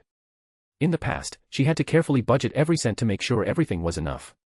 But now, with everyone in her new family contributing to the household budget, life had become much easier. Of course, she also had to buy more groceries now. Whereas before, she had only lived with David, their apartment had since become a haven for several hungry mouths. Alex insisted that they start cooking real food because in the world they lived in, real food was considered a luxury only available to the rich, while everyone else had to settle for synthetic substitutes. Gloria returned home, parking in the underground garage, turned off the bike, and sighed as she looked at the mountain of groceries. "I miss you, GIR, she muttered, remembering her assistant, who always carried the heavy bags for her. Now, she had to manage this task herself. Grabbing as many bags as she could, she kicked the compartment shut and headed to the elevator. Once inside, she pressed the button for her floor and began the ride up. On one of the floors, the elevator doors opened, and in walked the landlord, the very same one Alex had nearly thrown out of a window once. Seeing Gloria, he immediately went pale and began glancing around, clearly checking to see if Alex was nearby. After making sure he wasn't, the landlord gave Gloria a nervous nod and silently stood in the corner. Gloria politely nodded back, waiting quietly for her floor. When she stepped out of the elevator under the landlord's watchful gaze, Gloria headed toward her apartment. As she approached, her attention was caught by an unfamiliar figure near the door, a small girl dressed in strange clothing. What surprised her the most were the girl's snow-white hair, so bright it almost seemed to shimmer. Gloria stared at her, confused about what such a child was doing near her apartment. Getting closer, she decided to find out what was going on. "Hi there, sweetie. Are you lost?" Gloria asked cautiously, addressing the girl. The girl's outfit seemed even more unusual up close. She wore a black dress with many ruffles, which appeared to shimmer like a starry sky. Gloria pushed aside the strange thought, deciding that such a dress couldn't be real. When the girl turned toward her voice, Gloria noticed her eyes. They were a haunting yellow, with an ancient wisdom shining deep within them, something not typical for children. It reminded her strongly of Alex's eyes, just as mysterious and strange. "I'm looking for the one who has lived, is living, and will live here," the girl said in a quiet, monotone voice. The child's voice was beautiful and melodic, far beyond her years, despite the lack of emotion. Gloria couldn't help but notice how stunning the girl was, comparable to the goddess Freya herself. However, her words confused Gloria. "Do you know someone who lives here?" Gloria asked, hoping to make sense of the situation. The girl nodded, not breaking her gaze from Gloria, which made her feel slightly uncomfortable. "Are you looking for Rebecca, Lucy, or Valerie?" Gloria tried, listing familiar names. But the girl shook her head, rejecting each option. "Maybe Alex?" Gloria asked, thinking of the last possibility. The little visitor nodded, confirming her guess. "Yes, that is what he was, is, and will be called," she said. Gloria froze, trying to comprehend how this girl could know Alex. He had never mentioned her, and she was well aware of his charitable activities in the past world. Even in this city, when he helped children, there hadn't been a girl like her. "Why are you looking for him?" Gloria asked, hoping to get more information. The girl pulled an empty candy wrapper from her pocket and showed it to Gloria. "He gives me candy," she answered simply in her monotone voice. Gloria glanced at the familiar packaging. It was the same as the one Alex had given her on the day they met. Thinking she couldn't leave a child outside, Gloria invited her in. "Alex is at work right now and will be back later. You can wait inside if you want," she said, beckoning the girl into the house. The girl didn't hesitate and accepted Gloria's invitation. Seeing this, Gloria opened the door and let her in. As soon as they entered the apartment, the girl headed straight for the couch without waiting for permission, which surprised Gloria slightly. However, she didn't stop her, considering the child harmless and not wanting to dwell too long on her behavior. Gathering the grocery bags, Gloria went to the kitchen to put away the food. As she passed the living room, she noticed the girl sitting on the couch with a blank expression, staring off into space. Gloria paused for a moment and decided to treat her to something so the girl wouldn't get bored while waiting for Alex. Placing the bags on the table, she took out some juice, poured it into a glass, and walked over to the guest. "Here, drink this," Gloria said, setting the glass of juice in front of the girl. The little guest shifted her gaze from Gloria to the glass, and then, as if prompted by her gaze, she picked it up and began to drink. After taking a sip, she looked at Gloria with her piercing yellow eyes. "You're as kind as he is," the girl said in her same monotone voice, staring straight into her eyes. Gloria smiled, not giving the words much thought, and returned to the kitchen to finish with the groceries. When everything was put away, she peeked into the living room again and saw that the glass of juice was empty and the girl was still sitting on the couch, staring at one point. Gloria sat down nearby and decided to start a conversation. "Should I call Alex to find out when he'll be back?" she suggested, trying to catch the girl's attention. The girl slowly turned her head and looked at Gloria. "No need. He will either come back or has already returned," the girl replied, speaking enigmatically once more. Gloria frowned. She was puzzled by why this girl spoke so strangely, as if referring to the past, present, and future all at once. Who was she? Why had she come to see Alex? And all of this because of candy? These questions swirled in Gloria's mind, but she knew it would be difficult to get answers from the girl. She spoke too mysteriously and confusingly. Deciding to wait for Alex to find out everything from him, Gloria relaxed. She felt that the girl wasn't going to cause any harm, and so, calming down a bit, she turned on the television to pass the time while waiting for his return. To be continued. Chapter 123, Chapter 123, Drinking Party with Friends and an Unexpected Visitor. When the whole team entered the house, Alex continued arguing with Falco, who was full of enthusiasm and wanted to immediately inspect his new van. Alex tried to dissuade him, assuring Falco that he would have plenty of time to explore all the features of the van, which now belonged to him, and that it wasn't going anywhere. But Falco insisted. He needed to make sure all the systems were working properly, especially with the next mission approaching. Alex, in turn, reminded him that everything had already been checked and was functioning perfectly.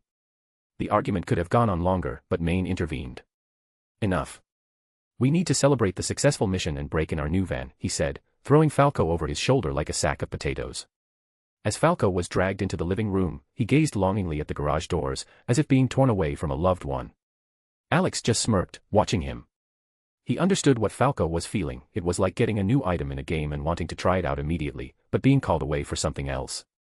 Considering Falco's passion for vehicles, his impatience was completely understandable. Alex followed Maine, and upon entering the living room, he saw that everyone had already gathered. He looked around for a seat and noticed that a spot had been left for him on the couch between Lucy and Rebecca. Sitting down between the two girls, Alex felt them both lean on him, creating a cozy atmosphere. To Lucy's right was Kiwi, who turned just as Alex looked at her. She tilted her head slightly, not understanding why he was staring, and Alex simply smiled back at her. Pilar had made himself comfortable in a chair, legs stretched out, arms hanging loosely. Falco sat on a chair facing the door, glancing at the garage from time to time, where his new van awaited. Maine and Dorio sat across from Alex. Maine had his arm around Dorio's neck and was smiling, clearly pleased with the mission's success. Valerie and GIR had decided to keep their distance, preferring not to join the lively drinking party. "All right, let's start celebrating," Maine exclaimed enthusiastically, raising a bottle of beer. Alex smiled, sharing the mood and raising his own bottle. Everyone followed suit, lifting their bottles in a show of unity. "To a job well done and to our new van, which Alex put together for us," Maine said, extending his bottle for a toast. Even Falco, who was still eyeing the garage door wistfully, raised his bottle, joining in the group's energy. "Cheers," everyone shouted in unison. The sound of glass bottles clinking echoed through the room, filled with people who had been through a lot together. Some had joined later, some had been there from the beginning, but they all shared one thing: in this circle of friends, everyone felt at home. It was something more than just a team, it was a sense of familial connection that many of them had been missing. As the evening progressed, it became livelier, and Maine began sharing stories about his time in the Nusa military. He told tales of his missions and exploits, trying to embellish the details. But Dorio quickly knocked him down a peg, knowing how things really went. "Why do you have to do that?" "I just wanted to impress Alex. I know being a soldier isn't as cool as being a special agent, but still," Maine said in a mock pitiful tone, casting a glance at Dorio. Maine's words made the whole team burst out laughing. He had just been telling them how heroically he had led his comrades through fire and water, but Dorio immediately revealed the truth, that on his first mission, he had even wet his pants. This triggered another wave of laughter. Maine scowled, realizing he shouldn't have shared all the details of his service with Dorio. "Don't worry, Maine. Even if you did wet your pants once, I still love you," Dorio said, kissing him on the cheek. Maine beamed in response to her affection. They looked at each other with love and were about to kiss, but Pilar, deciding to ruin the romantic moment, let out a loud whistle. Maine rolled his eyes and threw a slice of pizza at Pilar for interrupting them. Realizing the moment was lost, Maine continued telling stories about his military service. He mentioned a mission where they were sent to eliminate a terrorist who turned out to be a simple corporate worker who had learned too much. The mission was later disguised as a terrorist takedown, and shortly afterward, Maine and his comrades were discharged, left with nothing. That's when Maine decided to become a mercenary, and it was in one of the fighting clubs that he met Dorio. Over time, they started working together and eventually formed their own crew. "That's when I realized how simple this world is: the more money you have, the more power you hold. So, I decided to become a merc and work for myself," he concluded his story.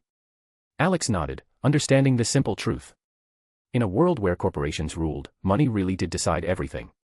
Taking a sip of his beer, Alex looked at Maine, who seemed to have come to terms with his past and was now setting new goals for himself. "And what do you plan to do when you've earned enough?" Alex asked, setting his bottle down on the table. Maine thought for a moment and looked at Dorio sitting beside him. She met his gaze, clearly ready to support whatever decision he made. "I think once we've saved up enough money, I want to settle down and buy a house somewhere far from all this chaos. Live quietly with Dorio, away from all the blood," Maine said, his voice becoming more thoughtful. When Maine finished speaking, Dorio smiled and supported his plan to retire. She had started thinking about it back when Maine had his first cyberpsychosis episode, although she knew then that he wouldn't stop and would keep working as a merc. But now, hearing his desire to step away from it all, she gladly agreed. "And you, chum? What are your plans?" Maine asked, looking at Alex. Alex didn't say anything, he simply raised his finger, pointing toward the sky. Maine followed his gesture and immediately understood what he meant. He remembered how Alex had been taking on jobs non-stop over the past few months. "So, your goal is the moon?" Maine clarified, still trying to grasp Alex's meaning. A smile appeared on Alex's face. He decided to give a small hint about his plans. "The moon is just the beginning, Maine. What comes next is much bigger than you can imagine, he said with a mysterious smile. Maine frowned, not fully understanding what Alex was getting at. Lucy and Rebecca, knowing his true goal, exchanged glances. Alex had long since shared with them his desire to travel across different worlds, meet new people, and experience as much as possible. And they were both ready to join him on that incredible journey. What do you mean? Dorio asked, looking at Alex. In time, you'll find out, he replied. As they say, all in good time. Alex wasn't ready to reveal everything about himself just yet. It wasn't that he feared distrust, but he knew how relationships could change once the truth came out. Sometimes, when people learn that someone is much wealthier or more powerful than they seem, they start seeing that person differently. Alex didn't think his friends were greedy, but he didn't want to see their reactions if they found out he was a demon. Sometimes it's easier to show than to tell. All right, let's keep sharing stories, he suggested, changing the subject and bringing the light atmosphere back. Kiwi, sitting next to Lucy, gently nudged her with her foot to get her attention and whispered, "What does he really mean?" Lucy smirked and raised an eyebrow, quietly replying, "You haven't even confessed your feelings to him, and you already want to know what he's up to." Kiwi hesitated, realizing that Lucy was hinting at her crush on Alex, but quickly rolled her eyes. "I'm just curious about what's on his mind," she muttered. Lucy just shrugged and replied that Alex simply wanted to travel to new places. Kiwi sensed that Lucy was hinting at something much bigger, but decided to accept her answer. While the girls exchanged whispers, Dorio started sharing who she was before meeting Maine. She told them how she used to fight in underground clubs, where she could let her fists do the talking. Maine chimed in with a smile, recalling a fight where she had beaten a champion with a steel jaw. "I still remember how she knocked out that steel jaw with one uppercut," he laughed. Alex, surprised, looked at Dorio. "I was crazy back then," she chuckled. "After meeting Maine, we started working together, and that's how it all kicked off." Alex, still smiling, glanced over at Falco, who, noticing his look, just shrugged. "Don't look at me like that. My story isn't that interesting. I was a driver for a nomad group until I decided to join Maine's crew," Falco explained, taking a sip of beer. Alex nodded, acknowledging his story. But before he could fully enjoy the moment, an impatient voice broke in. "Hey, chum, what about me? Aren't you curious about what I did before joining the crew?" Pilar eagerly awaited his turn to tell his story, which no one wanted to hear. Everyone exchanged amused glances, anticipating yet another loud and outrageous tale from Pilar. Rebecca looked at her brother, ready to throw a beer bottle at him to shut him up. Alex glanced at Pilar, who was eager to share his story, and a smirk flashed across his face as he recalled Rebecca's story about her brother. "Becca already told me everything about you," Alex said, grimacing with clear disgust. "And I can only say one thing, gross." The first time Alex heard Pilar's story, he couldn't help but wince. Pilar tried to play himself off as a real ladiesman while working on cyber implant repairs. His story reminded Alex of a twisted version of Hermes. He even feared what would happen if those two idiots ever met. Seeing the look of disgust on Alex's face, Pilar gave Rebecca a wounded look. "Sis, how could you spill all my embarrassing secrets? I thought you loved me. Alex and I are practically family, and you just told him everything." Pilar began to whine. Rebecca, instead of replying, looked at the beer bottle in her hand and considered throwing it at Pilar. But in the end, she decided to do something else. She grabbed a slice of pizza from the table and threw it right at her brother's face. Pilar, after being hit, quickly snatched the pizza and started eating it. "Thanks, sis. I knew you still loved me," Pilar said, taking a big bite. Alex burst out laughing, watching the scene. He always enjoyed seeing Rebecca and Pilar interact. Her brother constantly irritated her, and she always found a way to get back at him. Seeing that the pizza didn't do the trick, Rebecca reached for an empty bottle. Pilar, noticing this, quickly ducked behind the chair, peeking out from behind it. "Throwing bottles is unfair. I can't throw one back," he defended himself. "If I hit your precious Alex, you'd definitely kill me." Rebecca squinted at her brother, and he felt a chill run down his spine. She didn't give him a chance to apologize. She jumped over the chair and landed feet first right on his face. Pilar, defeated once again by his sister, groaned on the floor. The rest of the group burst out laughing at his misfortune. "I'm starting to think you're a masochist," Alex joked, laughing. Pilar instantly jumped to his feet as if he hadn't just been taken down. "You're the masochist," he shouted, pointing a finger at Alex. Lucy, sitting next to Alex, gave him a strange look. "I don't mind if you are. I could help with your little games," she teased, giving him a sly smile. Alex rolled his eyes and flicked Lucy on the forehead. She pouted and narrowed her eyes at him. "First of all, I'm not a masochist, and second, I'm more into romance, cuddling or just spending quiet time together," Alex replied with a smirk, pinching Lucy's nose to stop her from continuing her jokes. Lucy pushed his hand away and grabbed his nose in return. I was just offering, she muttered with a grin. Alex began tickling Lucy, making her collapse onto Kiwi's lap, gasping with laughter. Seeing this, Rebecca joined in on the tickling attack, removing Lucy's shoes and tickling her feet. Lucy tried to fight back, but it was useless. Stop. 2 against 1 isn't fair. Lucy managed to say through her laughter. When she was completely worn out and couldn't laugh anymore, Alex stopped and let her go. Lucy sat up, pouting in annoyance, and looked at Alex as if he had betrayed her. Then her gaze shifted to Rebecca, who just smiled slyly. Come here, my upset kitten, Alex said, pulling Lucy into a hug. Lucy huffed, burying her head in his chest, but kept casting victorious looks at Rebecca. Moving her lips so no one else would notice, she quietly said, I lost the battle but won the war. Rebecca squinted at Lucy, who was displaying that same smug look she always got when she was getting attention from Alex. Seeing how Lucy was cozily nestled against Alex's chest with a triumphant smile on her face, Rebecca resisted the urge to attack her friend, knowing that Lucy was too well protected in Alex's embrace right now. Deciding not to act on her aggression, Rebecca directed her frustration toward the nearest burger, intending to eat it with extra determination while thinking about how she'd get her revenge later. A wicked, almost gremlin-like smile flickered across her face as she began plotting her revenge.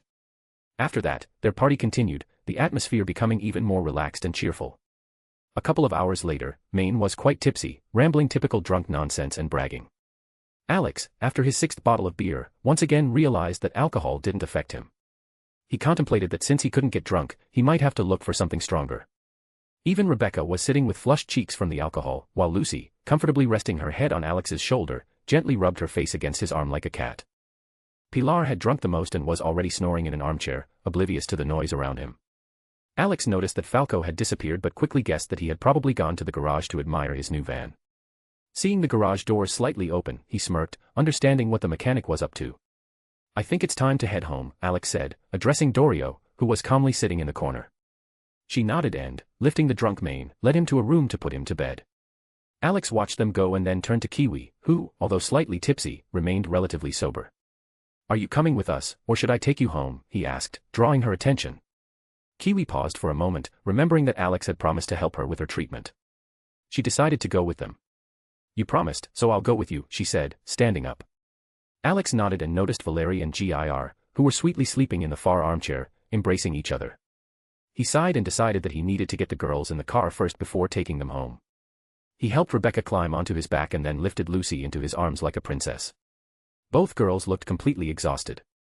As he walked into the garage, he saw Falco engrossed in taking apart the hood of his van. Alex waved goodbye to him, noticing that Falco didn't even look up from his favorite pastime. Shaking his head at his enthusiasm, Alex went to settle the girls. He first placed Lucy, who was in his arms, into the car, and then took Rebecca off his back and set her down as well. Returning to the house, he carefully lifted Valerie, who was hugging Gir, and carried them to the car. Approaching the vehicle, he saw that Lucy and Rebecca were already asleep, leaning against each other. Alex smiled and seated Valerie in the car, who immediately fell onto Rebecca's lap and continued sleeping. Once everything was ready, Alex turned to Kiwi. Well, I think we're all set. Let's go. She took the front seat, and Alex made sure everything was in order before starting the engine. As he drove out of the garage, he caught a glimpse of Falco waving goodbye to him. You're quite caring, Kiwi remarked, observing how carefully Alex was driving, trying not to wake the sleeping girls. Alex drove out of the garage and glanced at Kiwi, who commented on his thoughtfulness. He didn't consider it anything special. When you're surrounded by people you love and who love you back, it becomes your duty to protect and take care of them. That's why he asked for the power he possessed, not to be like those pathetic main characters who only start gaining strength when all their loved ones are on the brink of death, and only then does something awaken within them to give them power. Alex had never liked heroes who waited for the last moment to defeat their enemies. Why wait for your enemy to reach your loved ones when it's better to find him yourself and beat the crap out of him? After all, as they say, the best defense is a good offense. Alex shrugged. It's nothing special. Just something I have to do. Kiwi pondered this, realizing there was logic in his words. She didn't know all his abilities, and Lucy always evaded her questions. Kiwi was starting to suspect that Lucy was intentionally withholding many details about Alex, downplaying his strength. Now, with all the girls asleep, she had the opportunity to ask him her questions. You know, I always thought demons were evil, as they are usually described, Kiwi said, looking at him. Alex heard her words and understood her point of view. He had once thought of demons as evil beings too. However, over time, he realized that those demons were often just people who had ended up in hell and were stripped of the chance to reincarnate. The demons that frequently appeared in comics or other works were beings born from the negative aspects of power. This was similar to the gods from the Evolus group, who considered themselves evil simply because they arose from dark concepts. The demons committing cruel acts depicted in books and films were also born from similar dark forces. Demons are a complex topic that's hard to explain in just a few words. If you start to delve into details, the conversation quickly turns to good and evil, and that's an endless discussion. Every living being in countless worlds has its own understanding of good and evil. My advice is, don't listen to those who try to impose their opinions on you. Always think for yourself. There are both good and evil demons. The same goes for angels. A demon may be aware of its malice, while an angel, doing evil, may think it's good, Alex said thoughtfully. Kiwi listened carefully and contemplated.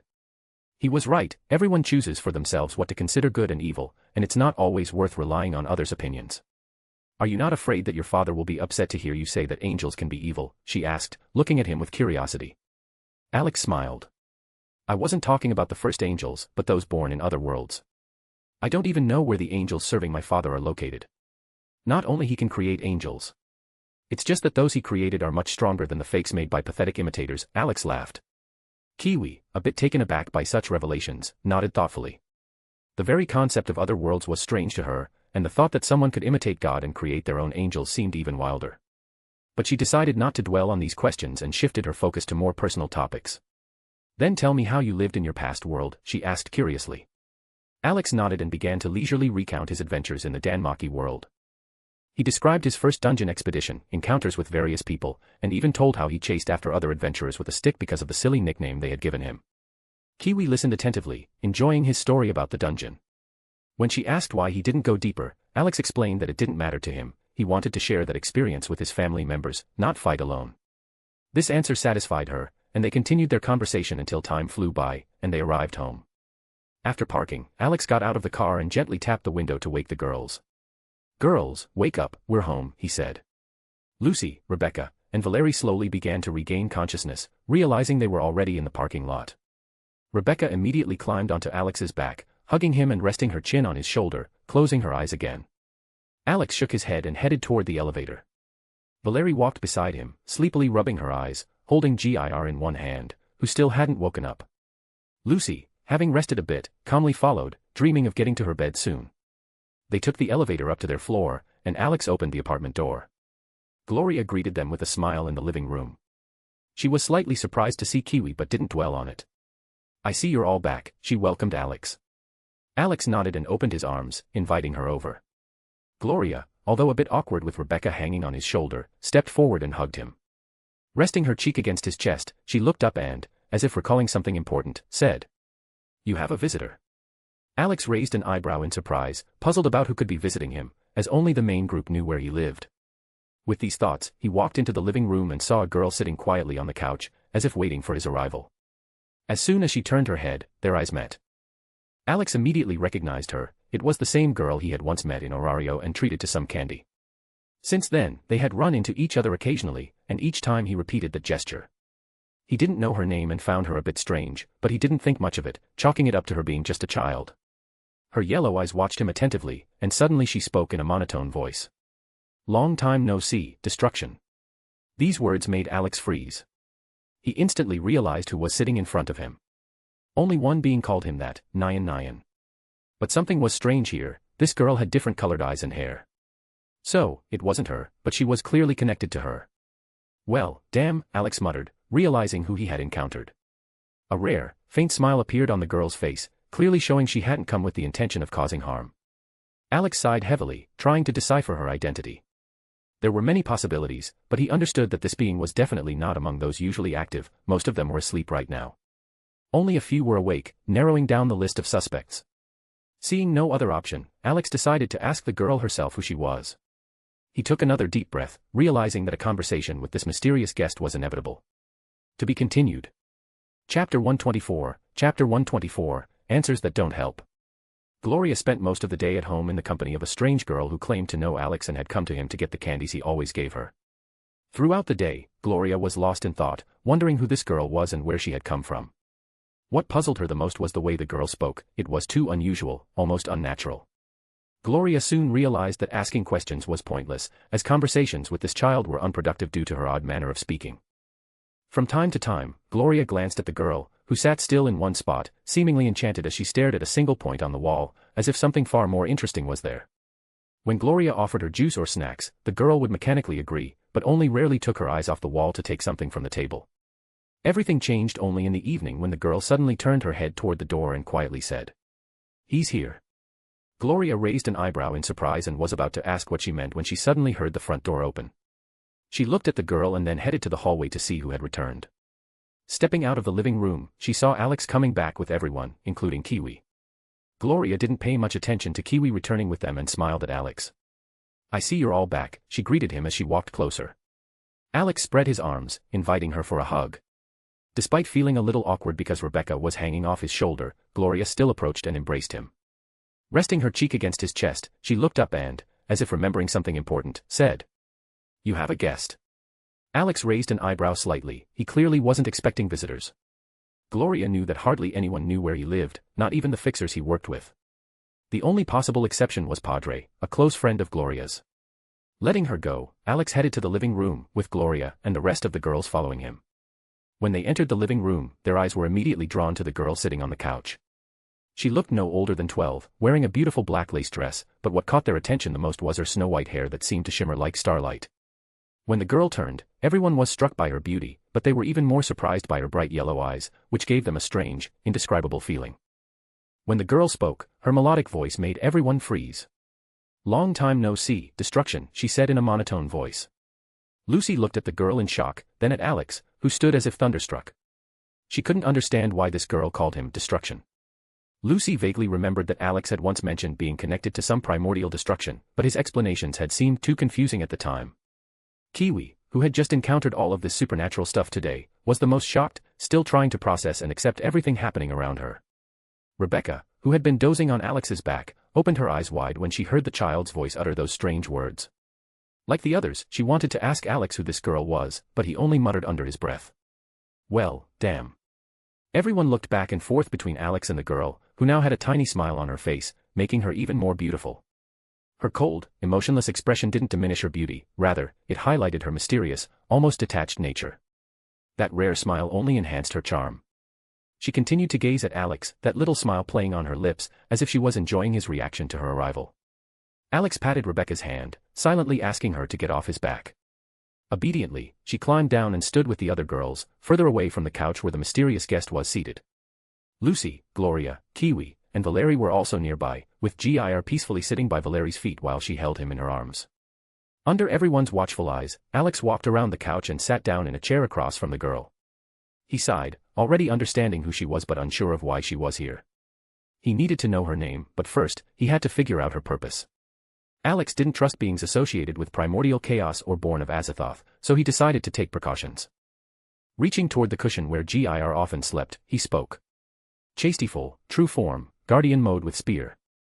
The cushion glowed and transformed into a huge, muscular plush bear holding a spear. The girl didn't react to Alex's actions, as if it didn't matter to her at all. The girls, watching the scene unfold, held their breath, waiting to see what would happen next. Kiwi was shocked. She had always thought it was just a pillow for the robo-dog. She never expected it to turn into a buff plush bear wielding a spear. Rebecca, on the other hand, lit up with excitement, seeing yet another form of the spear she had only heard about but never seen before. Gloria, sensing that something was wrong, instinctively moved in front of Valerie, who watched everything with curiosity. Gir, however, was upset that his favorite pillow had turned into a bear. Lucy anxiously observed Alex's actions, not understanding where this was leading. "I don't intend to harm you or your chosen ones, Destruction," the girl said in a calm, monotone voice, watching everything unfold. Alex didn't trust the child's words, so he decided to cast a few more protective shields around the girls. Even if she claimed not to intend any harm, it was better to be safe than sorry. His caution was justified, and after creating the additional defenses, Alex felt confident that his family was safe. The girls were slightly surprised when the shields formed around them like a dome. Once everything was set, Alex decided it was time to find out who had come to his home. Now that his family was protected, he could calmly speak with the unexpected guest. "And who exactly are you?" he asked, staring intently at the girl. The young guest, who had been carefully observing his every action, didn't interrupt his preparations. She knew Alex would act exactly like this if she appeared in this world. Deep down, she blamed her sister for this, because before everything, Alex always smiled at her, even if she didn't respond. But now, he was taking protective measures as if he feared she might do something unpredictable. The girl didn't like it, but she understood that there was nothing she could change. If it hadn't been for her sister's interference, Alex wouldn't be treating her with such caution. Still, she knew him, this trait, his carefulness, was always part of him. She didn't intend to interfere with him, knowing it would only make him more wary. When Alex finally finished his preparations and asked his question, the girl decided to respond. "My name is Yages." But before she could finish, Alex instantly cut her off. He knew that saying her name aloud could have consequences, ones he'd rather prevent. Ever since Alex had become what he was now, the phrase, "words have power," had taken on a whole new meaning for him. The more powerful a being, the more strength is contained in their words. If an ordinary person speaks the name of an outer god, nothing serious will happen. But if a being as powerful as the god itself does so, the consequences can be catastrophic. It's especially dangerous if the outer god speaks their own name. Understanding this, Alex vanished from his spot and instantly appeared in front of the girl, covering her mouth with his hand to stop her from finishing the name. "Sorry, but I can't let you finish," Alex said, looking directly into her eyes. Yag nodded, realizing the danger of her words. She knew what could happen but still attempted to say her full name, believing that Alex's shields would protect the girls. Seeing her nod, Alex returned to his seat, sat down in the chair, and rubbed his face with his hands, understanding how unpleasant the situation had become. His intuition told him that Yag hadn't come for a fight, but it still worried him. "There's your essence within your chosen ones. It would have protected them even if I had spoken my name," Yag said, pointing to the girls covered by the shield. Alex glanced at the girls and understood what Yag meant. But what about Kiwi and Valeri? Valeri was his younger sister, but Kiwi was more complicated.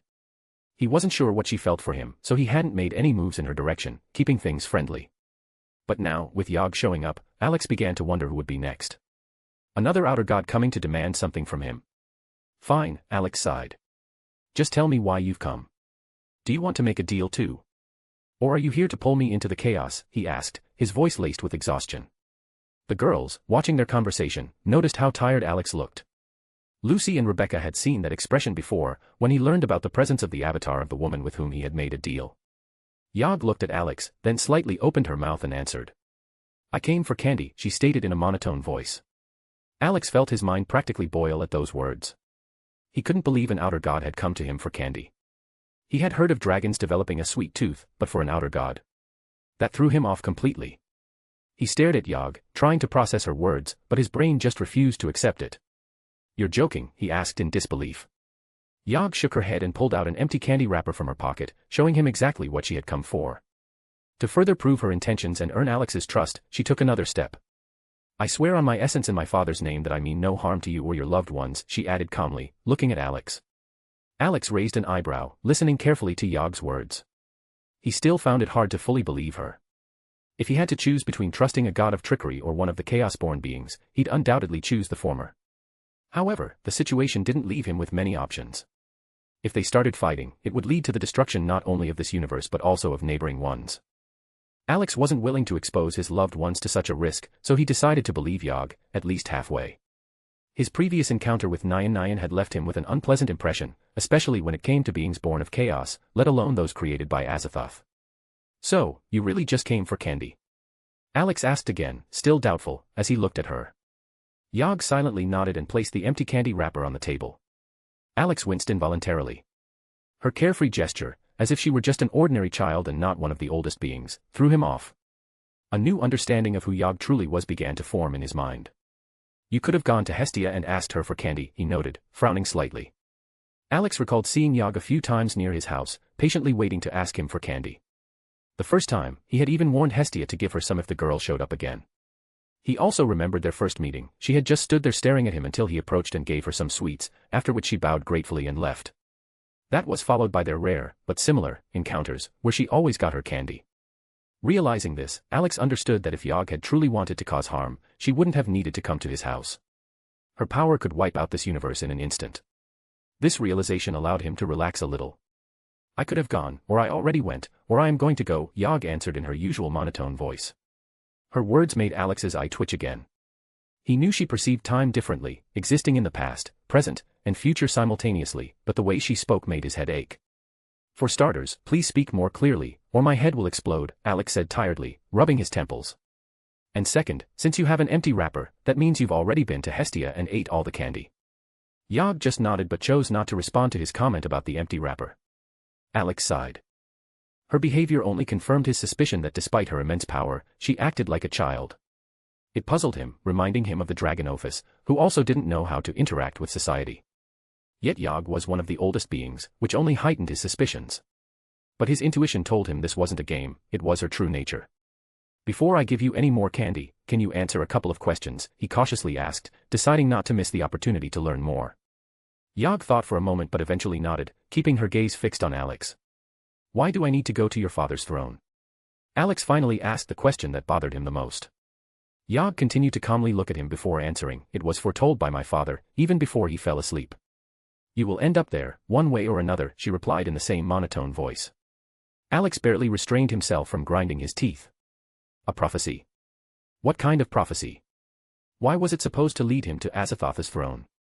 His head buzzed with too many questions, and under the concerned looks of the girls, he began massaging his forehead, trying to find some logic in this madness. The only solution was to ask directly what might cause him to end up there. "And what will be the reason that I end up on the throne?" he asked, stopping the forehead rubbing. Yog pointed at the empty candy wrapper again, indicating she needed a reward for further answers. Alex's eye twitched involuntarily, but he pulled out a new pack of candy from his dimensional pocket and handed it to Yog. She immediately opened it and began eating. "You'll end up there regardless. But two possible reasons will bring you there, and each will force you to do it voluntarily. It all depends on how events unfold and on your choice," Yog said while chewing the candy. Alex sighed wearily. He had never liked prophecies or people who spoke in riddles. However, there was something clear in Yog's words. There were two reasons he would end up at Azathoth's throne, and both would compel him to do it voluntarily. Now, he just had to figure out which of those reasons led to a good outcome and which to a bad one. "From what you've said, I understand that I will end up there no matter what. But there will be two different reasons for why it happens. And, if I'm getting this right, the first reason will lead me there voluntarily, and the second will too, but with a different intent." Alex clarified, trying to get to the bottom of it. Yog, chewing on candy, nodded at every word. He was right. "You're correct," she answered briefly. She didn't offer any more details, fully aware that it could lead to a bad outcome. Alex, realizing he wouldn't get more information from her, started to think about what could lead him to Azathoth's throne. There weren't many options. His intuition told him that it was all connected to Nyan and their deal. "I think I understand why I'll end up there," Alex murmured, looking at Yog. Yog, pausing for a moment, tilted her head, intrigued by his words. "It's related to your sister. There are only two reasons I'd end up at Azathoth's throne, and one of them will likely be because I decide to destroy all of Azathoth's descendants. And the cause of that would be your sister," Alex said, testing his theory. Yog froze, realizing she had given away too much information. If Alex continued down this path, the future could change. She blamed her sister for meddling in Alex's life by making that deal with him, as the consequences of it could alter the course of events. But her thoughts were interrupted by Alex's voice. "But the second reason is unclear to me. No matter how much I try, I can't think of a logical reason that would bring me to your father's throne," he admitted, stroking his chin. Yog remained still, understanding that Alex was dangerously close to uncovering the truth. "Never mind, it's not important. If she doesn't touch my loved ones, then the bad outcome can probably be avoided. So, that just leaves the first reason," Alex concluded, deciding not to dwell on the prophecy. Yog tilted her head, confused as to why he had stopped pursuing the truth when he was so close to figuring it out. She became curious why he had ceased thinking about it altogether. She had often seen souls in the chaos who sought knowledge or who ended up there unknowingly. Yet all those beings shared one common trait: they sought the truth and answers to their questions, answers that eventually drove them mad. Only a small handful of those beings managed to gain knowledge and keep their sanity, but like those who succumbed to madness, they too couldn't resist it forever and eventually gave in. Yog had observed living beings for many years and knew that one thing united them all: the search for truth, for answers that interested everyone. Yet the one who sat before her had so easily given up on that search, despite the answers being within his grasp. "Are you giving up? You no longer want to know what awaits you?" Yog asked, watching as Alex pulled out a cigarette. Alex lit a cigarette, deep in thought. He had heard Yog's question but merely raised an eyebrow. "I'm not giving up. I just can't be bothered to think about it. I already know one of the reasons, and I'll learn the second in due time. As they say, everything has its time," he said, exhaling smoke through his nose. Yog froze, unable to comprehend him. The thought of delving into his mind tempted her, but she knew it would only push him further away. Even if she dared, his inner strength would prevent her from doing so. "And one more question. Is your sister responsible for my being in this world, where her incarnation exists?" Alex asked, shifting to another topic. Yog had expected Alex to ask a more serious question, but he simply inquired about the reason for his arrival in this world. Yes, she made it so that you would end up here, Yog replied calmly.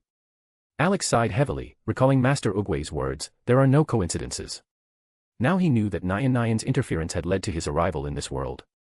One important question remained, if her incarnation was indeed present here, what was happening with the timeline? You see more than I do, Alex said, gazing intently at Yog. So you can answer my question, what is happening with this timeline right now? Yog closed her eyes for a moment, returning to her accustomed sight to observe the flow of time. She began to review all the branches of the timelines connected to this universe. Among them, there was only one that stood out from the others, the one where Alex found himself. This timeline, having separated from the main tree, began to develop independently, forming its own universe, detached from the original path. Although it was originally meant to be destroyed, Alex's intervention allowed it to continue existing. The process of examining the timelines took Yog only a moment, even though much less time had passed for the others. This timeline has separated from the main tree and is now growing on its own. When you leave this world, the tree will start to produce new branches and form a new world tree, Yog said calmly, observing the process in the void. Alex took her words with understanding, realizing that his presence was the key to this unique situation. He had saved the timeline but was simultaneously hindering the tree from continuing to grow. This meant he would have to leave this world once his business with the mechanical man was concluded. Then the last question, who or what is the pillar supporting this tree? Alex extinguished his cigarette, ready to hear the answer. Yog turned to the girl standing behind the barrier and pointed at Gloria, who was shielding Valerie. Gloria. Alex frowned, looking at the worried girl. No, she gave life to the one who was supposed to be the pillar. The one standing behind her, Valerie, was meant to replace the former pillar. But when you arrived here, you took that place, Yog explained. Alex frowned even more at Yog's words and realized that David was supposed to be the pillar. But due to the interference of the mechanical man and the butterfly effect, David had died instead of Gloria. As for Valerie, her name had always seemed familiar to him, but he had pushed that thought away and didn't consider it important. However, it turned out that Valerie was actually very important for the universe.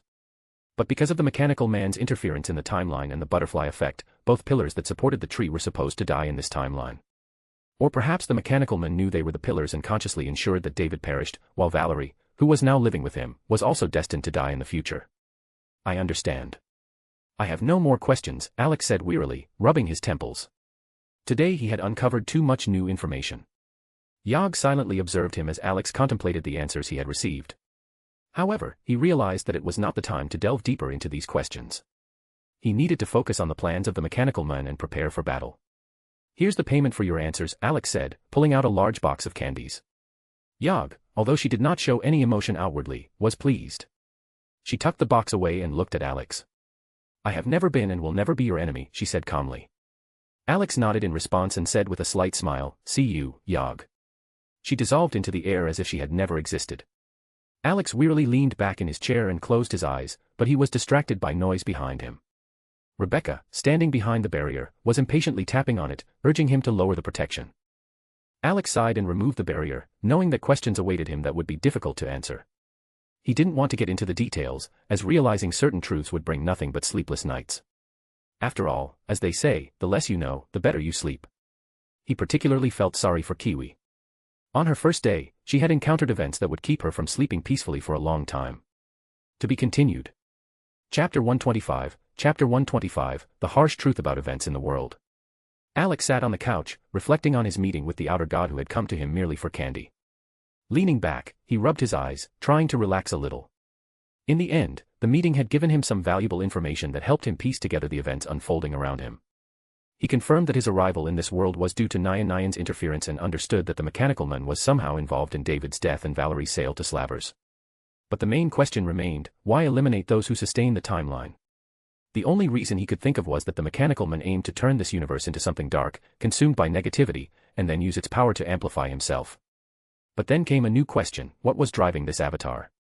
The more Alex tried to understand these motives, the more questions arose.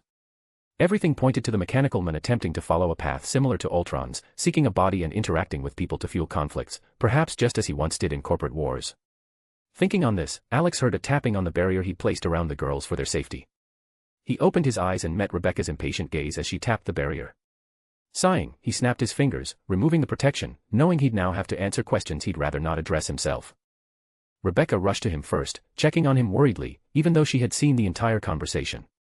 The other girls approached as well, but seeing Rebecca, they preferred to observe Alex from a distance. Lucy and Gloria's eyes were filled with concern, and Alex attempted to smile, though his face remained serious. Lucy seemed ready to say something, but Alex raised a hand, indicating there was something he needed to do first. He gently stopped Rebecca as she reached for sensitive areas. She realized he was fine, if only a bit mentally drained, and settled onto his lap, ready to ask her questions. The girls exchanged glances, noticing that Alex didn't seem eager to start talking just yet, and decided to wait. Alex glanced over at Gir, who was watching Bear with a spear thoughtfully. With a sigh, he addressed Gir. Gir, gather everything you can on Arasaka's upper ranks, who they talk to, where they go, where they live, down to their schedules. I need it as soon as possible. Gir immediately began searching through the data downloaded from Arasaka's servers. Alex turned his gaze back to the girls seated across from him, noticing the tension in Gloria's eyes. She'd clearly picked up on key details in his conversation with the guest, especially the parts concerning David and Valerie. Alex remained silent, but she sensed that there was more beneath the surface than met the eye. If you have questions, ask, Alex said, starting to massage Rebecca's cheeks, trying to relax a bit. The girls exchanged looks, choosing who would begin. Alex waited patiently, continuing to massage Rebecca's cheeks, though she soon resisted, batting his hands away. Turning to face him, Rebecca finally asked the first, primary question. Who was that little girl who called you the Destroyer? Alex sighed, reaching for a cigarette from his pocket. Placing it in his mouth, he glanced at Gloria, ensuring she had no objections to him smoking in the apartment, lit the cigarette, and answered their questions. That girl is a very powerful being, one that's existed since the beginning of everything, he said, exhaling smoke upward. The girls flinched at his words, especially Gloria, who had spent considerable time around the guest. Alex noticed their reaction and shook his head slightly. The truth about such a being was indeed more terrifying than they could imagine. Gathering her thoughts, Lucy decided to find out more. But who is she, really? I understand that she's an ancient being, but who exactly is she? She asked, looking at Alex. Alex ran a hand over his forehead, trying to collect his thoughts. Talking about beings of primordial chaos was difficult, his knowledge was limited to what he'd read. After meeting the Creator, he realized that if gods existed, then so might the outer gods, especially after his encounter with Nyan's first avatar and the horror he discovered in the dungeon. To put it simply, that girl is an outer god. They're born of chaos and exist beyond anything you can imagine. Beyond life and death, time and space, reality and dreams, Alex replied in a weary tone. The girls exchanged glances, processing what they'd heard. Although they understood that this being was far more powerful than it seemed, Alex saw in their faces that they didn't fully grasp the scale of her power. He continued, deciding to clarify. Her name is Yog, and that's all you need to know. She's Nyan's sister, with whom I made a deal. Who's older or younger between them is hard to say, things are too tangled up there. Lucy sighed, realizing this information wouldn't be much help if Alex ever faced such a foe. Rebecca, too, couldn't fully comprehend everything she'd heard, but she shared Lucy's thoughts. In a battle with such a being, they wouldn't be able to help him. Gloria felt especially shaken, having spent half the day with Yog. But thinking that if Yog had wanted to harm her, she would have already done so, she felt a bit more at ease. She remembered the girl's quiet behavior and her strange way of speaking. Calming herself, Gloria asked the question that intrigued her. Why did this Yog speak so strangely? Alex thought about how to explain it without confusing them further. Simply put, she's the gate and the key to chaos. Yog exists simultaneously in the past, present, and future. Throughout all space, she sees and knows everything. Because of her nature, she might even be stronger than Nyan.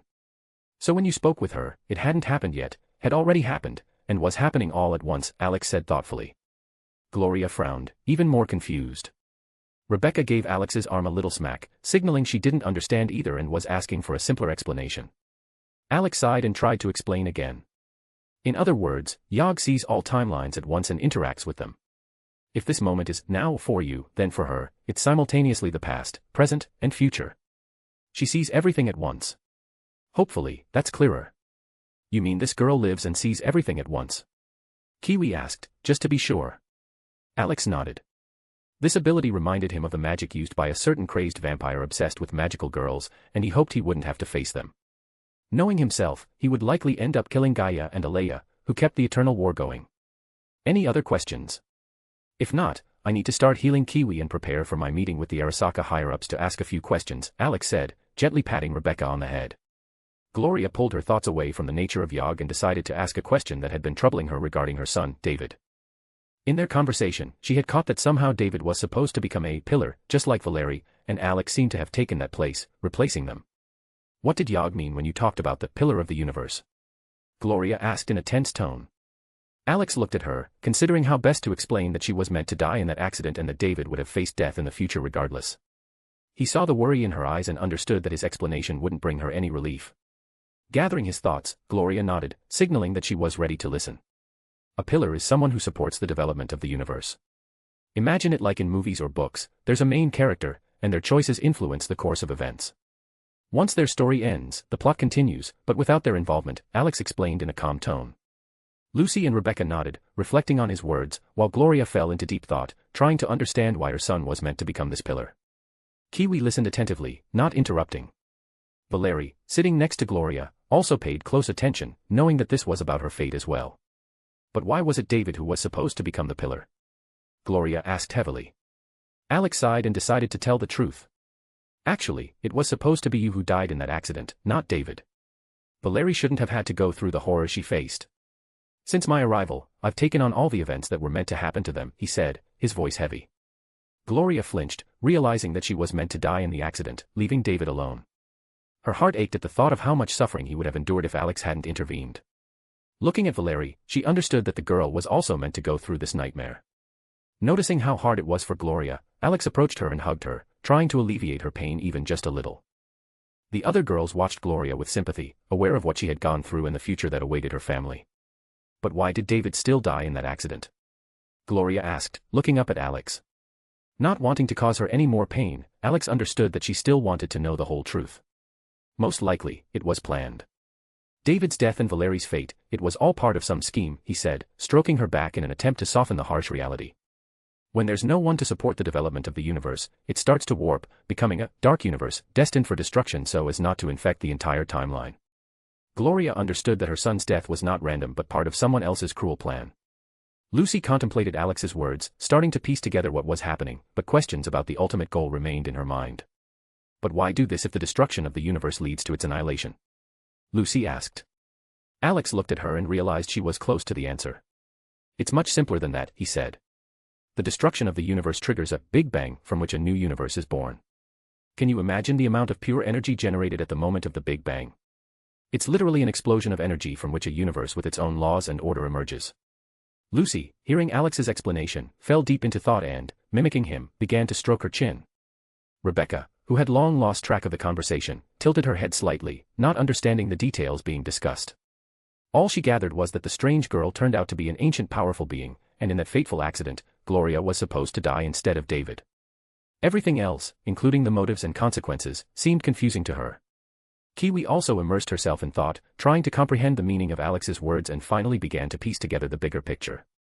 After a moment of contemplation, Lucy finally decided to clarify her understanding to dispel her doubts. So, this was all done so that the universe could be destroyed, and eventually, all the energy would gather in one place for this so-called mechanical man to absorb it. Am I understanding this correctly? She asked with a hint of uncertainty, looking at Alex. Alex nodded, confirming her deduction. Lucy's eyes widened as she realized she was right. But a new question arose in her mind: why did the mechanical man need this energy? She glanced at Kiwi, who was also pondering the question. Kiwi shrugged, indicating that she too saw no obvious answer. But why does he need so much energy? Lucy murmured aloud, continuing to reflect. Alex was about to answer when Rebecca, who had been listening intently, blurted out the first thing that came to her mind. Maybe he wants to become stronger than that woman, she suggested doubtfully. Alex turned to her and gave a thumbs up, indicating that her guess could be correct. However, even he did not know the true reason why the avatars of Nyan had risen against her. She was merely amused by watching them futilely strive to take her place, knowing that one of her movements would be enough to crush them. In a world where Nyan was only second in power to Azathoth, her authority was absolute. That's quite possible. The previous avatar was aiming for just that but ended up becoming an empty shell when Nyan appeared, Alex said, shaking his head slightly. The girls understood that no matter how hard the avatars tried, they could not escape the control of the original body. This only confirmed how powerful the original Nyan was. Nevertheless, they still had another question: what to do and how to find the mechanical man responsible for all the events that had transpired. If the mechanical man is to blame for what happened to David and Valeri, could he also be the reason for what's happening in this world? Kiwi asked, looking intently at Alex. Alex paused for a moment. If the mechanical man was an artificial intelligence playing the role of a god, it wouldn't be difficult for him to accelerate humanity's technological progress. The more people depended on technology, the easier it would be to control them. Corporate wars were likely a tool for enhancing control over cyberspace. As a digital being, the mechanical man could easily pit people against each other, pushing them toward wars for resources and knowledge, since wars drive progress. Everything is interconnected. Literally everything, from corporate wars to industrial progress. War is not just chaos and death, it's also a means to accelerate technological evolution. All these events are directed toward one goal. This chaos and destruction are merely byproducts, for its true aims lie beyond mere control and destruction, Alex said thoughtfully. The girls realized that all the disorder and chaos in the world were merely the result of a powerful being's boredom. They felt their insignificance in the face of this omnipotent plan.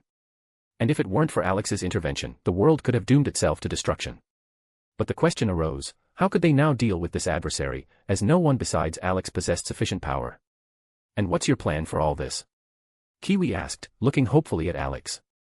Alex stroked his chin, contemplating how to proceed. The options were limited. They needed to locate those who were helping create the mechanical man's body and his accomplices, serving as his loyal attack dogs. He already knew that the Maelstrom gang was working for him. What's more, they worshipped him and served unconditionally. Once unleashed, these fanatics would instantly plunge the city into chaos. It was possible that the initial manifestations of cyberpsychosis affecting ordinary people were also part of the impending disaster that was about to unfold. After all, if you have the ability to induce cyberpsychosis, you can create real havoc.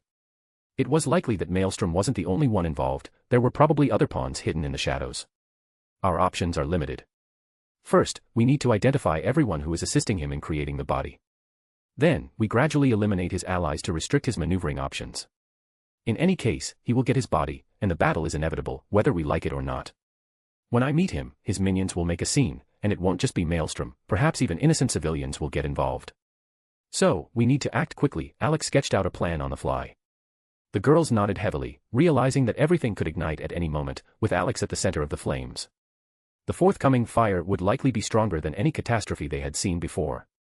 The thought of the impending chaos lingered in their minds, forcing them to remain alert and prepare for the situation to spiral out of control in the blink of an eye. And what should we do in this plan? Lucy asked, looking intently at Alex. You'll need to protect GIR while he removes the remnants of the mechanical man's consciousness.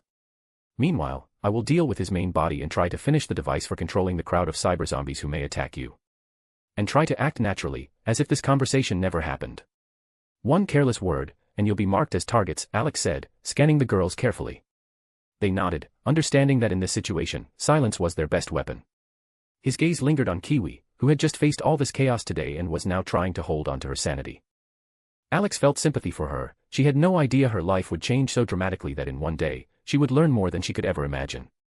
It all began when she discovered his true identity and the existence of some god in this world. Later, she was confronted with an ancient cosmic entity in the guise of a little girl, associated with the suffering of the entire world due to the interference of these beings. Shaking off these thoughts, Alex decided to fulfill his promise and heal Kiwi, then set out to invite the representatives of Arasaka for tea to discuss matters in a friendly setting. To be continued. Chapter 126, Chapter 126, Healing Kiwi or the Plan to Ruin an Evening. After finishing the conversation with the girls, Alex turned his focus to Kiwi, who was clearly lost in thought. He could guess what was on her mind. In just one day, she had learned so much that it had completely shifted her worldview. It was especially hard for her to accept that the person she once interrogated with a gun aimed at him turned out to be a demon, the Creator's son. This revelation would already be enough to shock anyone, but it also came with the knowledge that an AI in this world considered itself a god, and not just any god, but the avatar of one of the oldest beings seeking to destroy the universe. To top off the nightmare, she had actually seen one of these gods with her own eyes, in the form of a cute girl who showed up asking for candy. Alex understood how difficult it was to process all this information, especially if such things once seemed like mere fantasy. That's why he decided to distract her and help resolve a problem that had troubled her for many years. All right, Kiwi, enough pondering about the meaning of life. You came here so I could help heal you, Alex said, breaking her thoughts. Kiwi snapped out of her thoughts and looked at Alex. His words reminded her why she was here, but the day's events had almost erased the true purpose of her visit from her memory. Gloria, aware of Kiwi's struggle, watched her sympathetically. Once, Kiwi had confided in her, revealing the secret behind her mask, hoping to find some help or advice. Gloria had no solution then, only support, so now she was glad for Kiwi, knowing she could finally free herself from this burden. After everything that happened today, that really slipped my mind, Kiwi sighed, shaking her head. Alex smiled knowingly. Sometimes life throws so many curveballs that it's easy to forget even the most important things, especially when reality hits with one surprise after another. In Kiwi's case, the shocks were so extraordinary that an ordinary person would take months to process them. No worries. So, do you want to do this here, or should we head to my workshop? Alex asked, a small smile on his face. Kiwi flushed slightly at the unintended ambiguity. Lucy rolled her eyes and shot Alex a stern look, signaling that he should choose his words more carefully. Rebecca lightly smacked his arm for the inappropriate innuendo, while Valerie, hiding her face in her hands, sneaked glances between Kiwi and Alex. Gloria just sighed, seeing him continue to smile as if he didn't understand his own words. What do you mean? Kiwi asked, trying to mask her embarrassment. Alex raised an eyebrow, confused by the stares. Replaying his words in his head, he suddenly realized the unintended implication, and an awkward smile appeared on his face. Understanding his slip, he quickly rephrased. My apologies.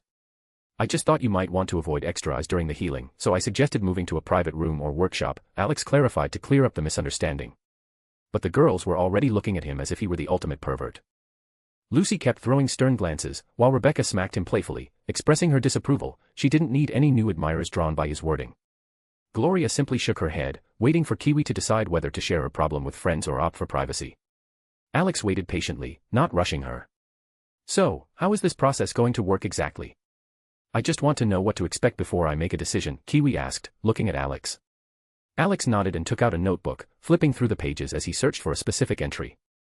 Because of the widespread cyber implants in this world, healing could impact bodies differently. Since restorative magic worked on the principle of regeneration, implants might be perceived as damage or foreign elements. He hadn't yet had the chance to test this, and Kiwi would be the first person to experience this treatment. Well, to start with, cyber implants might be regarded as bodily damage, so restorative magic could just push them out or use them as resources for regeneration. Sometimes, though rarely, the body might grow around the implant, Alex explained, tapping his chin with his pen as he reviewed his notes. Kiwi pondered his words, and doubt crept into her mind. Was she really ready to go through with the healing? Noticing the worry on her friend's face, Gloria moved closer to support her, while Lucy sank into her thoughts, trying to imagine if there was an alternative Alex hadn't mentioned. Rebecca, watching Alex, wondered if he was keeping any other ideas up his sleeve. Do you have any other ways to help Kiwi? She asked, tugging on his sleeve. Alex glanced up from his notes and looked at Rebecca. He did have other ideas, but he wanted to reserve them until he returned to the Danmachi world. Well, I can restrict the healing magic to affect only a specific area of the body, he replied, thoughtfully tapping his chin with his pen. As a last resort, we could use magic to completely restore her body, but that would remove all her implants. The girls looked to Kiwi, knowing it was her choice to make. Kiwi thought about the options presented and decided she wasn't ready to part with the implants, as they were essential to her. She opted for targeted healing to treat only the necessary area. I think I'll go with the localized healing, Kiwi said firmly. Alex nodded and asked Kiwi to follow him. He led her to the workshop, with Kiwi trailing behind, still nervous about what lay ahead. It was one thing to be unfamiliar with how healing magic worked, but another entirely to know what could happen once Alex began the healing process. When they entered the workshop, Kiwi was amazed by its size. It felt like a separate world inside a closet. The ceiling seemed endless, replaced by a slow drift of clouds above. She followed Alex, looking around like a curious child until her eyes landed on a workstation that undoubtedly belonged to Rebecca. She immediately recognized it as Rebecca's workspace because of the scattered gun parts and various weapon stands filled with firearms around it. She slowed her steps for a moment to take in the chaotic sight, shaking her head at the mess. Seeing Alex had moved farther ahead, she hurried to catch up, still glancing around. As they passed a firing range, she was surprised to find even that here. Moving further, they started walking past stands of melee weapons, and Kiwi immediately understood this part of the workshop belonged to Alex. He had mentioned preferring melee weapons over firearms several times. Alex approached a table and noticed that the mess that had been there before was now gone. He immediately realized it was Gloria's work, sorting through all his blueprints and ideas yet again. On the table, only the Mimi project remained, which he hadn't gotten around to. Setting the blueprint aside, he invited Kiwi to sit next to him. Well, take a seat, patient, he said with a friendly smile. Kiwi raised an eyebrow but took the indicated chair, feeling a bit tense. Alex continued in a playful tone. So, what seems to be the trouble, dear patient? Blushing slightly, Kiwi reached up to her mask. After a moment's hesitation, she removed it, revealing the damage on her face, the absence of both her upper and lower jaw and part of her nose. She quickly put the mask back on, which also served as her breathing apparatus. Alex looked at her face carefully, showing no hint of surprise. Can you tell me what caused such damage? He asked calmly. Kiwi sighed, deciding to share her past. When I was younger, we lived in a poor area where many people got sick because of pollution from the factories. I caught an infection as a child, and it gradually destroyed my face. This mask is my only way to breathe since the disease also damaged my vocal cords and lungs. Listening to her story, Alex understood that she had been through a lot. Now he needed to determine if her lungs were implants, as that would affect the method of healing. Are your lungs implants, or are they still your own? He clarified. They're mine. Do you have any idea how much it costs to replace organs? Kiwi smirked. Alex nodded, realizing her body had kept its original organs, so he'd need to direct the magic carefully to not only restore her face but also prevent further complications. Alex shook his head, showing he didn't know. Replacing limbs might be relatively affordable in this world, so it seemed organs would be too. Kiwi noticed his confusion and summed up the cost with one word. It would cost a fortune. If it were cheap, I would have replaced my lungs long ago and lived like a normal person, without hiding behind this mask, she said plainly. Alex just shrugged, deciding to focus on the healing, to help Kiwi finally live as she dreamed, tasting food, enjoying scents, and most importantly, breathing freely. With a gentle smile, he said, "Well, Kiwi, it's time to give you the chance to really live." Kiwi nodded, though her gaze remained tense. Alex noticed this and gave her a reassuring smile. Raising his hands to her face, he gently touched her cheeks, and his palms began to emit a soft, warm light. Closing her eyes in anticipation, Kiwi felt the light seep through her skin, beginning to heal the damaged areas, restoring her jaw, vocal cords, and even her lungs, which had been ravaged by disease. When the healing was complete, the mask and implant that had replaced her mouth fell away on their own, without causing any pain. Pleased with the result, Alex looked at Kiwi and, smiling, said, "There we go, now you look beautiful again." Kiwi gently touched her face, feeling the softness of her skin beneath her fingers, and suddenly realized she no longer needed to hide behind a mask. Tears of joy filled her eyes. Alex quietly helped her wipe them away, continuing to look at her kindly. "Thank you," Kiwi said in her true voice. Alex simply nodded, clearly not thinking much of it. "No problem, it's nothing for me," he replied, waving it off casually. Kiwi continued to gaze at him, as if trying to think of something more she could say to express her gratitude. Alex noticed her thoughtful look and, guessing that she might need a mirror, took one out from his subspace and handed it to her. "Look how beautiful you are now," he said with a smile. Seeing her reflection, Kiwi touched her face in amazement, fully realizing that the person in the mirror was indeed her. Glancing over at Alex, she saw his approving nod. Holding back her emotions, she looked at herself again, understanding just how much her life had changed thanks to this healing. Composing her thoughts, she set down the mirror and nodded, ready to follow Alex. "All right, enough admiring yourself," Alex said, rising from his chair. "Time to get back to the others, they're probably waiting by now." Kiwi nodded, still following him. Her thoughts lingered on Alex, and she decided to later ask the girls how she might thank him for such invaluable help. When they stepped out of the workshop, all eyes turned to Alex and Kiwi. He gently nudged her forward, introducing her. "Meet our cool beauty, Kiwi." The girls immediately surrounded her, showering her with questions and words of welcome. While they were engrossed in conversation, Alex headed over to his robo-dog, who was sitting on the couch, munching on candy and ignoring the commotion around him. "Well, Gir, do you have any info for me?" Alex asked, grabbing his attention. Gir didn't respond directly. Instead, Alex's phone buzzed with a new message notification. He pulled his phone out of his pocket and began reviewing the incoming information. Gir had found everything he needed, schedules for the executives and even lower-level managers. Even the security details for the leadership were included in these documents. Alex sat down on the couch and began going through the data Gir had gathered. After reviewing the information, Alex sighed and started considering who he should target first. Some of the so-called executives were out of town, and only one board member was currently in Night City, Hanako Arasaka. What surprised Alex the most was that, at 78 years old, she looked no older than 30. But considering the world he was in, he didn't find it all that surprising. After all, her father and the company's founder, Saburo Arasaka, was over 150 and looked like a man in his 70s. Alex thought it over and decided to start with this woman. "Well then, Gir, suit up, we've got a job to do," Alex said, stretching.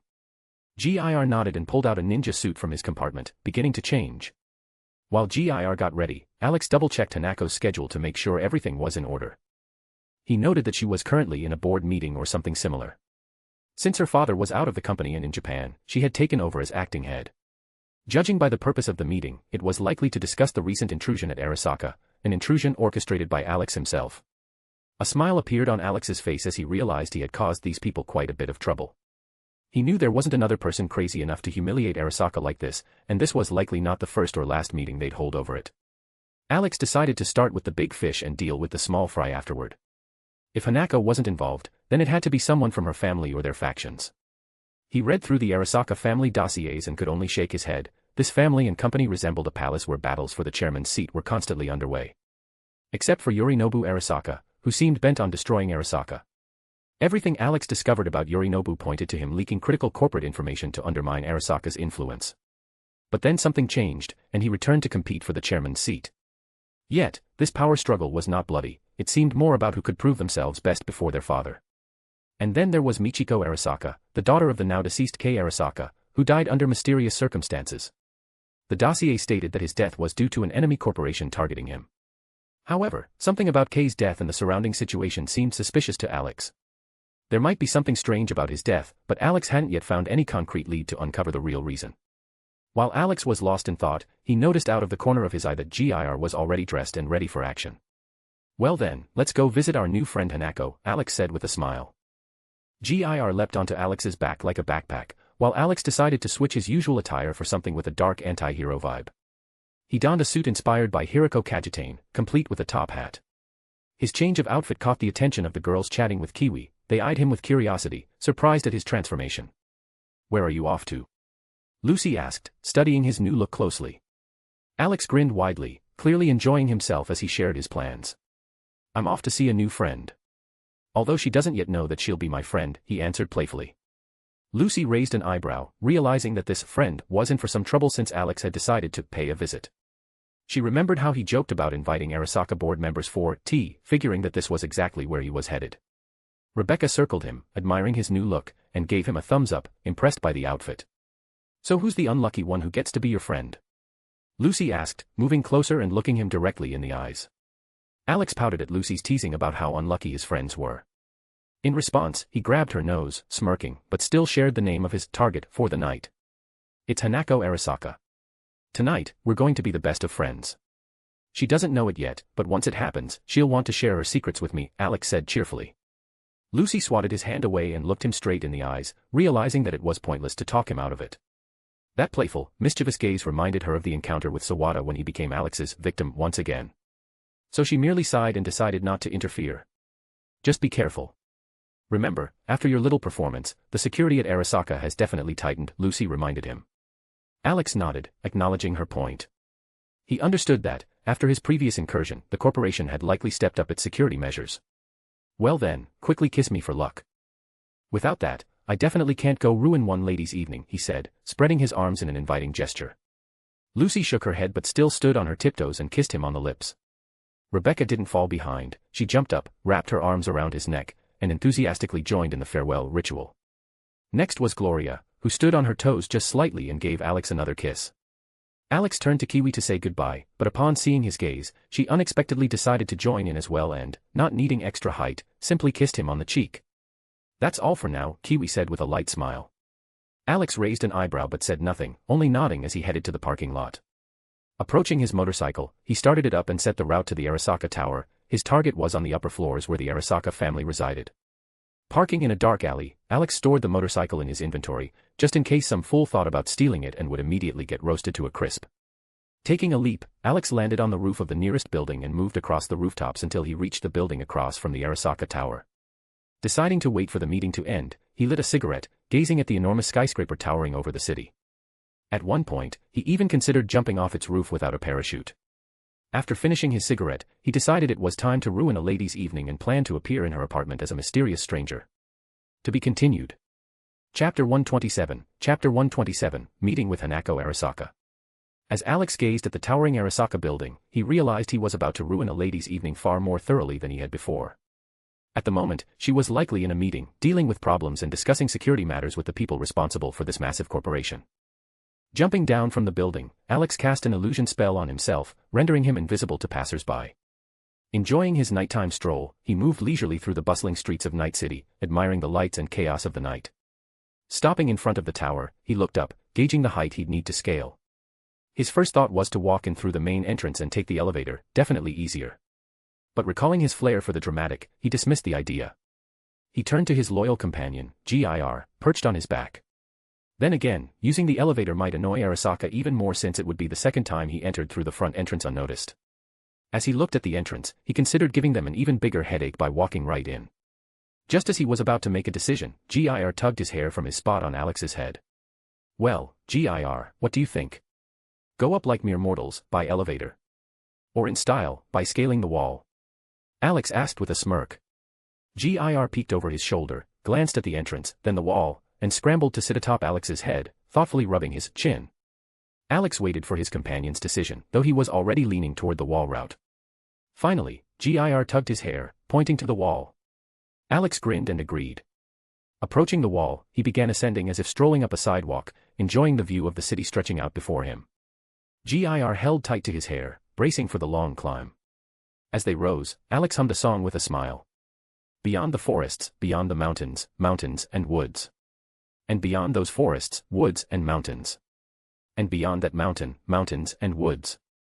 And beyond those forests, woods and a mountain. Gir, caught up in the fun, started humming along as they climbed toward the upper floors. The sight was utterly absurd, a man scaling a vertical wall, singing as if he were walking through a park. Any scientist witnessing this would have been speechless. Finally reaching the correct floor, Alex stopped in front of a glass wall, looking into Hanako's apartment. Scanning the windows, he quickly noted there was no balcony or easy entry. So, he decided to try a technique he wasn't sure would work. How did Alucard phase through walls again? He made himself intangible to slip through, right? Alex said, stroking his chin thoughtfully. Recalling how Alucard walked through walls, Alex focused, extending his hand toward the glass. His hand passed right through, and, satisfied, he stepped inside, letting Gir follow him. Once inside, Gir rushed toward the glass, eager to try phasing through solid objects as well. However, as he hit the window, he looked back at Alex in dismay. Alex shook his head and explained. You went through because of me. On your own, you can't phase through walls, it was me pulling you along. Disappointed, Gir gave the glass a little kick, venting his frustration.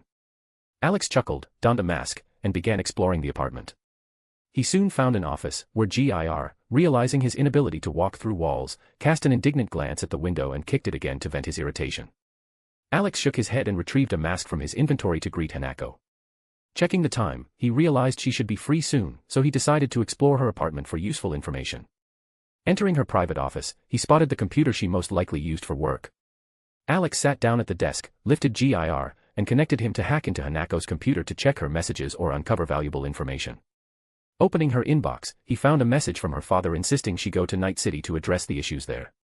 Up to this point, she had rarely left Tokyo, with such trips few enough to count on one hand.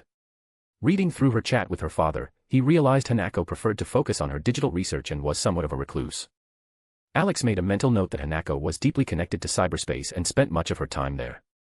If she was that involved in cyberspace, it was highly likely she could have some connection to the mechanical men. However, there wasn't a single hint of this in her messages. Judging from her correspondence with her father, it was clear she cared for him deeply and would probably share such information if she encountered someone or something in cyberspace that helped her with new ideas. Or, perhaps, she was smart enough to understand that trust in cyberspace was risky. Setting those thoughts aside, Alex continued scanning her personal data and even delved into her projects, reading them to discern if she had assistance or if she'd achieved everything on her own. I wonder what other secrets are hidden within these walls, Alex thought, eagerly anticipating more discoveries. He combed through Hanako's correspondence while she was still in a council meeting, substituting for her father, who was busy addressing issues at the Tokyo headquarters.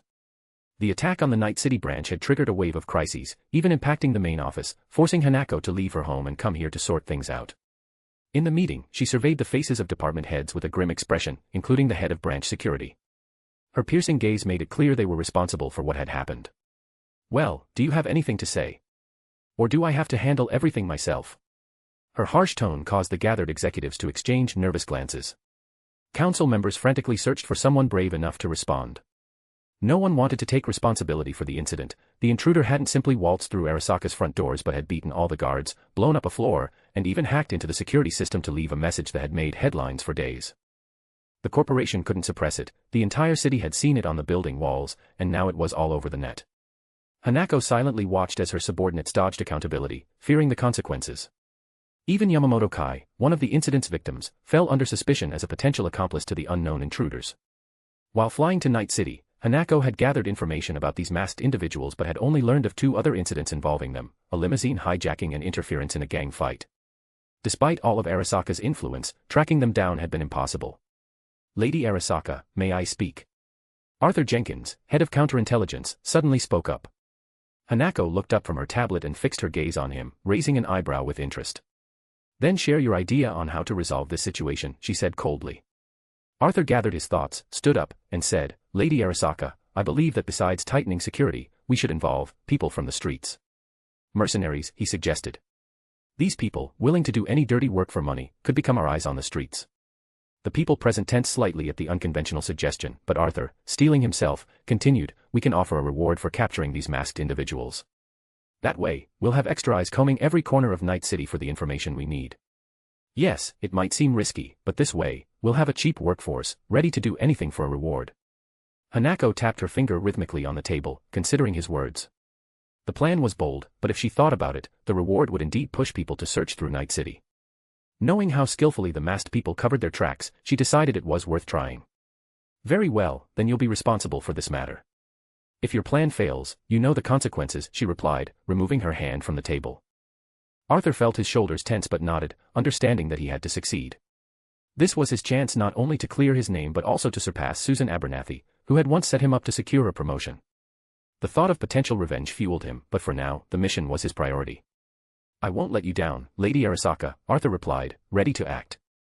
Hanako nodded, listening to the group, then signaled everyone to leave the conference room. When the last person exited and the doors closed behind them, she leaned back in her chair and began massaging her temples, trying to relieve the tension. Since her arrival in Night City, she hadn't had a moment to herself, buried in her efforts to resolve endless problems. Her gaze fell on Sandayu Oda, her loyal bodyguard, who stood nearby, silent and vigilant as always. Oda was always by her side, never straying, and had saved her life more than once. When it came to her safety, he was ever prepared. Well, we're done here. Now, I can finally take a little break, Hanako said, looking at him with slight relief. Oda nodded, showing his readiness and endurance, as though he didn't know fatigue.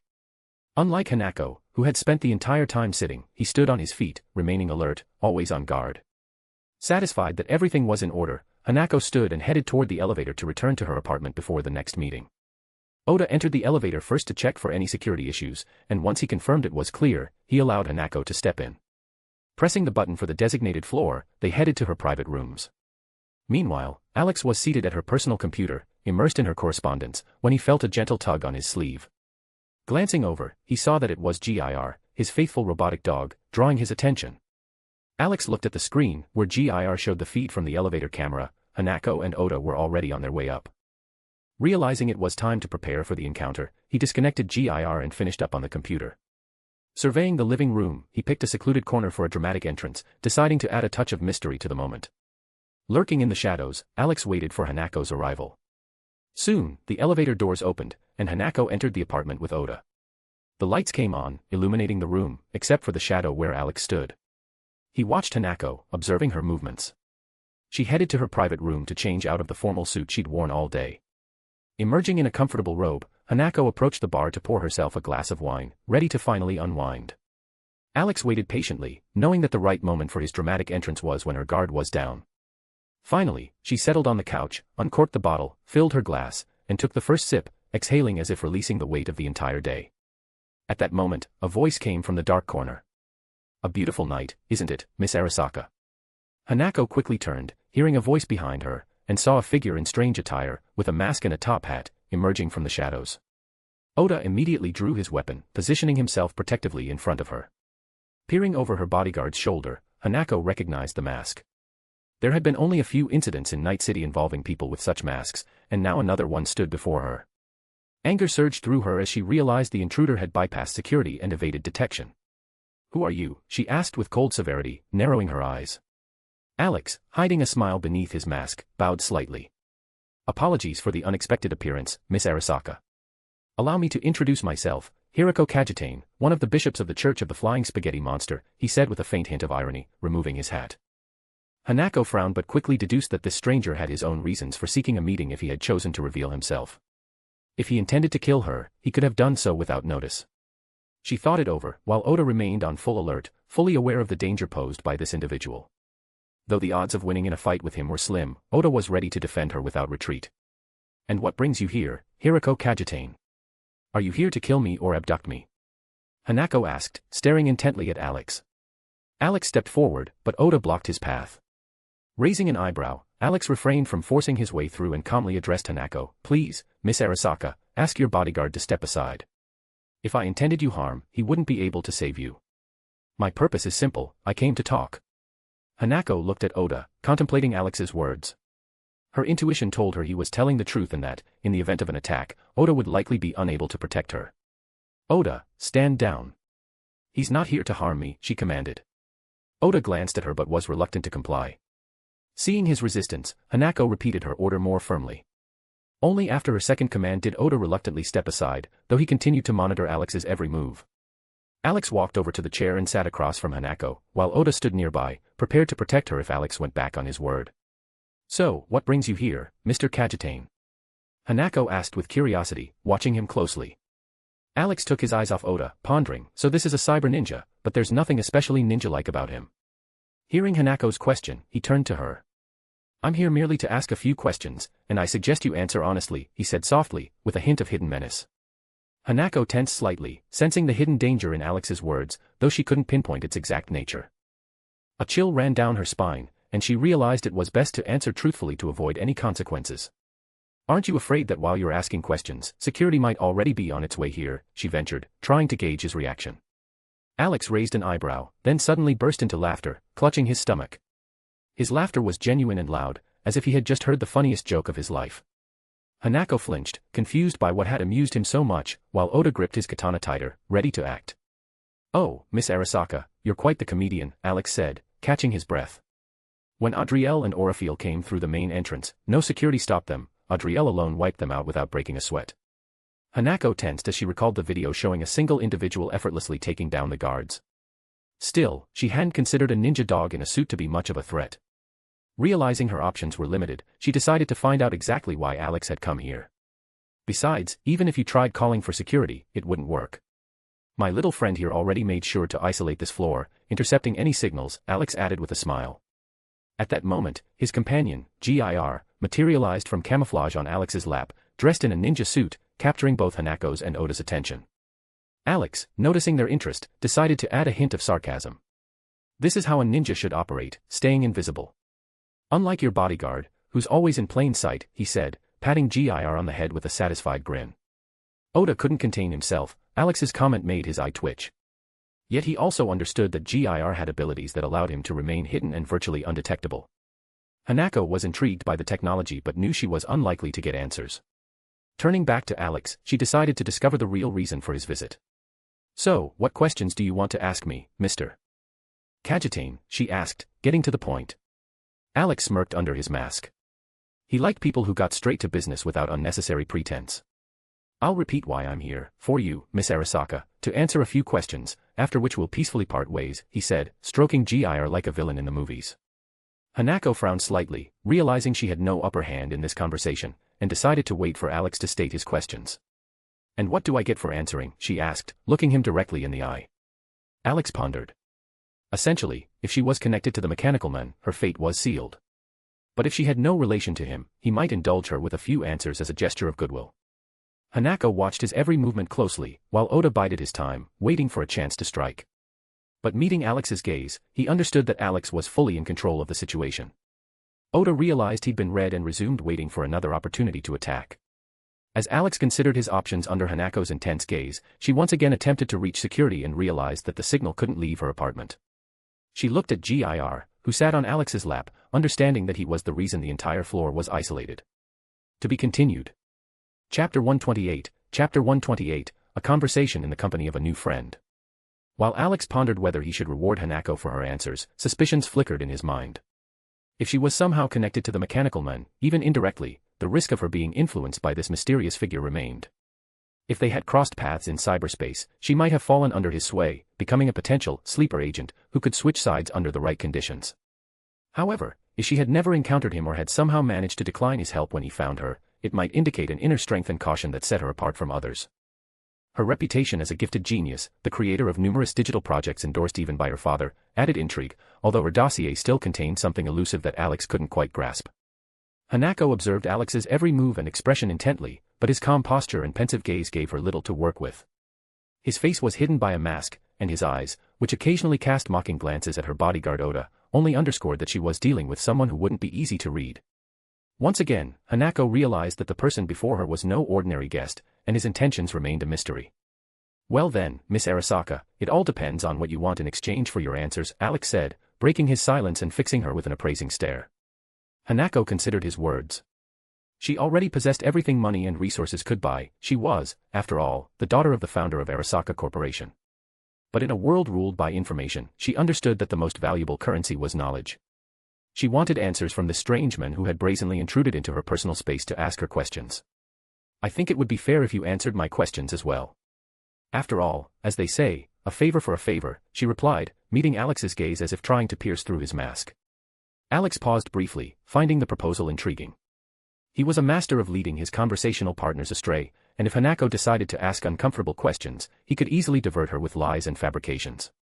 I agree to answer, Miss Arasaka, but remember this, never ask about things that don't concern you, and you won't have any problems, he said, a cold smile forming beneath his mask. Alex's words made Hanako feel a slight unease, sensing he had set a limit to her curiosity. But her resolve remained firm, and she simply smirked, showing she wasn't afraid of taking risks. Then I'll answer you in kind, Mr. Kajitane. This conversation has already painted a huge target on you, she replied with icy calm, testing the patience of her mysterious guest. Alex merely grinned under his mask at Hanako's attempt to intimidate him. Did she think she could find him so easily? Even if he strolled before her guards, they wouldn't pay him any mind. Oh, Miss Arasaka, you greatly overestimate your capabilities. My people entered through the main entrance, and no one noticed them.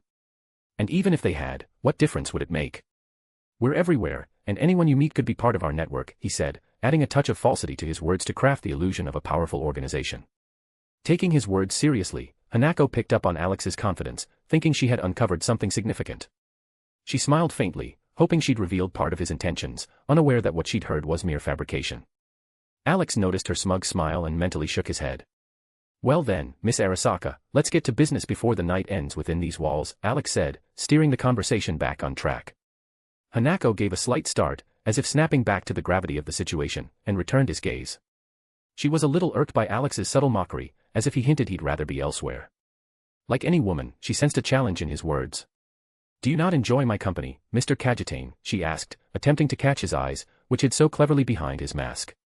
He only smirked, mentally savoring his mysterious opponent's reaction, preparing his next phrase to set things straight.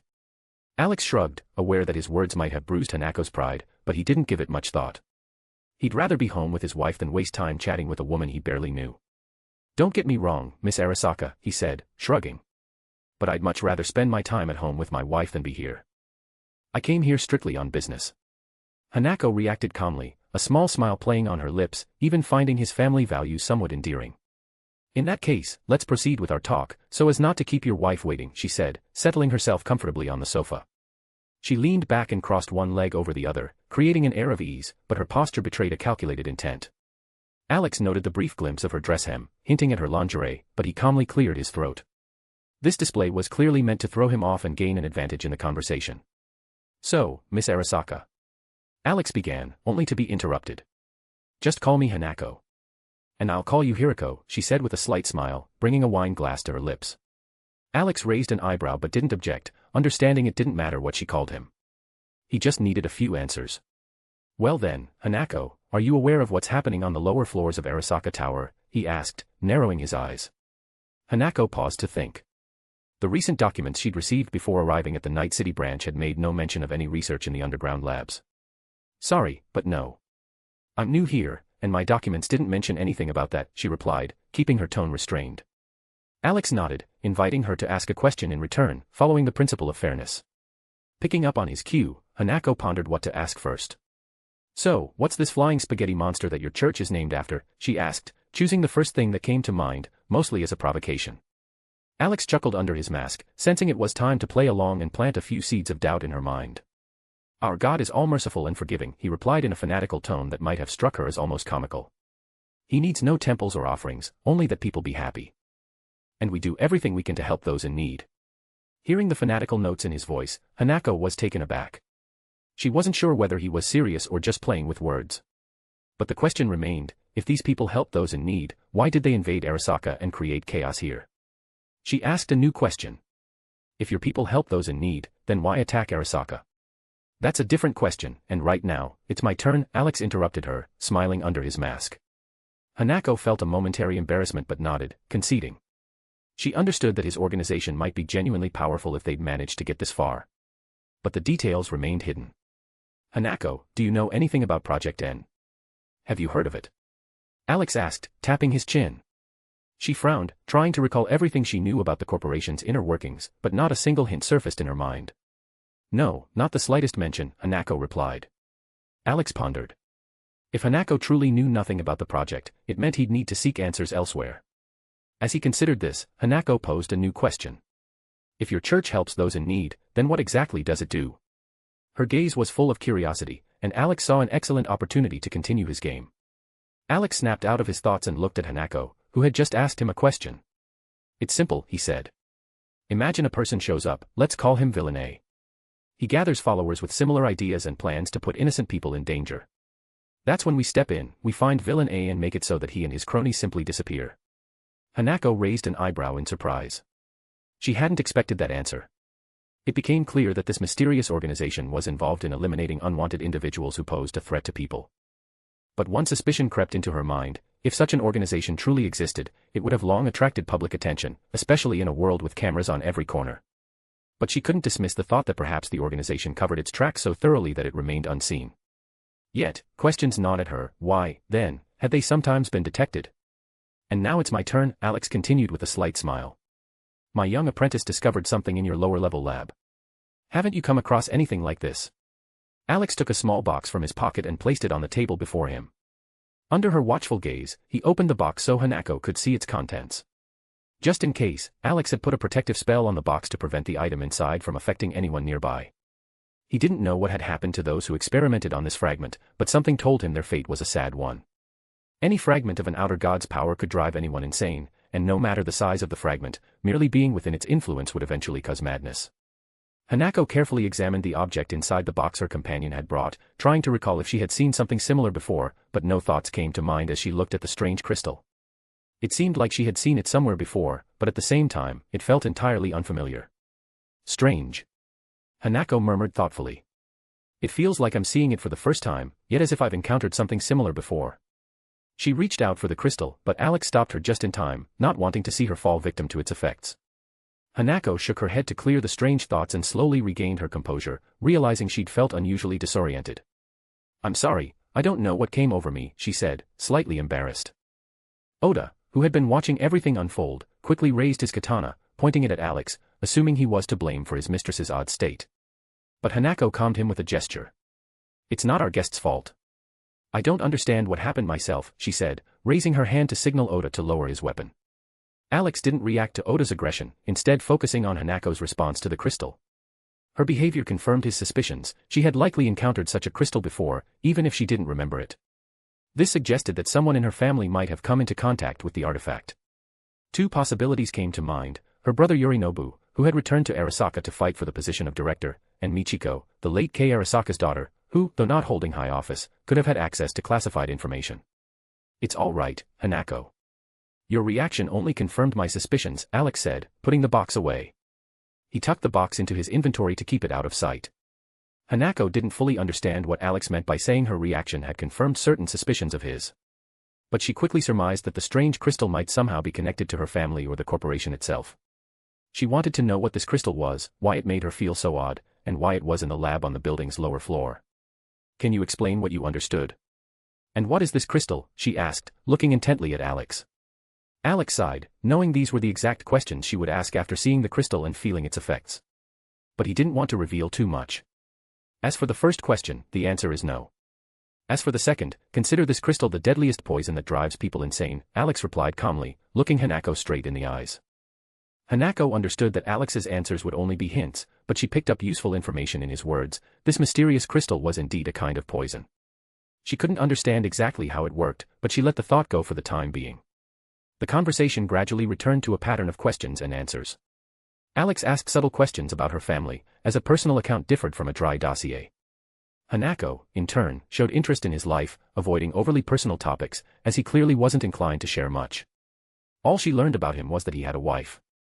Meanwhile, Alex mostly asked her questions related to their current interaction. Well, I think it's time to wrap up our intriguing conversation.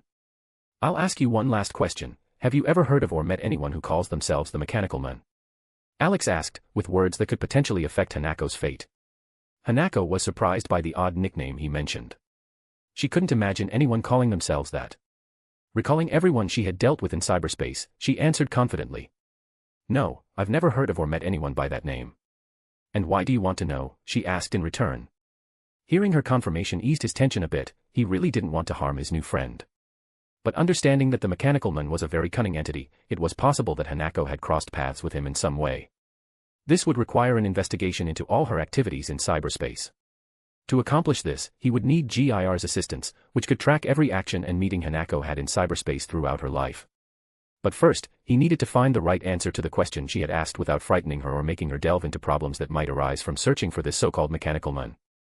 He's my enemy, and if you were connected to him, I would have to do something I wouldn't want to do, kill my new friend, Alex said as he rose from his chair. Hanako tensed up, realizing that if she had any connection to this person, she could be killed right then and there. Oda, her bodyguard, stepped forward, shielding her with his body, watching Alex warily. Alex calmly looked at them and said, "Don't worry, I'm not going to do anything." Hanako relaxed a bit, but Oda remained alert, keeping a watchful eye on Alex's every move. Alex shook his head, ignoring their reaction, and took GIR by the head, resting it on his shoulder. Approaching the window, he gazed out at the city lights at night. Turning back to Hanako, he bid farewell. "I think our meeting ends here, Miss Arasaka. And remember my words, never pry into matters that don't concern you, and you won't run into trouble. If you choose to learn more than you should, our next meeting might be at your funeral," Alex said with a slight bow. A chill ran down Hanako's spine. The words suggesting that further inquiries could lead to her demise made her ponder. Oda took a stance, ready to protect her. Seeing that they misinterpreted his words, Alex clarified. "Don't get me wrong, it's not me or my organization that will be the cause of your death, Hanako. It's the one who doesn't like someone meddling in his affairs. And I wouldn't want my new friend to end up like her older brother," Alex added calmly. Hanako understood that her brother's death might have been linked to his knowledge. She wanted to ask more questions, but Alex didn't give her that chance. "I'm sorry, I have to get home," he said, cutting off any opportunity for Hanako to continue the conversation. Alex saw that Hanako wanted to ask him a question. But he didn't have a precise answer, only a theory that arose after studying information about the Arasaka dynasty. The entire situation surrounding Kei Arasaka seemed suspicious, but changing the past was impossible. Alex could travel back in time and speak to Kei Arasaka himself, but he preferred not to, knowing he would eventually uncover the truth one way or another. Under Hanako's and Oda's watchful gazes, he walked through the glass, noticing the astonished expression on Hanako's face as her mouth fell open in surprise. Waving goodbye, Alex stepped into the void and plunged downward, free-falling from the height. Seeing her strange companion walk through the window, Hanako rushed to it and began feeling the glass, trying to understand how a person could do such a thing. She examined it carefully but found no answer. Not understanding how it was possible, she turned to Oda and asked if he had seen the same thing. Oda nodded, confirming that he too had witnessed Alex pass through the glass. Hanako realized that her mysterious guest was not only strange but also completely unfathomable. Meanwhile, Alex landed softly on the ground and glanced up at the floor where Hanako was, noticing that she was still in awe, touching the glass. He removed his mask, and a smile spread across his face that he couldn't hide. Another perk of his abilities, surprising people who lived in a technological world and had never encountered magic. He looked at GIR, who was settled on his shoulder. "Well, shall we head home?"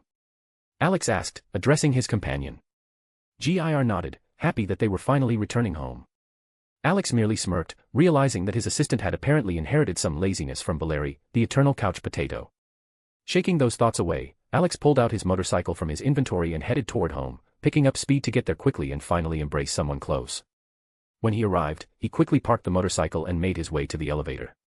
After ascending to his floor, Alex entered the apartment and found it silent. The lights in the living room were off, and even Valeri, who usually watched her endless shows until morning, was absent. GIR jumped off his shoulder and hurried to his pillow, checking it to see if it had somehow turned into a bear. Satisfied that everything was in order, he nestled in and fell asleep instantly. Alex shook his head again at GIR's behavior and went upstairs, trying to be quiet so as not to wake the sleepers. Passing through the door like a true vampire, he saw that the girls were already deep in slumber. Not wanting to disturb them, he magically changed his clothes and quietly settled onto the couch, pulling up a blanket. He hugged Gloria, who always lay on his left, and she snuggled closer to him at his touch. Without opening his eyes, Alex kissed her on the crown of her head and began to drift off to sleep, not even noticing that he was embracing someone else entirely, which would surprise him in the morning. To be continued. Another day and another chapter. One of the readers said to choose the next BNHA worlds, and I started thinking about what could happen if Alex gets into this world.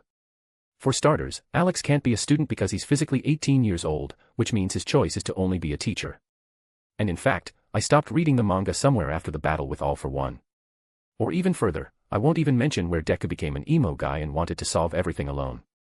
Chapter 129, The Tea Invitation Plan. Waking up closer to noon, Alex realized he was holding someone. Assuming it must be Gloria, he pulled her closer, enjoying the warmth next to him. With plenty of time and few plans for the day, he allowed himself a bit more rest. He kissed her on the head and nestled his chin atop it, slipping back into a light sleep, until an unexpected voice interrupted. "Comfortable?" she asked, and the voice was clearly not what he expected. Was all Alex managed, half asleep and oblivious to anything unusual. Just as he was drifting off again, he suddenly opened his eyes and found himself staring at golden hair. Realizing something was off, he pulled back slightly and found a pair of red eyes with yellowish sclera looking back at him.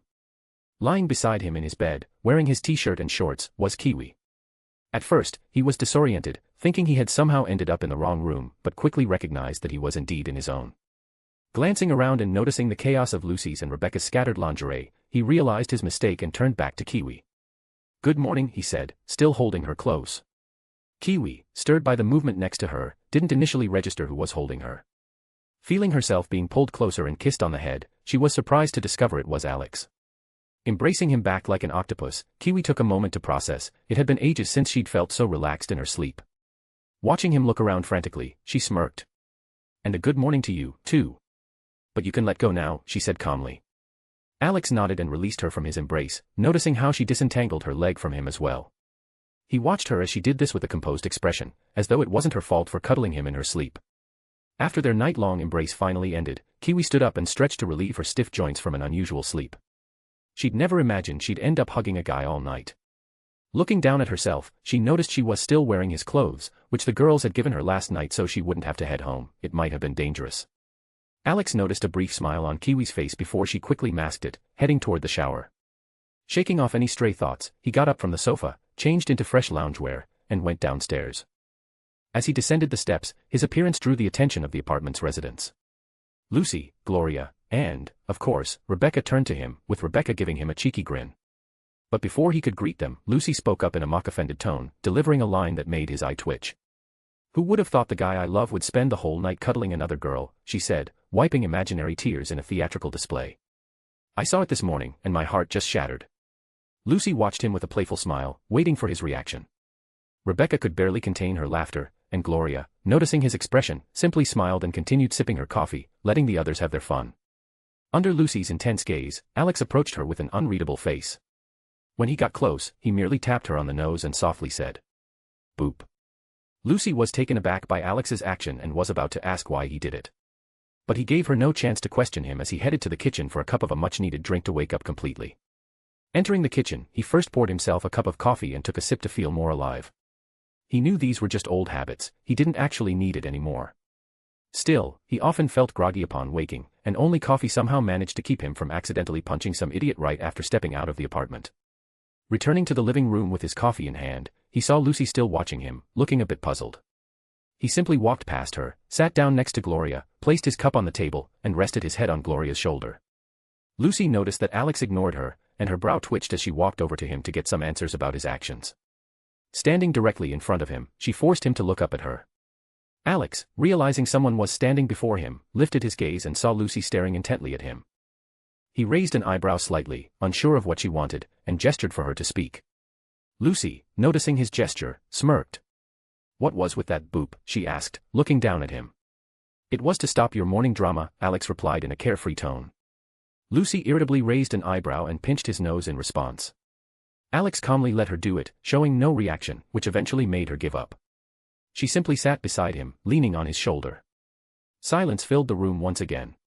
Rebecca, absorbed in her tablet, was searching for parts for her weapon. Gloria enjoyed her morning coffee while reading the news, and Lucy, leaning against Alex, occasionally glanced at him before finally hugging his arm to get his attention. Feeling the movement, Alex turned to her, raising an eyebrow in question. What did you learn from your new friend yesterday? Lucy asked, her gaze fixed on him. Alex reached for his coffee, took a sip to clear his throat, and, noticing the girl's attention now focused on him, began explaining. To be honest, I didn't learn much, he said, shaking his head and setting his cup on the table. But you did learn something? Rebecca asked impatiently. Alex nodded and pulled a small box from his inventory, which he had stolen the previous day from Arasaka's lab. The girls, except for Gloria, recognized the box, having already seen its contents. Gloria, noticing their reactions, looked at the others questioningly, and Lucy explained that the box contained a fragment of power from a certain god known as the Mechanical Man. In short, Alex continued, all I got from Hanako is that she has no idea what's going on in Arasaka's Night City branch. But her strange reaction to this fragment confirms that her family is somehow connected to the Mechanical Man, otherwise, they simply wouldn't have this shard. The girls exchanged glances, contemplating his words. It didn't surprise them that Arasaka might be linked to the Mechanical Man, but the question remained as to which family member was tied to this entity. Maybe it's Hanako herself. Rebecca suggested, drawing Alex's attention. He shook his head.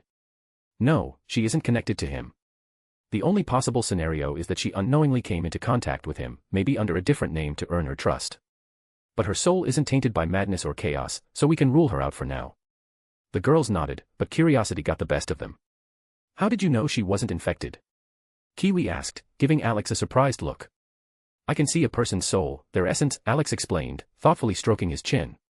If Hanako were infected, her soul would show something dark and vile, gradually consuming her.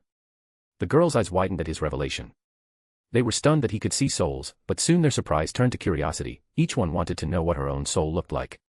What does my soul look like? Rebecca asked loudly, barely hiding her impatience.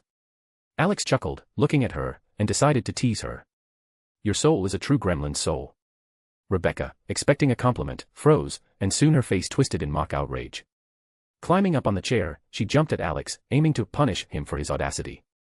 She grabbed his cheek and playfully clenched her teeth, expressing her anger. The other girls shook their heads, watching this familiar scene. Alex called Rebecca a gremlin again, and she, as usual, took it out on him, pretending to chew on his face. Alex let Rebecca vent her emotions, and when her fury faded, he said, You really shouldn't dwell too much on your soul. Every soul is unique, and the important thing is that you are you. Even if other Rebeccas, Glorias, Lucis, and Kiwis exist somewhere out there, they'd be different versions of you, but those I care about are here and now. These words brought a slight blush to the girl's cheeks. Even Rebecca, who had stopped her attack, heard his words, blushed, and, turning his head to face her, looked into his eyes before kissing him. After pulling back, she quietly added, Even if other yous appear out there, I'll only love you. Alex smiled warmly, gently taking her cheeks in his hands. I'm happy to hear that, Rebecca. But honestly, other me's just can't exist. My nature is unique, there's only one of me. The other girls, watching this scene, felt a hint of envy. When Alex mentioned his unique nature, they were curious about what that meant. He turned to them and explained that he was the first demon created by a god, an embodiment of the concept of destruction that appeared at the dawn of time. His essence was unique and couldn't be duplicated. He explained that his position could be compared to primal death. Avatars of it might exist across the multiverse, but death itself remains unchanged, maintaining balance and ensuring everyone meets their fate. The girls nodded, grasping the gist of his words. So what are you going to do now, since you didn't get the information you needed from Hanako? Kiwi asked, settling back into the chair. Alex thoughtfully stroked his chin, remembering that during the night, GIR had sent him a dossier on Arasaka's top executives. He pulled out his phone to look it over and stumbled upon a familiar but unclear name. Trying to remember who it was, he muttered. Who exactly is this Tanaka guy? The girls stared at him in surprise. It seemed he'd forgotten whose limousine they recently commandeered and whose driver he knocked out. Lucy calmly reminded him. Alex, he's the guy whose limo we took. Alex looked at her, thinking, and finally recalled the episode, hijacking the limo, the chase with the scavengers and the police. He slapped his forehead, realizing he'd forgotten an obvious detail. Seeing that he'd come to his senses, Lucy smiled but was curious why he needed this man again. And what do you need Tanaka for? She asked, watching him intently. Alex glanced away from Tanaka's dossier and looked at Lucy to answer her question. I think I need to invite this guy for a cup of tea, to have a chat, he said with a sly smile, hinting at his plans. Lucy sighed heavily, understanding that Tanaka was unlikely to get off easy. If Alex had spoken calmly with Hanako, she had a gut feeling that Tanaka wouldn't be as lucky, call it a woman's intuition. And how are you planning to do that? Kiwi asked, interested in his plan. Alex thought for a moment, then, looking at the girls, suggested. How about involving the others? If Tanaka doesn't have what I need, we could sell the information he knows and make a good profit, he proposed, seeking their support. Gloria shook her head, making it clear she had no interest in participating. She preferred the calm life of a homemaker. The others exchanged glances and decided it wouldn't hurt to call the team. Why not give others a chance to make some extra cash? I think we can bring in Maine and the others, Lucy agreed. The other girls nodded in agreement. Alex understood there were no objections and gently lifted Rebecca off his lap to step out onto the balcony, smoke, and call Maine. On the balcony, he lit a cigarette, leaned on the railing, and dialed the number. Within seconds, Maine's voice came through, immediately curious about Alex's call. Hey, chum. What's up? Maine asked with interest. Alex exhaled smoke through his nose and got straight to the point. I've got a job, and it could be quite profitable. Figured you might be interested, he said with a hint of excitement. On the other end, Maine, who was helping Dorio with the barbell, froze at the mention of money. But he was quickly brought back by Dorio's slight cough and decided to clarify the details. What's the job, chum? Need someone shot again or a warehouse cleaned out, he asked with interest. Nothing complicated. We need to kidnap someone who might have the information I need. Anything extra we find, we can sell, Alex replied calmly. Maine raised an eyebrow in intrigue, curious to know who the unlucky target was. And who's the lucky one who's your target this time, he asked with a smirk. It's Tanaka. Anything unrelated to the information I need, we can sell to anyone and make good money, Alex answered. Maine's eyes widened, and he burst into laughter, recalling that this was the same guy whose limo they'd hijacked. All right, we're in, chum, he said after laughing. Then gather the others. We'll check his schedule to figure out where we can catch him, Alex said, finishing his cigarette. No problem, I'll get in touch with Faraday and fill him in on our plans, Maine replied calmly. Alex grimaced at the mention of Faraday but said nothing. He knew there was no point in discussing it, as Maine would do things his way regardless. After coordinating a meeting place with Maine, Alex returned to the apartment to report on how the call went. While Alex was busy calling Maine, the girls decided to check where they could catch Tanaka to kidnap him. Since all the files were on Alex's phone, they had to wake up GIR, who was still asleep at that moment. After waking GIR and demanding he forward Tanaka's dossier, they finally received his schedule. Kiwi and Lucy then set to work checking it. In Tanaka's schedule, they found only one opportunity to catch him when no one would be around. It turned out that Tanaka was a fan of BD, and a rather specific type at that.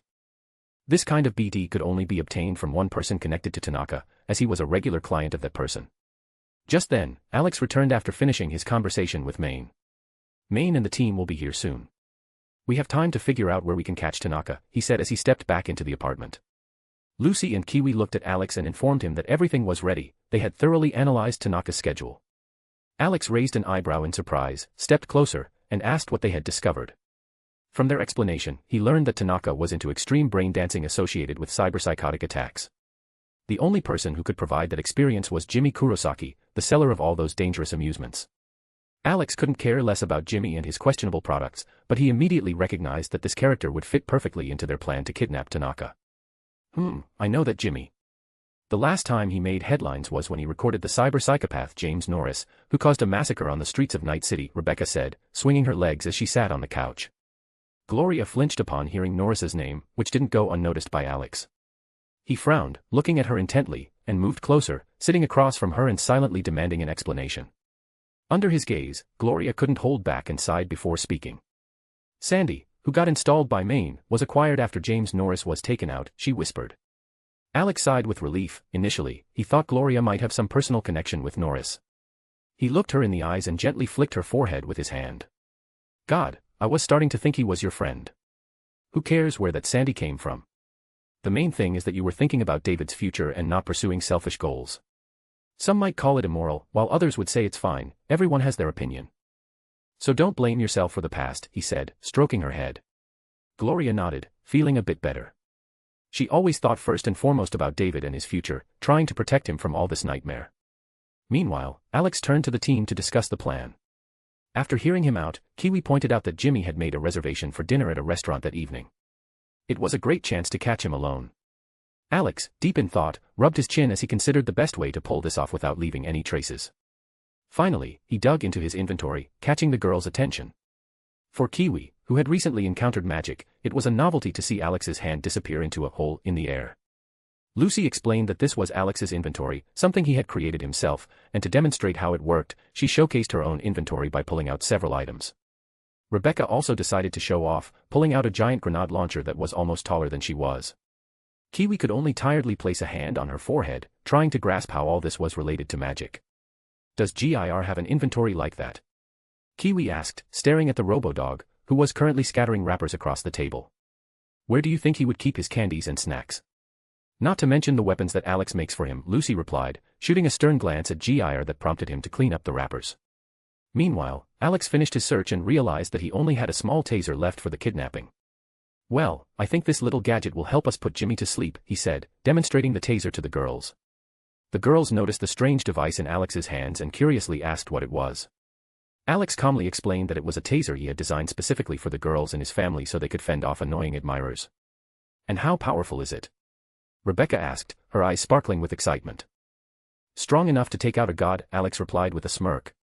The goddesses have to fend off persistent suitors who don't understand the word no, so I tested the taser on those idiots. At his words, the girls involuntarily felt disappointed in some of the gods, imagining how they would only realize the situation after getting hit with the taser. But then another question arose that nagged at them. If this taser is powerful enough to take out a god, won't it fry Jimmy from the inside? Lucy asked skeptically, glancing at the device in Alex's hands. Nope, Alex shook his head. I designed it so the target doesn't die but experiences maximum pain. If it were lethal, most annoying gods would have returned to their divine realm long ago. He chuckled, recalling the losers who had felt the power of the taser. Rebecca's eyes sparkled with admiration as she tried to snatch the taser away to examine it more closely or even take it apart. But Alex quickly sensed her intentions and wasn't about to part with a device that might be needed for the job. In response, Rebecca pouted and, expressing her displeasure, began to kick his leg, but Alex simply ignored her attempts. At that moment, Maine called to inform them that they had arrived. Our team is here, it's time to move out, Alex said, turning to the girls. They nodded and went to change for work. As they prepared, Alex dressed using magic. Sitting on the couch, he embraced Gloria, deciding to enjoy the moment while the girls got ready. Gloria was more than happy to reciprocate, snuggling her nose into his chest. Alex stroked her back, gazing at the ceiling while pondering his future plans. He had a crazy idea brewing that he wanted to execute before leaving this world. To be continued. Chapter 130, The Abduction of Jimmy. While Alex enjoyed his rest with Gloria, waiting for the other girls to finish changing so they could go outside where the rest of the team was waiting, he almost drifted off to sleep. Even if the girls had been quicker, he knew he could have dozed off until the evening. Some days, he just wanted to lie on the couch and stay inside, savoring the calm and comfort of four walls. Just as Alex was about to fully fall asleep, the girls finally finished getting ready and started coming down the stairs. He opened one eye, noticed them, and gently tapped Gloria on the shoulder, signaling that it was time for him to get up. Gloria lifted her head and gave him a gentle kiss before they broke their embrace. Alex stood up, looked at the girls now ready to go, and noticed that Kiwi wasn't wearing her mask. Hey, Kiwi, you're without your mask. Want me to make you a new one? He asked, watching her reaction. Kiwi thought for a moment. She was used to wearing a mask, which served as both a filter and protection. It felt strange without it, so she nodded. I think I wouldn't mind a new mask. Alex nodded and quickly created a mask for her, similar to her last one but with a better fit and no unnecessary effects. Kiwi immediately put it on and nodded in thanks. Alex, smiling, decided to tease her a bit. Oh, right, Kiwi, I forgot to tell you something. She looked at him suspiciously, sensing that his words might hold a catch. Congratulations, you're now an official member of the Church of the Flying Spaghetti Monster, he said, giving her a thumbs up.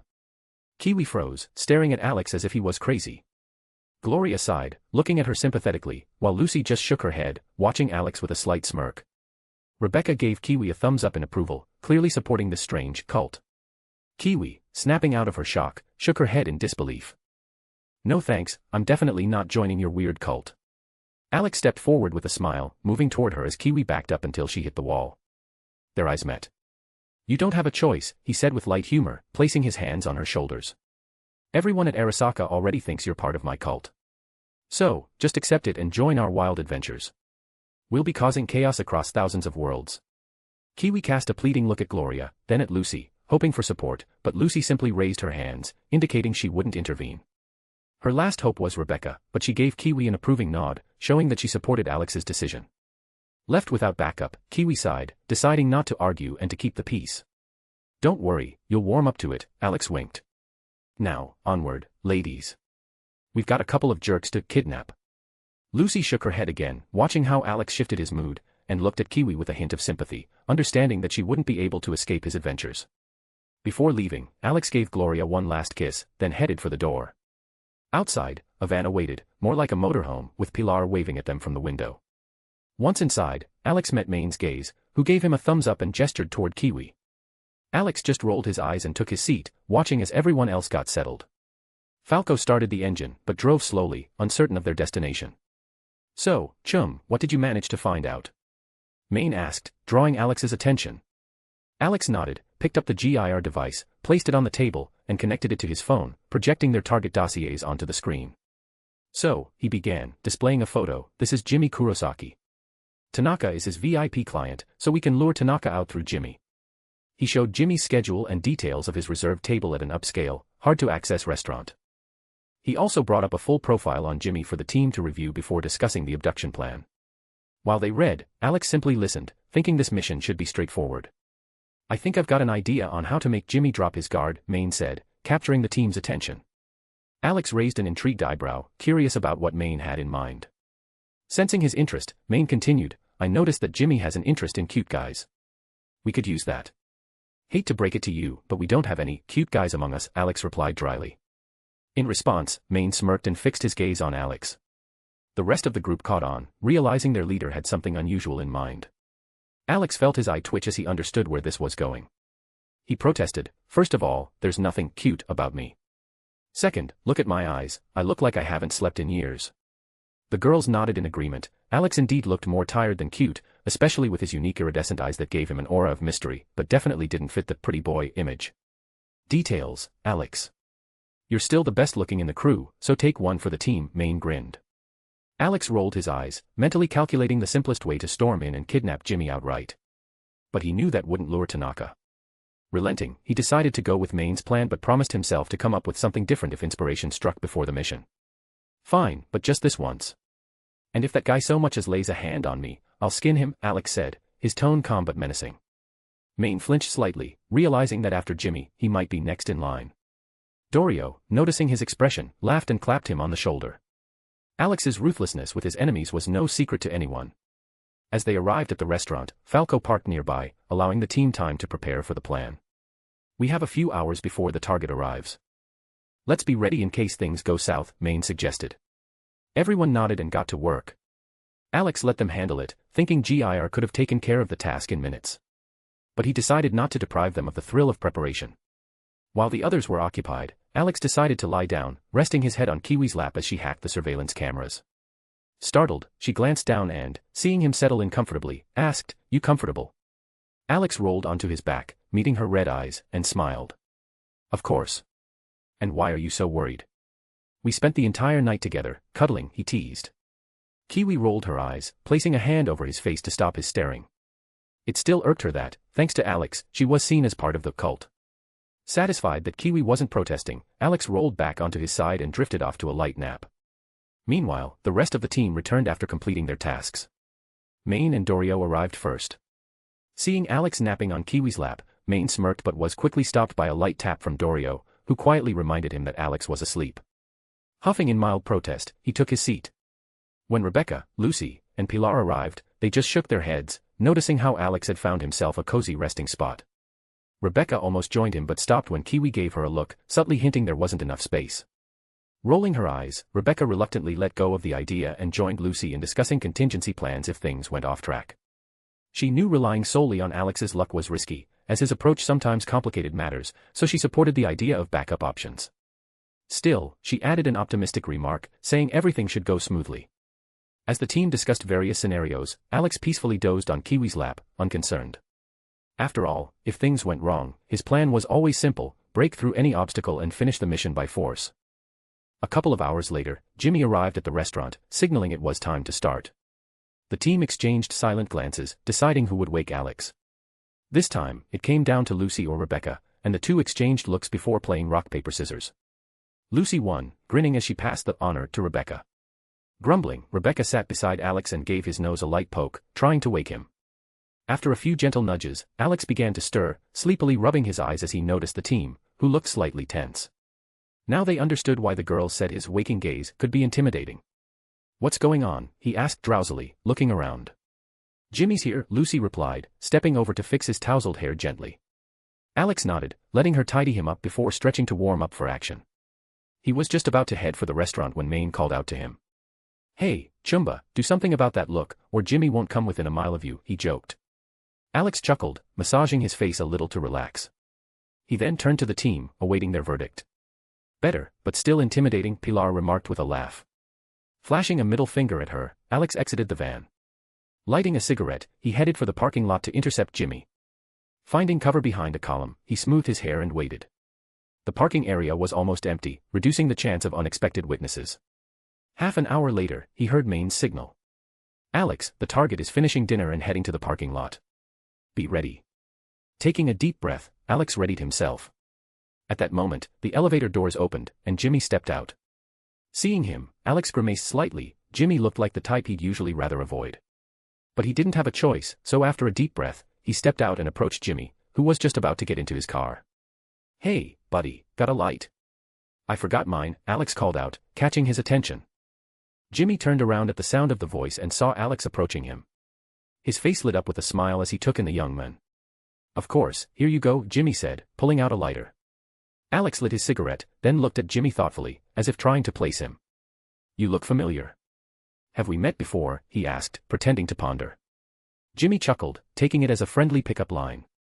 "Oh, I get that a lot," he replied with a cheerful grin. "That's it." Alex remembered. "You're Jimmy Kurosaki. My friend's a big fan. Could I get an autograph for him?" Unable to hide his pleasure, Jimmy agreed enthusiastically, signing a note for Alex's friend. Alex accepted it gratefully, then added with an innocent smile. "Mind if I shake your hand?" "Of course," Jimmy replied readily, extending his hand to his fan. Alex shook it, already anticipating the next steps of his plan. Inwardly, he grimaced, though he didn't show it as he took Jimmy's hand.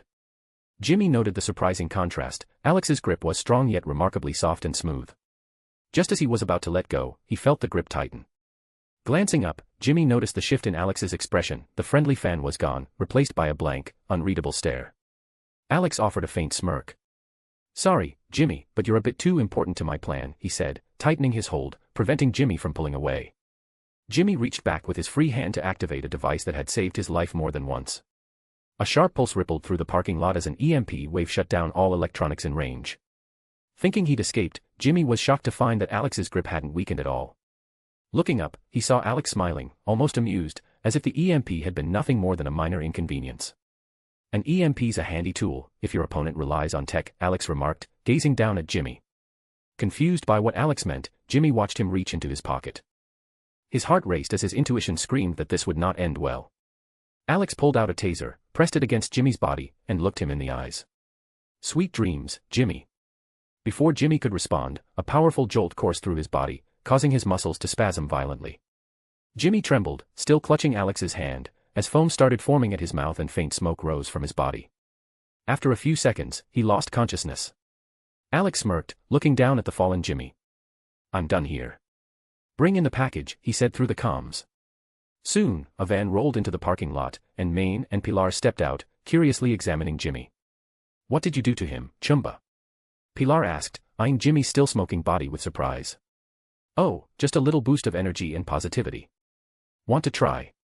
Alex replied calmly, taking a drag from his cigarette. Pilar stepped back, clearly not eager to experience Alex's methods firsthand. Maine chuckled, hoisted Jimmy, and dragged him into the van. Alex followed, taunting Pilar with a grin, hinting at his cowardice. Pilar muttered something about brotherly bonds and added that Alex was starting to resemble Rebecca more, as she gradually fell under his influence. When they got back into the van, Maine seated Jimmy in a chair and started tying him up to prevent any escape attempts. Meanwhile, Lucy disabled all of Jimmy's emergency implants to ensure he couldn't call for backup or activate a quick response system.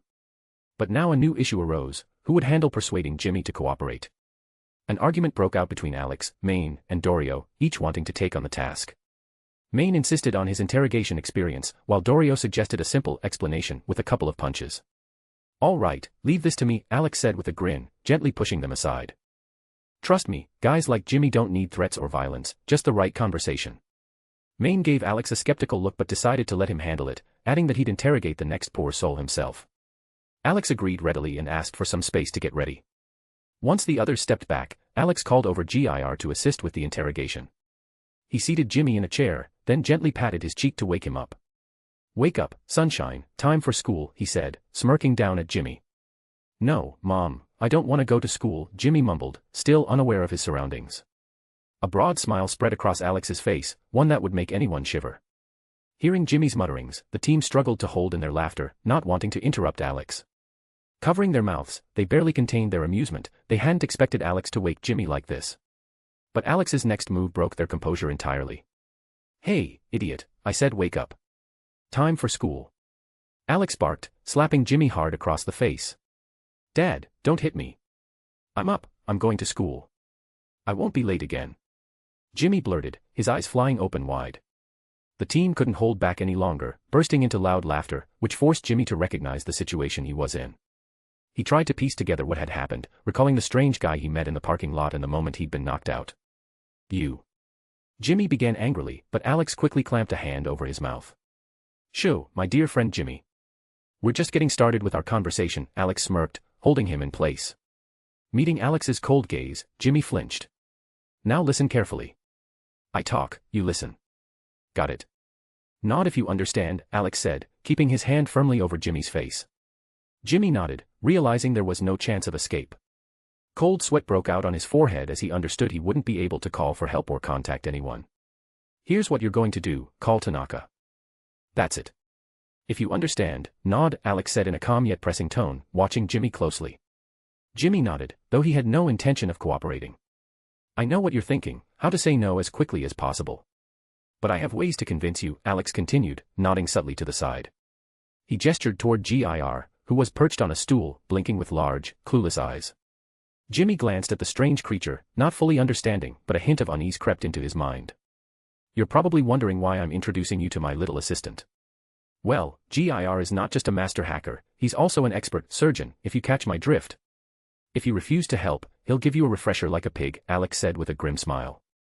With those words, GIR began pulling out various tools from his pockets, clearly not meant for friendly purposes. Jimmy watched as GIR methodically laid out the dangerously looking items in front of him. "The human body is a fascinating thing, you know," Alex continued in a cold voice. "It can survive even fatal injuries if you manage to get blood flowing to the right organs. I could marinate you for months while you endure unimaginable pain." The team, watching Alex pressure Jimmy, involuntarily flinched. Alex's words painted vivid images in their minds, and that was what scared them the most. Meanwhile, GIR started sharpening a knife to enhance the threat, sending an even greater wave of fear through Jimmy. Maine glanced at the girls and noticed them sighing, while Pilar saw his sister nodding at every word Alex said, as if memorizing the details, which filled him with even more dread. Finally, after finishing his impressive monologue, Alex awaited Jimmy's response, eager to know if he was willing to help or not. To be continued. Chapter 131, Kidnapping the Final Target. While Alex was, politely, conversing with Jimmy, the rest of the group watched the performance with genuine interest. Alex knew that threats or brute force weren't really necessary, a simple choice was enough, either cooperation or a painful skin removal experience. At first glance, the choice was simple, but it was enough to bewilder someone, and Jimmy definitely wasn't the hero of some story who would suddenly find strength and escape. Nor was Alex the typical villain ready to reveal his plans for hours on end. Lucy and Rebecca already knew Alex's darker side. He had once told them about interrogations of gods that ended quite pitifully and painfully for those involved. Jimmy might avoid a similar fate, maybe. An unexpected side to Alex, Maine murmured, catching the others' attention. Lucy and Rebecca raised their eyebrows, not understanding what he meant. Noticing their glances, Maine decided to explain. "Usually, he's calm, always smiling. Sure, he's sometimes a bit off and can do something wild, like that incident with Arasaka. But now, it's like he's a completely different person, and it's creepy." Lucy and Rebecca exchanged looks, realizing Maine didn't know the half of it. Yes, these were just words from Alex for now, but if push came to shove, Jimmy would learn what true pain was. Alex wasn't lying, he really could keep someone alive as long as needed. Kiwi noticed the look on Lucy and Rebecca's faces and understood that they had likely seen worse, which explained their calm reactions. Meanwhile, Alex continued his conversation with Jimmy, who stubbornly refused to cooperate. Even GIR, sharpening a knife right in front of him, wasn't helping. It seemed that fear had so overwhelmed Jimmy that he simply couldn't speak. Seeing Jimmy's hesitation, Alex decided to add some motivation. "Well, since you don't want to cooperate, I have something else for you." "GIR, hand me the stimulant," Alex said, extending his hand without taking his gaze off Jimmy. The group's attention immediately shifted to the strange syringe filled with a clear, slightly shimmering liquid that GIR pulled from his pocket. With a slight smile, Alex addressed Jimmy, whose eyes were trembling with tension. "I can see you're scared, though you don't even know what this is yet. Allow me to explain, this is a stimulant that amplifies the body's sensitivity many times over.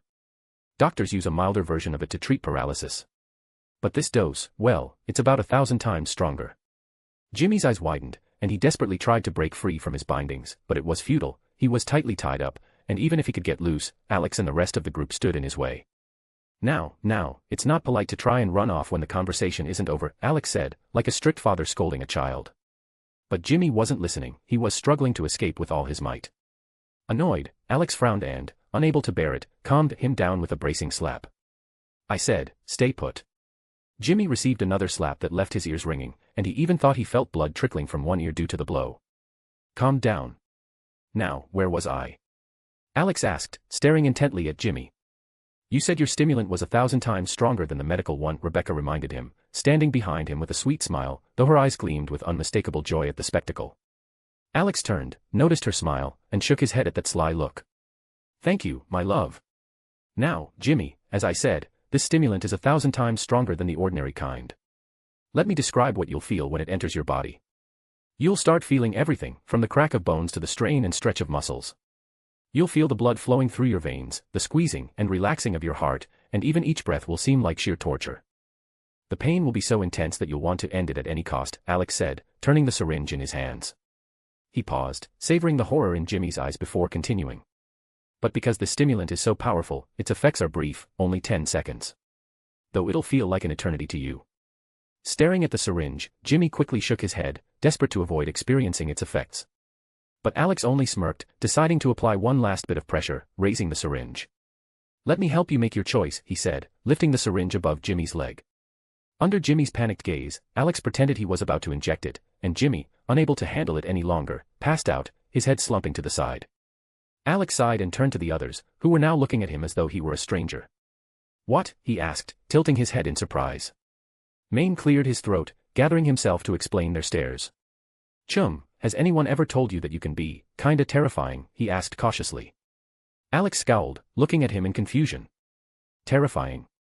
I was just having a pleasant conversation and giving the men some motivation to help us," he replied, displeased. Maine just chuckled and shook his head. If describing torture to someone and threatening them with an ultra-sensitive stimulant counted as a pleasant conversation, he couldn't imagine what Alex's past work in interrogations must have been like. "Whatever you say, chum. But he's out cold now. What's your plan?" Maine asked, steering the conversation back on track. Alex looked at Jimmy, whose eyes had rolled back and whose mouth was foaming. He scratched his chin, considering how to bring him back. Making a quick decision, he slapped Jimmy hard enough to snap him awake, trembling in terror. Seeing that Jimmy was now ready to cooperate, Alex asked with a smile. "So, will you call Tanaka and invite him to your studio?" Jimmy nodded hastily, and Alex turned to the group with a thumbs up. Lucy rolled her eyes and returned to her seat, while Rebecca stepped closer, eyeing the terrified Jimmy. "All set. He's ready to cooperate. Falco, fire up the engine, and let's head to our new friend's studio so he can show us some hospitality," Alex said cheerfully, glancing at Falco, who nodded and went to start the vehicle. Before leaving, Alex leaned down toward Jimmy, who flinched under his gaze. Alex smiled and leaned in so their eyes met. "If you cooperate, nothing will happen." He gave Jimmy's cheek a light pat. Jimmy quickly nodded, showing his willingness to follow the plan and do everything possible not to mess it up. Satisfied with his resolve, Alex turned and headed toward Lucy, ready to take a break. Today was one of those days he just wanted to take it easy. Lucy gave him a gentle smile and let him settle onto her lap, making him comfortable since their height difference made it awkward for him to lean on her shoulder. The ride was silent, everyone was absorbed in their own thoughts, not disturbing the peace. With the new, more spacious van, the group could afford a brief rest. Maine was even considering taking jobs in other cities, knowing that transportation was no longer an issue. As they arrived at Jimmy's studio, they began unloading, preparing for the task ahead. Lucy and Kiwi went to set up a powerful jammer, in case Tanaka tried to call for backup. Pilar and Rebecca took their positions to eliminate Tanaka's guards quietly if necessary. Falco stayed in the van nearby, ready for a quick getaway. Alex, with his bot GIR perched on his shoulder, followed Maine and Dorio, who were escorting Jimmy to his studio. Once inside, Alex scanned the room and instructed GIR to erase all footage from the cameras and remove any data on Jimmy to keep him from relaxing. Shoving Jimmy into a room, Alex looked at him, preparing for the next step. Now, invite Tanaka to a meeting, and do it naturally, like you aren't being threatened with torture or skinning, Alex said calmly. Nodding quickly, Jimmy called Tanaka, inviting him and promising a new BD. Once the call was over, he reported to Alex that everything went smoothly and Tanaka agreed to come. Alex decided to listen in on their conversation, in case Jimmy tried to warn Tanaka. Satisfied that all was in order, Alex found a hidden spot where he could remain unnoticed until Tanaka arrived. Maine and Dorio hid in a nearby room, ready to act if necessary. It didn't take long. Within a couple of hours, Tanaka arrived. He swaggered into the room as if he owned the place. I expected your work, but this time you've been surprisingly fast, he said, staying on guard. Always perceptive, Tanaka. Normally, it takes longer, but this particular piece is special. I think you'll want to try it and calibrate it right away, Jimmy replied, looking him in the eye. Standard settings will do. I have a meeting at Arasaka later, and I don't have time for all the adjustments, Tanaka replied, adjusting his glasses. What a shame. This new BD can give you sensations like nothing you've experienced. Jimmy tried to convince him, but Tanaka cut him off. Kurosaki, don't test my patience, he said coldly, staring at Jimmy. But then he heard clapping nearby, and turning, he saw a stranger seated in a chair. Alex had been watching the scene and, tired of waiting, decided to act. He began clapping, drawing Tanaka's attention, who immediately turned to face him. Alex rose from the chair and walked toward him with a slight smile. Pleasure to meet you, Mr. Tanaka, Alex said. Tanaka frowned and was about to respond when he heard the sound of a shotgun loading. He turned toward the door to see Maine aiming at him, with Dorio standing beside him, fists clenched. You know, this would have been easier if you just agreed to a friend's request, Tanaka, Maine said, keeping the shotgun ready. Tanaka quickly assessed the situation. His escape routes were blocked, and Alex stood before him, poised to stop him. How arrogant, he muttered, scanning the room, and then looked at Jimmy. Sorry, but they really cornered me, Jimmy said in an apologetic tone, lowering his eyes. Tanaka growled at Jimmy, casting him a furious glance, then turned his gaze to Alex, and finally to Maine and Dorio, who blocked the exit. Do you even know who I am? Tanaka said arrogantly, assessing everyone in the room. Alex smirked, noticing the arrogance in Tanaka's behavior. People like Tanaka, when faced with a threat, always try to leverage their status in the hopes of escaping a difficult situation. But there are moments when neither rank nor connections can save you, and then neither your family nor your position matters. Of course we know. Mr. Tanaka, one of the executives of Arasaka's Night City branch. Or did you seriously think we had no idea who you were? Alex raised an eyebrow, holding his gaze. Realizing that his authority meant nothing in this room, Tanaka decided to call for backup through his bodyguards. However, this maneuver didn't go unnoticed. Don't even try, we've set up a jammer, so all your attempts to contact anyone are useless, Dorio chuckled, watching Tanaka. Assessing the situation, Tanaka raised his hands in a gesture of surrender. Quite a clever move on your part, he said, looking around at them. But behind this action lay a trick. A defensive mechanism activated in Tanaka's hands, and needles sprang from his fingers, ready to strike everyone in the room. Alex raised an eyebrow calmly, anticipating what would come next. Tanaka fired the needles, hoping to create chaos and make his escape, but to his horror, he realized his weapon hadn't harmed anyone. The entire volley of needles was now clenched in Alex's fists as he stood directly in front of Dorio and Maine. Nice try, Mr. Tanaka, but unfortunately, it didn't work, Alex said, opening his hands, letting the needles scatter on the floor. Maine, who had planned to use his implants to dodge the attack, stared in surprise at Alex, who had managed it without any implants or even activating his Sandevistan. Tanaka looked at Alex in shock, as if he were something unimaginable. Since you decided to make the first move, it's only fair to respond in kind, Alex said with a smile. In a flash, Alex moved directly in front of Tanaka, making him step back instinctively. Fear spread across Tanaka's face. Ninja secret technique, air-crushing strike, Alex announced with a bloodthirsty grin. Alex drew his leg back and struck Tanaka straight in the groin, lifting him a meter off the ground. A revolting crunch echoed as Tanaka's eggs cracked. Maine and Jimmy broke into a cold sweat, seeing what had become of Tanaka. They were even more horrified upon realizing Tanaka's eggs had been crushed by the blow. Maine immediately understood why the move was named as it was, and he had a feeling that even if Tanaka had steel eggs, they wouldn't have withstood such a hit. After taking the blow, Tanaka's eyes rolled back, and he fainted, frothing at the mouth. Done. Target neutralized, Alex turned to Maine, giving a thumbs up. Maine nodded and cautiously approached Alex, fearing he might receive the same blow as Tanaka. Dorio noticed Maine's hesitance and gave him a shove to hurry him up. Maine felt the push in his back and looked at Dorio with a hurt expression as she urged him forward. Sighing, he approached Tanaka, whose pants were already stained red with blood. Maine shook his head in pity, looking at Tanaka. After sparing him a few seconds of pity, Maine grabbed him by the collar and began dragging him out. Just before exiting, he glanced back at Alex, who was now staring at Jimmy. Alex approached Jimmy, who had shrunk into the couch, too afraid to meet Alex's gaze. "If anything that happened here leaves this room, I'll know it was you, and I'll come back to give you a lobotomy," Alex said, threatening Jimmy. Jimmy flinched as he looked at Alex. He didn't understand what a lobotomy was, but for some reason, just hearing the word made his head hurt. You're probably wondering what a lobotomy is. It's a special operation performed on the frontal lobe of the brain.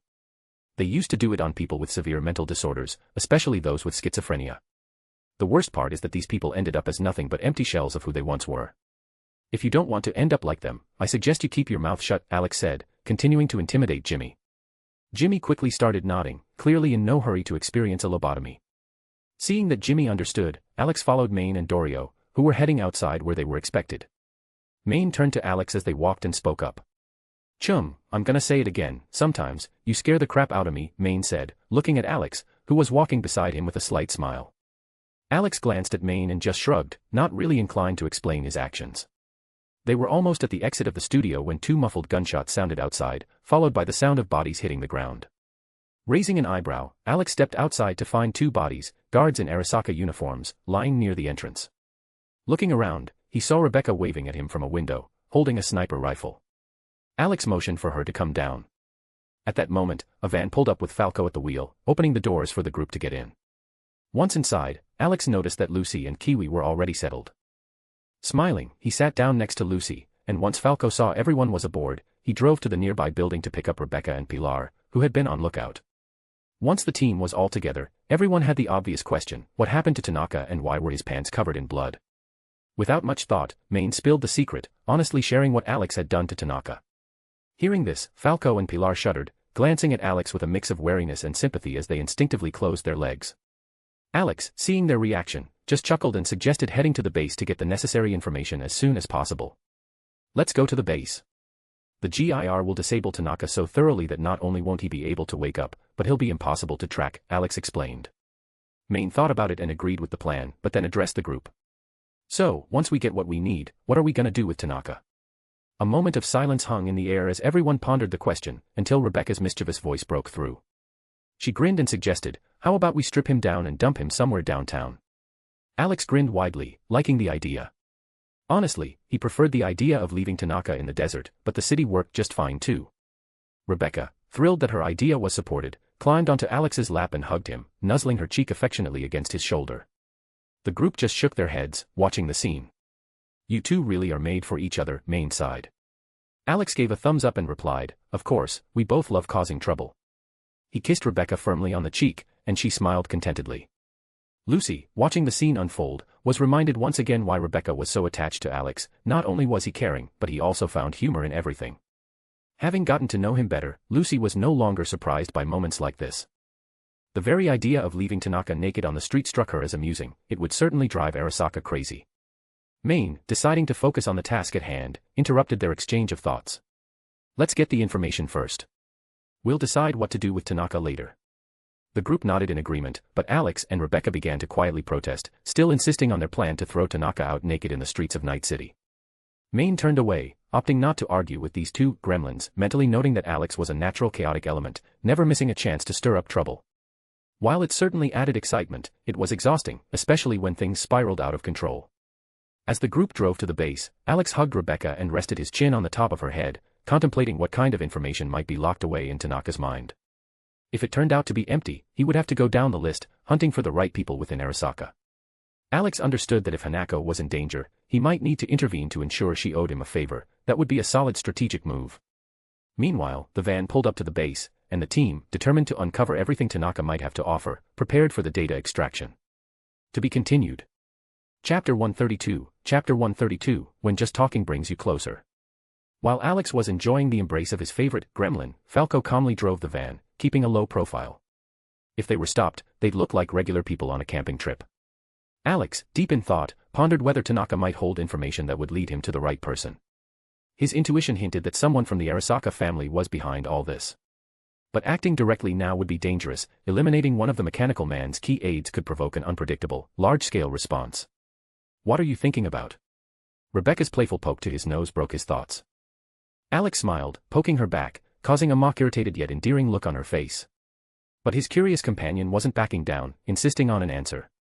I was wondering if Tanaka has the information I need, or at least a lead to the right person, Alex replied, gently massaging her cheeks. Rebecca, used to his tenderness, squeezed his cheeks in return, stretching them sideways. And if he doesn't? Then it's on to the next on the list, and we'll be kidnapping more Arasaka executives, he replied calmly, enduring her attack without a fuss. Rebecca nodded, then, with her usual straightforwardness, began questioning his plans for dealing with the mechanical man. Lucy, noticing the couple whispering, approached and gently nudged Rebecca aside, settling on Alex's lap, signaling she wanted to be in the loop too. So, what will you do if Tanaka turns out to be useful, she asked, peering into his eyes with interest. Alex considered his limited options.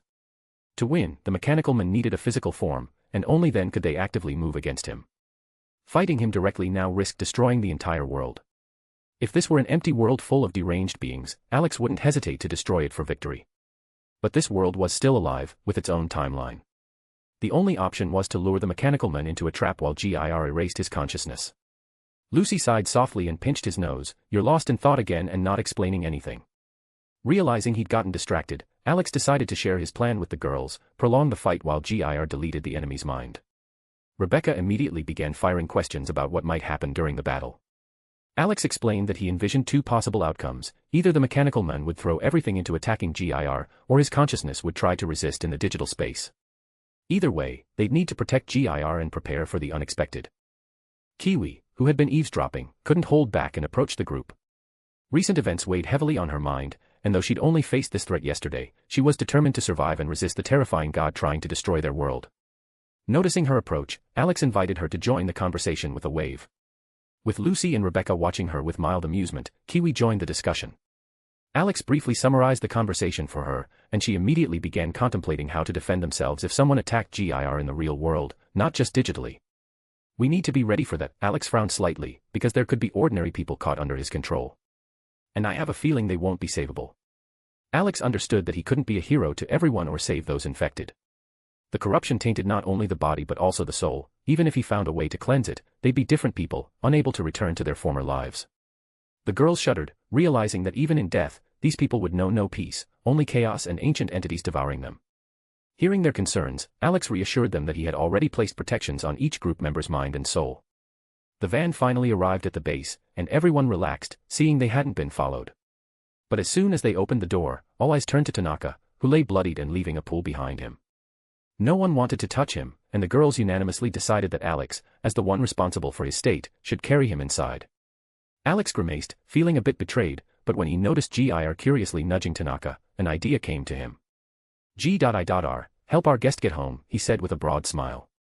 GIR nodded silently and grabbed Tanaka's pant leg, dragging him across the floor. Tanaka's head thudded against the van steps, then onto the ground. Pilar couldn't hold back his laughter, watching the little robot unceremoniously pull the grown man. Alex, grinning playfully at the girls, followed GIR, who was doing his best to haul Tanaka inside. When the whole group stepped out of the van, they saw a trail of blood leading toward the building and laughed as they followed it. Meanwhile, GIR had made it to the stairs, where Tanaka's head thumped against each step on the way up. G.I.R, you don't have to pull him all the way to the second floor, Alex called, stopping the bot before Tanaka lost any more teeth. GIR obediently let go of the pant leg, and Tanaka rolled down the steps, his face hitting each one with a dull thud. Alex couldn't help but laugh at GIR's antics. The rest of the group, who'd just walked in, joined in as they witnessed Tanaka's tumble down the stairs. Am I seeing things, or did he lose a couple of teeth? Falco asked, glancing at Tanaka lying awkwardly on the floor. Without a second thought, Alex approached Tanaka and opened his mouth to check if his teeth were still intact. Sure enough, a couple of front teeth were missing, with some others chipped. Alex looked over at GIR, who had an innocent, clueless expression as if he hadn't done anything wrong. Shaking his head, Alex turned to the group with a wry smile. Not just a couple. He's definitely going to be spending a fortune fixing half his mouth. Poor Tanaka didn't stand a chance, Alex chuckled, barely holding back his laughter. Hearing Alex's comment, the group looked over at Tanaka, whose mouth was still open, showing the missing front teeth and a trickle of blood on his lips. This triggered another round of laughter. Alex released Tanaka, closing his mouth to prevent further damage, and discreetly healed him a bit to stop the bleeding before they could get all the information they needed. Not a big deal, Maine laughed. This bastard's loaded. He won't go broke replacing a few teeth with some gold ones. Alex smirked and nodded, realizing Maine was right. He'd met gangsters before who'd gotten themselves gold and even platinum jaws, though he found it silly. Still, it was better than those blindingly white teeth that practically glowed in the dark. Grabbing Tanaka by the leg, Alex dragged him into a far room and settled him down so that GIR could extract data from his head. The others followed. Placing Tanaka on the floor, Alex called GIR over, pulled a cable from the bot's body, and connected it to the back of Tanaka's head. Now, all that was left was to wait for the dog to finish downloading the information. There we go, just a little patience now, Alex said, stepping aside.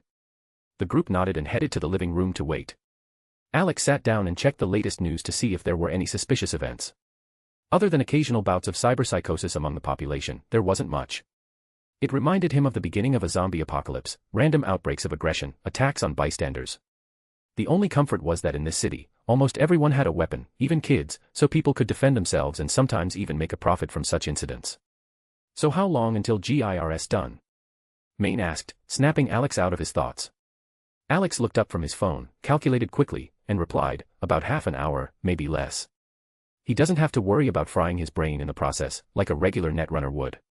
Chum, I'm still amazed by your robodog, Maine admitted with admiration. I can't imagine how you built it, but it's something else. Alex only smiled, knowing that GIR was the result of a blend of magic and advanced technology, made from materials capable of withstanding the temperature of a solar core. Originally, he was designed as a protector for Gloria, but over time, he'd become a reliable ally. Alex was even considering creating an upgraded version of GIR for family protection, a prototype called Mimi, which could ensure safety in his absence. The group continued discussing GIR, marveling at his unique abilities. Just bypassing Tanaka's defenses would have taken me way longer, not to mention downloading the data, Kiwi remarked, fully agreeing with the others. Everyone nodded in response to Kiwi's words. At least I'm glad this crazy robot's on our side. I definitely wouldn't want to be his target. Watching how GIR deals with enemies once was enough for me. I don't want to end up as minced meat from this mad robodog's attack, Pilar shared.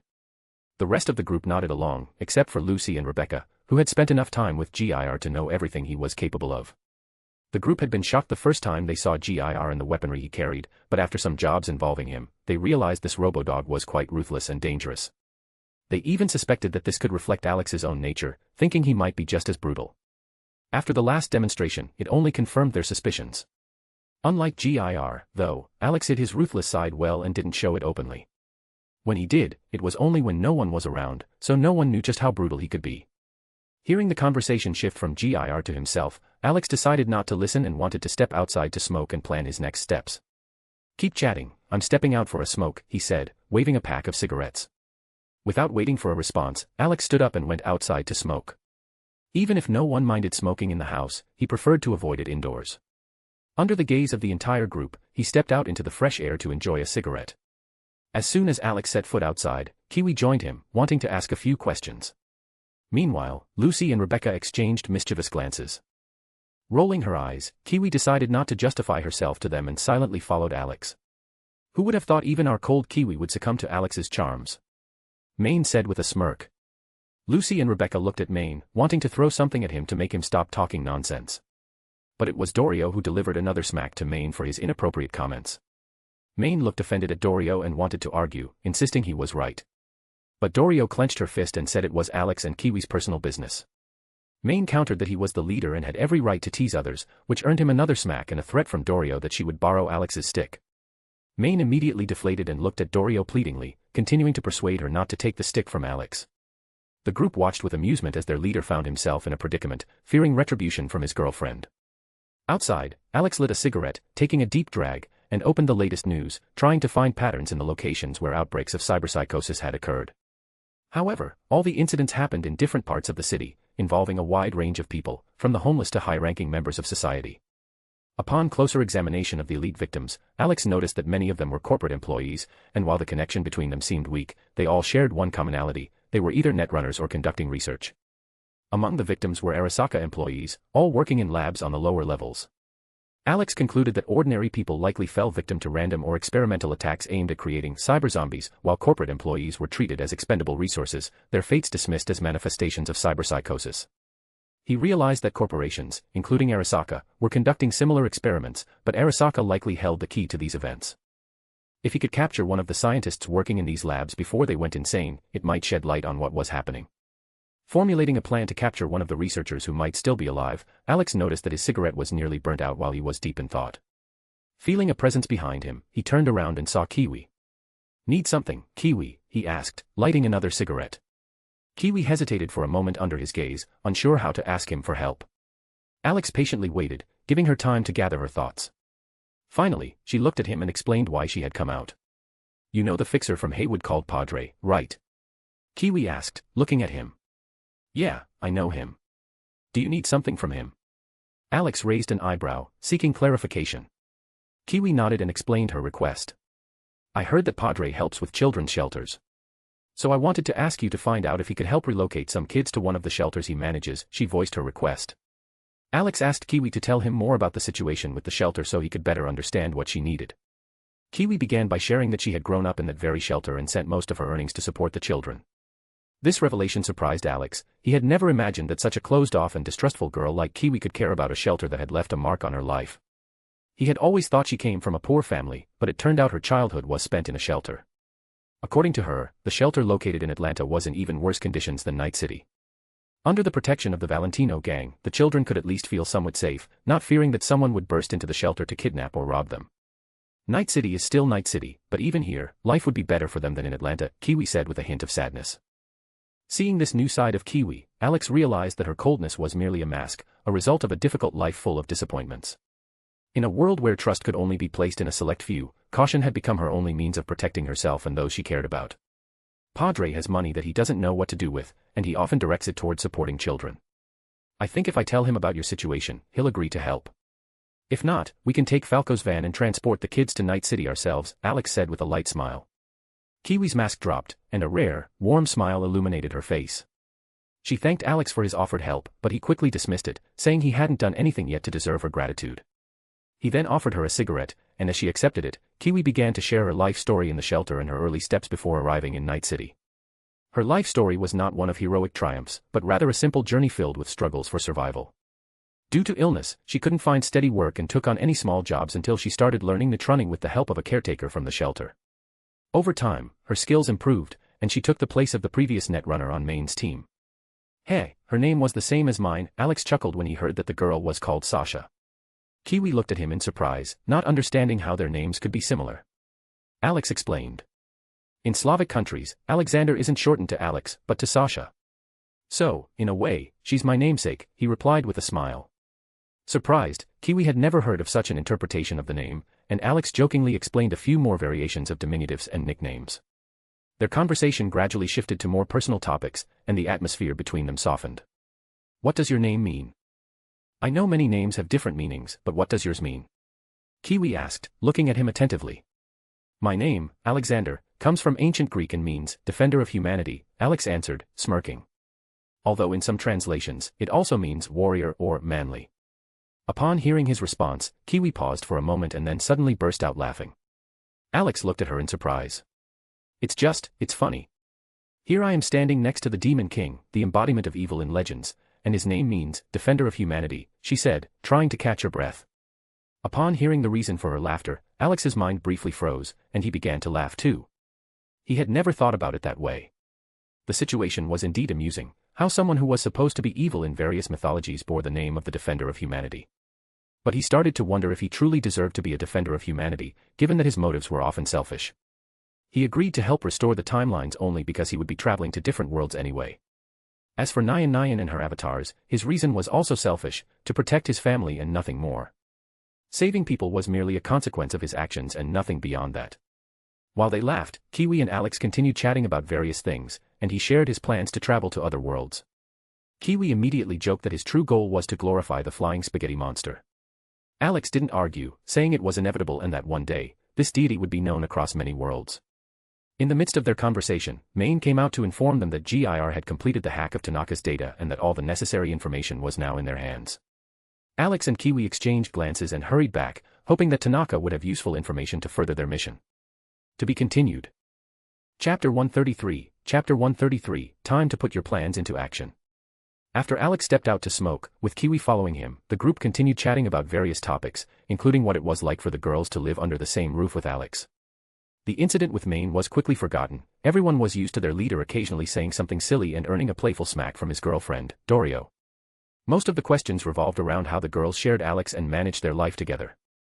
Lucy tried to avoid personal questions, but Rebecca couldn't resist and began revealing details about their household until Lucy clamped a hand over her mouth, shooting her a look to remind her to be more cautious.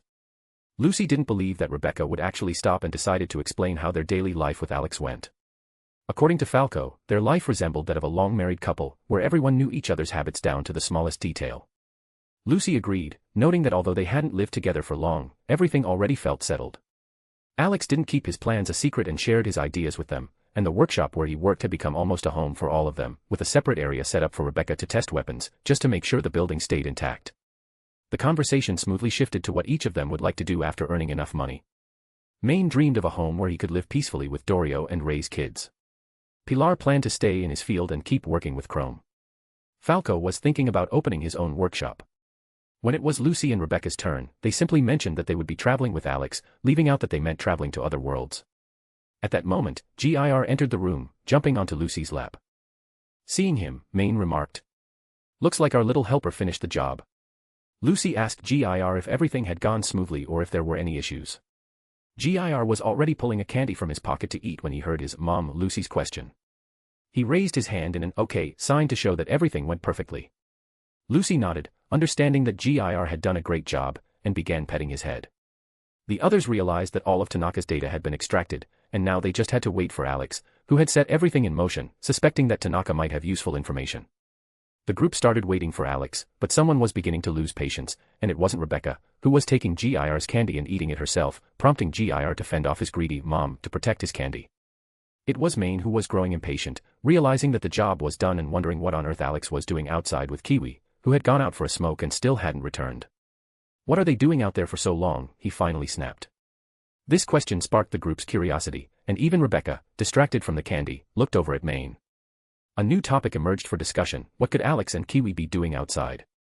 Maine finally decided to go get them, understanding that time was of the essence and Tanaka might soon become more sought after. Rising from his chair, he headed toward the exit. Outside, Maine found Alex and Kiwi in a lively conversation. They were laughing and looked like old friends. Smiling, he realized that Alex had managed to melt Kiwi's icy exterior, and interrupted with a joking remark. "Hey, you two, enough flirting. Your robo-dogs finished hacking Tanaka's brain." Alex and Kiwi, deep in conversation, heard a sarcastic voice call out behind them. They turned to see Maine standing there, a smug smile on his face, watching them. Alex and Kiwi exchanged glances, realizing they'd lost track of time while talking. Alex had been sharing his future plans, while Kiwi talked about her life before coming to Night City. With a shrug and a grin at Maine's comment, Alex followed him back inside. He glanced over his shoulder, noticing that Kiwi hadn't come in, and gestured for her to join him. Kiwi nodded and quickly caught up, walking beside him. Once inside, Alex immediately headed over to Gir, requesting him to upload everything he downloaded from Tanaka's mind. With the data in hand, Alex began skimming through it, mainly focusing on Tanaka's correspondence with various people. But there were a few messages that made Alex grit his teeth in anger, which didn't go unnoticed by the group. "Alex, what did you find?" Lucy asked, concern filling her voice as she noticed his tense expression, staring at his phone. She could tell he'd found something deeply troubling. Without a word, he handed her his phone. Raising an eyebrow, she took it and peered at the screen to understand what had angered him so much. Seeing the contents of the messages, Lucy's face darkened as she looked up at Alex, searching his eyes for confirmation of what she'd read. Alex gave a silent nod, confirming her suspicions. Rebecca, sensing the shift in their expressions, couldn't hide her curiosity. She snatched the phone from Lucy and quickly read through the texts. Her face gradually twisted in outrage until she reached the most shocking part. Her outburst was so fierce and explicit it could have made even the toughest person flinch. Handing the phone back to Alex, Rebecca immediately reached for her gun, intent on paying Tanaka a visit and making him a few holes richer for everything he'd done. Sensing her intent, Alex gently caught her arm and shook his head, signaling that it wasn't time yet. Rebecca shot him a disappointed look. "Why are you stopping me? Don't you want to kill him yourself?" she asked, her eyes searching his calm expression. "He'll die, but not like this," Alex replied firmly. Rebecca nodded and returned to the couch, trying to calm herself down. The contents of the messages had left a heavy impact on her. Curiosity filled the room as the others wondered what was so horrible in the messages. "What's in those messages, Alex?" Dorio asked, noticing the effort it took him to keep his composure. Alex sighed and glanced around at everyone. He connected GIR to his phone to display the messages on the wall. At first, the group didn't understand what they were seeing, but as they read further, their expressions grew darker. That bastard was the client who bought children, Alex growled, shaking his head. Not only did he buy Valerie, but other kids too. What he needed them for, that part's still unclear. The group could only sigh or shake their heads. They all knew that Night City was not a place of wonders but one of blood and death. But that didn't mean they could stay indifferent to the fact that a high-ranking scumbag was buying children. And that was without considering the many homeless people on the streets of Night City, whose disappearances would go unnoticed. Alex could understand why they needed Valerie. She was supposed to become the next pillar to help the universe evolve. But why did they need other children? The only possible reason he could think of was for the experiments that Arasaka conducted. But why children specifically? That was something Alex couldn't figure out. After all, children are incredibly weak, and their only real advantage is adaptability, a rather vague concept. It would make more sense to use adults for experiments. The only reason children might be needed was to create loyal soldiers out of them, but adults could just as easily be used for that purpose. Brainwashing and implanting them with technology could turn them into obedient cannon fodder, ready to die on command. No matter how much Alex thought about it, he couldn't find the real reason why children were needed in this situation. Everything you've seen has to stay here. If this gets out or falls into the wrong hands, it'll bring you trouble. Arasaka will do whatever it takes to erase any traces, Alex said in a serious tone, looking at the group. Alex, are you serious? Falco asked, doubtful. Too much truth in this city is a path to disappearing, Alex replied gravely, meeting their gazes. The group understood that the information Tanaka held was a real bomb, capable of destroying them. Alex continued browsing the messages and noticed a few that they decided to check later. But first, they needed to filter out what could be sold from what should remain secret. The best choice for this task was GIR, who could process the data in seconds. GIR, sort the data into what can be sold and what shouldn't be shared with anyone, Alex commanded his loyal companion. GIR nodded, and a few moments later, he produced a chip with information suitable for sale. Everything that needed to stay hidden was securely stored in his archive. Alex took the chip and handed it to Maine. This is what we can sell, he said, looking Maine in the eye. But remember, don't trust Faraday. I've got a bad feeling about him, and his words may be nothing but lies. Maine usually ignored advice, but ever since he'd known Alex, he hadn't been wrong yet. This only reinforced his suspicions about Faraday, and even Dorio, who'd long thought of him as a slippery bastard, nodded in agreement. Given his history, it wasn't surprising. Faraday had betrayed Militech, stealing corporate data, and now worked as a middleman. All right, chum, I trust you, Maine said, nodding in understanding and offering a fist bump. With a smile, Alex bumped fists with Maine, then instructed GIR to call his car. GIR quickly connected to the controls and sent it their way. While waiting, Alex continued to study Tanaka's correspondence, noting details that could lead them to even darker dealings. Of course, these things were better kept quiet. Hacks and leaks were common in Night City. Alex, what are we going to do with Tanaka? He saw us, and he knows too much, Falco asked, looking at Alex, who was absorbed in reading. Alex paused from reading, considering how best to handle the situation. Given that they had stolen all of Tanaka's information, Tanaka himself was now as good as dead. Even Arasaka might soon get rid of him and anyone else who knew too much. Bury him, Alex replied calmly. Falco nearly choked at the blunt response. Seeing the cold expression on Alex's face sent a chill down his spine. But deep down, he understood that it was the most sensible solution. Alex glanced at his watch. The car should arrive in 10 minutes, so he decided to hurry up. He stood and turned to Rebecca, who tilted her head, not understanding why he was looking at her. Becca, do you have those incendiary rounds? He asked, thinking over his plan. Rebecca rummaged in her pockets and pulled out 5 rounds, handing them to Alex. He nodded and headed to the workshop to turn them into an incendiary grenade. Truth be told, it was just a backup plan, in case someone from the group decided to check if there was anything left of Tanaka. What did you make there? Maine asked, noticing a device in Alex's hands that looked like a grenade. It's just an incendiary grenade. For our friend Tanaka's cremation, Alex replied, tossing the grenade slightly to test its weight. Maine was surprised but quickly returned to his usual calm. Rebecca, on the other hand, was fixated on the grenade, imagining that if it worked well, she might ask Alex to make a few for her. Alex grabbed Tanaka by the leg and dragged him toward an improvised shooting range, under the approving gazes of the others. Need help digging a hole? Pilar asked with a grin. No, depth doesn't matter here. I've got it, Alex replied, declining the offer. After moving a bit further away, he released Tanaka's leg and lit a cigarette, looking down at him. So, are we testing the grenade? Rebecca asked eagerly, tugging on Alex's arm. Alex turned to her and sighed. Sorry, Becca, but the grenade won't be needed here, he replied calmly. Rebecca frowned, not understanding why he was skipping the explosion. What do you mean, not needed? How are you going to cremate him then? You gonna use your miracle magic? She bombarded him with questions, like an impatient child. Alex continued looking at Rebecca, who smirked while calling his abilities miracle magic. He chuckled and ruffled her hair slightly. Yep, exactly, he said with a smile. I'll use my miracle magic to destroy Tanaka's soul. Rebecca didn't quite understand what he meant by destroying the soul, but Alex quickly answered by action. His fingers began to glow with a pale black flame. He swung his arm and struck Tanaka's body with his burning hand, clenching his fingers. A distinct sound rang out, like glass shattering. Beneath his hand, Tanaka's body began to turn to ash, leaving no trace.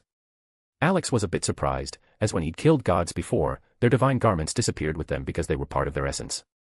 Here, even the cyber implants and clothing vanished along with the soul's destruction, which indicated his power had grown even stronger.